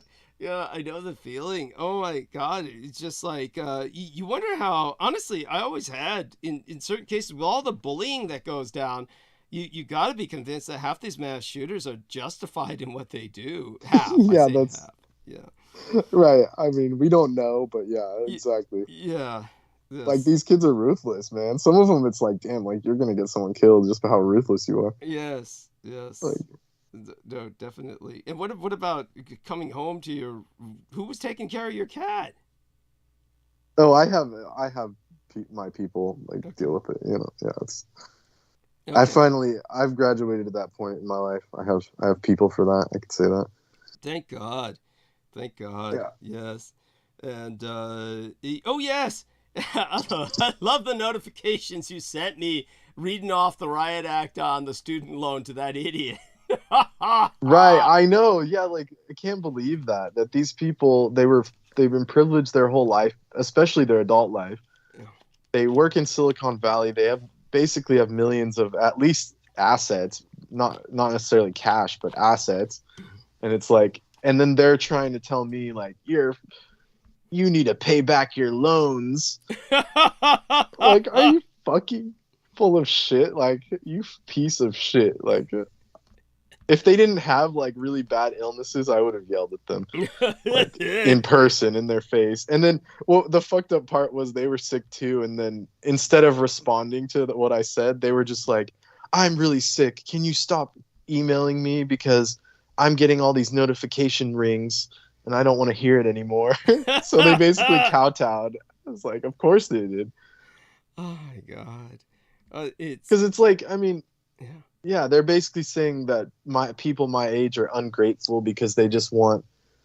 What did they say? Bottom line, you got the money, spent it. Which, by the way, when I spent the money, it was on survival. It wasn't like I was living with my parents, got a student loan, and blew it on cocaine. It was like I was literally living in my car, scraping by, barely alive, using my student loan to pay my bills. Like, it wasn't because I wanted to do that. You know, that's what they're trying to say. They're like, and you need to pay it back. They always try and make it sound like you made some choice. Like there's some choice where you decided that you were going, and not only that it was some kind of capricious choice that was somehow gratuitous, that you were gratifying yourself by that choice. Yes. Right.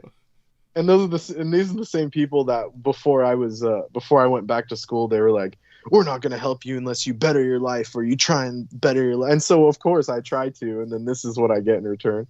This kind of madness. Like, and then it turns out all my dad's money, or like the part of my dad's money that I could have gotten when they sold the house, is like, it's MIA, and one of my uncles stole it all, and who knows what the fuck it's happening to it.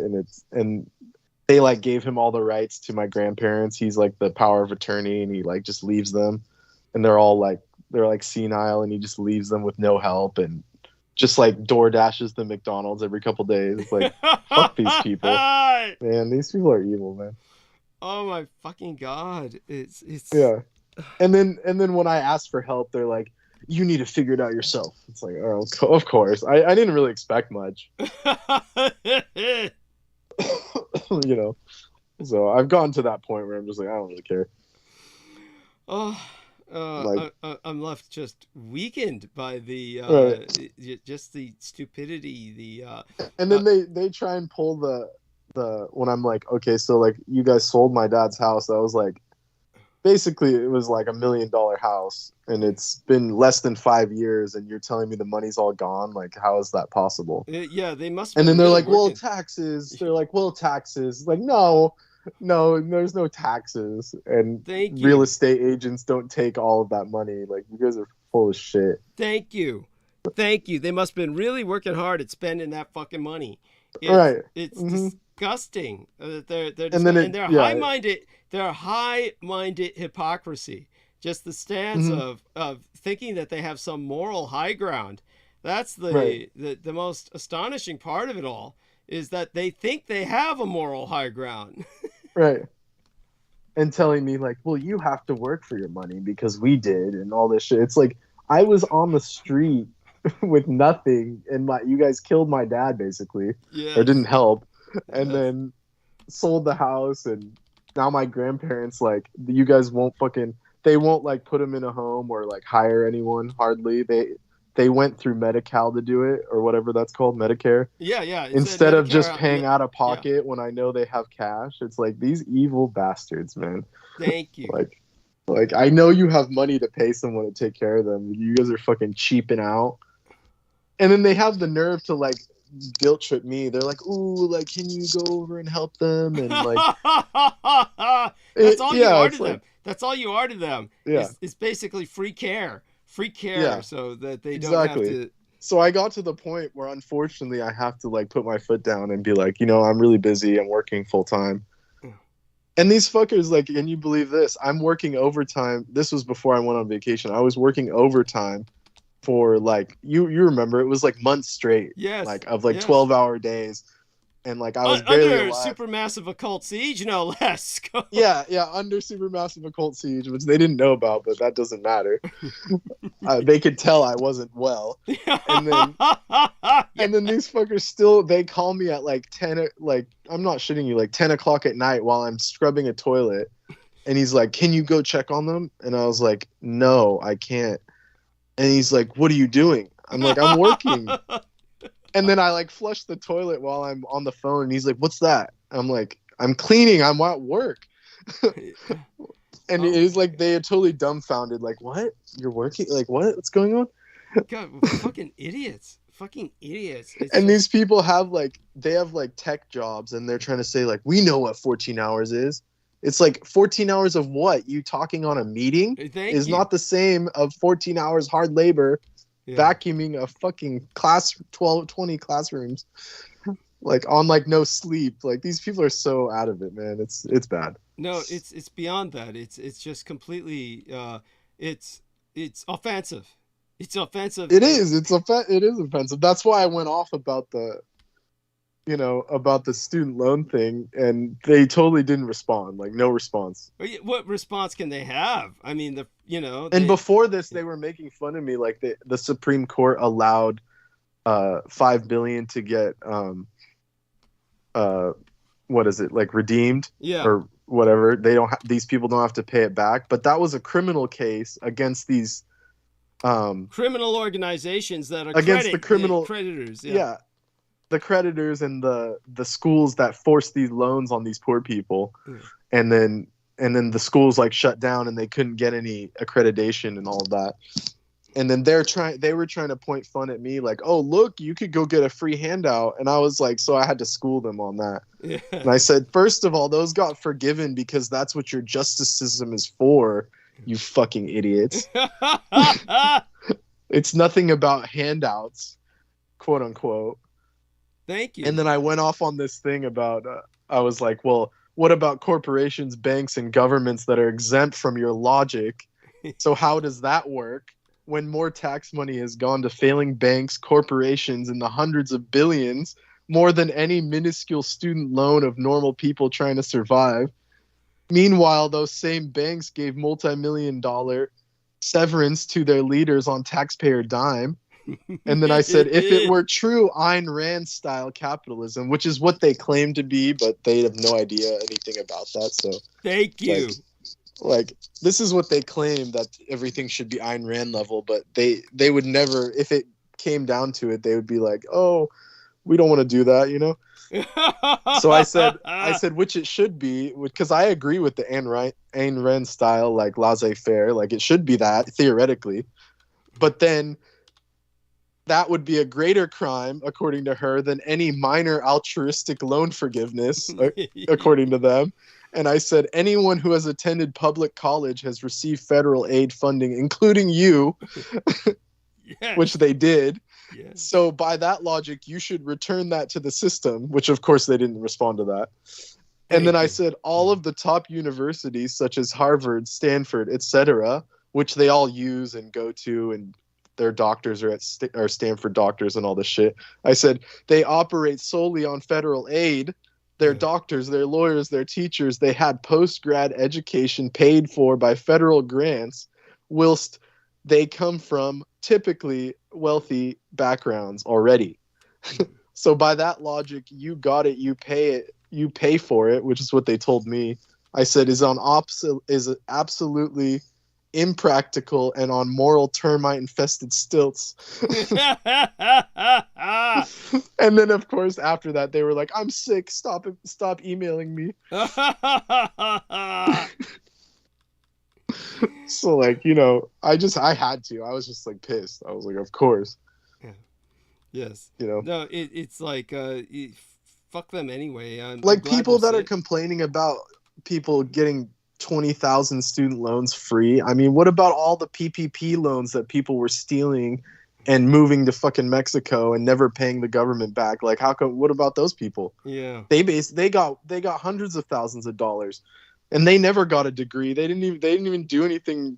They're not even working for the system. They just left. They just stole all your money and left. How come that's okay, right? You know.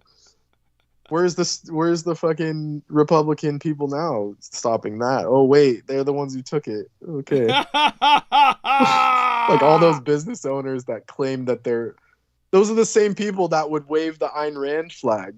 Yes. You know? Yes. We don't believe in altruism, and then they take all the free money and run. Of course. Of course. Scum, dude. At least hold. Yeah. It would be more, you know, noble if they held to their beliefs and say, I'm not taking anything, and you know, which is what I would do if I was rich, but you know, I don't have that luxury. Thank you. It's like these. It's amazing how moralistic the wealthy are who can afford to be. It's but the Right. rest of us we cannot. We're in this dystopia. Right. It just Oh, pisses shit. me off that these people can get triggered by me just like wanting my student loans paid off. Like, what's the big deal? Thank you. Like what does it do to you exactly? Like, Nothing. It does nothing to them. If anything, but they're it trying would, to say like, oh, they're all these it all would these benefit women them and because it would help their Yeah. economy. But go on. they're saying exactly it would totally benefit them because then all those same quote unquote feminists that they don't like would be buying shit from their businesses. Yes, thank you. So it's like really, like Yes. it's so stupid. Yes. And then these are the people that want to make businesses and shit and like make money off who? The fucking students. Yes. It's like these people are insane. It's Yes, just they- insanity. It's wealth creates insanity in a way, and that's what they like. It just is apparent, you know, Yes. dealing No, with it's these true. people. It's true. It's Like I try to be kind to them, or like I try to be like, you know, patient. You try to reasonable, be patient. patient. Yeah. But it's like there's a limit to it. Like they have 3 and 4 properties, you know, or different places in the world, and they're trying to oh say, my God, it's obscene. and they're trying to say, oh hey, why are you so poor? Stop making excuses. I told you about what they were saying. Yeah. They're like you're making excuses, Yeah, and you're they'll making excuses. because I'm working 40 hours or 60 hours a week overtime plus, like, you know, trying to scrape by, and they're like, why are you always so poor? It's an excuse. It's a mindset. It's like, you guys are fucking crazy. Like, what do they think you're doing? Spending it all on drugs and hookers? I mean, is it Like them? Yeah. I don't even give them that much credit. Right. I would have more respect if they did that. Unfortunately, most of these people are too uptight to be even enjoying themselves in any constructive way. They're just idiots. Right. No, they just fucking buy wine, like they Property go to these and high shit end or wine. Yeah. they go into these high end wineries in the Bay Area and subscribe and get subscription boxes Yes. to these like super high end like Paso Robles and all this shit. And then they act like I'm fucking sitting there like spending all my money. They're like, why do you buy so many vitamins? Like, fuck you. What do you mean? Fuck, I don't ask you why you're buying all this shit.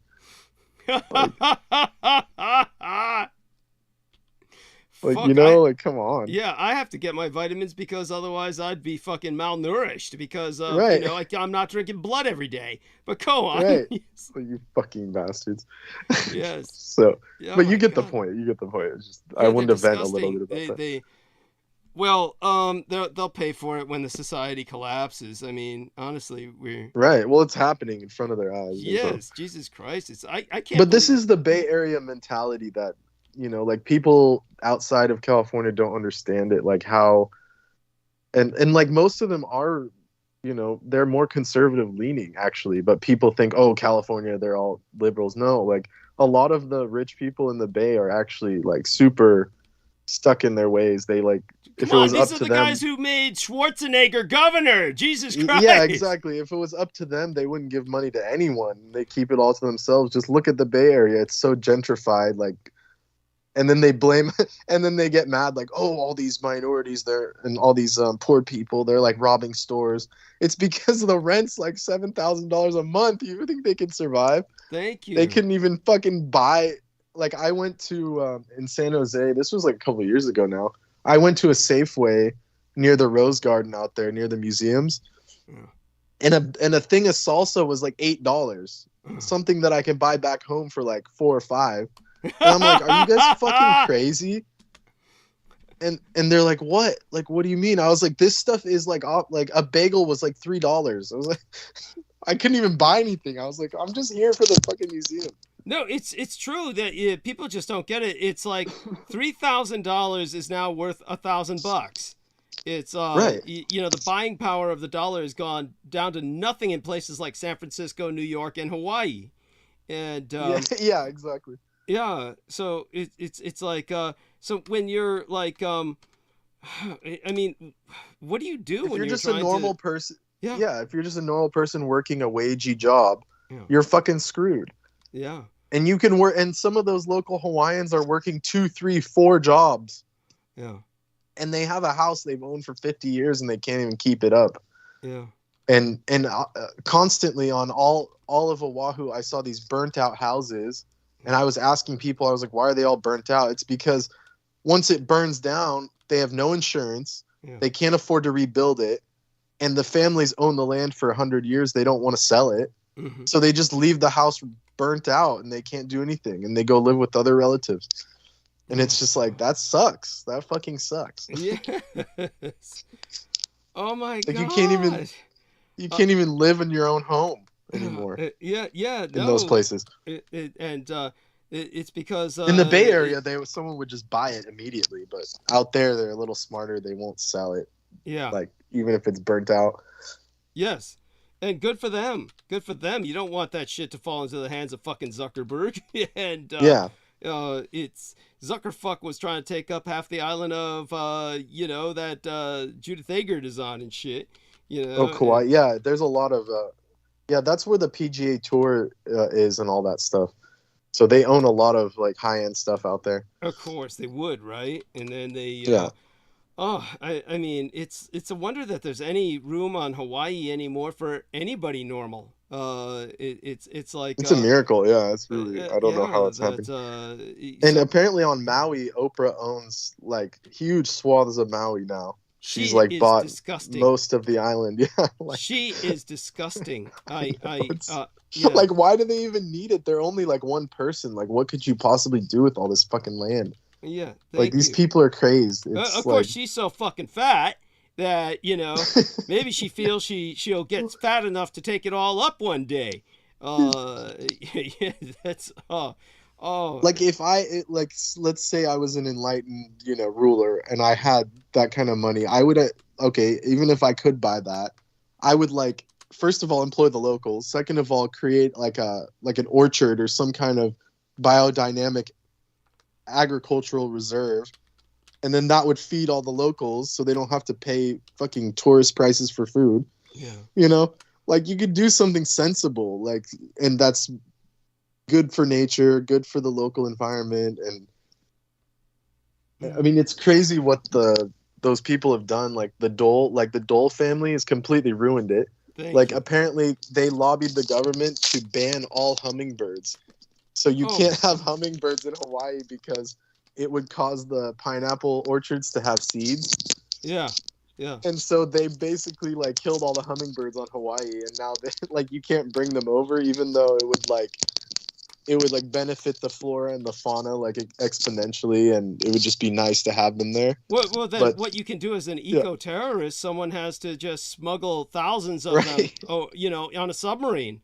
Overnight. If I were the North Koreans, that's what I would do. That would be like that. The North Koreans would get like all kinds of street cred for that. Everybody would love them.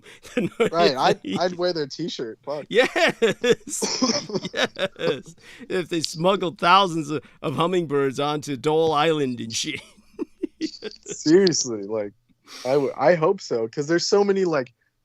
The flowers are literally like oozing nectar because it's all tropical and there's nothing to eat the nectar. There's like some bees and like a couple other bird species that do, but it's like, I mean, they just like let them go to waste because they want to farm all those pineapples.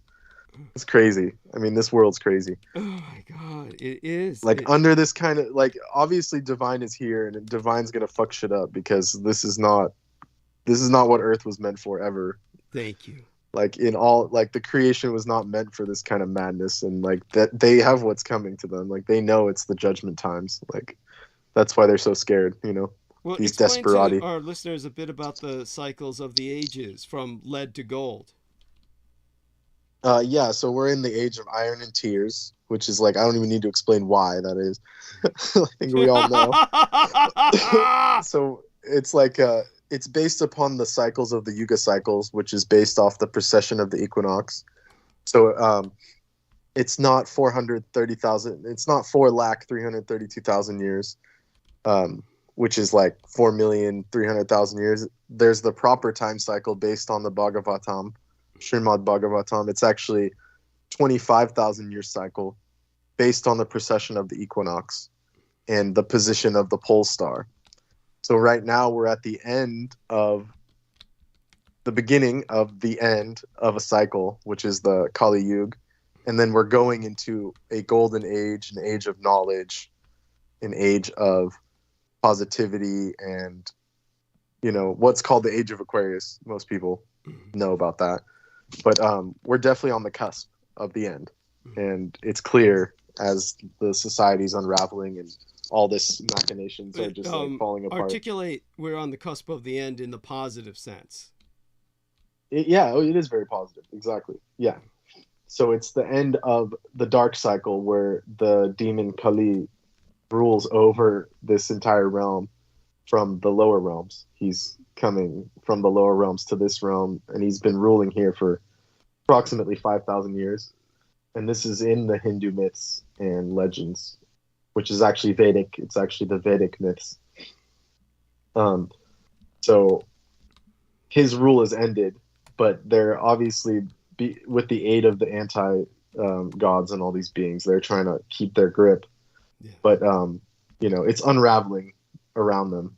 And that's why they had to pull all this stuff with the bio warfare and all the crazy stuff that they're doing, and the economic warfare and, all this different stuff. It's basically, we're seeing the outcome of it. And Divine is here on the plane, and various other beings of high charge, and like whatever, like they call it like the indigo children, and all these beings are here. It's like what Tolkien described. It's like, this is Middle Earth, then there's beings from lower realms, there's beings from higher realms, and they all come here to Midgard to battle, and we're gearing up for this Armageddon style final battle. And this is why we're all here, why you're revealing what you are, why I've discovered what I've discovered, why Divine's even intervening, why we even have the internet is actually a divine intervention of sorts. So it's the age of Aquarius, the age of enlightenment in a positive sense, and enlightened technology. So it's something to look forward to. And especially right now, as we're speaking, Saturn is in Aquarius itself, in its home sign, in its powered up position, which it's emphasizing technology, and the word is slipping my mind, but it's like where people come together like a Hakuna Matata style. I don't know how else to explain it. Well, what was the word for that in English, Douglas? Oh God, there's like, say it again. Humanitarian, like coming together on a grassroots level, where people can come together and farm organically and learn to live holistically and harmonically. Yeah. There's a word for it. I can't remember for some reason. It's slipping my mind. Well, I'll try and think of some synonyms. Harmoniously, harmonic convergence. Right. Yeah, in a way. Yeah. Something like this. But that's basically what Aquarius represents. It's like let me see if I can find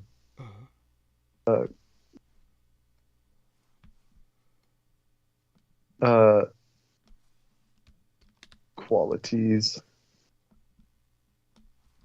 See if I can find it. But yeah, so that's humanitarian. There we go. Okay. I think that's the best way to put it. All right. Yeah.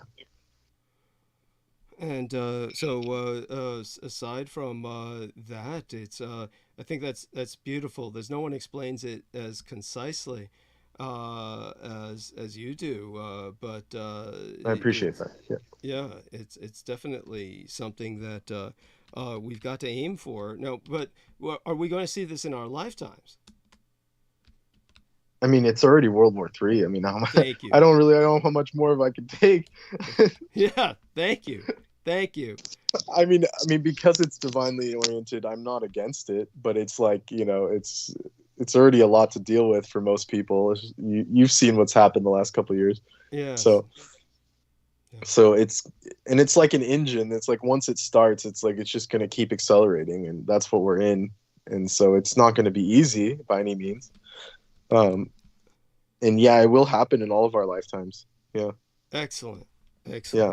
So, well, I mean, it'll happen in our lifetimes for those of us who survive. I mean, it'll happen in our lifetimes for those of us who die while it's happening too, because they're dying, making it happen. Yeah. And but even in that, like, your spirit doesn't, like, once you exist, you always exist. As per Vedic, I'm going as per Vedic cosmology. yeah, But this is a fact. Like, like, if you die in some crazy situation, then your spirit will know, like, okay, the world was like this, and this happened, and then this is why, because people were going the wrong direction. And so the next time you get incarnated, whether it's here or somewhere else, you'll at least have that memory, or that quality in you somewhere. And that's actually a good thing, because bottom line, the divine doesn't want people to devolve. Like, everything's just devolving, and the earth is not going to support people if it just keeps devolving like this. Like, that's not what it was meant for ever. Yes. So, and even if you just go by materialism, it's like it can't even support this kind of devolution, the fucking madness people are doing to the earth anyways. Yeah. So whether it's spiritual or material, it can't last. It's unsustainable. The system's totally unsustainable. Like, thank you. Yeah. Thank you. It's a system of it's cancerous death. Right. More cancerous death Right. is the way to describe it.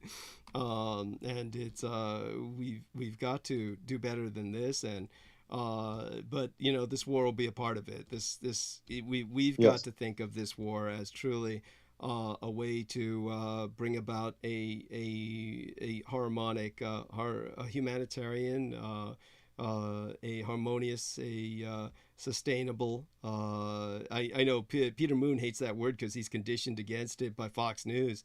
When it comes Right. to our dear Viviana Sanchez, she's conditioned against the word interdependent. she hates that word interdependent. Yeah. It's a word that makes her think of losing sovereignty. But it's like, I mean, no being can live without other beings. Like, there's not, like, no being in the whole multiverse, like, can get around with not dealing with other beings. I mean, it's not even possible. Like, yes, thank you. Yeah. I mean, it's so important to emphasize that. And but the horrible thing is that what you found from experience is that on a personal level, you can't count on anyone, basically, for the most part. right. Yeah. Right. Yeah. And Yeah. It's really hard not to become cynical, but I'm, at this point, I'm just taking what I can get, and then I can, like, fake it till I make it or whatever. But in reality, I'm trying to just do my own thing. So, yes, which is PBS. I've described it before. PBS is like praise, bow, and serve the higher and divine, and that's in the Vedic, it's called tapasya. You do your tapasya, and you don't have to worry about what everyone else is doing, because you're doing the best you can on your end. yes, You're doing your penance, and in the Christian context, it's called penance. You do your penance, and you do what you can to your best of your ability, to your dharma, and then that's all you can do. There's nothing, else you can do. And when it comes to divine judgment, you're not going to get judged on whatever other people are doing. Thank you. And so in terms of, explain a little bit about your cosmology concerning, do you believe in reincarnation? Obviously, right? I mean, reincarnation's real. Yeah. Yes. No, Like, it's just a matter of fact for me. It's not like a belief, like, because believe means like lie. It's not like, to believe something, you have to, like, somewhere deep down not believe it.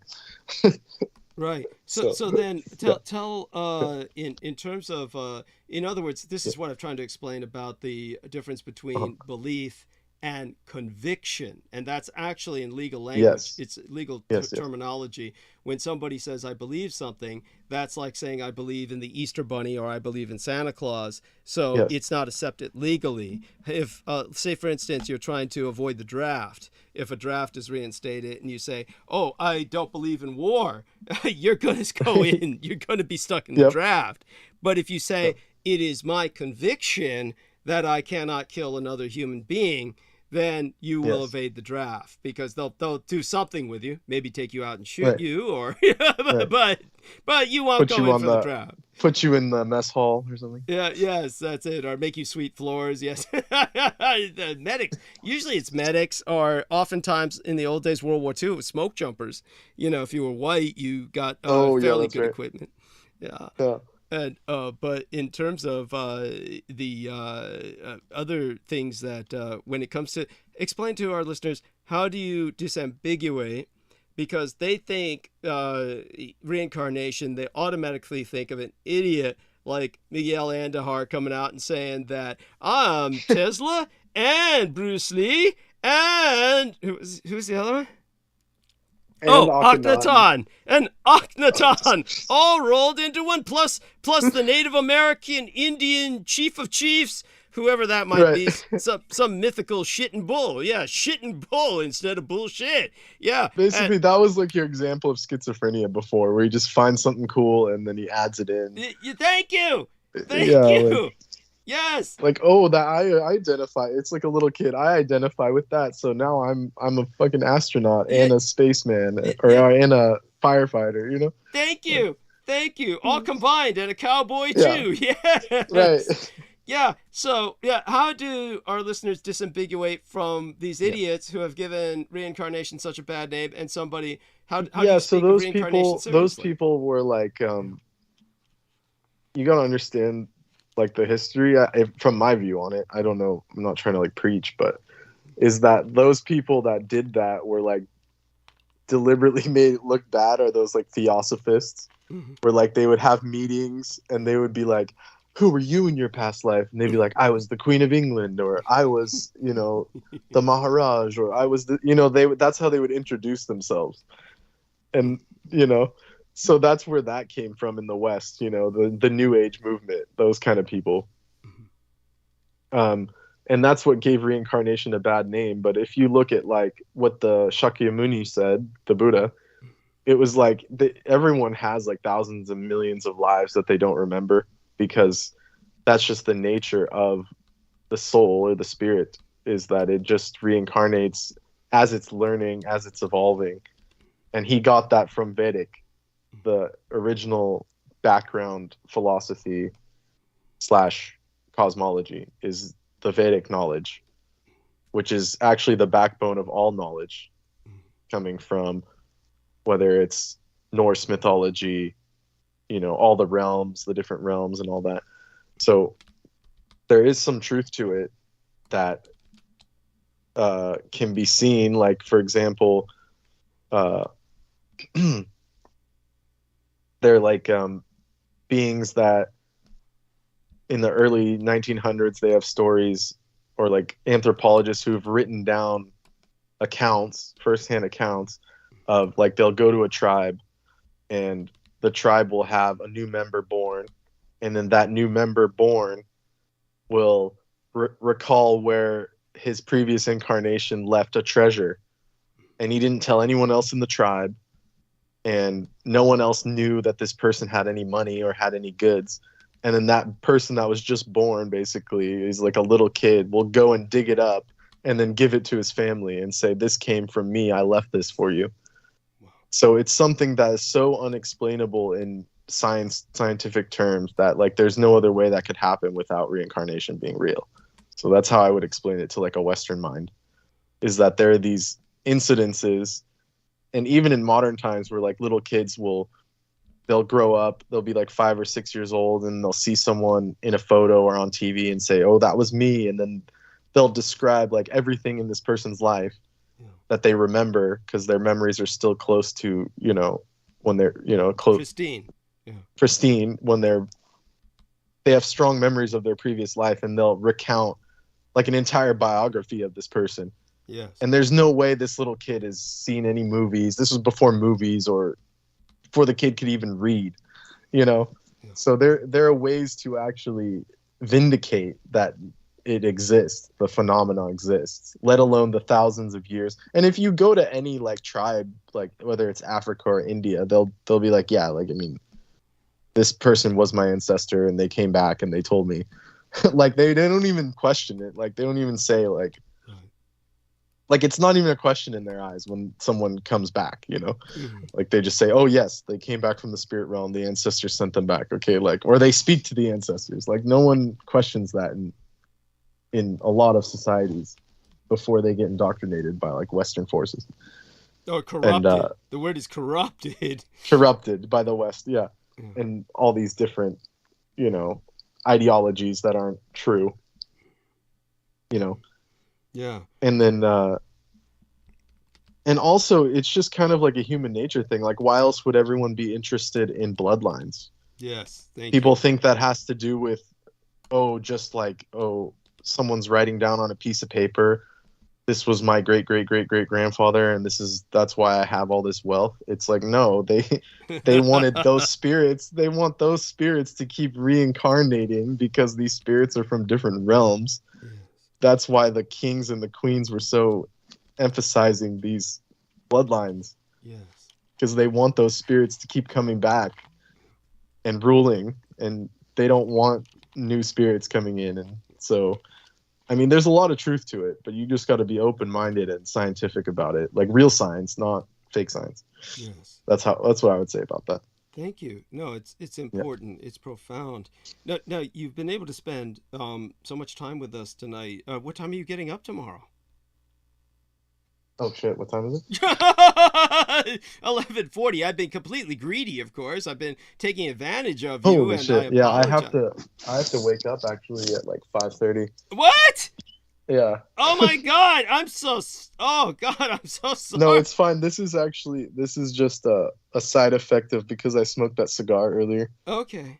So I'm like, my sleep cycle got disturbed, but the good news is it therapeutically helped me Okay. regain my memories and stuff. So that's actually a big, it's a huge, you know, because I haven't been this talkative in a long time. So That's right. No, you haven't yeah. been. I mean, And I'm to remember, impressed. like having so much memory recall is rare in the Yeah. recent times. So this is helping a lot. Yeah. Oh my God. Yeah. Well, you might consider becoming a pipe smoker so you can get a small amount into your system normally. And you'd have far less chance of cancer. I mean, you might get Right. lip cancer, but it's I'll have to find a way. I'm probably gonna end up making a tincture yeah, or there we somehow are. finding something like that. Yeah. Yes. So we'll see what happens. Yeah, but I'm just so glad that you were able to spend time with us and express things that need to be expressed. I Yes. am just profoundly appreciative because there's no one else that could say it the way you do. And Yes. I appreciate that. if you would explain to our listeners a little bit of the difference between Hindu or Hindi and the Vedic peoples. Yes. So Vedic is from the beginning of time itself. It's not a specific group of people or a specific place in time. It's encompassing all of creation. That's what Vedic is. It's a sonic code that was created by the creator itself. And it's been handed down through every mythology on earth. And that's what disambiguates it from Hinduism, which is a derivation of it. And Hindu is just a term that people, when they came across the river Indus, they said, okay, everyone past this part of the river is called a Hindu because they were on the other side of the Indus, right? Okay. So that's where that term comes from. And that was like maybe 1,000, 2,000-year-old term, right? From like the time of Alexander and all these people the first Western people that kind of crossed that area. Yeah. And so that's the Hindu culture, which is modern day India. And like, they're definitely not in this full spectrum of Vedic knowledge. You would think they are because they've had it for 5,000 years, like the background or the backbone of it. But it's gone so far away from that. It's like 180-degree opposite of Vedic. So the Vedic, the reason why it's important and why now is an important time, because it's actually coming back. There are beings here that are bringing it back in the full scope, the proper scope. And so the Vedic is this core root knowledge of how to take care of the body, how to live on earth, how to be respectful to nature and all the elements, and how to properly conduct yourself, you know. And so that's where it was preserved in some texts as well, like the Srimad Bhagavatam, the Bhagavad Gita, Ramayana, these texts that were written by the Rishi Vedvyas. So that's why it gets confused with Hinduism, because they draw upon those same texts, but they misinterpret them, you know, over the years. There's been so many sects. And anyone who knows anything about Hinduism or even the other religions in the subcontinent of India, there's like the Sikhs and all those people. I mean, there's so many conflicts within all of them. Hinduism, there's people that worship Shiv, there's people that worship Vishnu, but the real Vedic is like, it encompasses all of the gods. Yes. And all the forces and all these different energies that make up the reality around us. And, you know, it's much more holistic. It's a holistic system that isn't fractured. So because of the fall that happened, whether it's the Tower of Babel in the Bible or the yugas, descending yugas, like something happened where everyone's all discombobulated. No religions are the same. No language is the same. So the closer we get to this common ground of how to live on Earth and the real humanitarian stuff, that's like what real Vedic is to me, is that, you know.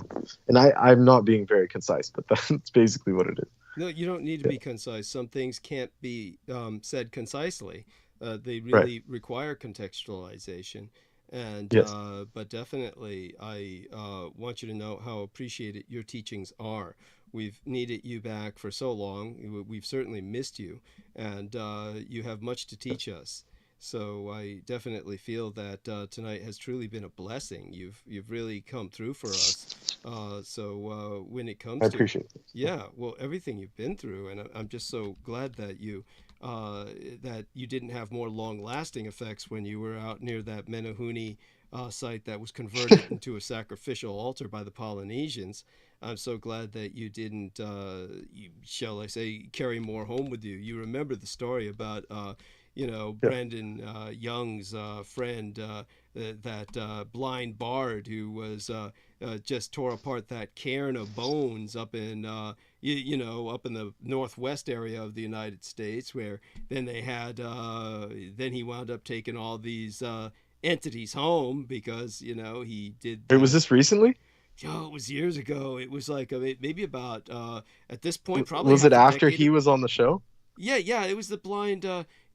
Right. His name I always forget because it's John something, I think. John. Right. And but the blind bard was asking for help from Keith Call, so this was a long time ago. It had to be, we're talking about like close like 2012 to radio days. Yeah. And what had happened was he's already blind, went blind at a very young age. You remember that, right? Yeah. And then what happened was, he was with some friend, and they heard that this was a place of ill repute, a cairn of bones that everybody assumed to be animal bones, but likely seemed to contain human bones as well. And this cairn meaning a structure, like an edifice. Right. This edifice built of bones. Then the blind bard, and if I look him up just so that I remember his name and do it justice, he was like, basically said, John Evans. John Evans was his Evans. Name. Yeah. So John Evans, at that, he said, he and his friend. I mean, of course, being a young man who's gone blind isn't enough of a problem. You've got to fuck yourself over more, right? So he said, hey, let's knock over this edifice of bones to purge the evil that's been haunting this place. Nobody comes here. It's a place of no joy and no sunshine. Let's bring some sunshine by knocking it all down and depriving these evil entities of a home, which means, of course, they'll move in with you. Yep. Wonderful idea. So basically, that's what they did. They knocked it down, and then they got into their car to take off so that they wouldn't be arrested for basically, desecration of a fucking national monument or something. So then when they took off in the car, then they heard all these like galloping footprints behind behind him and shit, sounding like Shit. a wild animal of large size, jumping into the flatbed of the truck, and then they feel the weight of this thing. While they're moving, the truck begins to slow down immensely because the weight of whatever it is that invisibly jumps into the flatbed of their truck. Right. And then when he gets home, he starts hearing voices. See, this is where hearing voices gets to be very troubling. So now, this is according to Brandon Young. So do what you will with it. But Brandon Young said that here's, John Evans all blind and horny and lonely. And then he hears this woman's voice, "Take off your clothes." And he's like, yeah!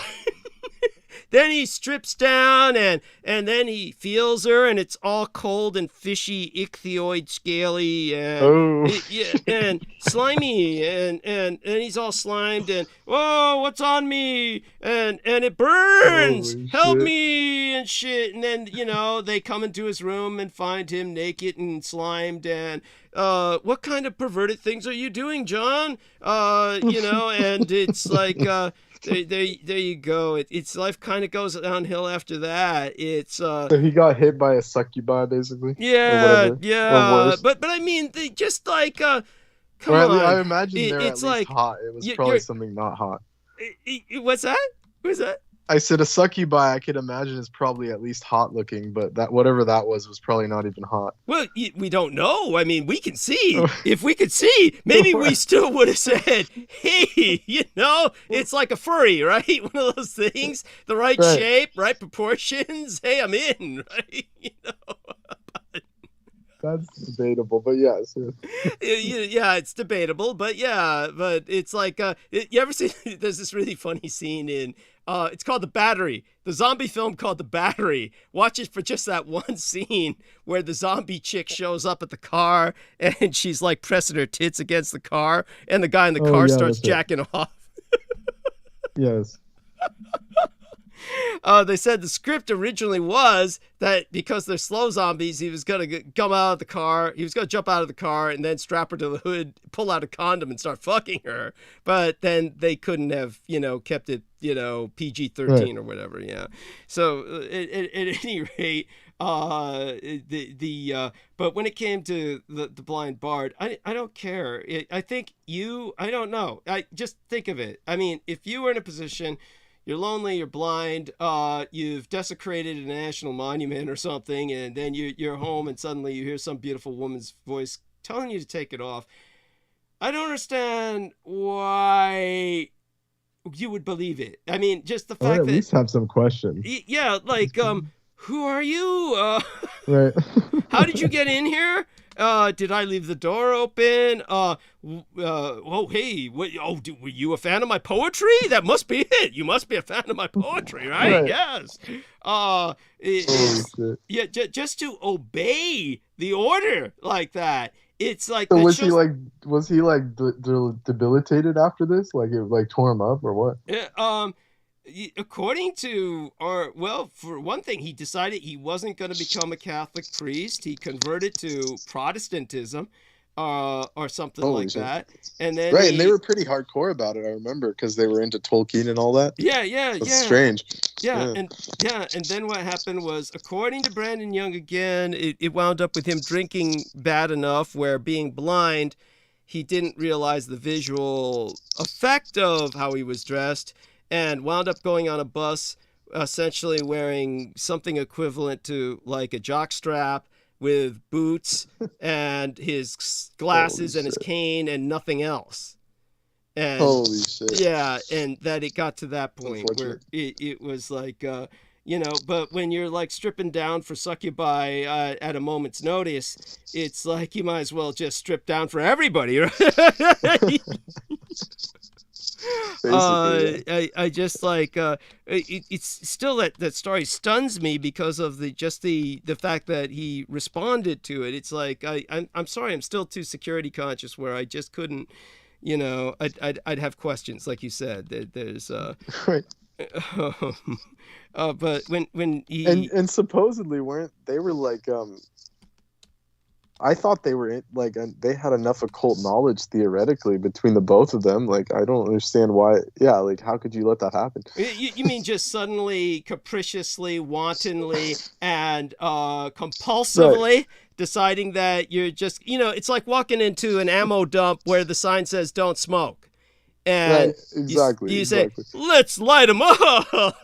Or I mean, even after that, I'm saying like he didn't do any protection. He just like, you He know, was asking Keith Call for advice, and he was like saying, right. apparently it got Like, to what's the a point librarian gonna do? No offense, but I'm sorry. What was that? Say that again. What's the librarian? I said, what is a librarian gonna do? No offense to Keith Call. No, that's fucking funny as hell. I'm sure he would also find that funny as hell. I mean, Right. it's basically because Keith Call had, get this shit, Keith Call had known a good Christian who had... Oh, that's right. That's right. He was Christian. Yeah. Yeah, and Keith Call had known a good Christian who had naively turned his children over to another pair of a Christian couple that he thought he could trust. This Christian that Keith Call knew had at an early point in his life had some kids, a family, turned the kids over for babysitting with a Christian couple who was part of their community, who he thought that he could trust. And then when he got the kids back, they were all satanically raped and shit. And, like, I'm talking like brands of pentagrams on their ass and tits and shit. And holy shit. Yeah, I don't doubt that at all. And so then what happened was that that Christian guy then became like a big researcher into the occult. And then what happened was that'll do it. Yeah, so that's the guy Keith Call referred John Evans to. I see. Okay. Yeah, for help. So whether he got help through that or not, I don't know. But it's one of those things where it's like you said, how does something like that happen in the first place when they both were attuned to the dynamics of fantasy, which tends to explain, it's like Tolkien's fantasy is not just fantasy. So it's like, yeah, if you understand the dynamics that he's conveying, you should know, like, hey, look, it's the Temple of Smaug. Do I pick up the ring? It's like, I don't know. I read the book and it says that, I kind of get fucked up, but like, no, you're not going to deal with the fucking Dol Guldur necromancer, after that, right? Like, yeah. Thank you. But no, he picked it up. He didn't just put it on his finger. He had a piercing through his nose. Right. And he said, pull this ring. He said, pull this ring. He said, he put the tattoo he got on his chest. Yes. So apparently the voices were common after that incident, and then he was seeking some help. But, it got to the point where he was basically showing up on buses naked. Holy shit. So yeah, it caused permanent damage. That's why you always tell people don't mess with it, because there you go. Permanent damage. Yes, thank you. Well, it's midnight. You need to get up in a matter of hours. I love you dearly. Yes, please. Yeah, hugs. Take care of yourself. I appreciate that. We love you beyond expression, and you're all in right, our thoughts and prayers. Many blessings. Yeah, and you seem to be feeling good. Great. You seem to be feeling great. I don't get any sensation of cold or flu or COVID. Okay, that's good. That means it's it means it's done. It's over. Okay. Now my experiment worked. Yeah. Okay. And so go ahead and hang up, and I'll try and monologue for a little bit. We'll see how long I can stand. Right. I was just gonna say one last thing. You can take as long as you want. Go on. Yeah. No. Your wisdom is good in this sense about the timing. But on my adventures, I found this. It's like a magical tunic with I sent you a photo of it. It has the Hakenkreuz. Yes. Okay. So that's what that is. Go on.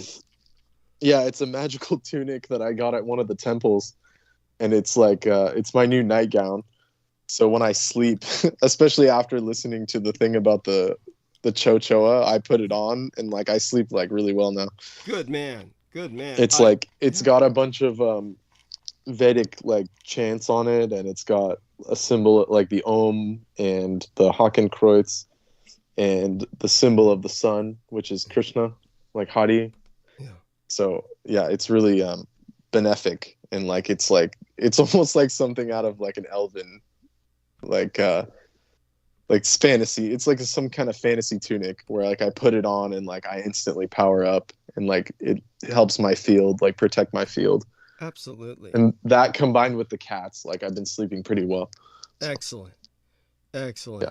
So I'm so glad to I was hear just gonna that. say. That's so reassuring, and Right. that alone lets us know you're truly protected. It's also a big fuck you to our cult listeners out there, and Right. so they can all go suck ass and eat shit and bark at the moon like they normally do in their frustration. So, Right. all right then, my dear man. All right. Many blessings. Many blessings be unto thee. Okay, All right. we'll speak soon. Shiv Narayan. Gratitude. Thank you. Sir. Good evening. Blessed be. Bye. And so that's Brendan Sogia. And hopefully you can still hear me. I need people to constantly report on the quality of the sound. I can't monitor it without being on the phone. So since I saw George Knight out there, I'll see if I can get him on the call and see if he's going to respond. If he doesn't, then I'll just go straight into monologue. But I'll try and maneuver this mic as close to me as possible. See if I do that without fucking up the call, which isn't really a call, but at least I'm on Skype, so I can monitor the quality of the mic function. See if I can maneuver that to a position where it doesn't move again. Okay, and okay, George isn't online, though he gave a heart in the chat room. And so it looks like it's just you and I, listeners, and I will go into a monologue. Amor Fadi says loud and clear, Doug. God bless you, my friend in Mexico. Yes, thank you so much. It's been an incredible night, considering wasn't in the mood to do anything without a day's worth of Coke so, all right, let's get into some things, shall we? The European Union's divided approach on the Communist Chinese Empire might be coming to an end, and the American Empire is unlikely to be happy about it.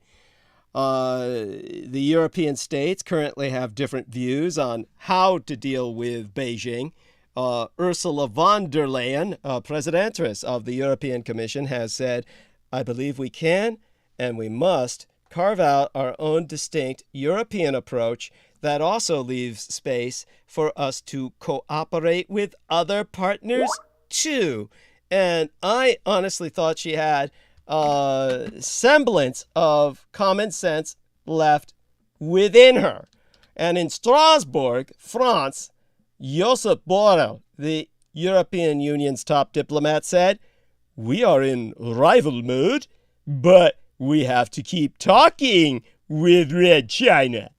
I mean, fuck you. Okay, so we'll bring on our British man here. He can. Okay.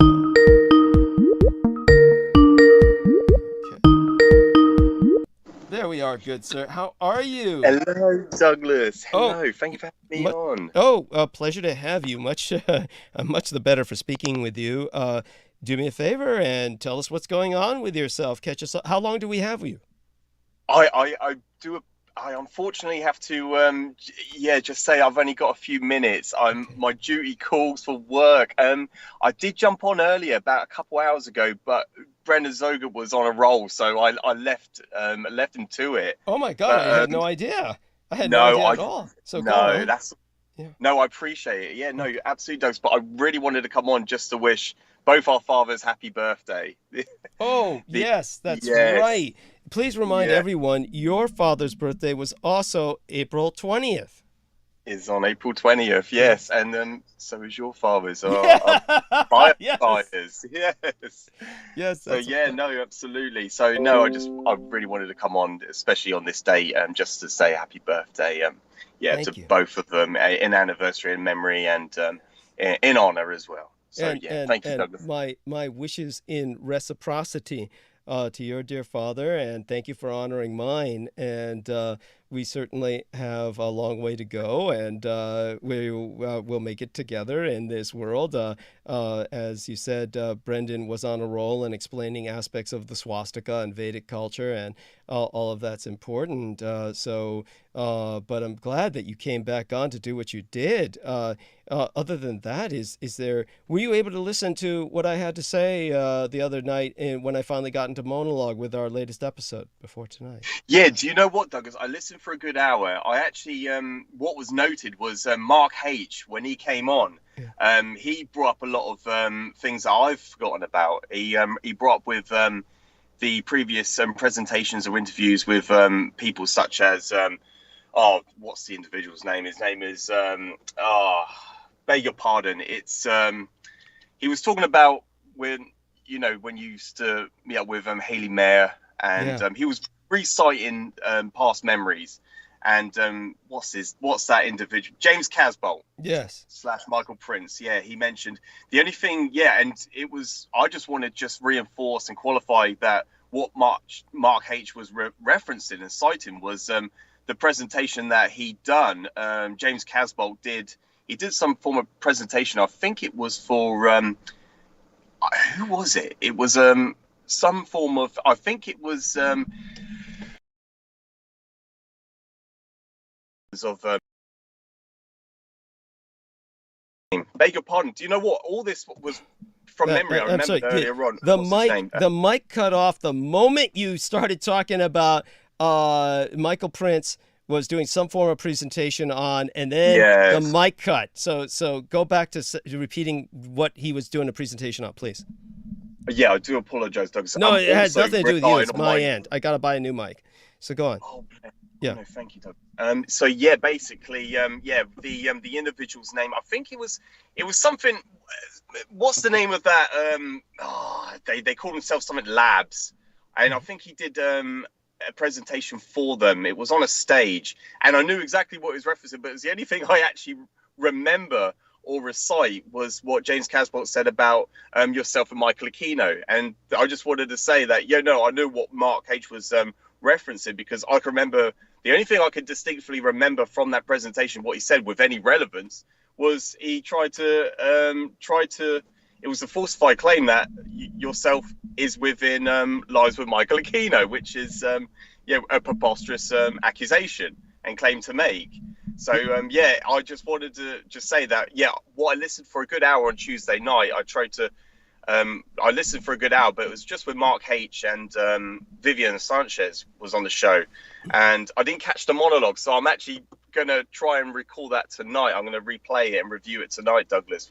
I look forward to your response to that when we're back on, and on Sunday, or if you find time during work, if you can jump back on, by all means do so.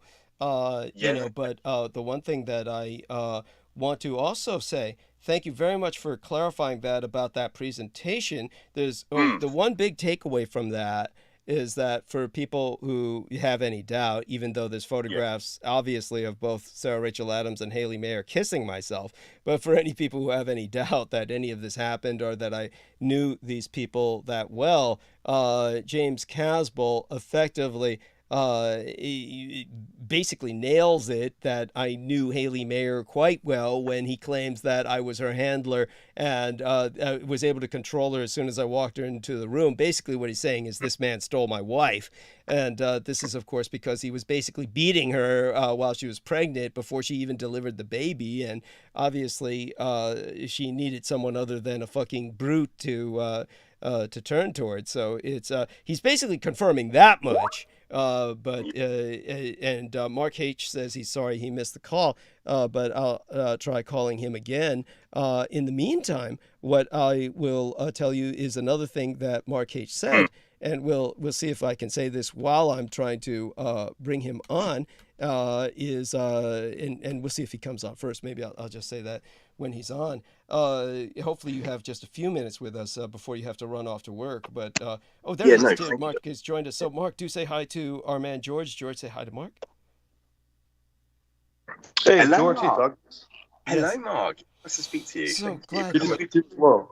Yeah, I'm so glad you're here because here's what I wanted to say was the other day when Mark brought up James Casbolt slash Michael Prince, what Mark said was, yeah, come on, Douglas, wasn't there this time you were saying, like, hey, I'm really worried about this guy, this guy, James Casbolt slash Michael Prince, this crazy guy who might be coming after me. So just so our listeners understand, the way that I expressed that was I said, yes, there's this individual who's threatened my life, James Casbolt slash Michael Prince. And I was saying, you might remember this at the time, I was saying, bring it on, Clash of the fucking Titans, right? That's, Yep. thank you. That's what I said. You literally said I'm ready to fucking, pretty much die at this point. Like, if you want to fucking come do it, let's bring this shit on, pretty much. That's what I got from it. Yes, thank you. Thank you. Yes. I appreciate that profoundly. And so that hopefully puts that into perspective for our listeners. Our man George Knight has to run off to work soon, but I'm glad that he was here to say happy birthday to his father. Was born on April 20th, as was my biological sire, Adolf Hitler. So both our fathers were born on the same day, April 20th. So this is the birthday Eve day. In fact, we're now in the birthday on the East Coast of Adolf Hitler, Hitler Day. It's now Hitler Day officially in Massachusetts and in England, yes, as well as the birthday of the late father of George Knight. And yes, so George, anything else you want to add before you take off into the gentle day? Yes, thank you so much, Douglas. I've actually got some good news, actually. I'm actually off on next Monday. So that good. Is, what date is that on Monday? So it's, that'll be our Sunday. Today's Thursday. So on Sunday's transmission, I'll be available, Douglas, for pretty much the whole show.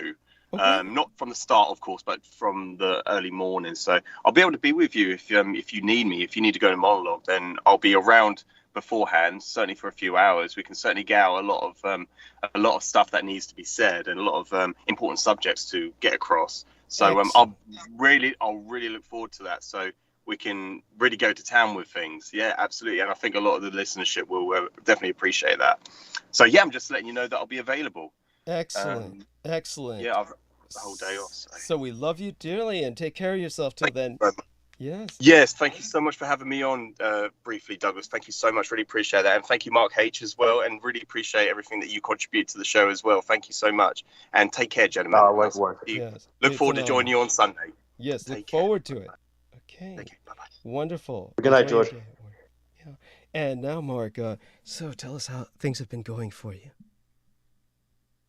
Things have been going fantastic. Excellent. Yeah, everything is pretty much the same. And I appreciate, you let me on last time, and it was great. It was just it was a great conversation. I think it was definitely beneficial. There was some good information passed between. Well, thank you so much. It was so touching to have you here along with Viviana Sanchez, of course. And I really was impressed by both of you bringing up the subjects that you did. Like George Knight said, I don't know if you heard George Knight earlier, but just before you came on, George Knight was talking about how important it was you brought up stuff that he hadn't remembered until you had brought it up, which was, in other words, he hadn't consciously remembered it, hadn't given it thought in years. But you had brought up, of course, what you had about the Haley Mayer photograph. And so when you brought that up, then it reminded him of what you were quoting and what you were referencing was a presentation from, you probably heard him, what he said that, James Casbolt, basically when he was talking for some, fucking, I don't know, paranormal company or something, or some program. But other than that, you yourself seem to have a large research web that you throw out, in the sense that you throw out a large net and you amass a lot of information from different fields of research as well. I was told by one of our dear fans out there, a man who contributes what money he can when he can, even though he's going through many challenges himself, David Fitzsimons. A shout out to David Fitzsimons, who basically said that he's been following Mr. Rafit? Yeah, for some time. Tim, is it Tim Rafat or Tim Rafit? I forget.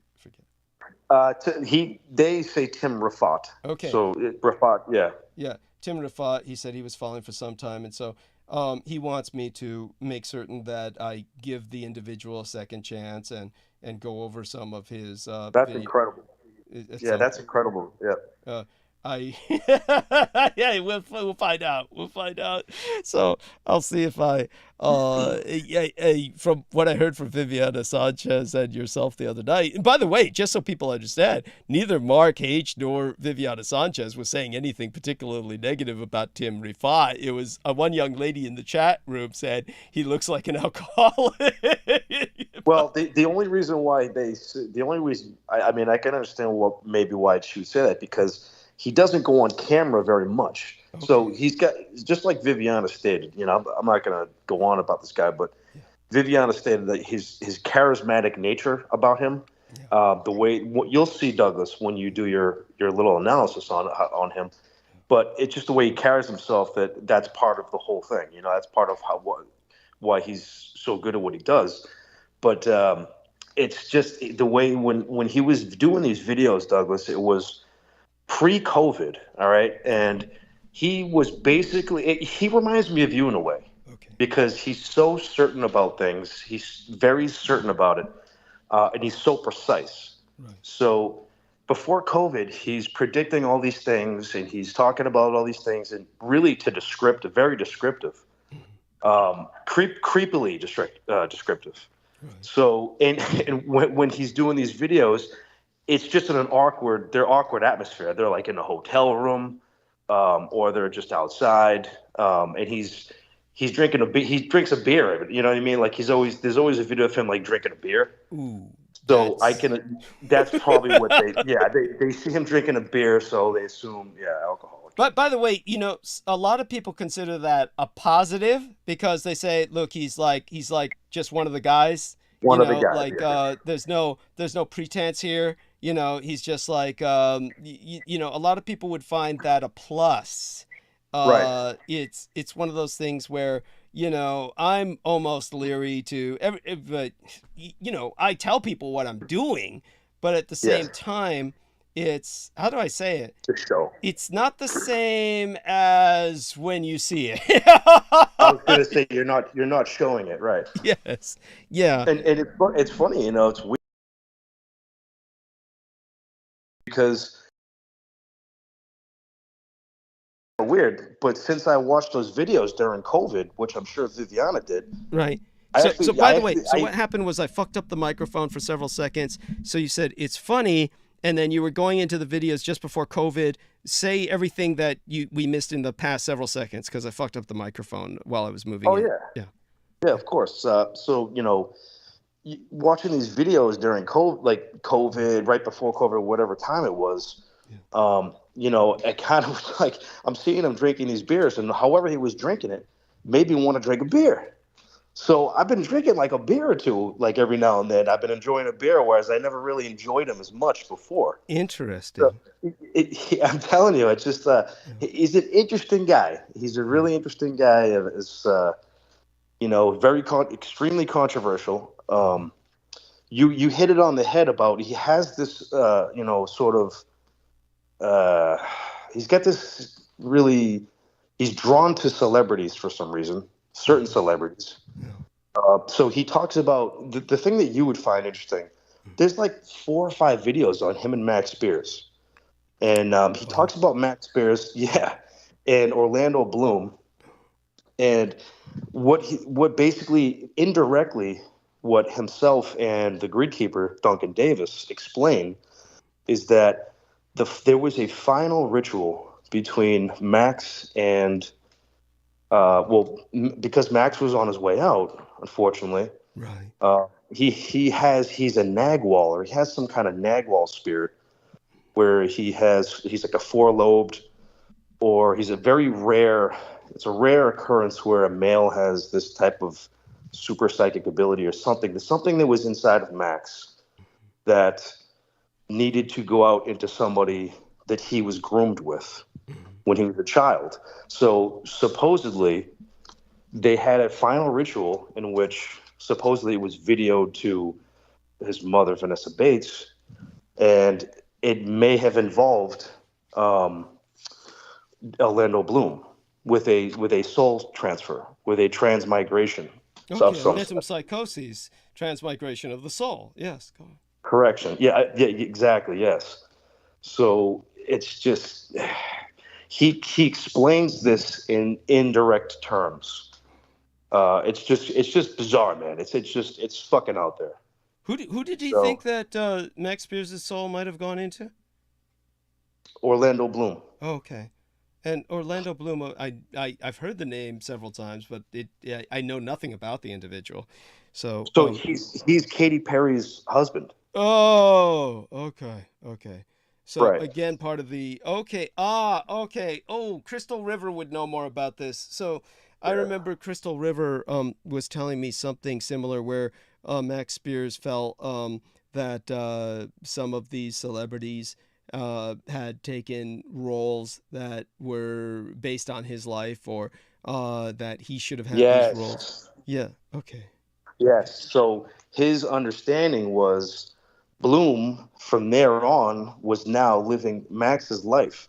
And the movies that Bloom were in was playing out parts of Max in order to seal his soul inside of Bloom. So it's kind of hard. But by the way, I don't mean to laugh. I'm sorry. Yeah, It's one of these things.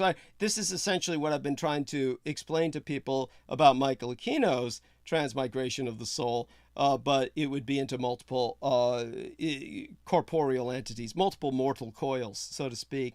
Yeah, I'm not laughing because I'm dismissing it. I'm just laughing at, I'm thinking of Orlando Bloom, and the first thought that came to my mind was, yeah, that poor son of a bitch. If Max Spears is inside of him, taking over his life, and he's living out the rest of Max Spears' life, the first thing that came to my mind is poor son of a bitch. Yeah. Holy shit. It's like, who needs that burden? I mean, oh my fucking God, poor guy. This might be a way to deal with grief. I think that's it's like kind of like my big question at that point would be, why would someone want to do Max that favor? It would be my question.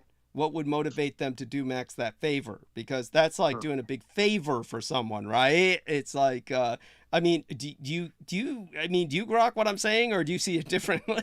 No, I understand, because I understand your experiences with him. Yeah. And I understand in the past with him. I understand exactly what you mean. Yeah. I'm not sure if it's maybe him in it. I don't think maybe it's him they mean to transfer. I think it was whatever was inside of him. Okay. Maybe not. You mean like his talent? Yes, like the gift that he had, I think was transferred over, and they needed Bloom to be next to him. So basically, they were indirectly sort of alluding to him physically being near Max during when he was at his end.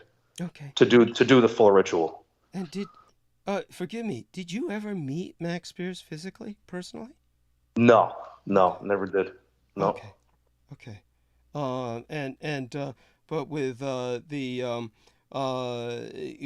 I don't know, this is like this is all new to me. Honestly, it's all new to me, and so I'll tell the truth. I'm going to be honest here. I don't know if I'll find the time to dedicate to reviewing some of what Mr. Rifat has to say, but I'll bear in mind that David Fitzsimons respects him, and I will essentially just try to go easy on the topic. But when it comes to Max Spears, obviously many people are contending with just the grief of having someone that young just pass like that in such a horrible manner for no good reason. And at the same time, however, knowing him as I did, as Mark H. understands, Max Spears was very much self-destructive and was in just monumental pain. He was in monumental pain. It was like a burn victim, but all inside. That's what I tell people is essentially how I look on the inside, is like a burn victim in many ways. But comparatively speaking, I'm healing along quite nicely, as opposed to poor Max, who did not heal well, and he basically did a lot of what he could to self-medicate. But all that being said, though, thank you for putting this into perspective for me, and it makes some more sense now. Okay, so now, but yes, definitely, this individual, Mr. Rifat, is obviously captivated by certain celebrities, and that includes every time I try to think of the singers' names that he was infatuated with, I forget. It's Miley Cyrus, and so a few of them actually. So Miley Cyrus, Katy Perry, and also Tyler. What's the other one? Taylor Swift. Taylor Swift. Yeah, all three of them. He's very. Yeah, I mean yeah. He's infatuated. He's basically infatuated, and so that's interesting. And it is what it is. I mean, I can understand it. I would not myself, if I have such admiration for certain celebrity ladies, ever be that public. It doesn't really help. It doesn't come across right. It doesn't come across very healthy. And but definitely, so there you go with that. Other than that, in terms of being able to fix some things at work, anything about the environment stand out in your workplace recently? Like anything that particularly stood out to you lately? I'd be interested in hearing it. Yeah, absolutely. Just basically, things are changing really rapidly, without obviously revealing or telling you anything. Yeah. But I think it's just, I think I may have more of an opportunity to have something to say, just because things are changing so quickly. Right. So I think just like the tides and the atmosphere of anywhere else is changing, I think the same goes with corporate America. I know in the company it's definitely going to be different, but I don't want to reveal too much, just because I know, Real Tech Geek will be jumping on the stocks and trying to gain some. Oh, well, that's remarkable, and I'm encouraged to hear that. And so this is fascinating, and definitely I think that. So do you feel that you're transferring into this job from the job you had before was definitely the right thing to do? Absolutely.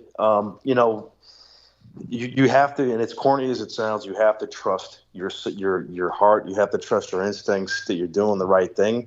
More than ever now, I just feel like it's falling into place, and it's becoming very stronger.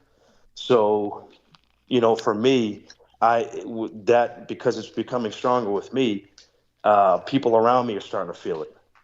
So that's what I'm seeing in my work environment.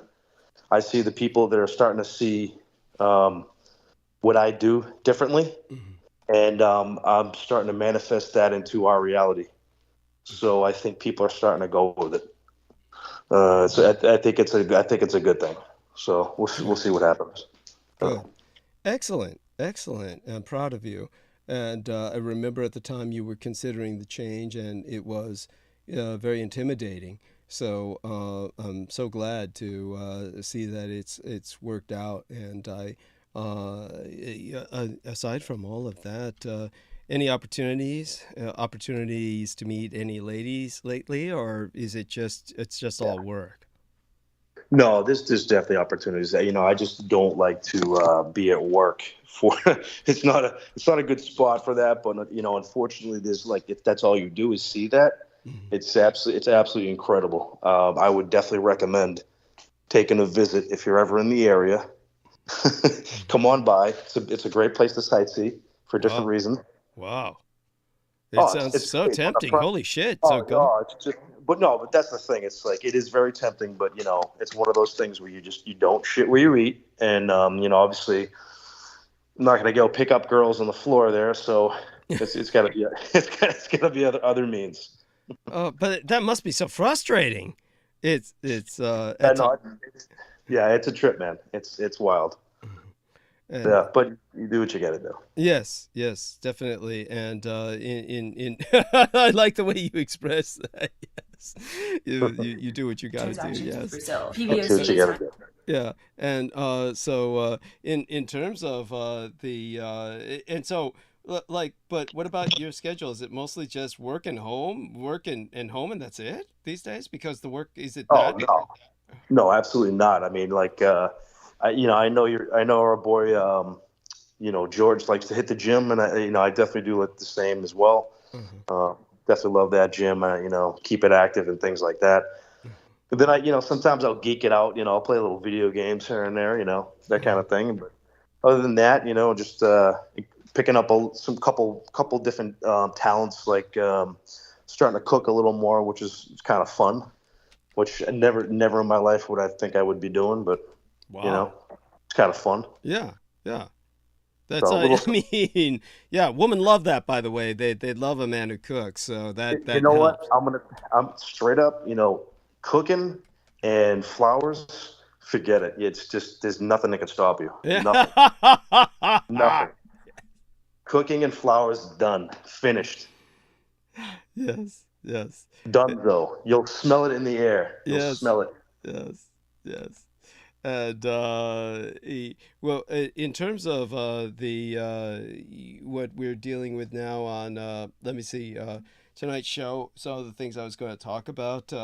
Oh yeah, you had such interesting subjects you brought up the other night when we were with Verona. I'm sorry, I'm getting Viviana. There's another lady I know named Verona who's a friend of mine on Facebook, and she's a listener to the show oft times as well.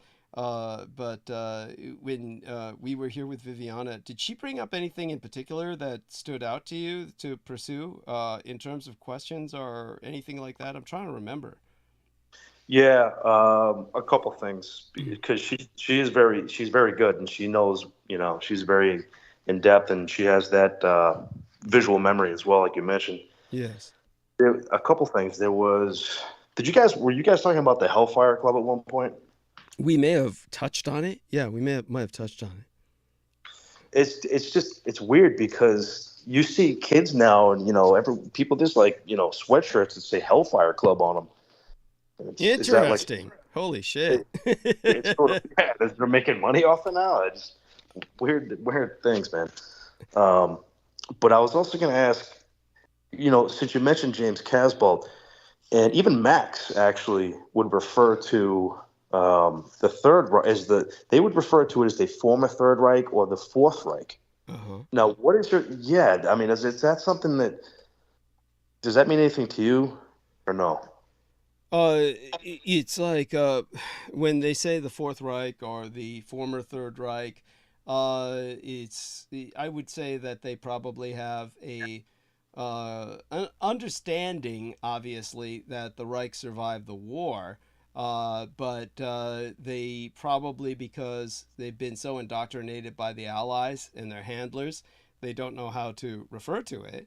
So they just kind of have been told by their allies and their handlers the contradictory position to hold that they're forced to hold is that the Third Reich is dead because the Allies won World War II, but they understand that it survived the war. So they basically are left with saying the former Third Reich or the Fourth Reich. This is basically what they're left with saying. So they're probably referencing it obliquely, and this is what, it's not surprising to me that this is what it comes down to, is this kind of like oblique reference. But thank you for asking about that. That's what makes the most sense to me. That they would be saying, because I've heard people use these kinds of terms before. Just go on. Does that sound about right to you, or anything else come to mind?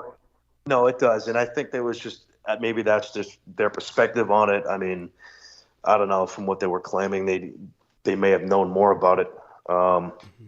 But I remember something that came up, and we chatted about it before, was, and you actually explained some things about it, the Raelian movement, which the symbol of the Raelian movement is the merge and marriage symbol between the Nazi symbol and the Star of David. Yes. It fits geometrically perfectly. And I just find, and we chatted about that, and they call that the UFO cult. And it's sort of died out, and no one really talks about it all, and it's just that's another really bizarre thing that was brought up before, the marriage between the two factions, so to speak. Yeah, no. In terms of the Raelian cult, my understanding is they're still around. I don't believe that they get the press that they used to. But I think that they returned to the spotlight around the last time I was hearing about them was around 2021, in which there was some new documentary that was made about them and might have even been funded by them. But in terms of their marriage of the two symbols, understand that what the Raelians are dealing with is kind of like it's first off, the thing to understand is that the symbol they're using was developed by the Third Reich in terms of the Third Reich's movement funding the Zionists to relocate to Palestine. That was the original days of the Ha'avara agreement, the transfer agreement. Now, you've heard me explain the transfer agreement in depth before, I'm sure. So you're familiar with that, right? That's correct, yeah. Yeah. So in those days, what happened was they forged coins, which are actually in our book. I think it's in it's either in the Roswell Deception or it's in the new book that Peter Moon is printing. Not printing yet, but writing, in the process of writing. I've been sent to, he sent me some of the chapters to edit or review. And so that image of the coin that was struck by the Third Reich that has both the swastika and the Star of David on it is simply the foundation symbol for the Raelian movement. And the Raelian movement is taking into account that there is a 1,000-year Reich in exile, and they feel that they're essentially a kind of emissary movement on Earth that would basically acknowledge the fact that the Zionists that created Israel are a product of the Third Reich, and that they're trying to tell people that we need to, like the 1,000-year Reich, basically utilize cloning technology to overcome our population problems. So understand that the Raelian movement is not viewed by myself as a negative cult. They're not viewed by myself as something that you should run and join, mind you, but they are essentially under the leadership of somebody who knows far more than your average individual. And because the guy knows more than the average individual, believe me, he takes full advantage of it. And he takes full advantage of it to basically have a lot of sex with a lot of young girls who are followers and satisfy himself in any number of ways. But aside from that, his point is well taken. Say, for instance, when I was talking to the Bulgarians who interviewed myself recently, and one of the things that they brought up with myself in private conversation was they brought up the fact that there were certain directions I could not go that were simply too toxic for the Bulgarian public.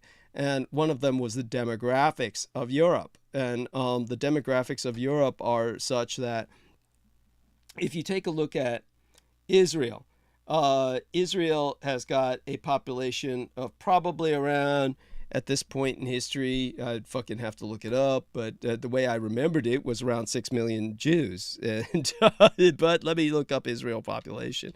And they probably divide it by race too, because they're really fucking race conscious. So let's look at Israel population. And I'll make a point here as to, so, okay, this is outrageous. I had no idea. The Israeli population is 9.364 million. Now, the reason that this is outrageous is because they're basically an ethno-state. There are very few Arabs in Israel. Those that are there even though they're a somewhat sizable population, for all intents and purposes, they're treated as if they have no rights. So according to this, 73.9% are pure ethnic Jews, which means that we're talking about, well over 6 million.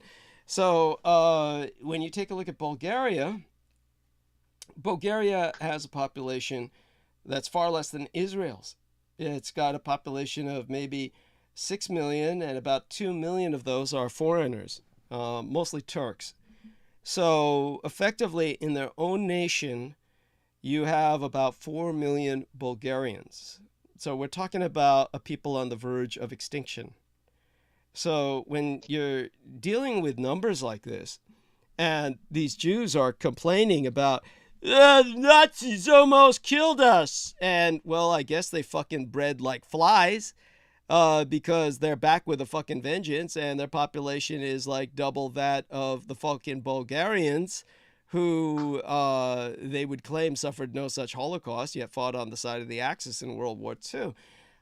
In other words, this is the kind of toxic demographic numbers that they said would get bomb threats, death threats. They couldn't, their studio is too small to afford that.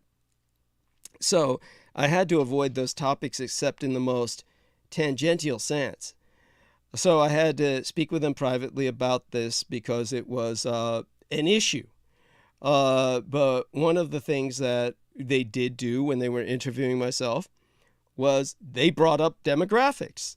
Now, granted, I honored their wish of not bringing it back to Bulgaria specifically, but the reason they brought up the demographics was because I brought up the size of Japan and the islands of Japan doubling effectively overnight.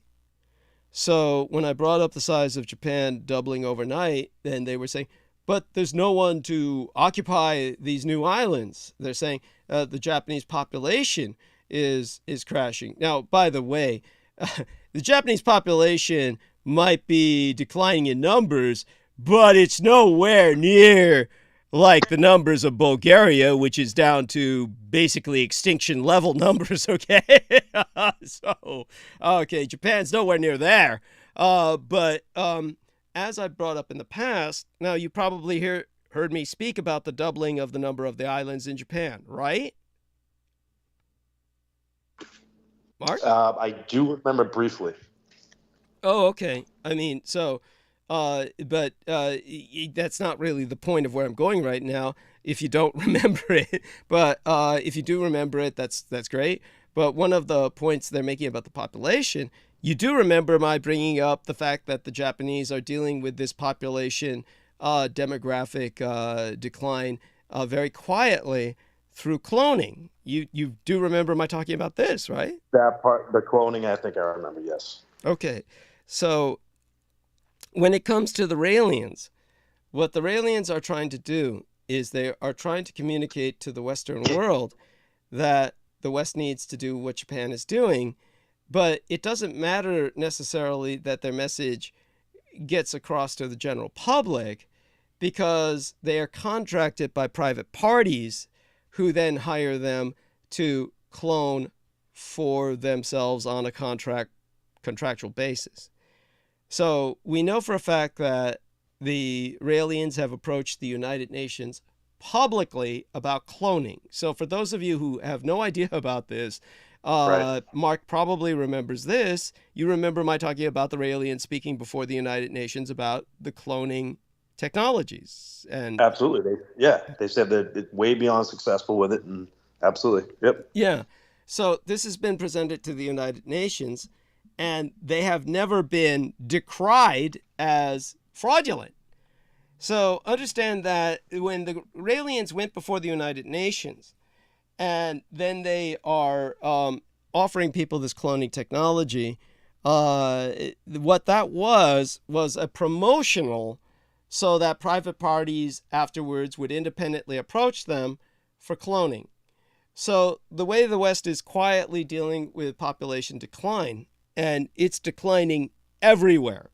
Effectively, I said before that actually the places with growing population are in Black Africa and in Asian India, But then Black Africa's population is also facing a decline, as I found out recently, in many areas. So basically, humanity is going to be cut in half by the end of the century, where our populations are really dwindling. Anybody talking to you about the fact that we need to abort people, anybody coming up with you with that as a social policy, like Paul Ehrlich or any of these other Edomites, call them out, because the human population is rapidly dwindling, and we're going to be halved by the end of the century, more or less. Any concept of overpopulation is pure fraud. It's a complete and total lie. It is, of course, an Edomite agenda. So understand that the Raelians are a front company, what you would call like a facade to a degree, but they're a functional corporate idea, in the sense that they are a cult that is fronted by the Thousand-Year Reich in exile to help the surface world at least accommodate a cloning in the West that would help to maintain, to a degree, a viable population among whoever works with the Raelians. This is the kind of cover that the Thousand-Year Reich in exile needs, because of the fact that through a religious cover, the religious cover provides several opportunities, advantages that you can't have with a conventional corporation.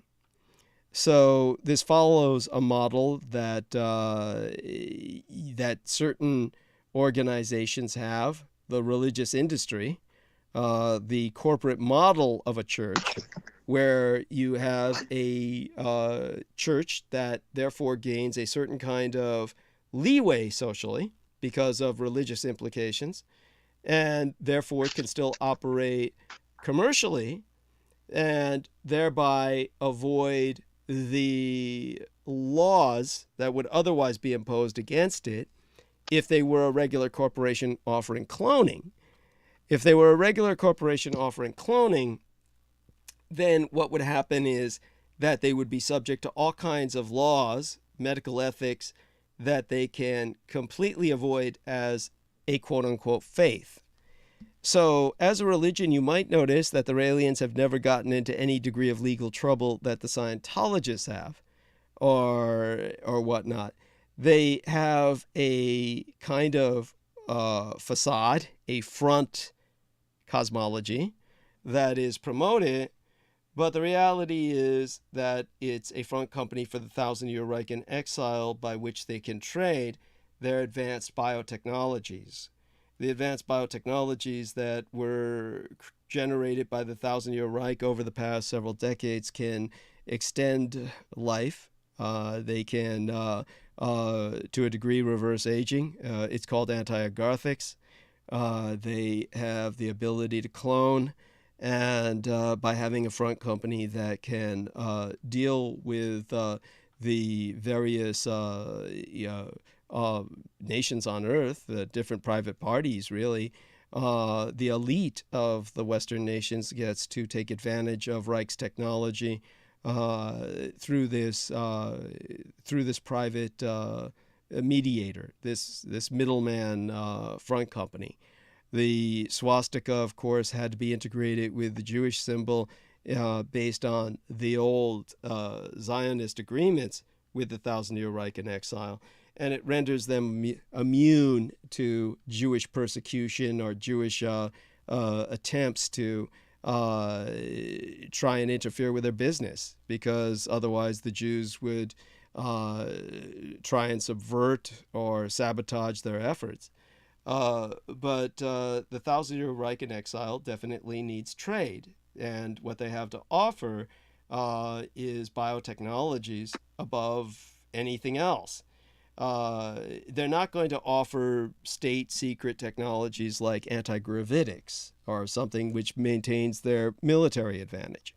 But offering technologies in genetics that people can take advantage of individually as multimillionaires or billionaires enables funding to continue transferring to the Reich while also maintaining contact with the surface world. That's, yeah, go on. I'm sorry. No, that's incredible, Doug. I can't believe you knew that much about it. That's incredible. That explains a lot. Thank you. That explains a lot. Yeah, and okay, I'm glad we were able to cover that together. It's certainly, without your questions, I would be forced to just maintain a lot of this compartmentalized in my memory. And honestly, it's best that we get it out. And so you've been of tremendous help in that regard. And when it comes to, of course, your questions on these, let's see now, our man Amorfati was talking about certain things going on with Tim Rafat. He's adding some other perspectives, you know. Yeah, it's worth a look, you know. Definitely, it's just he's very knowledgeable, Douglas, in the arts of the occult and black magic. Mm-hmm. At least that's what it seems like. And I guess, you know, it seems that, you know, some people that try to rip off his stuff, because he's got a whole web page and things like that. Like I said, I'm not trying to promote his stuff. I'm just saying, you know, it's just an interesting thing, you know. And I guess some people that try to rip off his stuff and try to sell it as their own. So that's what made me kind of like look at it more. Mm-hmm. If, you know, when people attack people like that, like just like yourself, mm-hmm. That usually means there's something to it in my eyes. Yeah. So yeah, it's worth a look-see. When you were mentioning Miles Johnston, what brought that up? You mentioned him in the chat room. What brought that up? Well, I just noticed that, you know, during that, watching all those older interviews where I mentioned that, and then, you know, George Knight spoke about it as well. You know, Miles Johnston just was always, I think most of the interviews he was with James Casbolt. So, I mean, where is that guy now? It was just, I don't understand. Like, he just disappeared off the planet. And he came back. Yeah, he just showed up again recently. You know, slime like that. You know, it just goes in the sewers and then emerges through the manholes and grates, you know, whenever there's a flood. So he's like that, you know, what was it that Pennywise said in the sewer to the kid? We all float down here. He's one of those turds that floated back up just recently. It was Christine Joanna Hart brought that to my attention. He was doing some shit with, let's see what she said here. And she was, of course, you know, oh God, I should remind George Knight to try and get something done with her in terms of an interview or whatnot. Let's see. She's fantastic. She's great. Yeah, which she's definitely, well, she's certainly much higher on the pegboard, in my opinion, in recent days. Yes, most certainly. And I'm glad that, you know, glad that she's kind of found her way into a much, you know, better place than where she was when Aquino was alive. So she says here, Sarah Rachel Adams has done a new basis with Miles Johnston, is what Christine Joanna Hart said to me recently.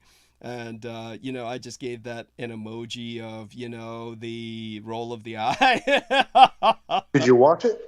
Douglas? Of course not. I mean, good God. I mean, that would be like watching Bert and Ernie and shit, you know? It'd be like, in fact, Bert and Ernie would be funnier. I'd rather watch that than, you know, something like, you know, Sarah Rachel Adams and Miles Johnston. Jesus fucking Christ. It's like, I would, like, you'd have to pay me. You'd have to pay me to watch that. So would you not have her on your show? Who, Sarah Rachel Adams? Yeah. Oh my God, she's it's like, you know, honestly, look, I try to preserve the fond memories that I remember, you know, with many people who, you know, there's people in my case, I'm not like your average human being. There are people who then turn 180 degrees on me, and you know that. And so Yeah. if I have any positive memories of any of them in the first place, then I try to retain those and separate and compartmentalize those memories, but understand that they're not the person you're dealing with at this point. That's how it is with Sarah Rachel Adams. It's you might not be familiar with the whole thing, but basically, when I was going to be at that Jonathan Shalimar conference that he was trying to get together in Mount Shasta. Remember that I was advertising that for a while, promoting that? I remember that name, Shasta. Yep. Yeah, and so what happened was Crystal River, myself, and Peter Moon were all going to be part of that, and Sarah Rachel Adams completely freaked out.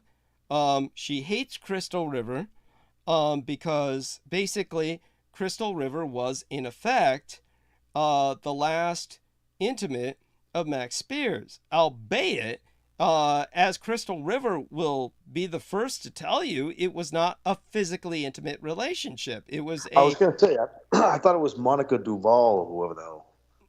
I don't even know who Monica Duvall is. I mean, Crystal River might, but, I don't. But from this I know is that Crystal River knew Max Spears very well. I know that because I knew Max Spears, so everything Crystal River says about him I know to be true.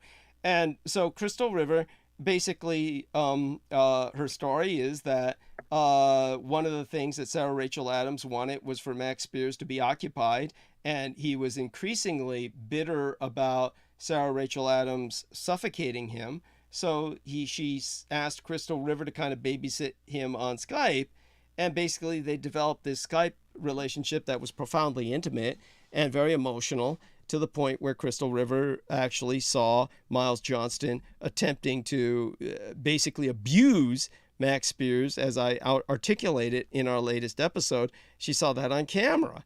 And to the point where, she saw incidents like that because she was on the Skype so much with Max Spears. And Max Spears fell deeply in love with her and insisted she come to England.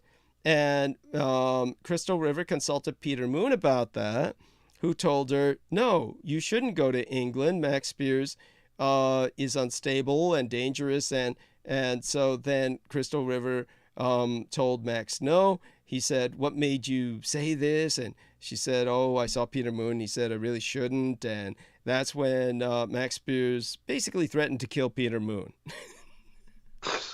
And so I think this story can be told now. And Max Spears said, I can make Peter Moon disappear, either by occult means or maybe he meant murder. But obviously it was a threat. And then, basically she became more estranged with Max. And then Max wound up going to Poland and basically being wiped out. So when it comes to that, Crystal River's story has never been embellished and is quite believable. But the problem is that, for whatever reason, Sarah Rachel Adams wants total control of the narrative.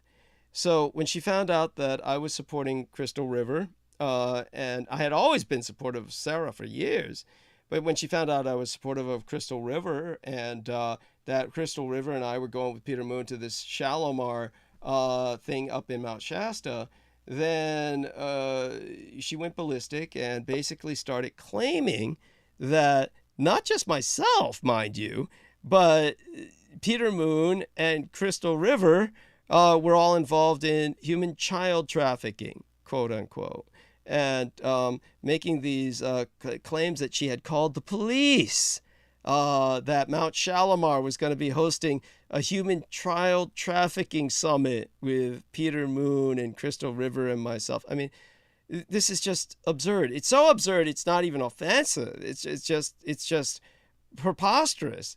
But it would have been, say, for instance, would have made sense to a degree if she had just attacked, for instance, my character or Peter Moon's. Right. But, Douglas, and I don't mean to interrupt you because I want you to keep going, but it's incredible that you distinguish things so clearly and you basically logistically tear things apart. And that's something that I'm kind of learned from you a little bit more recently, which is incredible. Just things that don't make sense. For me, it's like if something doesn't make sense, I'll just keep repeating it to somebody. I'm like, does this make sense to you? No, seriously. Like, how does this make sense? You pinpoint it perfectly. So, these things just don't add up. They can't add up. And if you can't see that clearly, then I'm sorry. There's nothing else we can do to explain it to you. Thank you. Thank you so Yeah. much. Appreciate that. And so, so when Sarah Rachel Adams became, like that, it was alienating. It was alienating. And what Christine Joanna Hart has told myself is that her doing her interviews with me has really angered Sarah Rachel Adams. And so it's like, and just so people know, Sarah Rachel Adams, like I said, I was supportive of her for years. I said she was the only thing keeping Max Spears alive for, got him off drugs, all that stuff. But of course, she had to be very controlling. You have to be with someone like Max Spears. He's not an adult. He's not a competent adult.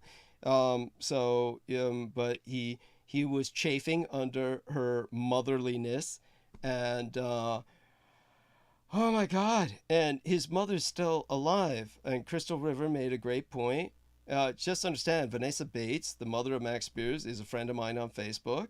I'm supportive of her, but look at her name, Bates. Think Norman Bates from the movie Psycho. The Bates Motel. You just think of like Vanessa Bates, the mother of Norman Bates. There's a pattern here that's going on. Right. And they made the series. For those of you who don't know, they made the series of. They didn't call it Psycho. They called it Bates Motel. Bates Motel. Right? Yeah, and in there, Norman has an incestuous relationship with his mom. Right. So, am I insinuating that?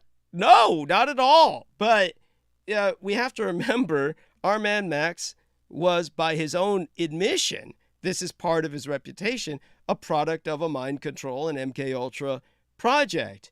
So, his dear mom. And he did say that, I'm not going to say, he said his family, no one in particular, knew about what was going on in the family. Yeah. So it was known what was going on. I mean, and that seems to be the case with a lot of families like that. Yeah. And it's, even if it's families that aren't, maybe may or may not be directly controlled or directly connected with mind control, that are just, straight out abusive families. They just, it's kept secret, and it's unfortunate, but it's usually the way it is. And obviously something was happening with Vanessa Bates's family. Look at, she lost both her daughter and her son, right? No, I didn't know that. I mean, just imagine the pain of that. I mean, that's Yeah. horrific. It's unimaginable. And so we can only maintain her in thought and prayer. Absolutely. But as far as I God bless her. understand it, the lines are drawn, however. The lines are that Sarah Rachel Adams is definitely on the other side of Vanessa Bates and Crystal River, in the sense of, which means that I am aligned at this point with Crystal River and Vanessa Bates, and that Sarah Rachel Adams is considered someone by Vanessa Bates to be in some way potentially somewhat responsible for Max's death. So I was going to ask you, Douglas, because she spoke with Max on a few of those interviews, those older interviews. She seems to be very she seems to be involved in that type of intrigue she speaks about on a certain side. She keeps saying that you, like you just said, that the lines have been drawn, and he's on one side, and she spoke of James Casbolt joining a war that he may be in over his head, type of thing. Mm-hmm. So are you alluding there? Are you suggesting that she may be on the side of the Edomites, or on a side, a different side, or a totally different side, or? Let me. I mean, let's. If you've ever looked at Sarah Rachel Adams, the first thing you notice is that you've got this young lady who is traveling all over the world at will, is dressed very well, and doesn't seem to have any apparent occupation. No kidding.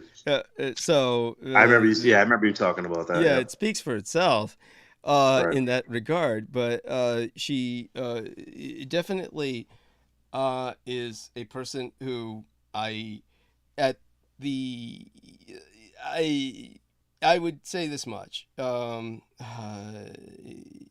Definitely, I would say that. But then again, we have to remember. You remember what I said before. Christine John Hart's earliest memories were being violated by Michael Aquino. Right. So, and she, as long as he was alive, she was not a person I could trust.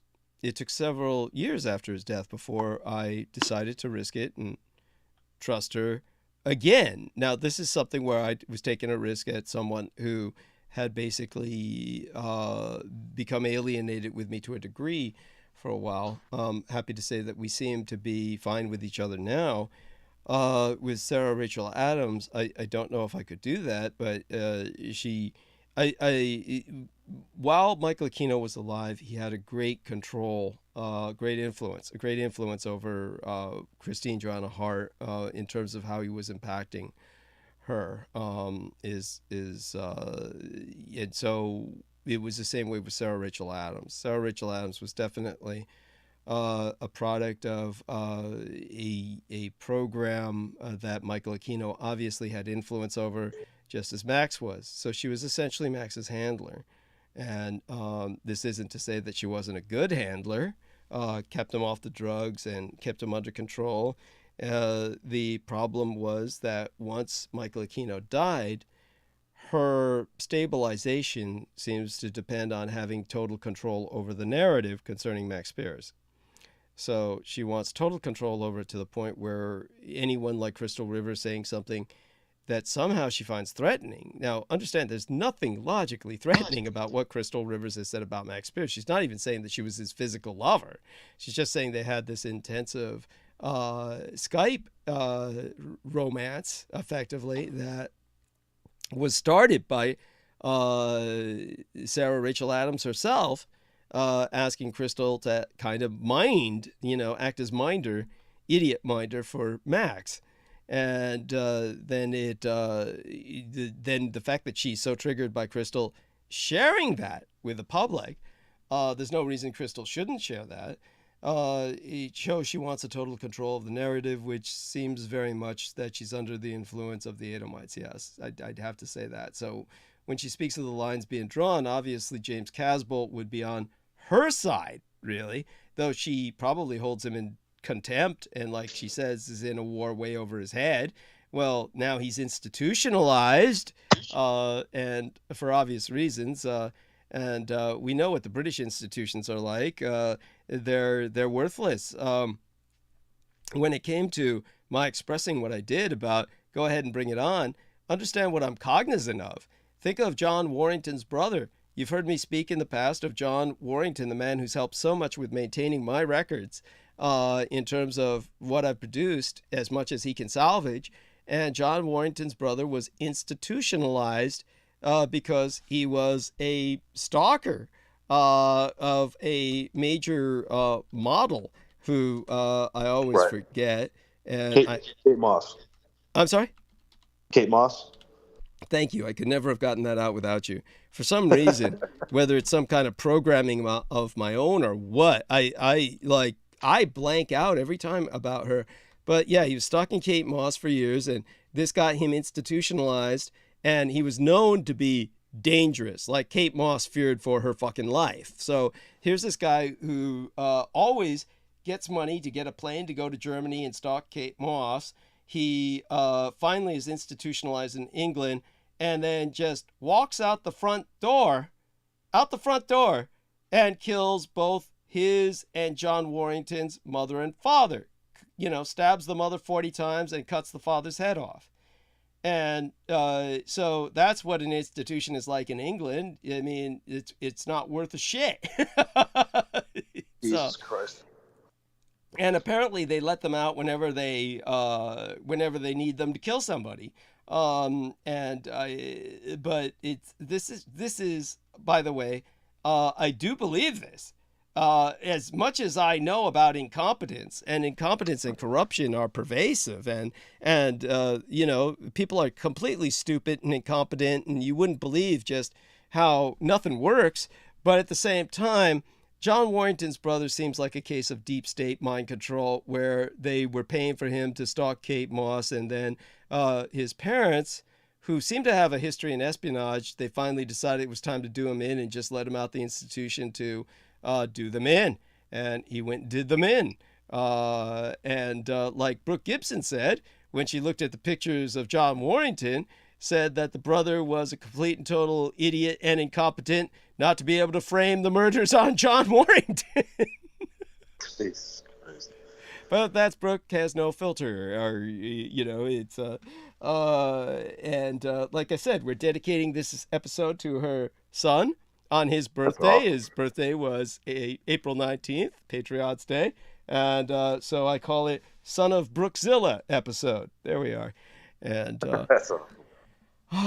because I don't know the kid's name. She may have told me once, but I never consciously remembered it. And so we'll just say Son of Brookzilla, and I think that does it justice. So that being said, okay, let's take a look at Is she still? I'm sorry. Is she still blocked, Douglas? Or are you still blocked? She blocked you still? I thank you for asking. For the moment, she seems. Let me check. She seems to have unblocked me. Okay. All right. For the moment. She did man. heart what I said when I said, I'm going to dedicate the show to your son tonight. She did heart that on my cell phone and send me a heart over the messenger of Meta, what used to be Facebook, after she unblocked me. So I feel like I'm much better. I guess I don't know. Am I lucky, or is this I guess this is a good thing, right? Yeah, I'll say that. Yes, 100%. Thank you. Yeah, we say that because I don't want her to come and kick my ass. Yes. That's right. Remember what you said last time, Doug. Yeah. You don't want that. Yes. Really happen. Yes. No, don't want that. Holy shit. It's like, oh my God, she's scary. So that's, so that being said, before I put my foot in my mouth any deeper, or kill myself by wind up on choking on my own toes, or trip over my dick and break my neck, or trip over my tongue and hang myself, or something of that nature. Amor Fadi says, "Happy birthday, Napoleon III." And happy birthday to Santa Rosa de Lima. Holy shit! These are Mexican personages he's referencing. Well, we've got 4 hours left. I should try to earn my pay and do a little bit of monologue. Hey, what time are you getting up in the morning? Just curious. I'm good, Doug. I'll get up late. I'll usually go up, wake up a little earlier to go to the gym, but other than that, there's no worries. I'll probably dip out if you're gonna do your, monologue. I'll probably dip out if you're, gonna get into that. Okay. I should, just for the sake of some semblance of Absolutely. responsibility, but let me maneuver the mic. I guess the mic is okay. Just gonna maneuver it a little bit, see if I can do that. And other than that, give me a few seconds to gather myself. I'm gonna breathe, gather myself, see if I can focus myself. And so here's something I don't usually do. One thing that people may have noticed about me is that I don't often bring up movies as a kind of reference because I find that to be I find that it doesn't do many subjects justice. But there's one movie that I've avoided for years that I was finally forced by the Blood Boys to confront and watch. And it really had it down to a great degree for people who are fascinated or interested in the very, very dark subject of the cult of the Kings of Edom. I think the best film to do it justice thus far, by far, is titled Martyrs. So, Martyrs it's excruciating to watch. I don't know if you've ever encountered this film or heard of it. No, but I'm definitely writing it down now, Doug, and I'm putting it down on the card right now to watch it. And I'm going to do a quick search and see if it's one of those things that comes up easily, because some of these things you can look up and they just don't easily appear, or they're due to their title, they're hard to. And that came out in 2008.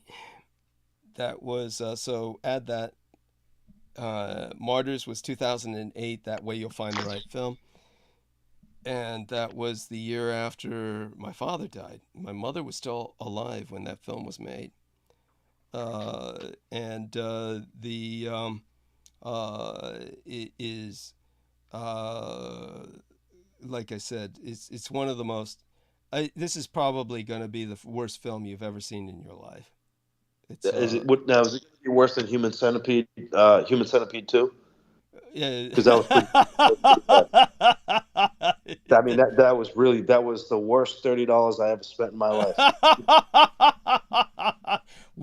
What drugs were you fucking on to even pay to see that movie? That was Well, no, it's funny. It's funny you said that, because we hadn't smoked some pot in, I don't know, a long time.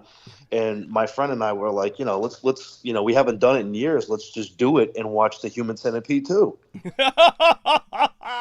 Yeah, I can tell you, you'll never ever want to ever fucking do that ever in your life.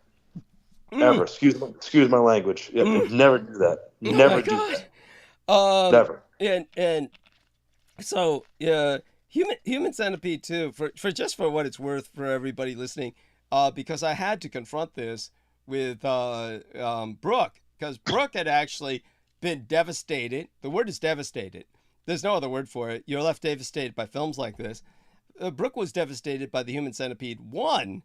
And right. I told her, there's 3 movies in that series. And, right. One is nothing.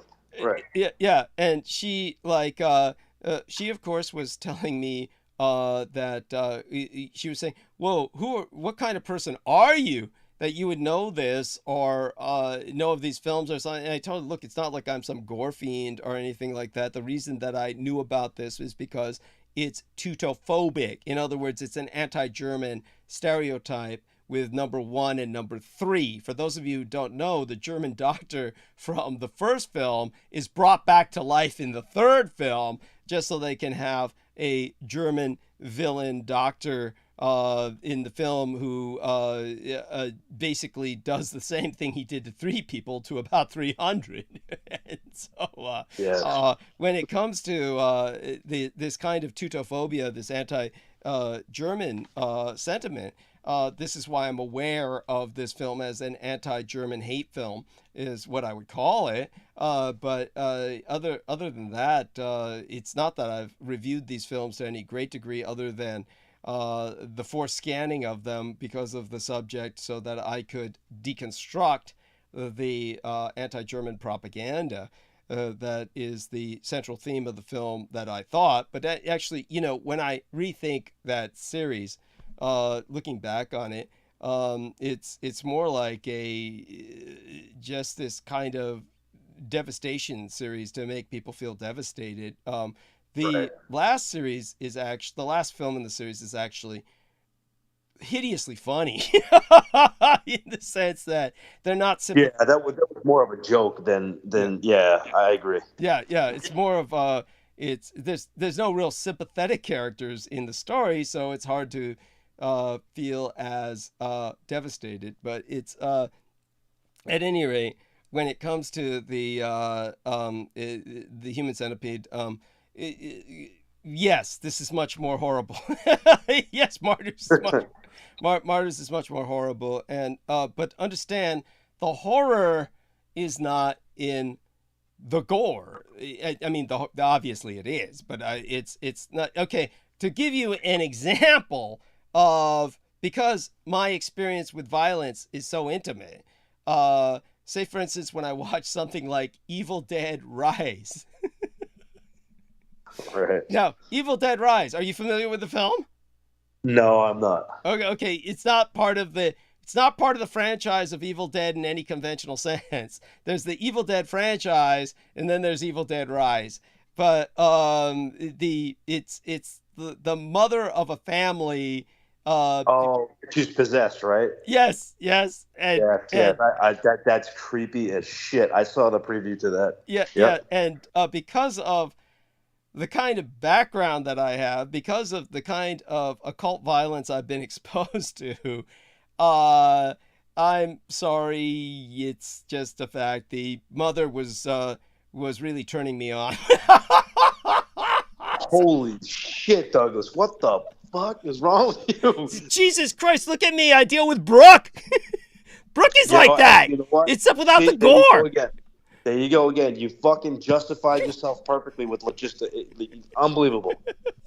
Perfectly logic. You perfectly the human Data. You are the real Star Trek Data. Thank you. Yes. I mean, come on, man. That's what you said. No, but I mean, I can see that because Brooke is absolutely, gorgeous. Yeah. So thank you. Yeah. I can totally. Yeah, man. You see, now you're fucking me up now. Yes. Now you're fucking me up. Yeah, there. That's oh my God. See, the kids growing up with Brooke, it's like growing up with the mother in Evil Dead Rise. Oh my God. She is gonna blast through Skype right now somehow by hearing this. Yes. She'll psychically pick it up. I'll pay the price. Oh my God. Through the internet wires. Yes. And okay, so there's that kind of gore. It's just over the top, and it's just mom is like over the top. Her behavior is so over the top. It's like at that point, it's like not the Joker who's the sad Joker with Joaquin Phoenix. It's like the other Jokers that are kind of like flying. It's more like that. But when it comes to like Martyrs, no, this is the real thing, and it's horrible, and it's nothing like the devastation you feel in an outlandish situation like Human Centipede, because Human Centipede is in the end outlandish. So Human Centipede is outlandish. Evil Dead Rise is ultimately something like a kind of gorno or gore porn with the MILF, the mother I'd like to fuck kind of character thrown in, and is all behaving in a manner that's highly well, anyhow, for someone who's been through what I've been through, it's basically a turn on. But then you get to, no, Martyrs is horrible. Martyrs is just horrible. But the whole point is that it truly exposes the cult of the Kings of Edom. This is the cult of the Kings of Edom and what they're doing. So when you see it, then you'll know. Then you'll say, yes, this now I understand what Aquino was doing. I understand.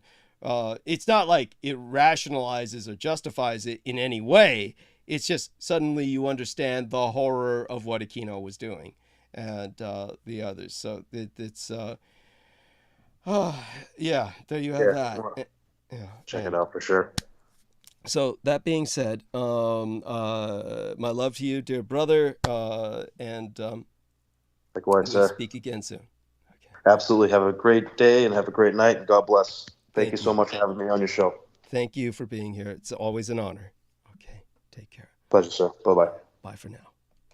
And with that, we're going to continue to check the let's check the audio as best as we can without being on a call, and take our last 4 hours. Michelle Salton. I told you need Brooke like you need air. Yes, yes. Air like a hurricane. Oh, that's right. Yeah. Hurricanes bring in a lot of air. All right. So Michelle's awake, and if I weren't treading into monologue territory, I'd bring her on.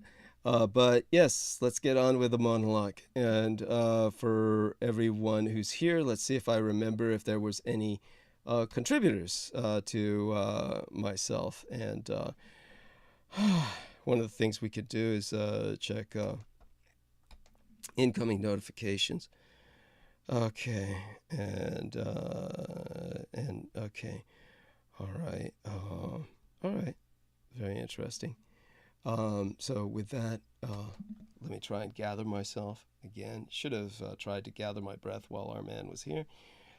Let me breathe. And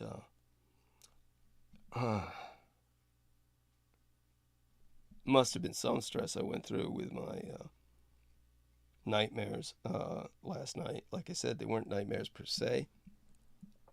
More like memories of stress while raising my parents, escalated by orders of magnitude by unnatural disasters, like pipes bursting throughout an apartment home that we used to live in, that kind of shit. So when I get into stress like that, apparently I try to prevent myself from grinding my teeth by putting my tongue in between them and then grinding my tongue into a hamburger, which the side of my tongue feels like right now. That should heal by tomorrow, hopefully. But definitely not the most comfortable tongue in the world. And with that, let's do a quick check into PayPal, see if there's someone else I owe a credit to in terms of crediting them. The last person I credited was the lovely Brooke Hagberg. Dave G, of course, sent both Dave G and Brooke Hagberg sent half $100 United States dollars each. Oh my God. And every bit helps. I'll certainly need more. At any rate, let's start with a little talk on communist Chinese quote-unquote culture.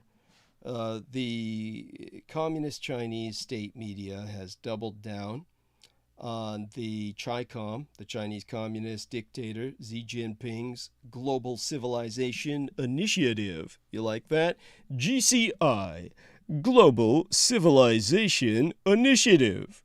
The commies are going to civilize you. Now, our dear Christine Joanna Hart was saying, I hope the Chinese take over. Now, she's naively thinking about, she likes the porcelain doll like aesthetic of Chinese faces, and she loves Chinese food. But no, honey, you don't want the communist Chinese to take over. Now, what our man, and I say that facetiously, the communist Chinese dictator Xi Jinping is trying to promote is the dawn of civilization, or Xi Jinping's idea of civilization. Xi is rebranding Chinese cultural history. This week, communist Chinese state media has heavily promoted the CHICOM, Chinese Communist dictator Xi Jinping's all-important Global Civilization Initiative, GCI, part of a trio of ideological frameworks unveiled early last month, including the GSI, the Global Security Initiative, and the GDI, the Global Development Initiative. Now, so far, all three are short on content, essentially repeating long-time calls for the primacy of sovereignty and the diversity of development paths. In other words, Red China says, "Don't come talking about democracy or westernization to us." This approach has long held appeal in the developing world, whether out of frustration with Western hypocrisy or because of a desire to preserve local autocrats' power, sans being troubled by concerns such as voting or human rights. The Global Civilization Initiative contends that these different values stem principally from local traditions. You know, traditions like mass murder and autocracy, totalitarianism, greed, and corruption. Although this isn't a new thought, elements of Commu-Chinese diplomacy and economic action around the world are likely to be rebranded through their association with this trio of initiatives, largely because of the primacy of Xi and the degree to which the projects are associated with himself. In a system where everything turns around Xi's blessing, officials and private companies will rush to claim that whatever they're working on is part of the leader-approved project. Exempli gratiae, the Global Times, a Chinese rag, has, sans any apparent irony, launched a civilization, as with the XI instead of CI, vilization series to praise the leader's thoughts on global culture. You like this? It's like McDonald's. It's like the McRib. You remember that? There was only one word in the food reviews for that. Disgusting. Civilization is like McRib for culture. It's cultural McRib. It's one word description. Disgusting. Oh my God. That means the American empire will likely overestimate the importance of these initiatives, as anything from Commu-Chinese mediation of Saudi-Iranian reconciliation to Commu-Chinese investment in Africa will now fall under their umbrella. When the Belt and Road Initiative came onto Washington's radar, there was great concern among lawmakers and think tankers that it was Red China's Marshall Plan, rather than the messy reality of competing schemes and other boondoggles. Casting every action as part of some grand Chinese master plan follows the conspiratorial logic of the most extreme hawks. Still, the Global Civilization Initiative offers some genuine insight into how the communized Chinese, or rather the CCP, the Communist Chinese Party, and Xi himself view culture, and how Red China's soft power push is working. At the initiative's core is the notion that collectivist China is unique in its historical continuity, that it has been a dominant power throughout its supposed 5,000 years of history. Although some Western commentators are quick to give credence to this claim, in practice it is quite ahistorical. Until the 1970s, educators on Chinese civilization, such as Lin Yutang, generally described Chinese civilization as 3,000 years old. The idea of a 5,000-year history seems to have emerged in part to claim that Chinese civilization predates Egypt's Old Kingdom, circa 2,600 years before Christ.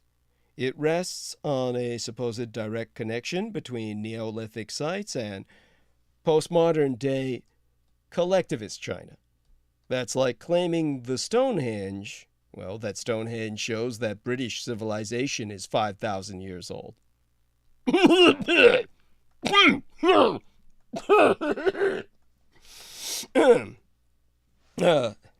Forgive me, had to cough to suppress that laugh. Nonetheless, the notion has become a key ideological point in communized Chinese archaeology and history, tying into attempts to prove that groups such as the Uyghurs and Tibetans have always belonged to China. The Global Civilization Initiative uses the length of Chinese history to form a connection with other civilizations that claim descent from antiquity, such as Greece. It's hard to imagine that this is a compelling selling point for the overseas public, which is a problem with Red China's cultural push. It's focused on a limited view of supposedly traditional culture rather than the creation of new cultural products. Compared with the wave of cultural content that came out of the Empire of Japan in the 1980s, for example, the constant emphasis on traditional Chinese medicine, spring festival celebrations, and calligraphy looks pretty hollow. Censorship is part of the problem because most communized Chinese commercial creators fear it to the point of stifling all creativity. The calls for cultural promotion come from the top, and as a result, CCP officials constantly stick their noses into the creative process. A professor in these United States recently told me about a 2016 trip to a Red Chinese animation studio alongside a provincial leader. The official clearly knew nothing about animation, but upon being shown project designs, insisted that the team should rework everything to be more Chinese. What the fuck does that mean? I mean, it's Chinese already, you dumb son of a bitch. They're Chinese animators. They're producing a Chinese feature. If you make it more Chinese, it's going to look like a goddamn caricature. Chinese Sambo, in effect. Attempts to draw on the appeal of traditional Chinese culture are also self-limiting because so much of the pre-1949 Chinese culture was religious. And the CCP, especially under Xi, is deeply suspicious of religion, even homegrown faiths. Chinese Buddhism, Taoism, and other forms of traditional religion have genuine global appeal, as do practices such as Qigong. But any promotion of traditional Chinese culture under the CCP is stripped of the beliefs once at its core. The communized Chinese government is going to throw a lot of money at civilization, but foreigners are not the real audience. As ever, the push is intended for Xi himself. It's a giant, masturbatory whack in the jack, a jack in the crack, and, well, he's nothing but a fucking faggot jacking off. Now, according to the Americans, who know nothing about this, at the popular level, are completely ignorant of what's going on in mainland China, they claim that, like the Soviets, woke leftists are brutalizing American culture. Now, there's supposedly this brilliant and beautiful love letter to Western and European culture that's just been republished. Milan Kundera's book titled A Kidnapped West, subtitled Or the Tragedy of Central Europe, first appeared in the French journal Le Débat in 1983. It has now been reissued in the new book titled A Kidnapped West, subtitled The Tragedy of Central Europe. Kundera is best known as the Czechoslovakian, back when there was such a hideous Frankensteinian construct. A Czechoslovakian dissident who came to the West after being stripped of his citizenship by the communists in 1975. He is the author of a book titled The Joke, an indictment of totalitarian societies that imprison people for telling jokes, as well as the book titled The Book of Laughter and Forgetting and the Unbearable Lightness of Being.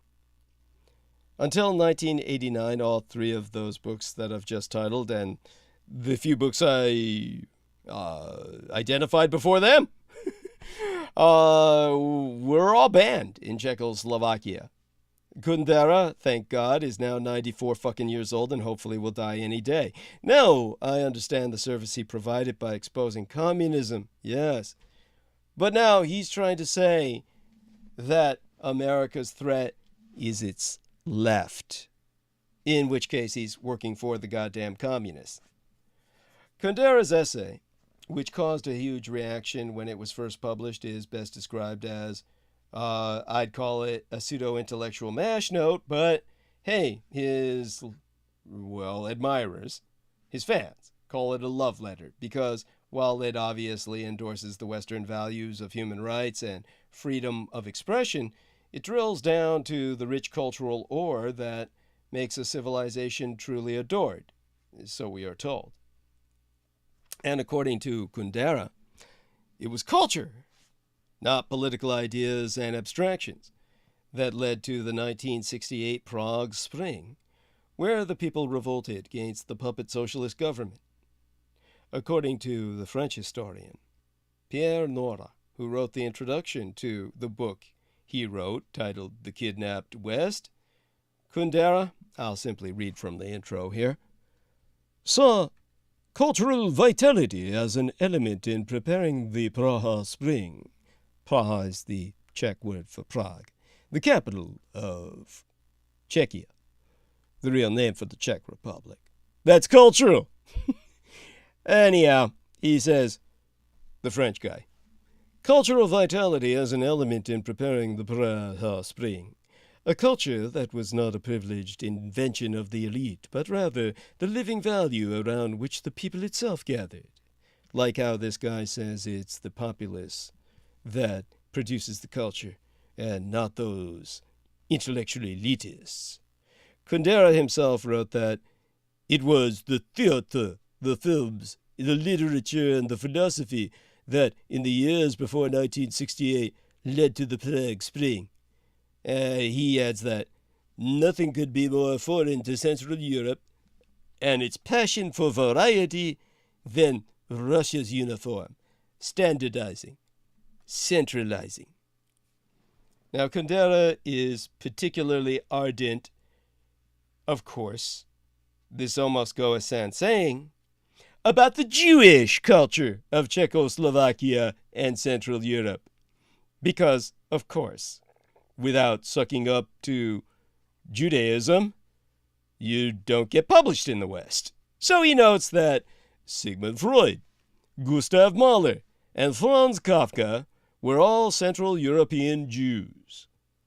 To quote his T, aliens everywhere and everywhere at home, lifted above national quarrels. The Jews in the 20th century were the principal cosmopolitan integrating element in Central Europe. They were its intellectual cement, a condensed version of its spirit, creators of its spiritual unity. This is why Kundera loves the Jewish heritage and clings to it with as much passion and nostalgia as though it were my own. Now, of course, reading these words, I find myself reflecting on how much Jewish artists have influenced American culture. Modern American humor was formed by Mad Magazine, which was launched in 1952. Once the Japanese won the Second World War, the Americans had to find something to laugh about. So a small group of Jewish artists and writers in New York dreamed up Alfred E. Newman. And without Mad Magazine, there would be no Jon Stewart, no Saturday Night Live.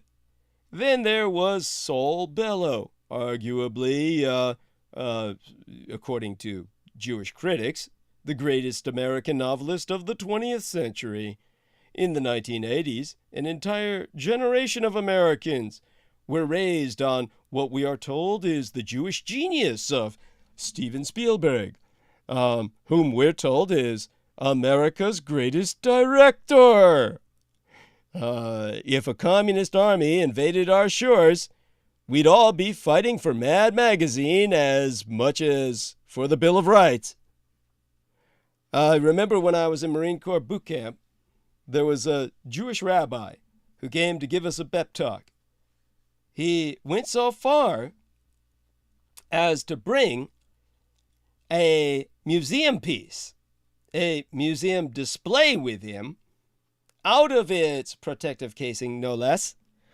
And this was a drawing produced by a child in his own blood at one of the Totenslagen, one of the death camps. And he said this child who was to die in this German death camp produced this drawing in his own blood. Thanks to you, Marines, this will never happen again. Saying that the entire Marine Corps mission statement was to protect Jews. That's our main objective. Well, it's one of the reasons I was never a good Marine. So that's what your Marines are fighting for. Now, all this focusing on the Jewish cultural gifts to America and the West might seem oddly specific, but I suppose, or rather according to himself, the point Kundera is making is that culture is the stuff that makes us love a place. It's history, and it's people. And once we realize we're all sucking Jewish cock, I guess we're all supposed to be happy because that's better than mother's milk that we were raised on. And we should replace our mother's milk with that shit. Now, he claims that we rightly revere the founding fathers, who I've completely deconstructed as a bunch of slaving white male supremacist assholes that deserve no respect whatsoever because they're genocidal maniacs. And we are, oh yes, as Kundera says, must rightly honor our military veterans and the sacrifices they made to keep us free, rather than all the sacrifices we make, paying all our taxes, going without medical care, so they get free medical care all their lives for doing shit. Understand this much. Security is a non-productive industry. There is no benefit in the productive sense of profit from security to keep people from stealing your goods, from stealing your intellectual property. Security is the preemption of loss. You are investing money in a service that otherwise produces nothing. It is simply there to cut your losses. The military is supposed to go beyond security. It's defense, which means that it's existential. You're no longer cutting losses. You're supposedly preventing the elimination of your very existence by preempting, deterring attack. Our military has constantly been on the offensive and has lost every war. It lost World War I, as we explain in the Roswell Deception. It lost World War II, as we explain in the Roswell Deception. It lost Korea and Vietnam. Then it went on to lose Iraq and Afghanistan. There's not a single goddamn war your military has won. It has done nothing for you. In other words, if you have a security company that hasn't prevented a single loss, and everybody's managed to run away with everything that wasn't nailed down, that money you paid that security company was salt in the wound. That was good money thrown after bad. You would not pay that security company anymore. You would look for a different security company. But we have a monopoly with the military. We cannot look for an alternative because there's no mercenary army large enough, well-equipped enough to take its fucking place. So we're stuck with a bunch of gonzos who tell us, what have you done for your country lately? Respond to them. Fuck you. What the fuck has my country ever done for me? You certainly haven't done shit because you have not produced. You have never produced victory. And therefore you're not delivering on the service you claim to be delivering on. Defense. So there we have that. But that brings us back to what's supposed to be the fountainhead of all culture. The Jew. I shouldn't use that term, but here we are. Mad Magazine. When I was finally put in gifted class, when I started school, I was put in the developmentally disabled crowd. I was considered retarded. By the time I reached something like, junior high school, I was in gifted class. There was nothing gifted about gifted class. We were given access to the full collection of Mad magazines. So, what I can tell you is that without Mad, there would be no Jon Stewart, no Saturday Night Live. But in terms of all these sacrifices that Mad Magazine claims our military made to keep us free, oh my. All I can say is that, yet still, there is a certain level of lived-in culture that makes one not just appreciate a certain place, but adore it. And this, of course, is not limited to the Jewish influence over our culture. To describe how black African Americans or the white Irish enriched our culture from jazz to literature to theater and film would take us several volumes. But according to Kundera, this is why the postmodern woke culture is so Soviet and so poisonous. That rather than appreciating the variety of cultures and traditions, like when the niggers knew their place, some more conservative and some more liberal, that make America so dynamic and fun and interesting, those evil woke, like Evil Dead, the evil woke try and force a humorless, totalizing society, exactly like the one Kundera battled against. Now, Kundera's 1967 novel, written, basically months after I was delivered from my mother's loins, titled The Joke, back in 1967, explored the despair and absurdity of life under Stalin, where a single joke about a government official could destroy a person's entire life. And he claims that in today's woke culture, a politically incorrect joke can have the same effect. In recent years, Kundera himself claims that he's been in danger of being canceled by feminists who don't like the depiction of women in some of his books.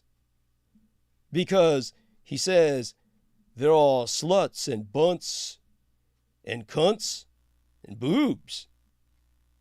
A young Kundera today might find himself canceled before publishing a word. So, in his work, titled A Kidnapped West, Kundera did not have much hope for America. He writes that our country has forgotten what it is. A Jewish satrap, I suppose. We have forgotten our heritage from both Athens, philosophy, I presume, and Jerusalem, which I guessed he would say Christianity sources from. Again, something I've deconstructed as being utter, total bullshit. The false concept of Judeo-Christianity, which, as I've said, far more logical would be the term Judeo-Islam, as those are both Semitic desert peoples, awash in militancy and fundamentalism. And instead, Kundera claims to have seen since 1983 that we are now awash in not great works of culture, which I mean, I presume he means Judaism, but instead, entertainment and technology. While Central Europe was once considered just a satellite of the Soviets' Eastern Bloc, he claims our America is now under the thumb of the woke West. By that he means the frontier West, the Barbary Coast where people like me live. Let me respond to this son of a bitch. This country that you say you love will break our hearts again. This is where I can use the term real American here. This guy is Eurotrash. Eurotrash coming over here and telling us that if we don't worship the Jew, that we're cultureless. And that by trying to promote feminism, equal rights, we're communized, Sovietized. That's an incredible claim, because this country's going to break our hearts again and again. Let's start with this. Thank God Ralph Yarl lives. He's an eldest child. He was picking up his siblings in Kansas City, Missouri. It was just an errand. And he got lost. And he went to the wrong house. A door, a shot, he collapsed. And then another. An 84-year-old white trash piece of shit male supremacist put a bullet in his young head. And Ralph Yarl stumbled for help to another home. He saved his own life. Clearly, this is an extraordinary child. It is the 2023rd year in our Lord. Over the past 10 years, and even longer if we count the time before the mainstream media covered our devastation, millions of people have filled the streets and raised open palms or right fists to protest the premature deaths of black innocents. They have shouted slogans. Some among us have given speeches, offered commentary, written entire books or columns. Tonight's transmission is but another communication, a drop in an ocean of transcribable tears.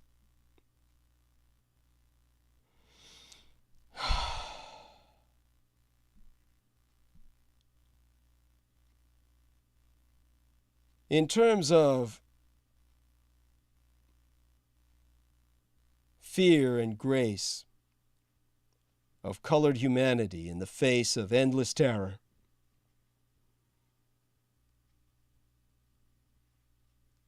I spoke of this subject since the days of Revolution Radio, when people told me my transmissions were so prescient.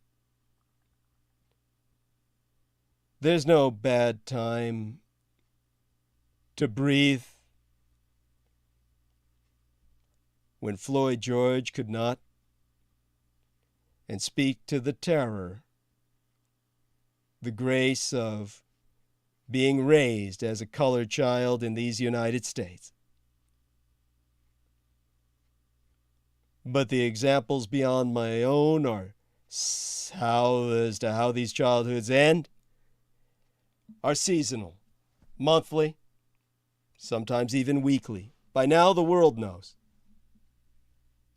Sisyphus, that figure of Greek mythology, rolled the stone up the hill, and then the stone rolled back down, and he started over. It felt futile, exhausting, but this is uglier. It is a dizzying spiral of tragedy.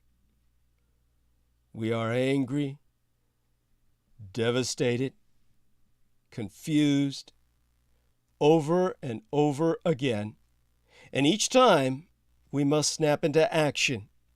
We step into the choreography. We know what to post.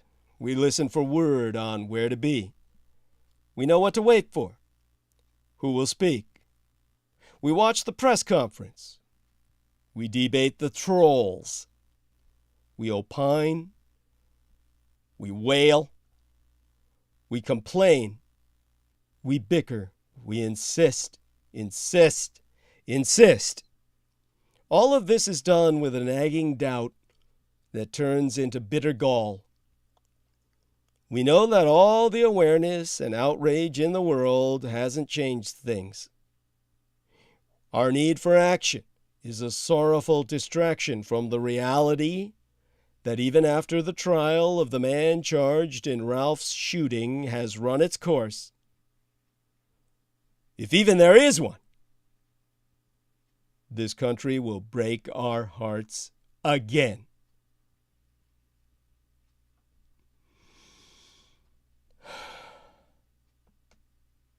Nauseated, I think this. At least in Jim Crow era sundown towns, there were ostensibly safe hours to be black on the street. Now, each day and every hour, we are balls bouncing along a roulette wheel. Remember back when we used to think we could offer protective advice to keep community children safe? Show your hands. No sudden movements. No running. We were so naive then, and hopeful. I ask, how are the people in this nation so adjusted to black folks suffering? And then I think that, too, is naive. The Nashville school shooting just happened. Unquestionably, racism makes our experience as colored Americans more frightening, more dangerous. But they won't even save their own children. All of our kids are coming of age in a society in crisis.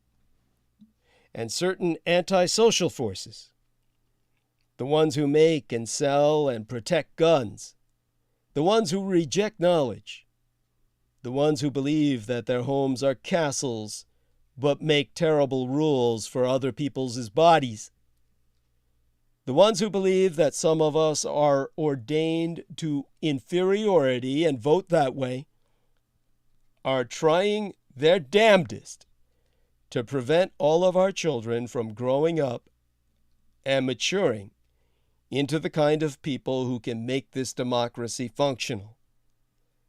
And people like this 94-year-old Eurotrash piece of shit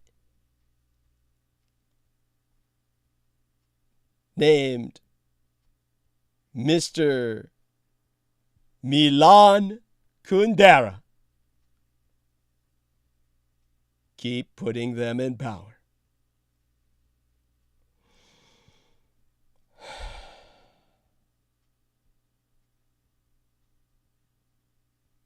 Think of being shot for making a mistake. America is reeling from the shootings of Ralph Yarl, Kalen Gillis, and Texas cheerleaders. These shootings have devastated communities, intensified calls for stricter gun control policies, and deepened a sense of fury over everyday American violence. A 16-year-old boy rang the wrong doorbell. A 20-year-old woman turned into the wrong driveway. Teenage cheerleaders stopped outside a supermarket, and one of them got into the wrong car. In all three cases, banal and seemingly harmless occurrences culminated in horrific gun violence. Ralph Yarl was shot in the head while he was already taken down by an old white man, smiling when he pulled the trigger. Kalen Gillis was shot dead by some chicken shit son of a bitch. Peyton Washington and a friend were injured. In an era of ubiquitous mass shootings, Americans know all too well that tragedy lurks nearly everywhere. Schools, churches, offices, grocery stores, movie theaters. But these three incidents in the span of just 6 days have deepened a gnawing sense that no place is truly safe. Not even the front porch of an ordinary house on an ordinary street in suburban Kansas City.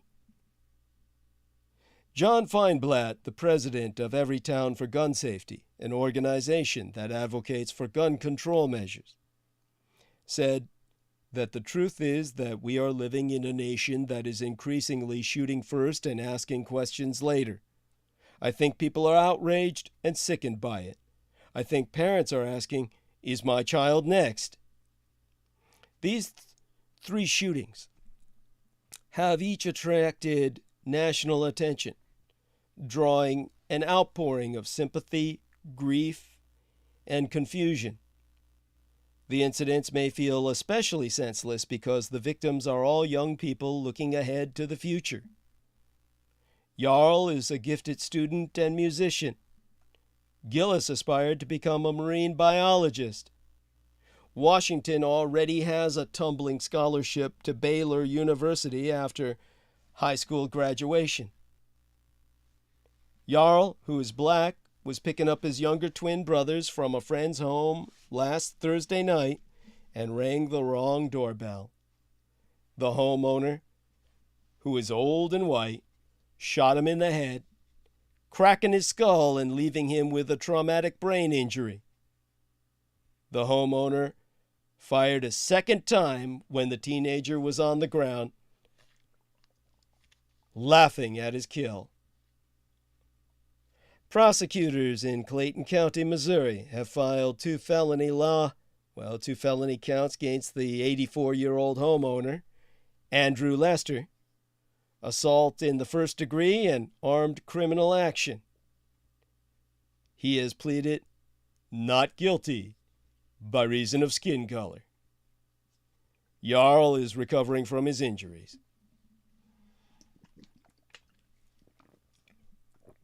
Gillis. She was in a car with 3 friends when they pulled into the driveway of an upstate New York home they mistakenly believed belonged to someone they knew. The suspect, 65-year-old Kevin Moynihan, fired twice at the car from his porch. One of those shots fatally struck Gillis, who was sitting in the passenger seat. Moynihan has been arraigned on a charge of second-degree murder. He has pleaded not guilty by reason of his gender, and he has been remanded without bail.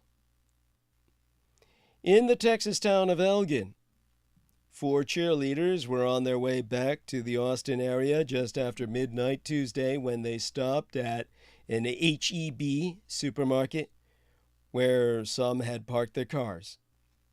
When one of the girls accidentally tried to get into the wrong car, the armed man inside got out and fired 5 times. That's according to the owner of the gym where they were training. He struck 2 of the girls, including Washington, 18 years of age. The suspect, Pedro Telo Rodriguez Jr., at 25 years of age, a quarter-century old, has been charged with deadly conduct, a third-degree felony.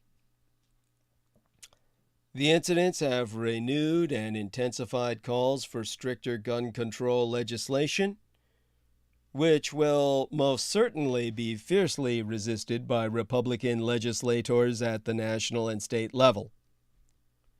The recent shootings have also put scrutiny on stand-your-ground self-defense laws, including the one in Missouri.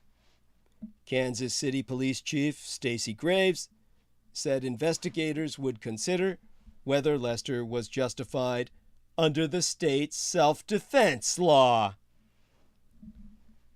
Dave Workman, a spokesman for the Second Amendment Foundation, a gun rights group, who himself is a certified firearms instructor, said his organization was alarmed by the news of the shootings, adding that the criminal charges brought in the shooting of Jarl were probably justified. To quote his T, "We all have the right to self-defense, and we all have the right to be secure in our own homes, but over and above that, there has to be a definable threat to your safety.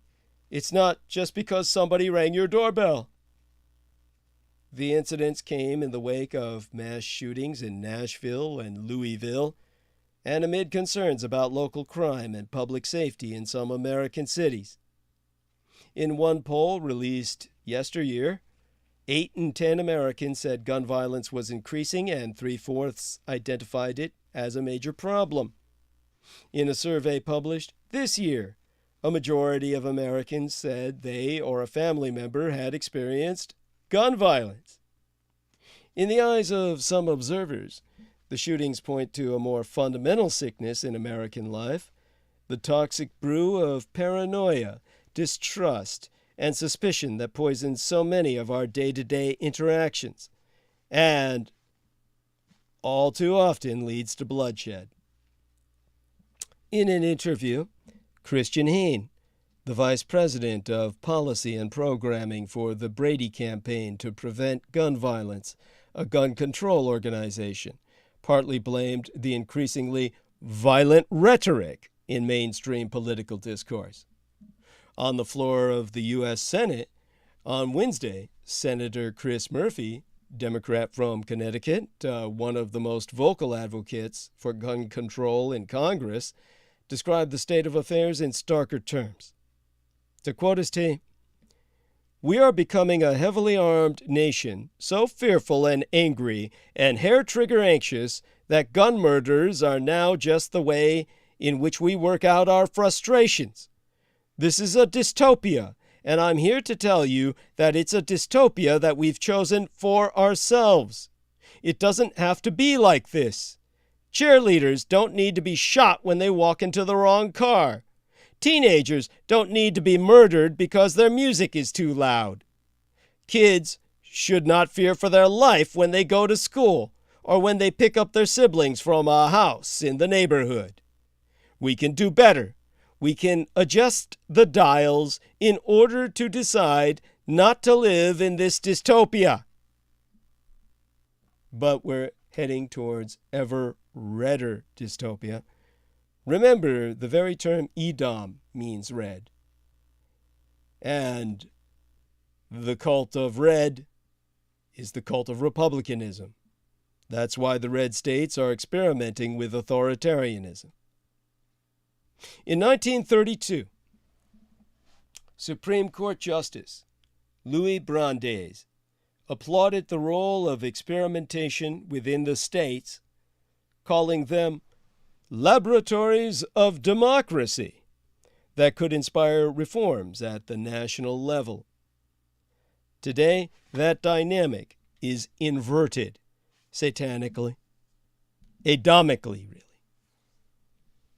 as some red states have become laboratories of authoritarianism, experimenting with the autocratic playbook in ways that could filter up to the federal government.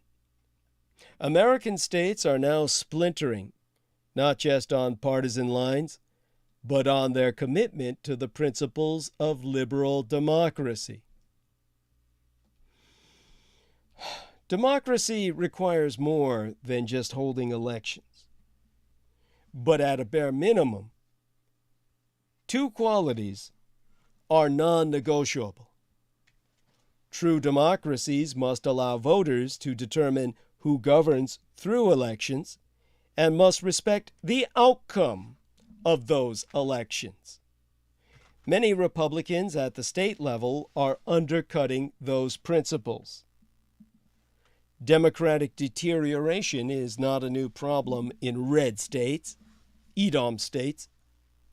Jacob Grumbach, a political science professor at the University of Washington and the author of the book titled Laboratories Against Democracy, measured the democratic quality of American states from 2000 to 2018.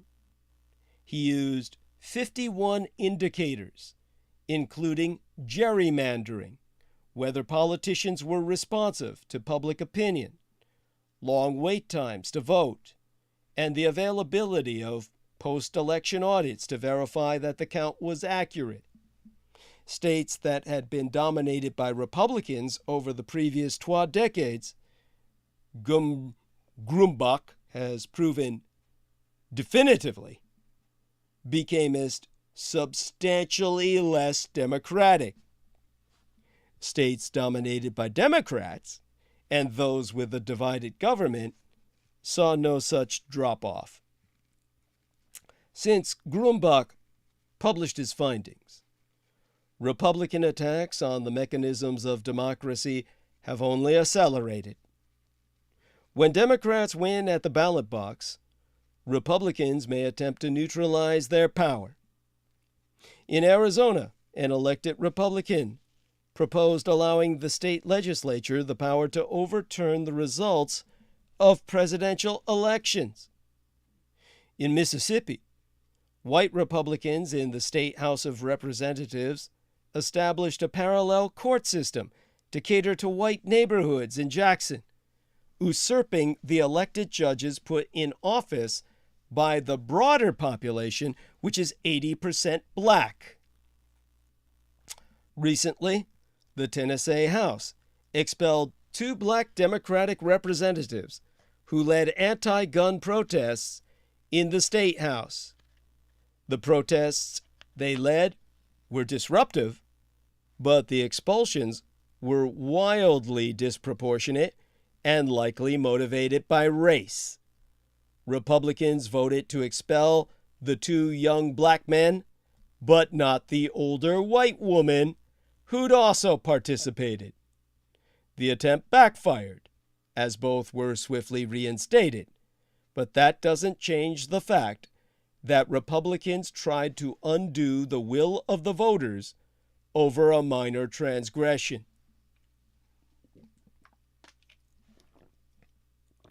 a transgression, advocating humanitarian cause, no less. The botched effort in Tennessee is just but one example of Republicans trying to invalidate elections by getting rid of Democrats who end up in power. In Georgia, Republican lawmakers recently passed a bill that would give them the power to remove elected prosecutors. And in Florida, Republican Governor Ron DeSantis boasted about firing a Democratic prosecutor, abusing a flimsy pretext. A judge who reviewed the firing concluded that DeSantis's goal had been to amass information that could help bring down the prosecutor, not to find out how he actually runs the office. These tactics are layered on top of long-standing anti-democratic practices. Gerrymandering is a form of legalized election rigging done at the state level in which electoral districts are drawn to ensure that politicians choose their voters rather than having voters choose their politicians. Democrats are certainly guilty of drawing district lines in their favor in some states, Illinois, for example, but Republicans are substantially more guilty. According to the nonpartisan electoral forecaster, Dave Wasserman, 152 congressional districts were drawn to help Republicans in the 2022 midterms, compared with 49 districts drawn to help Democrats. When gerrymandering is extreme, most elections become foregone conclusions, extinguishing the foundational principle of democracy, competition. 5 years ago, in Wisconsin, Republicans won just 44.7% of the vote in races for control of the state legislature. Yet Republicans won 64.6% of the seats. In North Carolina, state Republicans drew such skewed districts in the 2018 congressional elections that the Russell collaborationist-led Republican Insurgent Party won 10 out of the state's 13 districts, even though the party cult's candidates earned just 50.3% of the statewide vote. In Georgia, a state that voted for Joseph Biden and has 12 Democratic U.S. senators, the newly drawn district lines mean that 57% of state Senate and 52% of state House seats can be considered safe Republican seats. Barring a major political shift, Republicans will continue to easily control the legislature in a competitive state trending towards Democrats. When such blatant electoral manipulation takes place in other countries, the American State Department denounces it. Here, it's just a legalized part of the American system. Even where elections are competitive, Republican legislators are trying to make voting more difficult. Disparities in ballot access are long-standing and present in both red and blue states. Researchers who analyzed anonymous cell phone location data have found that, on average, residents of black neighborhoods wait 29% longer to vote and were 74% more likely to spend more than 30 minutes at their polling place. These time taxes have a knock-on effect, because voters who face long lines become less likely to vote in subsequent elections. But overall wait times are worse in states controlled by Republicans. The worst performers in the 2020 election were South Carolina and Georgia. Now, Republicans are parroting Donald Trump's lies about voter fraud as a pretext to make voting even harder, in ways that disproportionately disenfranchise poor and non-white voters. Study after study has found voter fraud to be an infinitesimal problem. Republicans have nonetheless introduced 51 state-level bills that would put up obstacles to ballot access. Beyond attacking elections or trying to interfere with their results, Republicans are testing out different ways to wield power against democracy. In Florida, DeSantis is abusing his power to punish a private company that dared to criticize him. In Idaho, Republican lawmakers have made it illegal to help minors cross state lines to obtain an abortion, using government power to restrict freedom of movement. In Texas, Republican Governor Greg Abbott has said he looks forward to pardoning a man convicted of murdering a Black Lives Matter protester. The murderer had previously texted a friend to complain about the protests and said that he might have to kill a few people on my way to work. The composition of Republican rising stars is worrying as well. In Oregon, members of the violent far-right Proud Boys have secured leadership positions in local Russell collaborationist red Republican insurgent bodies, making national-level extremists like Marjorie Taylor Greene look moderate by comparison. Democracy is not all or nothing. It can be measured on a spectrum. But if voters face time taxes to vote in uncompetitive, gerrymandered elections that entrench minority rule and then have their elected officials removed from office or usurped by a new body created by Republicans, well, that's not democracy. If states combine these tactics, they won't be worthy of the democratic label at all. On the political right, all too many have suggested that concerns about American democracy are alarmist. Previous attempts to capture the erosion of American democracy at the state level have been criticized for hyperbole. One effort to measure the quality of state-level elections resulted in several American states scoring below Rwanda, a genocidal autocracy in which the mass murderous dictator Paul Kagame was re-elected in 2017 with 98.8% of the vote. That's how critical our situation truly is. There is the gravity. You might think that North Carolina is not North Korea, but millions living in red states have become guinea pigs, the subjects of Republicans experimenting with autocracy. It's only a matter of time before the Republicans begin their genocide and will do their damnedest to mass murder us all.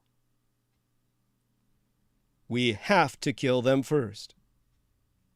We have to kill them first. They have every intention of killing us. The pro-Russian social media star, Donbas-Devushka, has been unmasked as a former United States Navy sailorette. A pro-Putin social media star who purports to be a Russian Jewess living in Ukraine has been unmasked as an American divorcee from New Jersey. Donbas-Devushka, or Donbas Girl, has 135,000 subscribers to her YouTube channel, where she pumps out pro-Russian propaganda. She also recently shared classified Pentagon files that were leaked by Jack Teixeira, a member of the United States Air Force, who shared secret papers in an internet chat room. The woman behind the accounts has now been unmasked as Sarah Bills, a 37-year-old United States Navy veteran who served as an aviation electronics technician and now runs a tropical fish business. Her identity was revealed by the North Atlantic Fella Organization, which works to combat disinformatia, Russian disinformation about the conflict in Ukraine. Bill's social media accounts have glorified the Russian invasion of Ukraine and celebrated the mass murderous actions of the Wagner mercenary group. Bills admitted being part of the account when asked by the Wall Street Journal at the weekend, but said that she is one of 15 all over the world running the network. Some of her accounts have finally been frozen. She left the U.S. Navy just yesteryear and claims she was forced out because of her left-wing views. She denied being personally involved in the leak of classified information, and it is still unclear whether her role as a non-commissioned officer would have granted her access to secret files. She told the Journal, "I obviously know the gravity of top-secret classified materials. We didn't leak them. No, she just published them." Teixeira, who's 21 years old, appeared in court on Friday into this weekend when he was charged with offenses under the United States Espionage Act. He is proven to have leaked classified documents to friends in a chat room, on Discord, an online platform popular with gamers. Intelligence officials have concluded he was trying to show off to his friends in the group, which was predictably formed around a love of guns. This is your goddamn military. These are the men and women who claim to be your front line of defense. Traitors to the core, operating on behalf of the enemy, operating on behalf of Edom. The military is your greatest enemy. They serve the Russians. They need to be deprived of all benefits. And a draft needs to be instated immediately to replace these unemployable incompetents, people who would otherwise be in jail, with real citizens.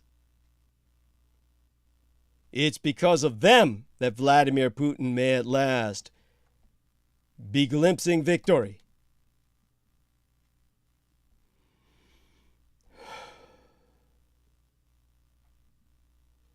Let me know if you can hear me. Checking in on audio quality. The precise veracity of the large cache of intelligence documents that have been leaked from the Pentagon might be open to question, but there can be little doubt about the negative impact that they are having on Ukraine's war effort. Even if the release of the documents turns out to be part of a clever disinformation campaign by the Kremlin's cyber trolls, it could nevertheless prompt Ukraine's high command to rethink its long-planned counteroffensive against Russian forces. Throughout the winter, Ukrainian troops have been undergoing rigorous training in advance of launching a new wave of attacks this spring against their Russian occupiers, aiming to make a decisive breakthrough of the Kremlin's ill-equipped and deeply demoralized front lines.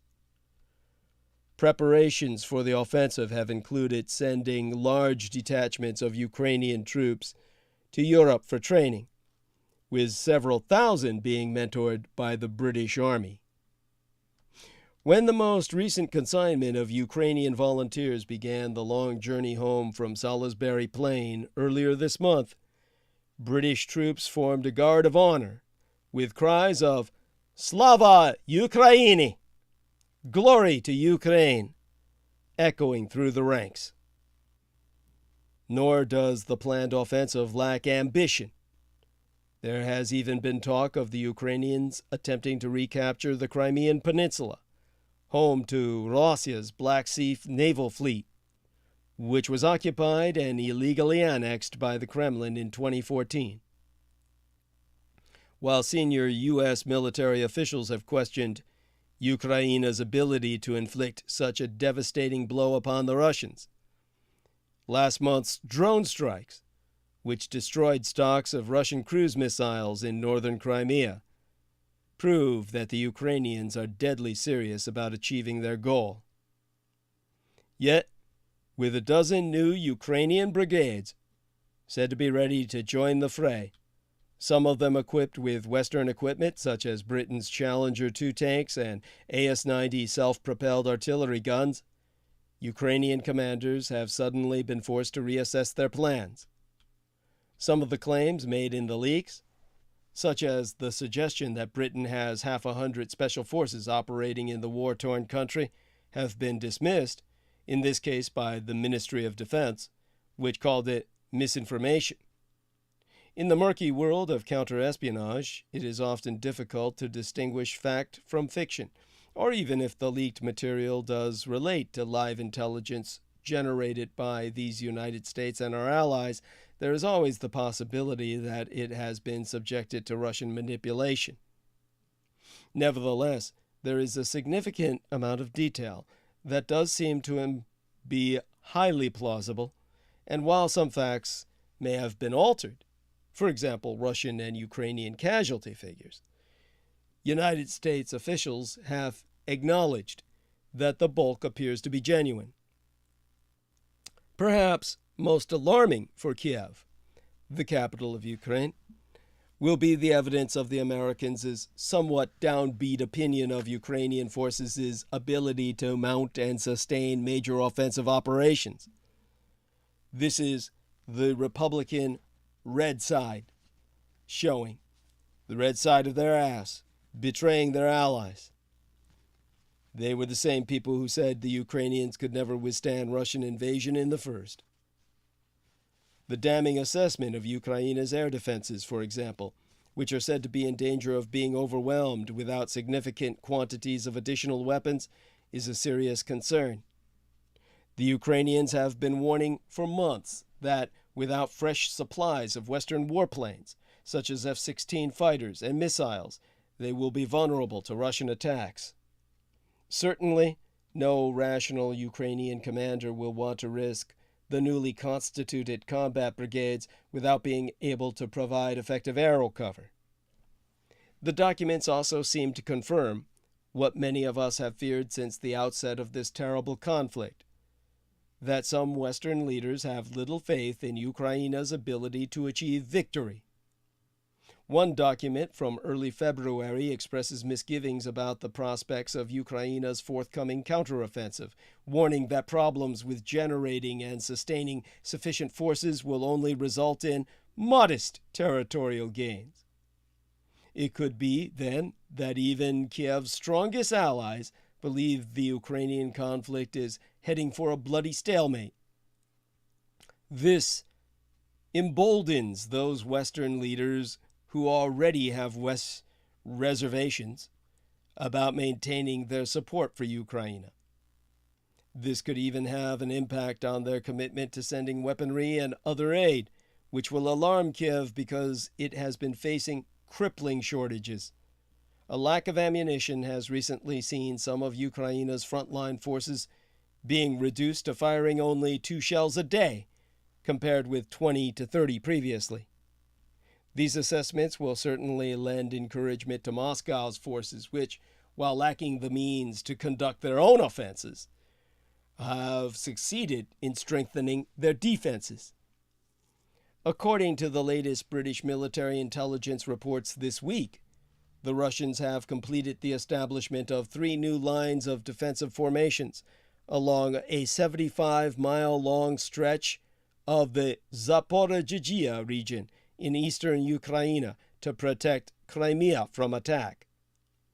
Irrespective of the validity of the information contained in the leaked documents, the Ukraine conflict may be nearing a watershed moment, one where, without Kiev receiving more support from the West, there is a real risk of the war ultimately turning in Vladimir Putin's favor. This is why Russian state TV has discussed plans to rule the world after winning nuclear war. Russian state TV guests discussed a plan for world domination after nuclear war with the West during a debate on current global tensions due to the Ukraine war. The state TV host, Vladimir Solovyov, has repeatedly called for further escalation of the Ukraine war and aggression against the West as the conflict rages on. In recent months, the Russian military has struggled to make headway in its invasion of Ukraine and has tried to capture the Donbas city of Bakhmut ahead of an anticipated counterattack by Kiev.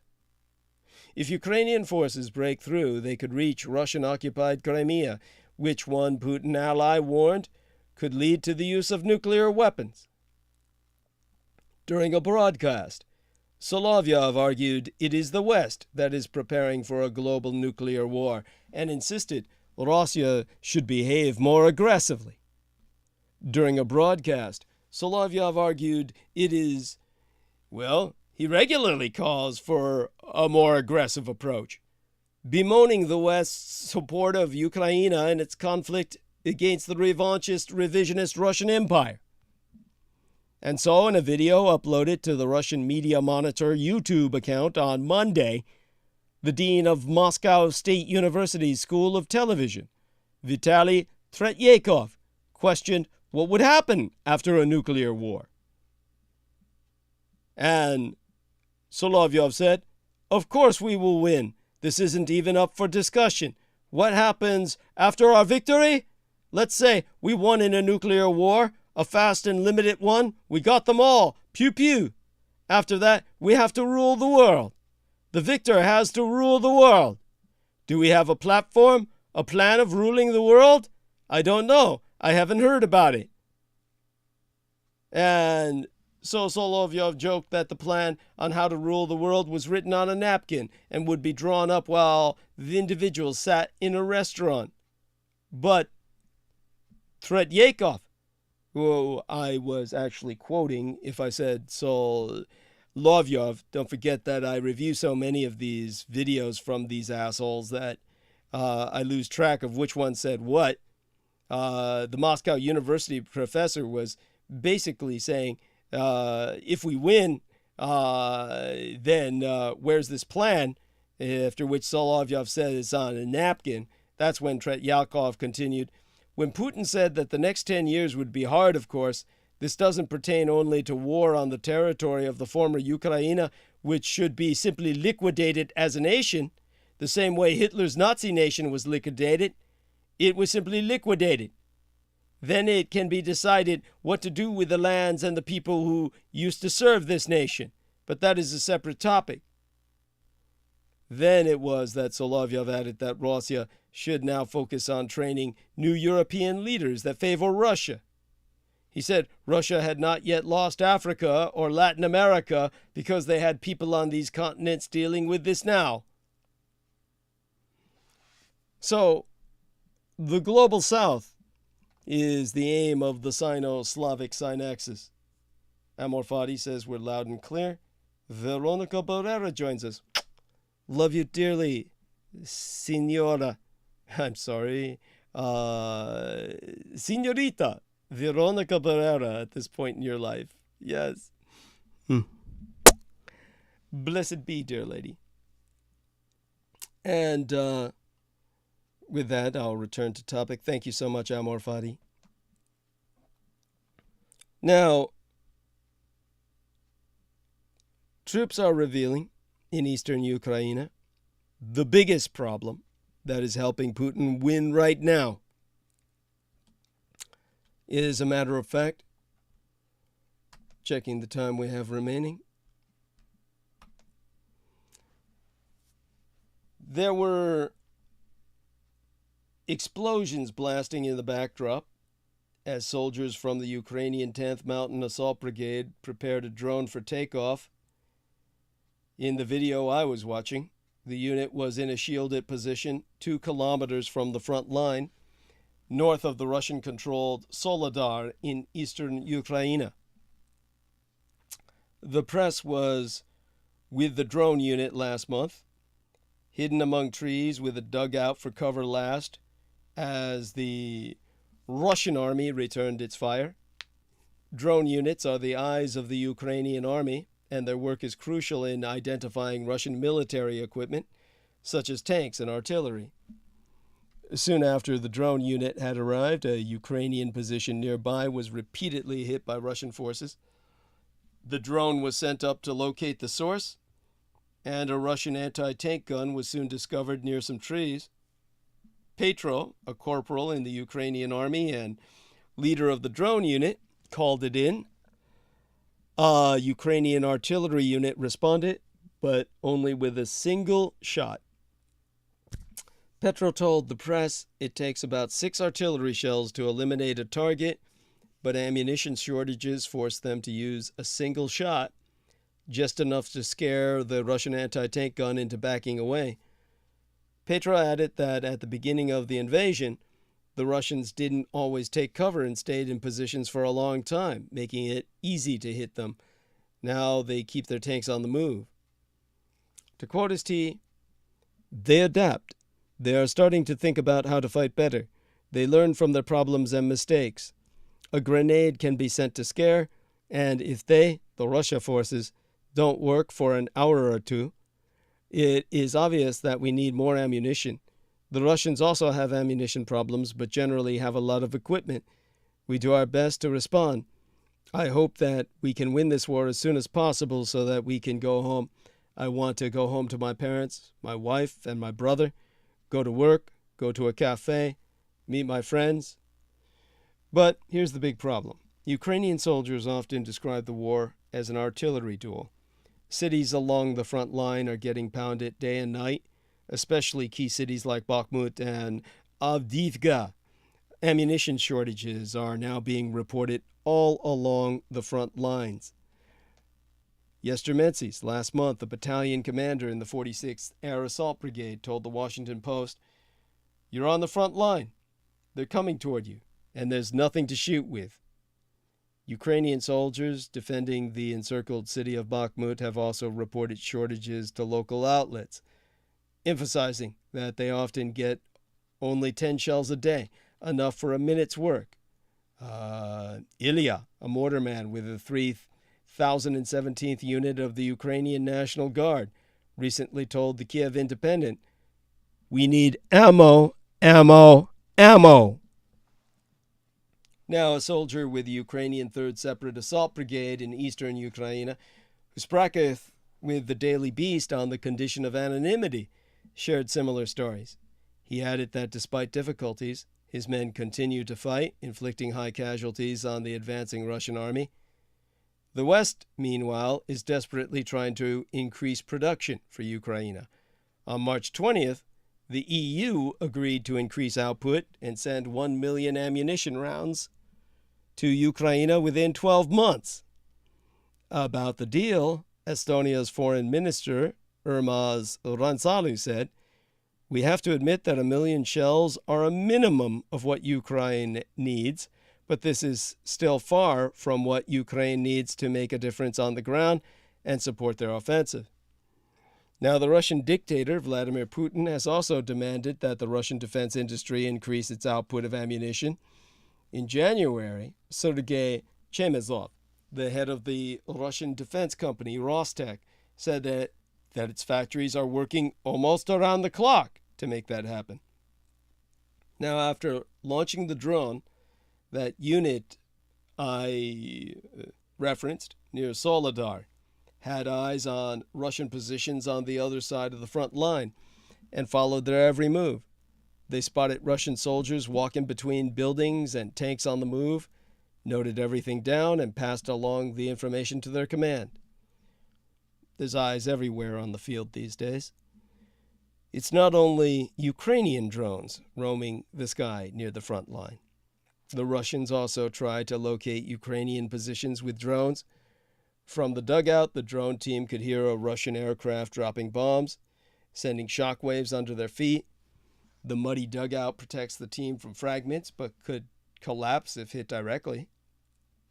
At a field hospital nearby a few days later, the American press could see the human cost of these bombardments.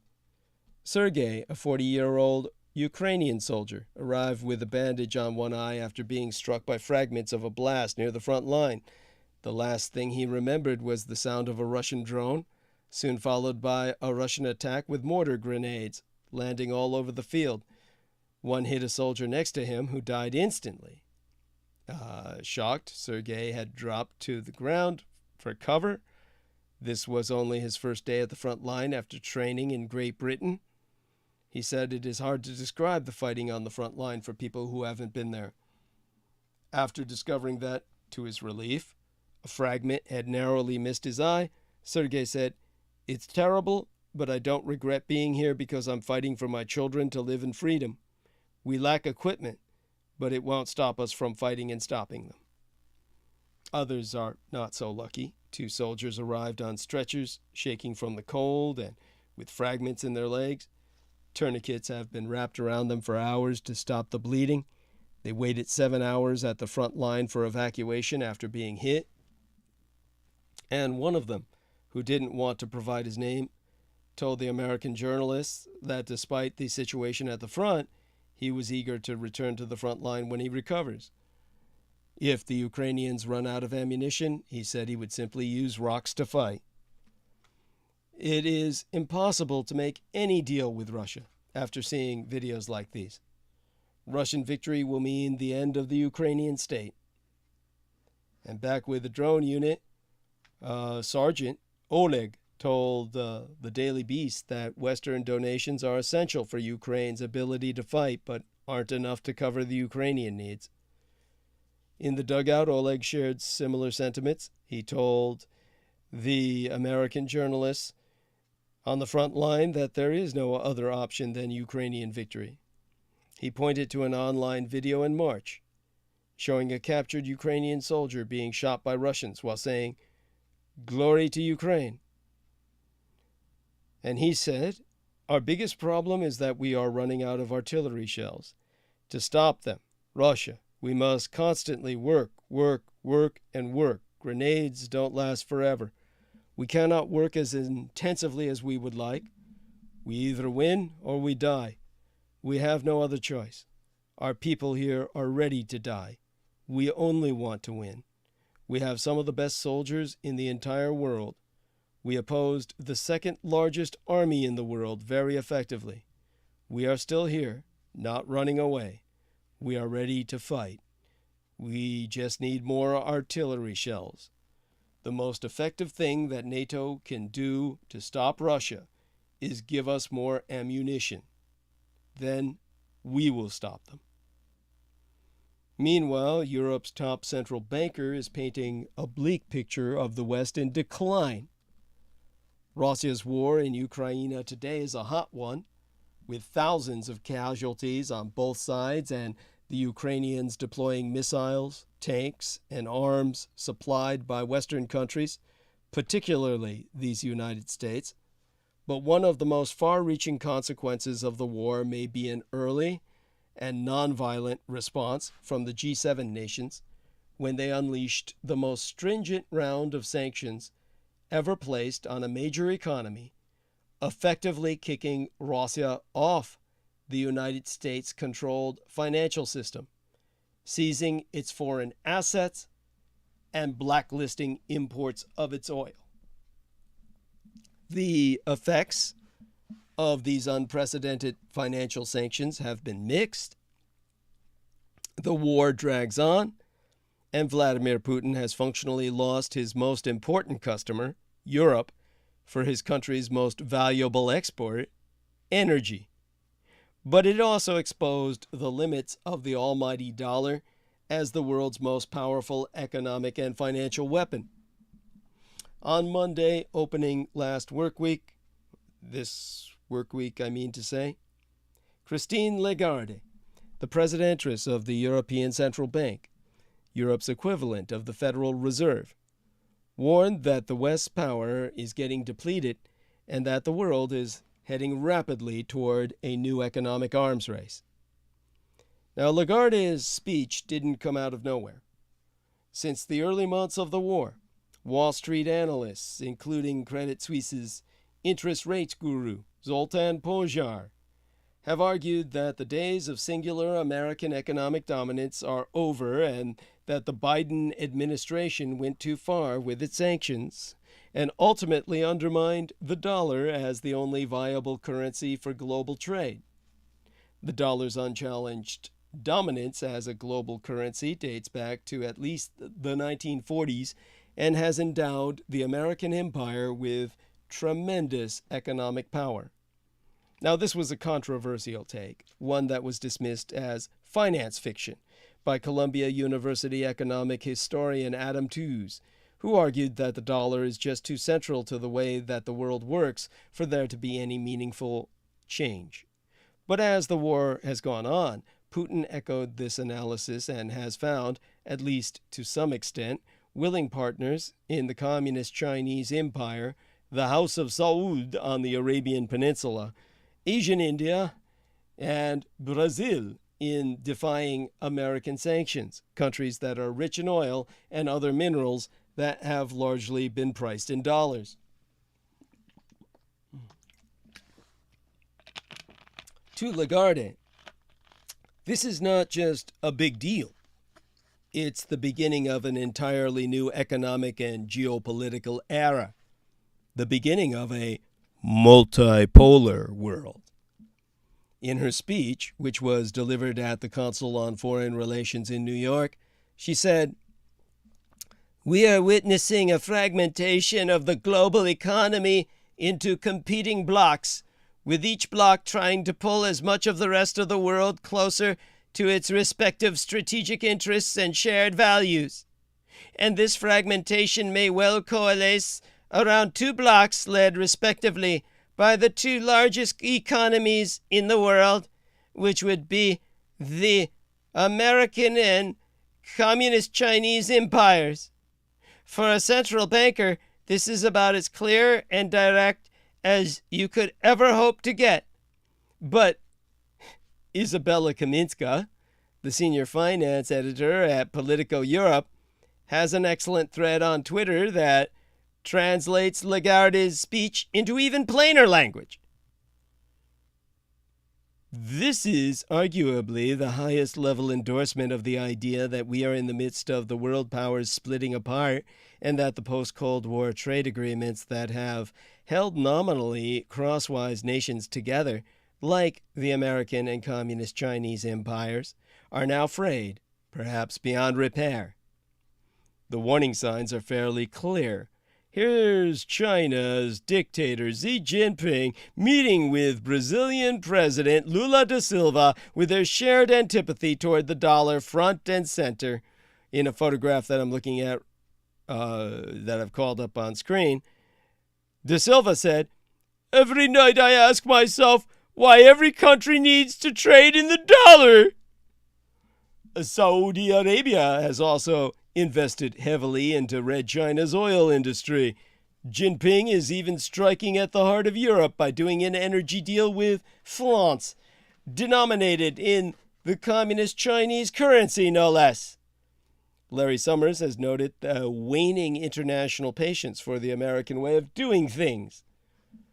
He himself is quoted as saying, "Lagarde points to studies showing that nations that trade more with Red China tend to hold on to that country's currency in their central bank reserves. This reinforces Red China's status as dominant trading partner, but it also boosts its currency.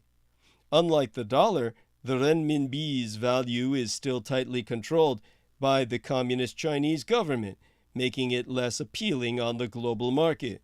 But any currency is ultimately valued based on the strength of that country's economy, its resources, and, among other things, the quantity of money it holds in its reserves.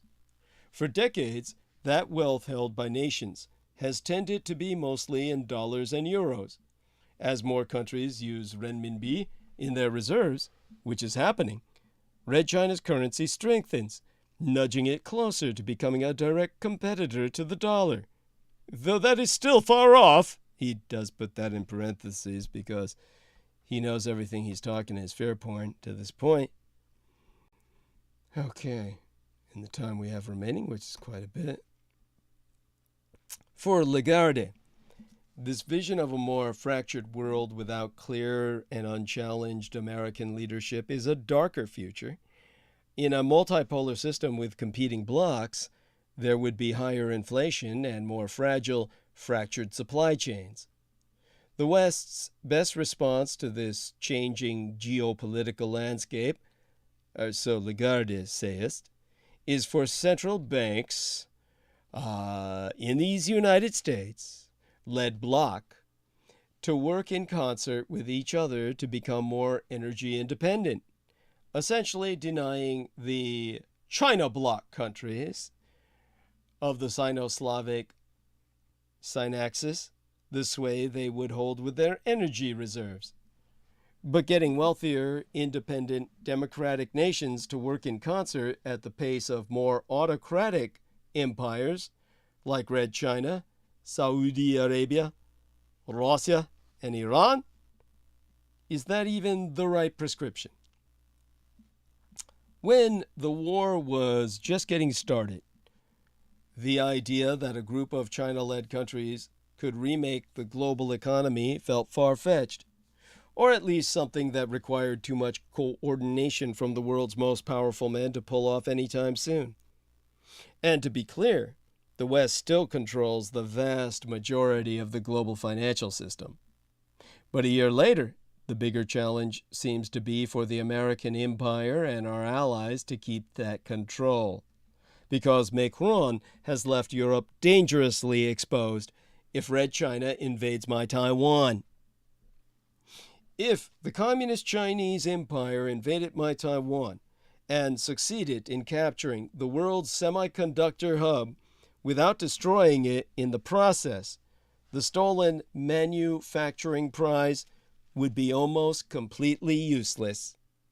It would not help Xi Jinping's communist regime break out of the tightening chip blockade imposed by these United States and the global democratic alliance, and would certainly not help Red China achieve superpower supremacy in artificial intelligence, fifth generation or 5G telecommunications, or smart weaponry.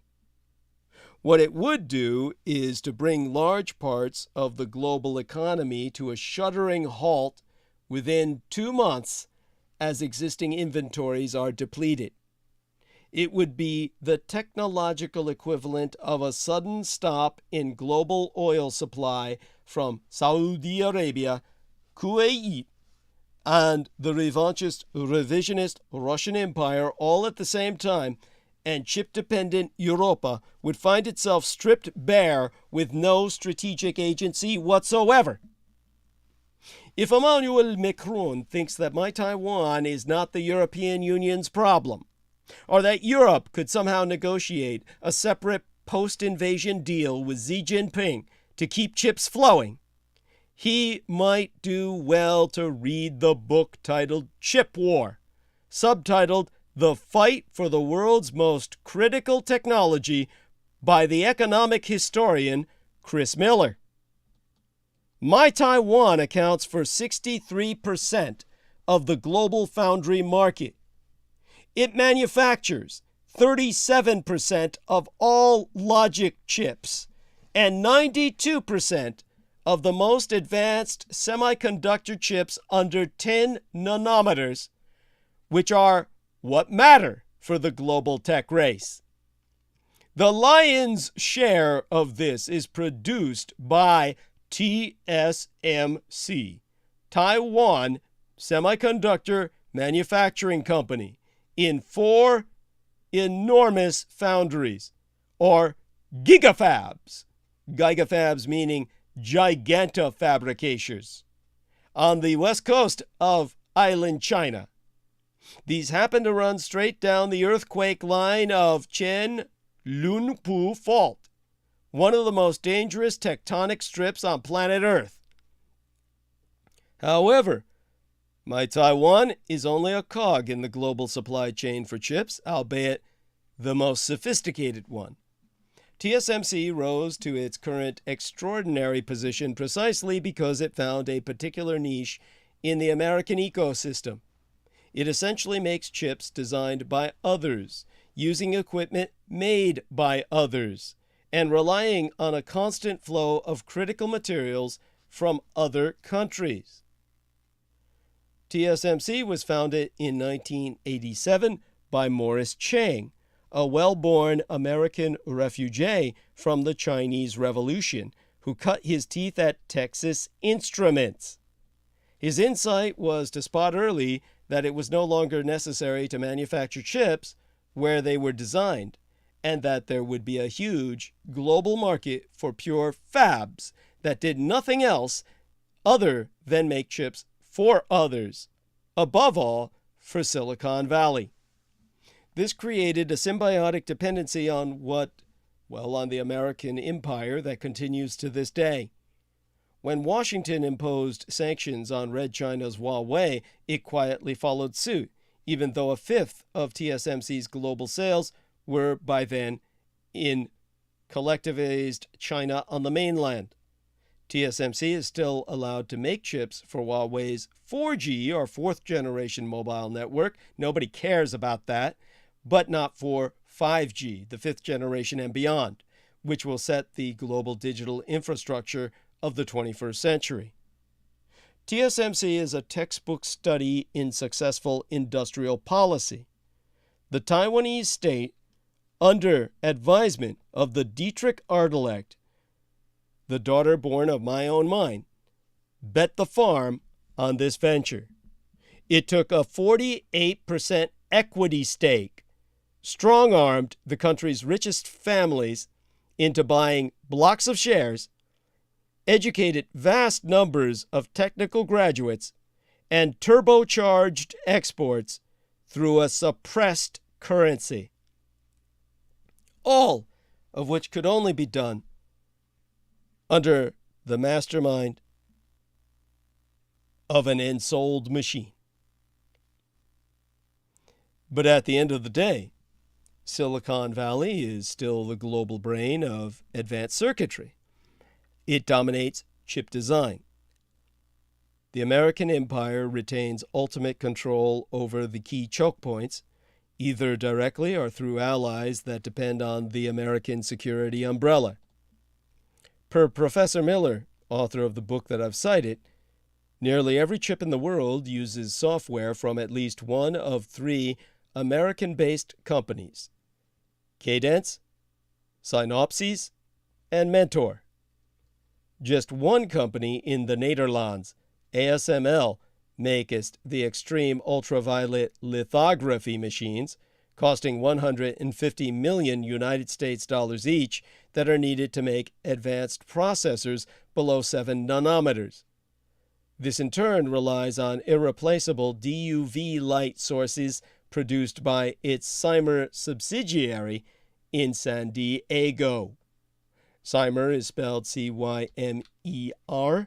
That's the subsidiary in San Diego.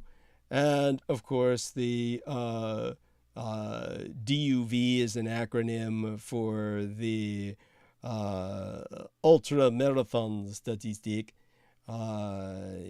Whenever I look it up in the German, which I'm probably doing incorrectly, let's take a look at lithography.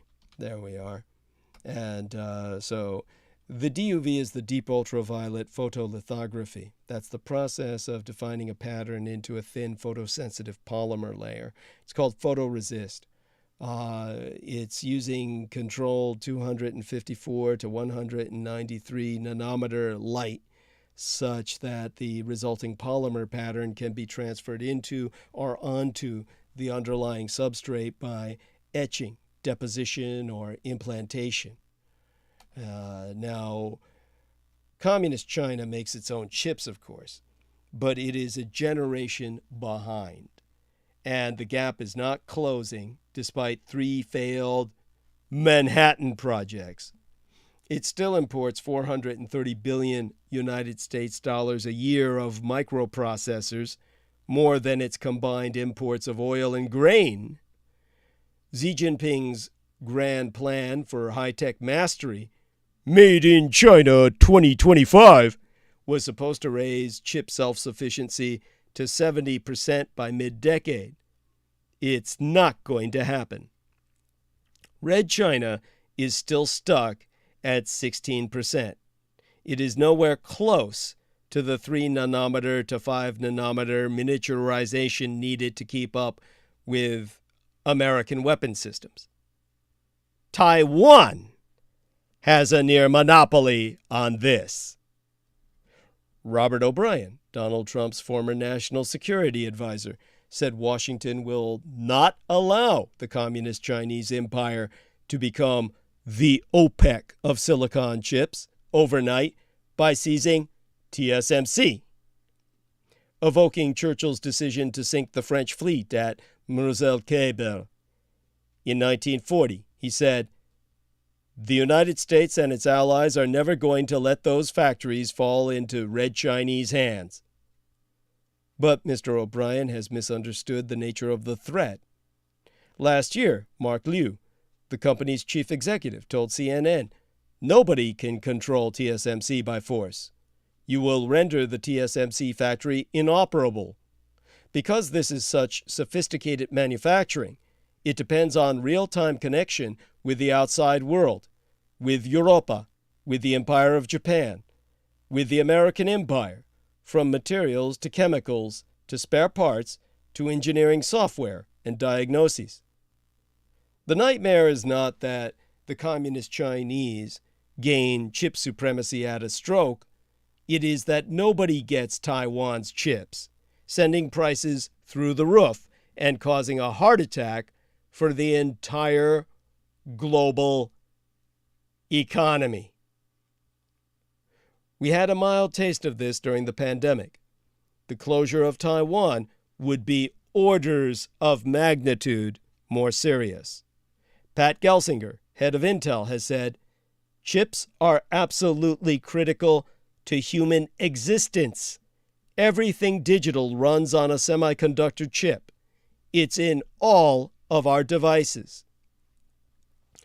The American Empire has subcontracted so much of its chip manufacturing to cheaper fabs in East Asia that its own output has dropped to 12% of world share. But it still has Micron and Texas Instruments. Above all, it has Intel, aiming to challenge TSMC at the 3 micronometer frontier, or micronanometer, and investigating in America's investing in 2 cutting-edge fabs in Ohio with the help of Joe Biden's $52 billion United States CHIPS Act.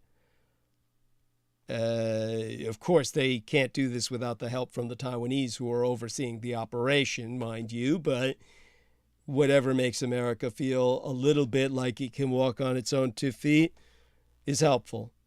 TSMC itself has been strong-armed by Washington into building the Twa foundries in Arizona to make ultra-advanced chips at a cost of $40 billion United States dollars, even though cost of production is 50% higher. It would take several years for the American Empire to cover the shortfall if my Taiwan were knocked out, but at least it is preparing and has the tech ecosystem to pull it off. Europe is much more vulnerable. Its global share of semiconductor production has shriveled to 8%. Its share of advanced chips has dropped to 0. The EU has announced a 43 billion euro Chips Act to reestablish digital sovereignty and regain its lost capability at the cutting edge. The plan is to quadruple European chip output this decade, but only 3.3 billion euros of EU funding exists so far, and this cometh from cannibalizing Digital Europe and EU science.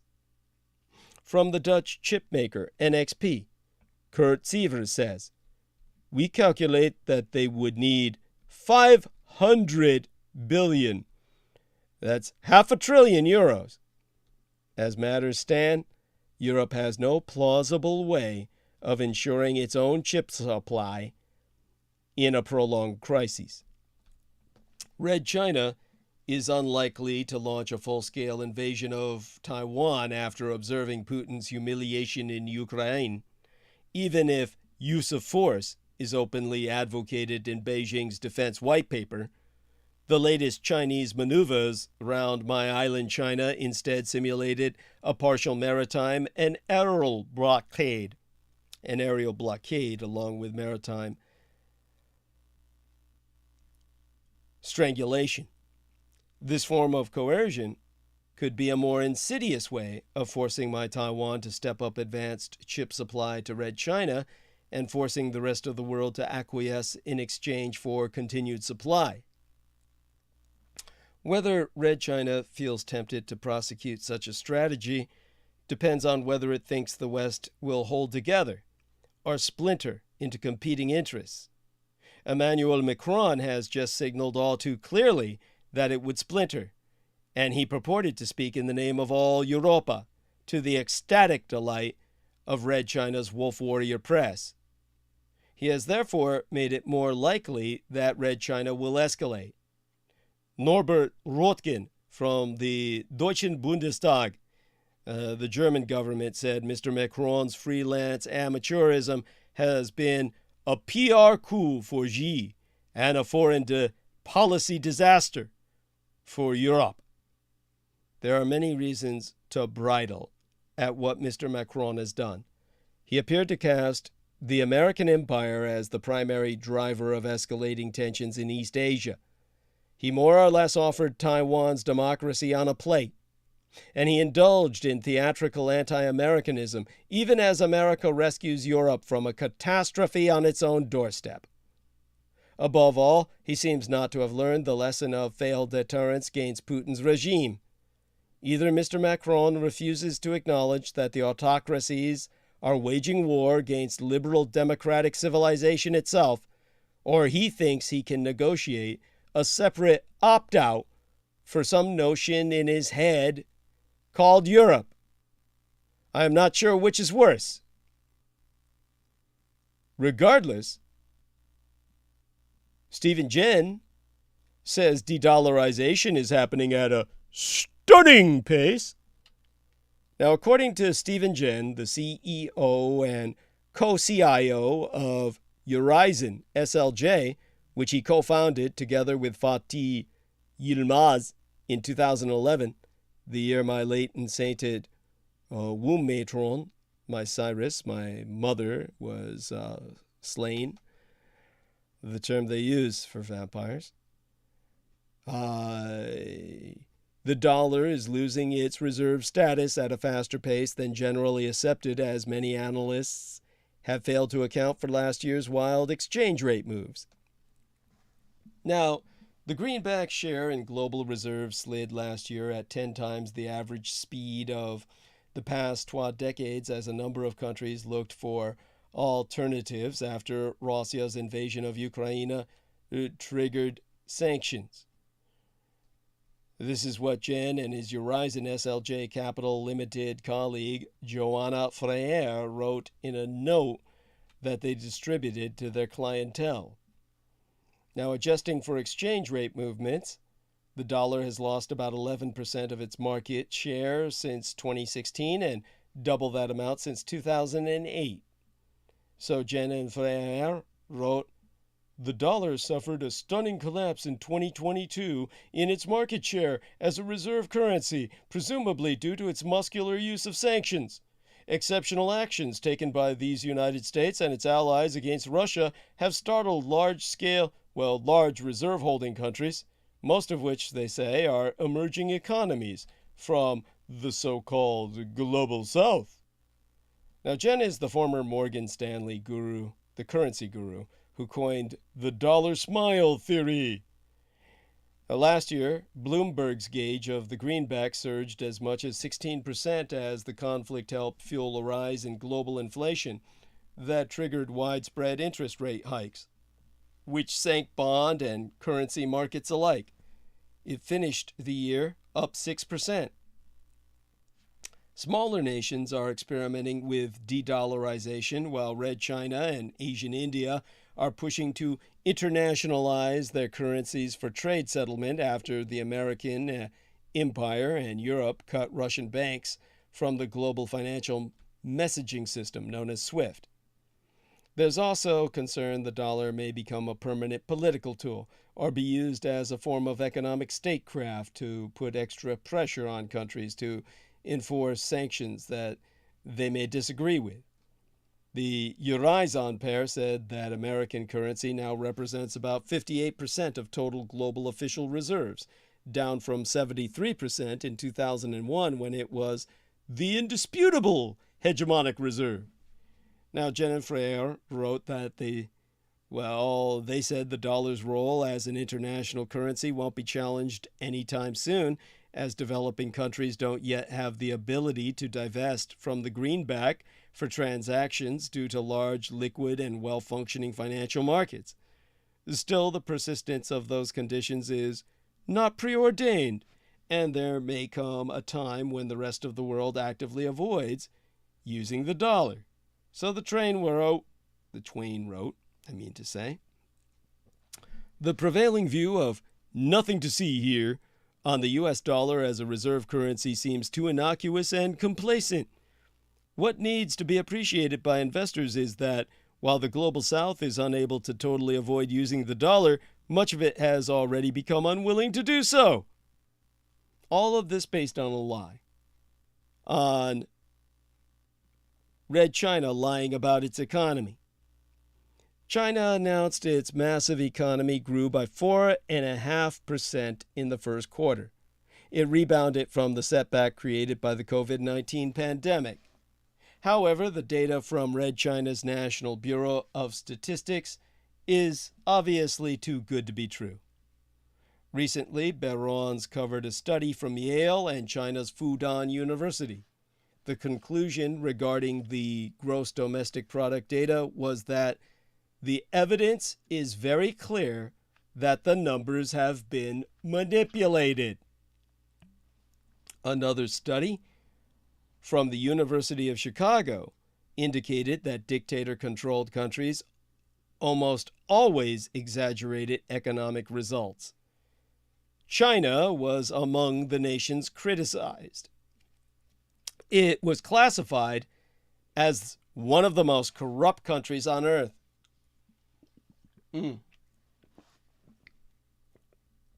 A decade ago, a senior official called Red China's gross domestic product man-made. Reuters covered that statement. Why lie? One reason is to keep the population and businesses optimistic about prospects. Consumer and business spending tends to trend down or stop altogether when people think they are facing a recession. Another reason is global competitiveness. If the Red Chinese economy is unstoppable, its international business ties will be driven by the near limitless capacity of Red China as a trade partner or even provider of capital to sovereign nations. The Communist Chinese Empire has been projected to overtake these United States as the world's premier economic power. It has already jumped ahead of United Germany and the Empire of Japan, which held high positions for decades. A growing and stable communist Chinese empire is a greater friend or enemy than just a few years ago. Did China's GDP grow 4.5% last quarter? Absolutely not. But who is to prove the number is wrong, even if it is self-evidently false? Red China controls the data collection, and what is done with it behind closed doors. European Union officials on Tuesday called for a new and joint approach toward Red China, following French President Emmanuel Macron's controversial comments on Taiwan earlier this month. However, this new strategy is unlikely to please the American empire. The Biden administration has so far adopted a particularly critical tone toward Beijing and put forward measures to restrict Red China's influence, including export restrictions on certain technologies. It has pushed European nations to do the same. European nations currently have different views on dealing with Beijing. Some capitals favor a closer relationship with the American empire, given our critical role on security and defense, while other countries are afraid of antagonizing Red China and endangering deep economic ties. This has resulted in a divided approach toward Red China.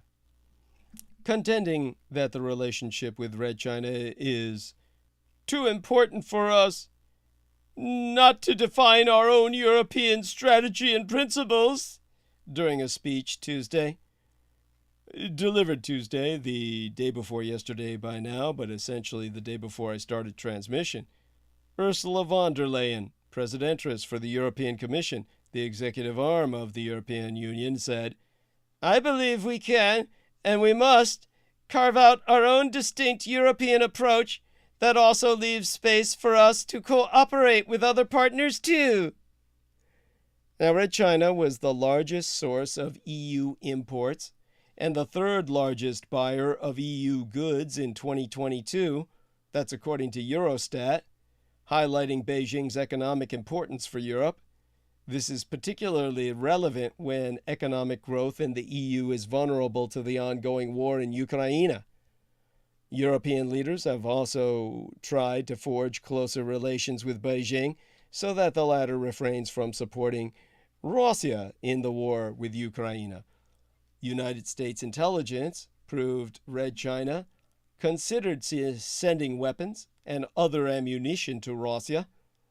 There is also the question of climate change, where many EU leaders find a dialogue with Red China pivotal toward any substantial progress in bringing down CO2 emissions.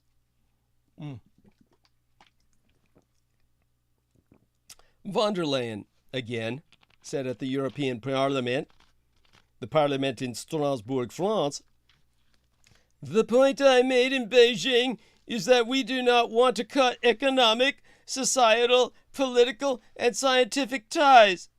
But there is an urgent need to rebalance our relationship on the basis of transparency, predictability, and reciprocity. The central part of our future China strategy must be economic de-risking." This marks a stark difference from the American perspective, as American officials believe that a complete dissociation from Beijing, known as decoupling, is the best approach. For Europe, the intention is to reduce and avoid risks rather than a complete disengagement from China. But there is no doubt this is a tricky process. Returning from a visit to the Communist Chinese Empire earlier this month, Macron said the EU needs to have its own policy on Taiwan and to avoid following the American agenda on the matter. He later added that being allies does not mean being vassals, reinforcing the idea of an independent EU policy. His comments were received with criticism in these United States, but also in United Germany and other European nations. In a statement, Josep Borrell, The EU's top diplomat said, "We remain fundamentally committed to EU's One China policy. We see no reason to question it. We must lower the tension, avoid verbal outbursts or provocations that can only fuel mistrust. However, any attempt to change the status quo by force would be unacceptable." He canceled a trip to China earlier this month after testing positive for COVID-19. On Tuesday, he added that the EU needs to recalibrate its strategy toward Red China. In Strasbourg, Borrell said, "We are in arrival mode, but we have to keep talking with China." Meanwhile, Honduras asked for billions of dollars from friend Taiwan before longtime ally, before they, as a once longtime ally, ditched to side with Xi Jinping. Now Taiwan could lose its last Latin American ally to Xi Jinping as Red China dangles opportunities. Taiwan is on the verge of losing its only remaining diplomatic South American ally to Beijing if a potential candidate wins in Paraguay's upcoming presidential election this month. In terms of telling you what happened, basically after losing Honduras to Beijing recently, my Taiwan is faced with tough times again, as Paraguay's top opposition candidate has indicated that he could revisit the relationship and switch to Red China instead. Under the current Paraguayan president, Mario Abdo Benitez, the relationship between the South American nation and my Taiwan has remained favorable. During his visit to Taiwan in February this year, Abdo also demonstrated his commitment to the relationship.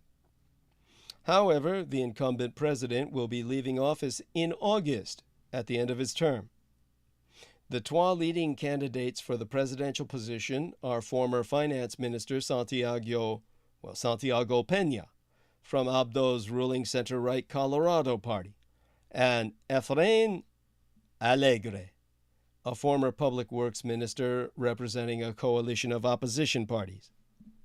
While Peña emphasized the importance of Paraguay's long-standing relationship with my Taiwan, Alegre, on the other hand, said he could sever ties with Taipei, capital of my island China, in favor of Beijing should he win.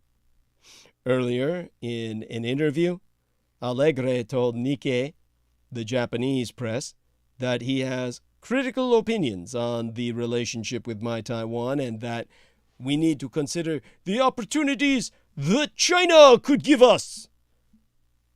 Why it matters? My Taiwan and Gran Paraguay have maintained diplomatic ties since 1957. Since 2016, after Tsai Ing-wen became our island Chinese nation's presidentress, Xi Jinping has successfully convinced 9 of my Taiwan's allies to sever diplomatic ties with Taipei. This is because the American empire is no longer a deterrent to the communist Chinese. But it should be. Our military exists to deter an aggressor, defeat an adversary, and protect American interests. Although taxpayers fund the DoD, the Department of Defense, with $850 billion United States dollars, more than any other nation, we are no longer a deterrent force to a Commu-Chinese invasion of my Taiwan. That window closed. An irredeemable mistake. The CCP, the Chinese Communist Party, realizes a military and economic cost, but the benefit would be consolidating declared territory, a victory defined by Taiwan capitulation. However, time is on Red China's side, and an attack would happen at their choosing. The The Communist Chinese Empire has built an overwhelming force. They have exercised and refined their plan. They can wear down their adversaries and neighbors with belligerent rhetoric and action. It is not in Red China's best interest to destroy Taiwan, massively kill our citizens, and then rebuild at enormous cost with disadvantaged governance, so they maintain constant pressure to achieve a more peaceful end. A blockade remains an option, or a negotiated concession favoring Communist Chinese rule. Ask Hong Kong about Communist Chinese promises and rule. The South China Sea is economically important to this American empire and our allies. Australia, the Philippines, Vietnam, Thailand, the Empire of Japan, South Korea, Asian India, and others.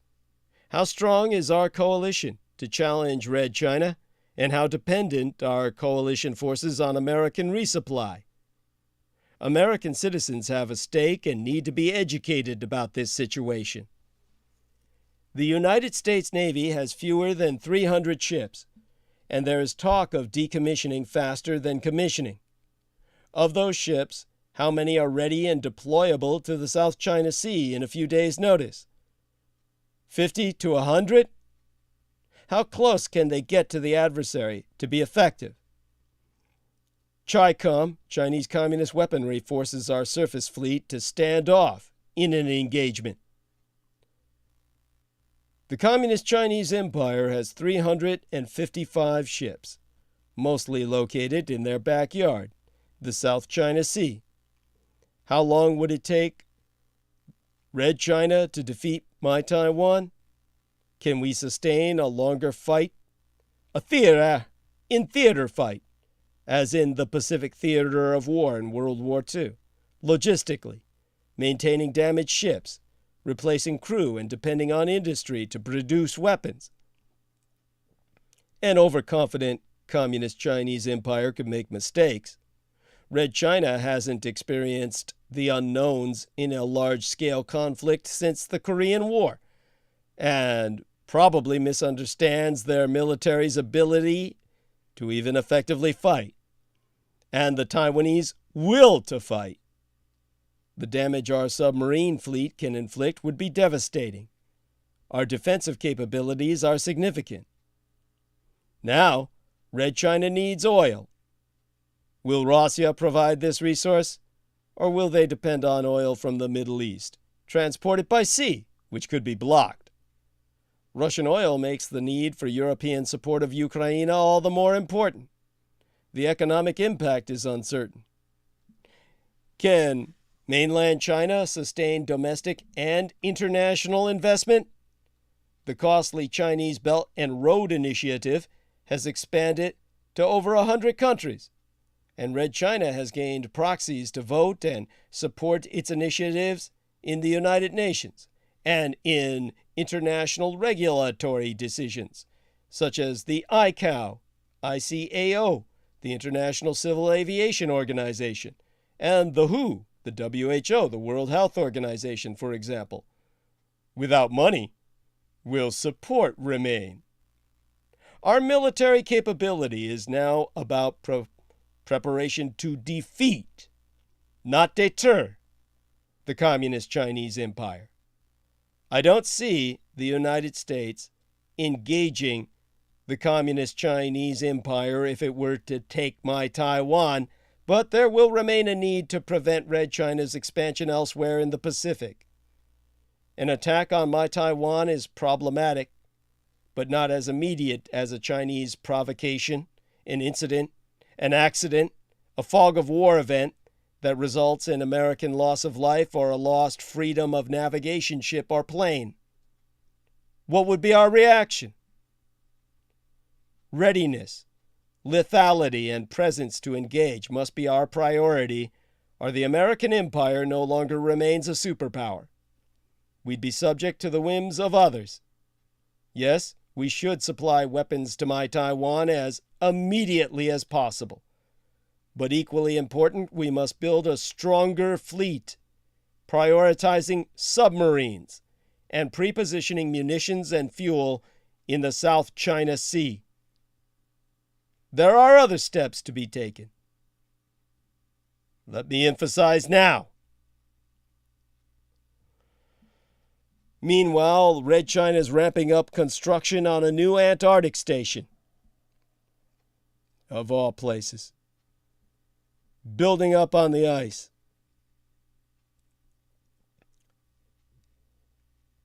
That's the reason why we've got to immediately respond. China is increasing its Antarctic footprint, according to new satellite imagery collected by a Washington-based think tank that shows construction has resumed for the first time since 2018 on the country's 5th station in the southern polar region. Beijing has sought to develop new shipping routes in the Arctic and expand its research in Antarctica, but Western governments know its increasing presence in the polar regions would provide the PLA, the People's Liberation Army, with better surveillance capabilities. This new station, on Inexpressible Island, near the Ross Sea, is expected to include an observatory with a satellite ground station, which would help the Communist Chinese Empire fill in a major gap in its ability to access the continent.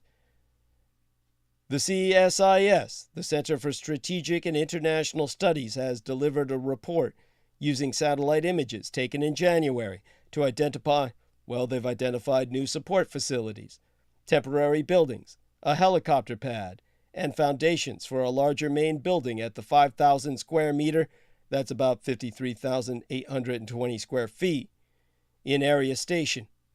It's estimated that construction could be done by 2024. CSIS said, while the station can provide tracking and communications for China's growing array of scientific polar observation satellites, its equipment can concurrently be used for intercepting other nations' satellite communications. The station is well positioned to collect signals intelligence over Australia and New Zealand and telemetry data on rockets launched from Australia's new Arnhem Space Center. Once finished, the station is expected to include a wharf for Red China's Zhuilong icebreaker ships. CSIS told Reuters that while the United States still maintains a larger research presence in Antarctica, including the biggest facility in its McMurdo station, Red China's footprint is growing faster. Red China's 5th station will be 200 miles, that's 320 kilometers, from the McMurdo station. Under the 1959 Antarctic Treaty, to which Red China is a party, activities on the continent are restricted to peaceful purposes. Military personnel are allowed to conduct scientific research, but are banned from setting up bases, carrying out maneuvers, or testing weapons. A 2022 Pentagon report said Red China's new Antarctic infrastructure is likely intended, in part, to strengthen its future claims to natural resources and maritime access and improve PLA capabilities, with, of course, the communists rejecting claims that such stations would be used for espionage.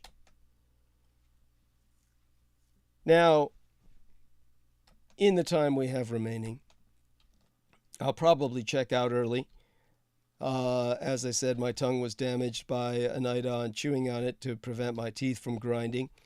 And that's something I do subconsciously. I have no control over it, though I'll try and gain control. Certainly going to make this a project in the,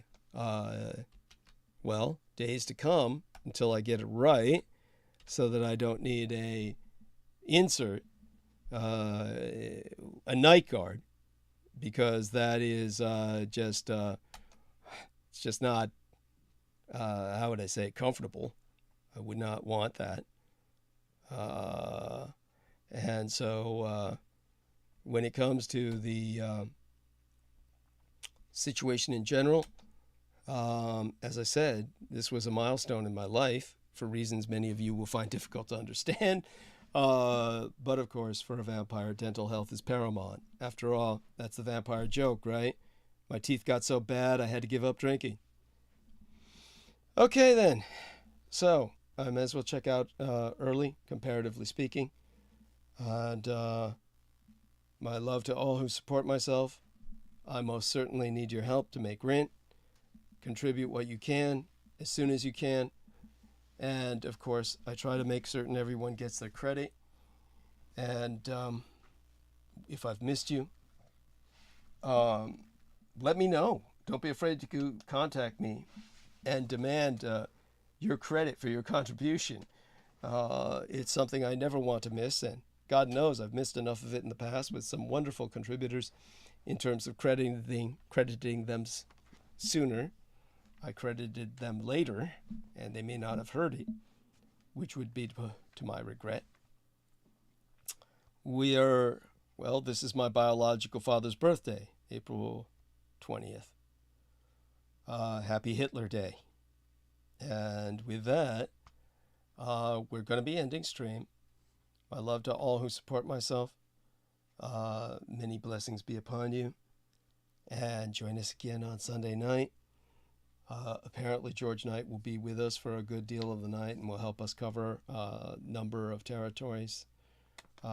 You'll be hearing historical lessons that will be repeated for your edification.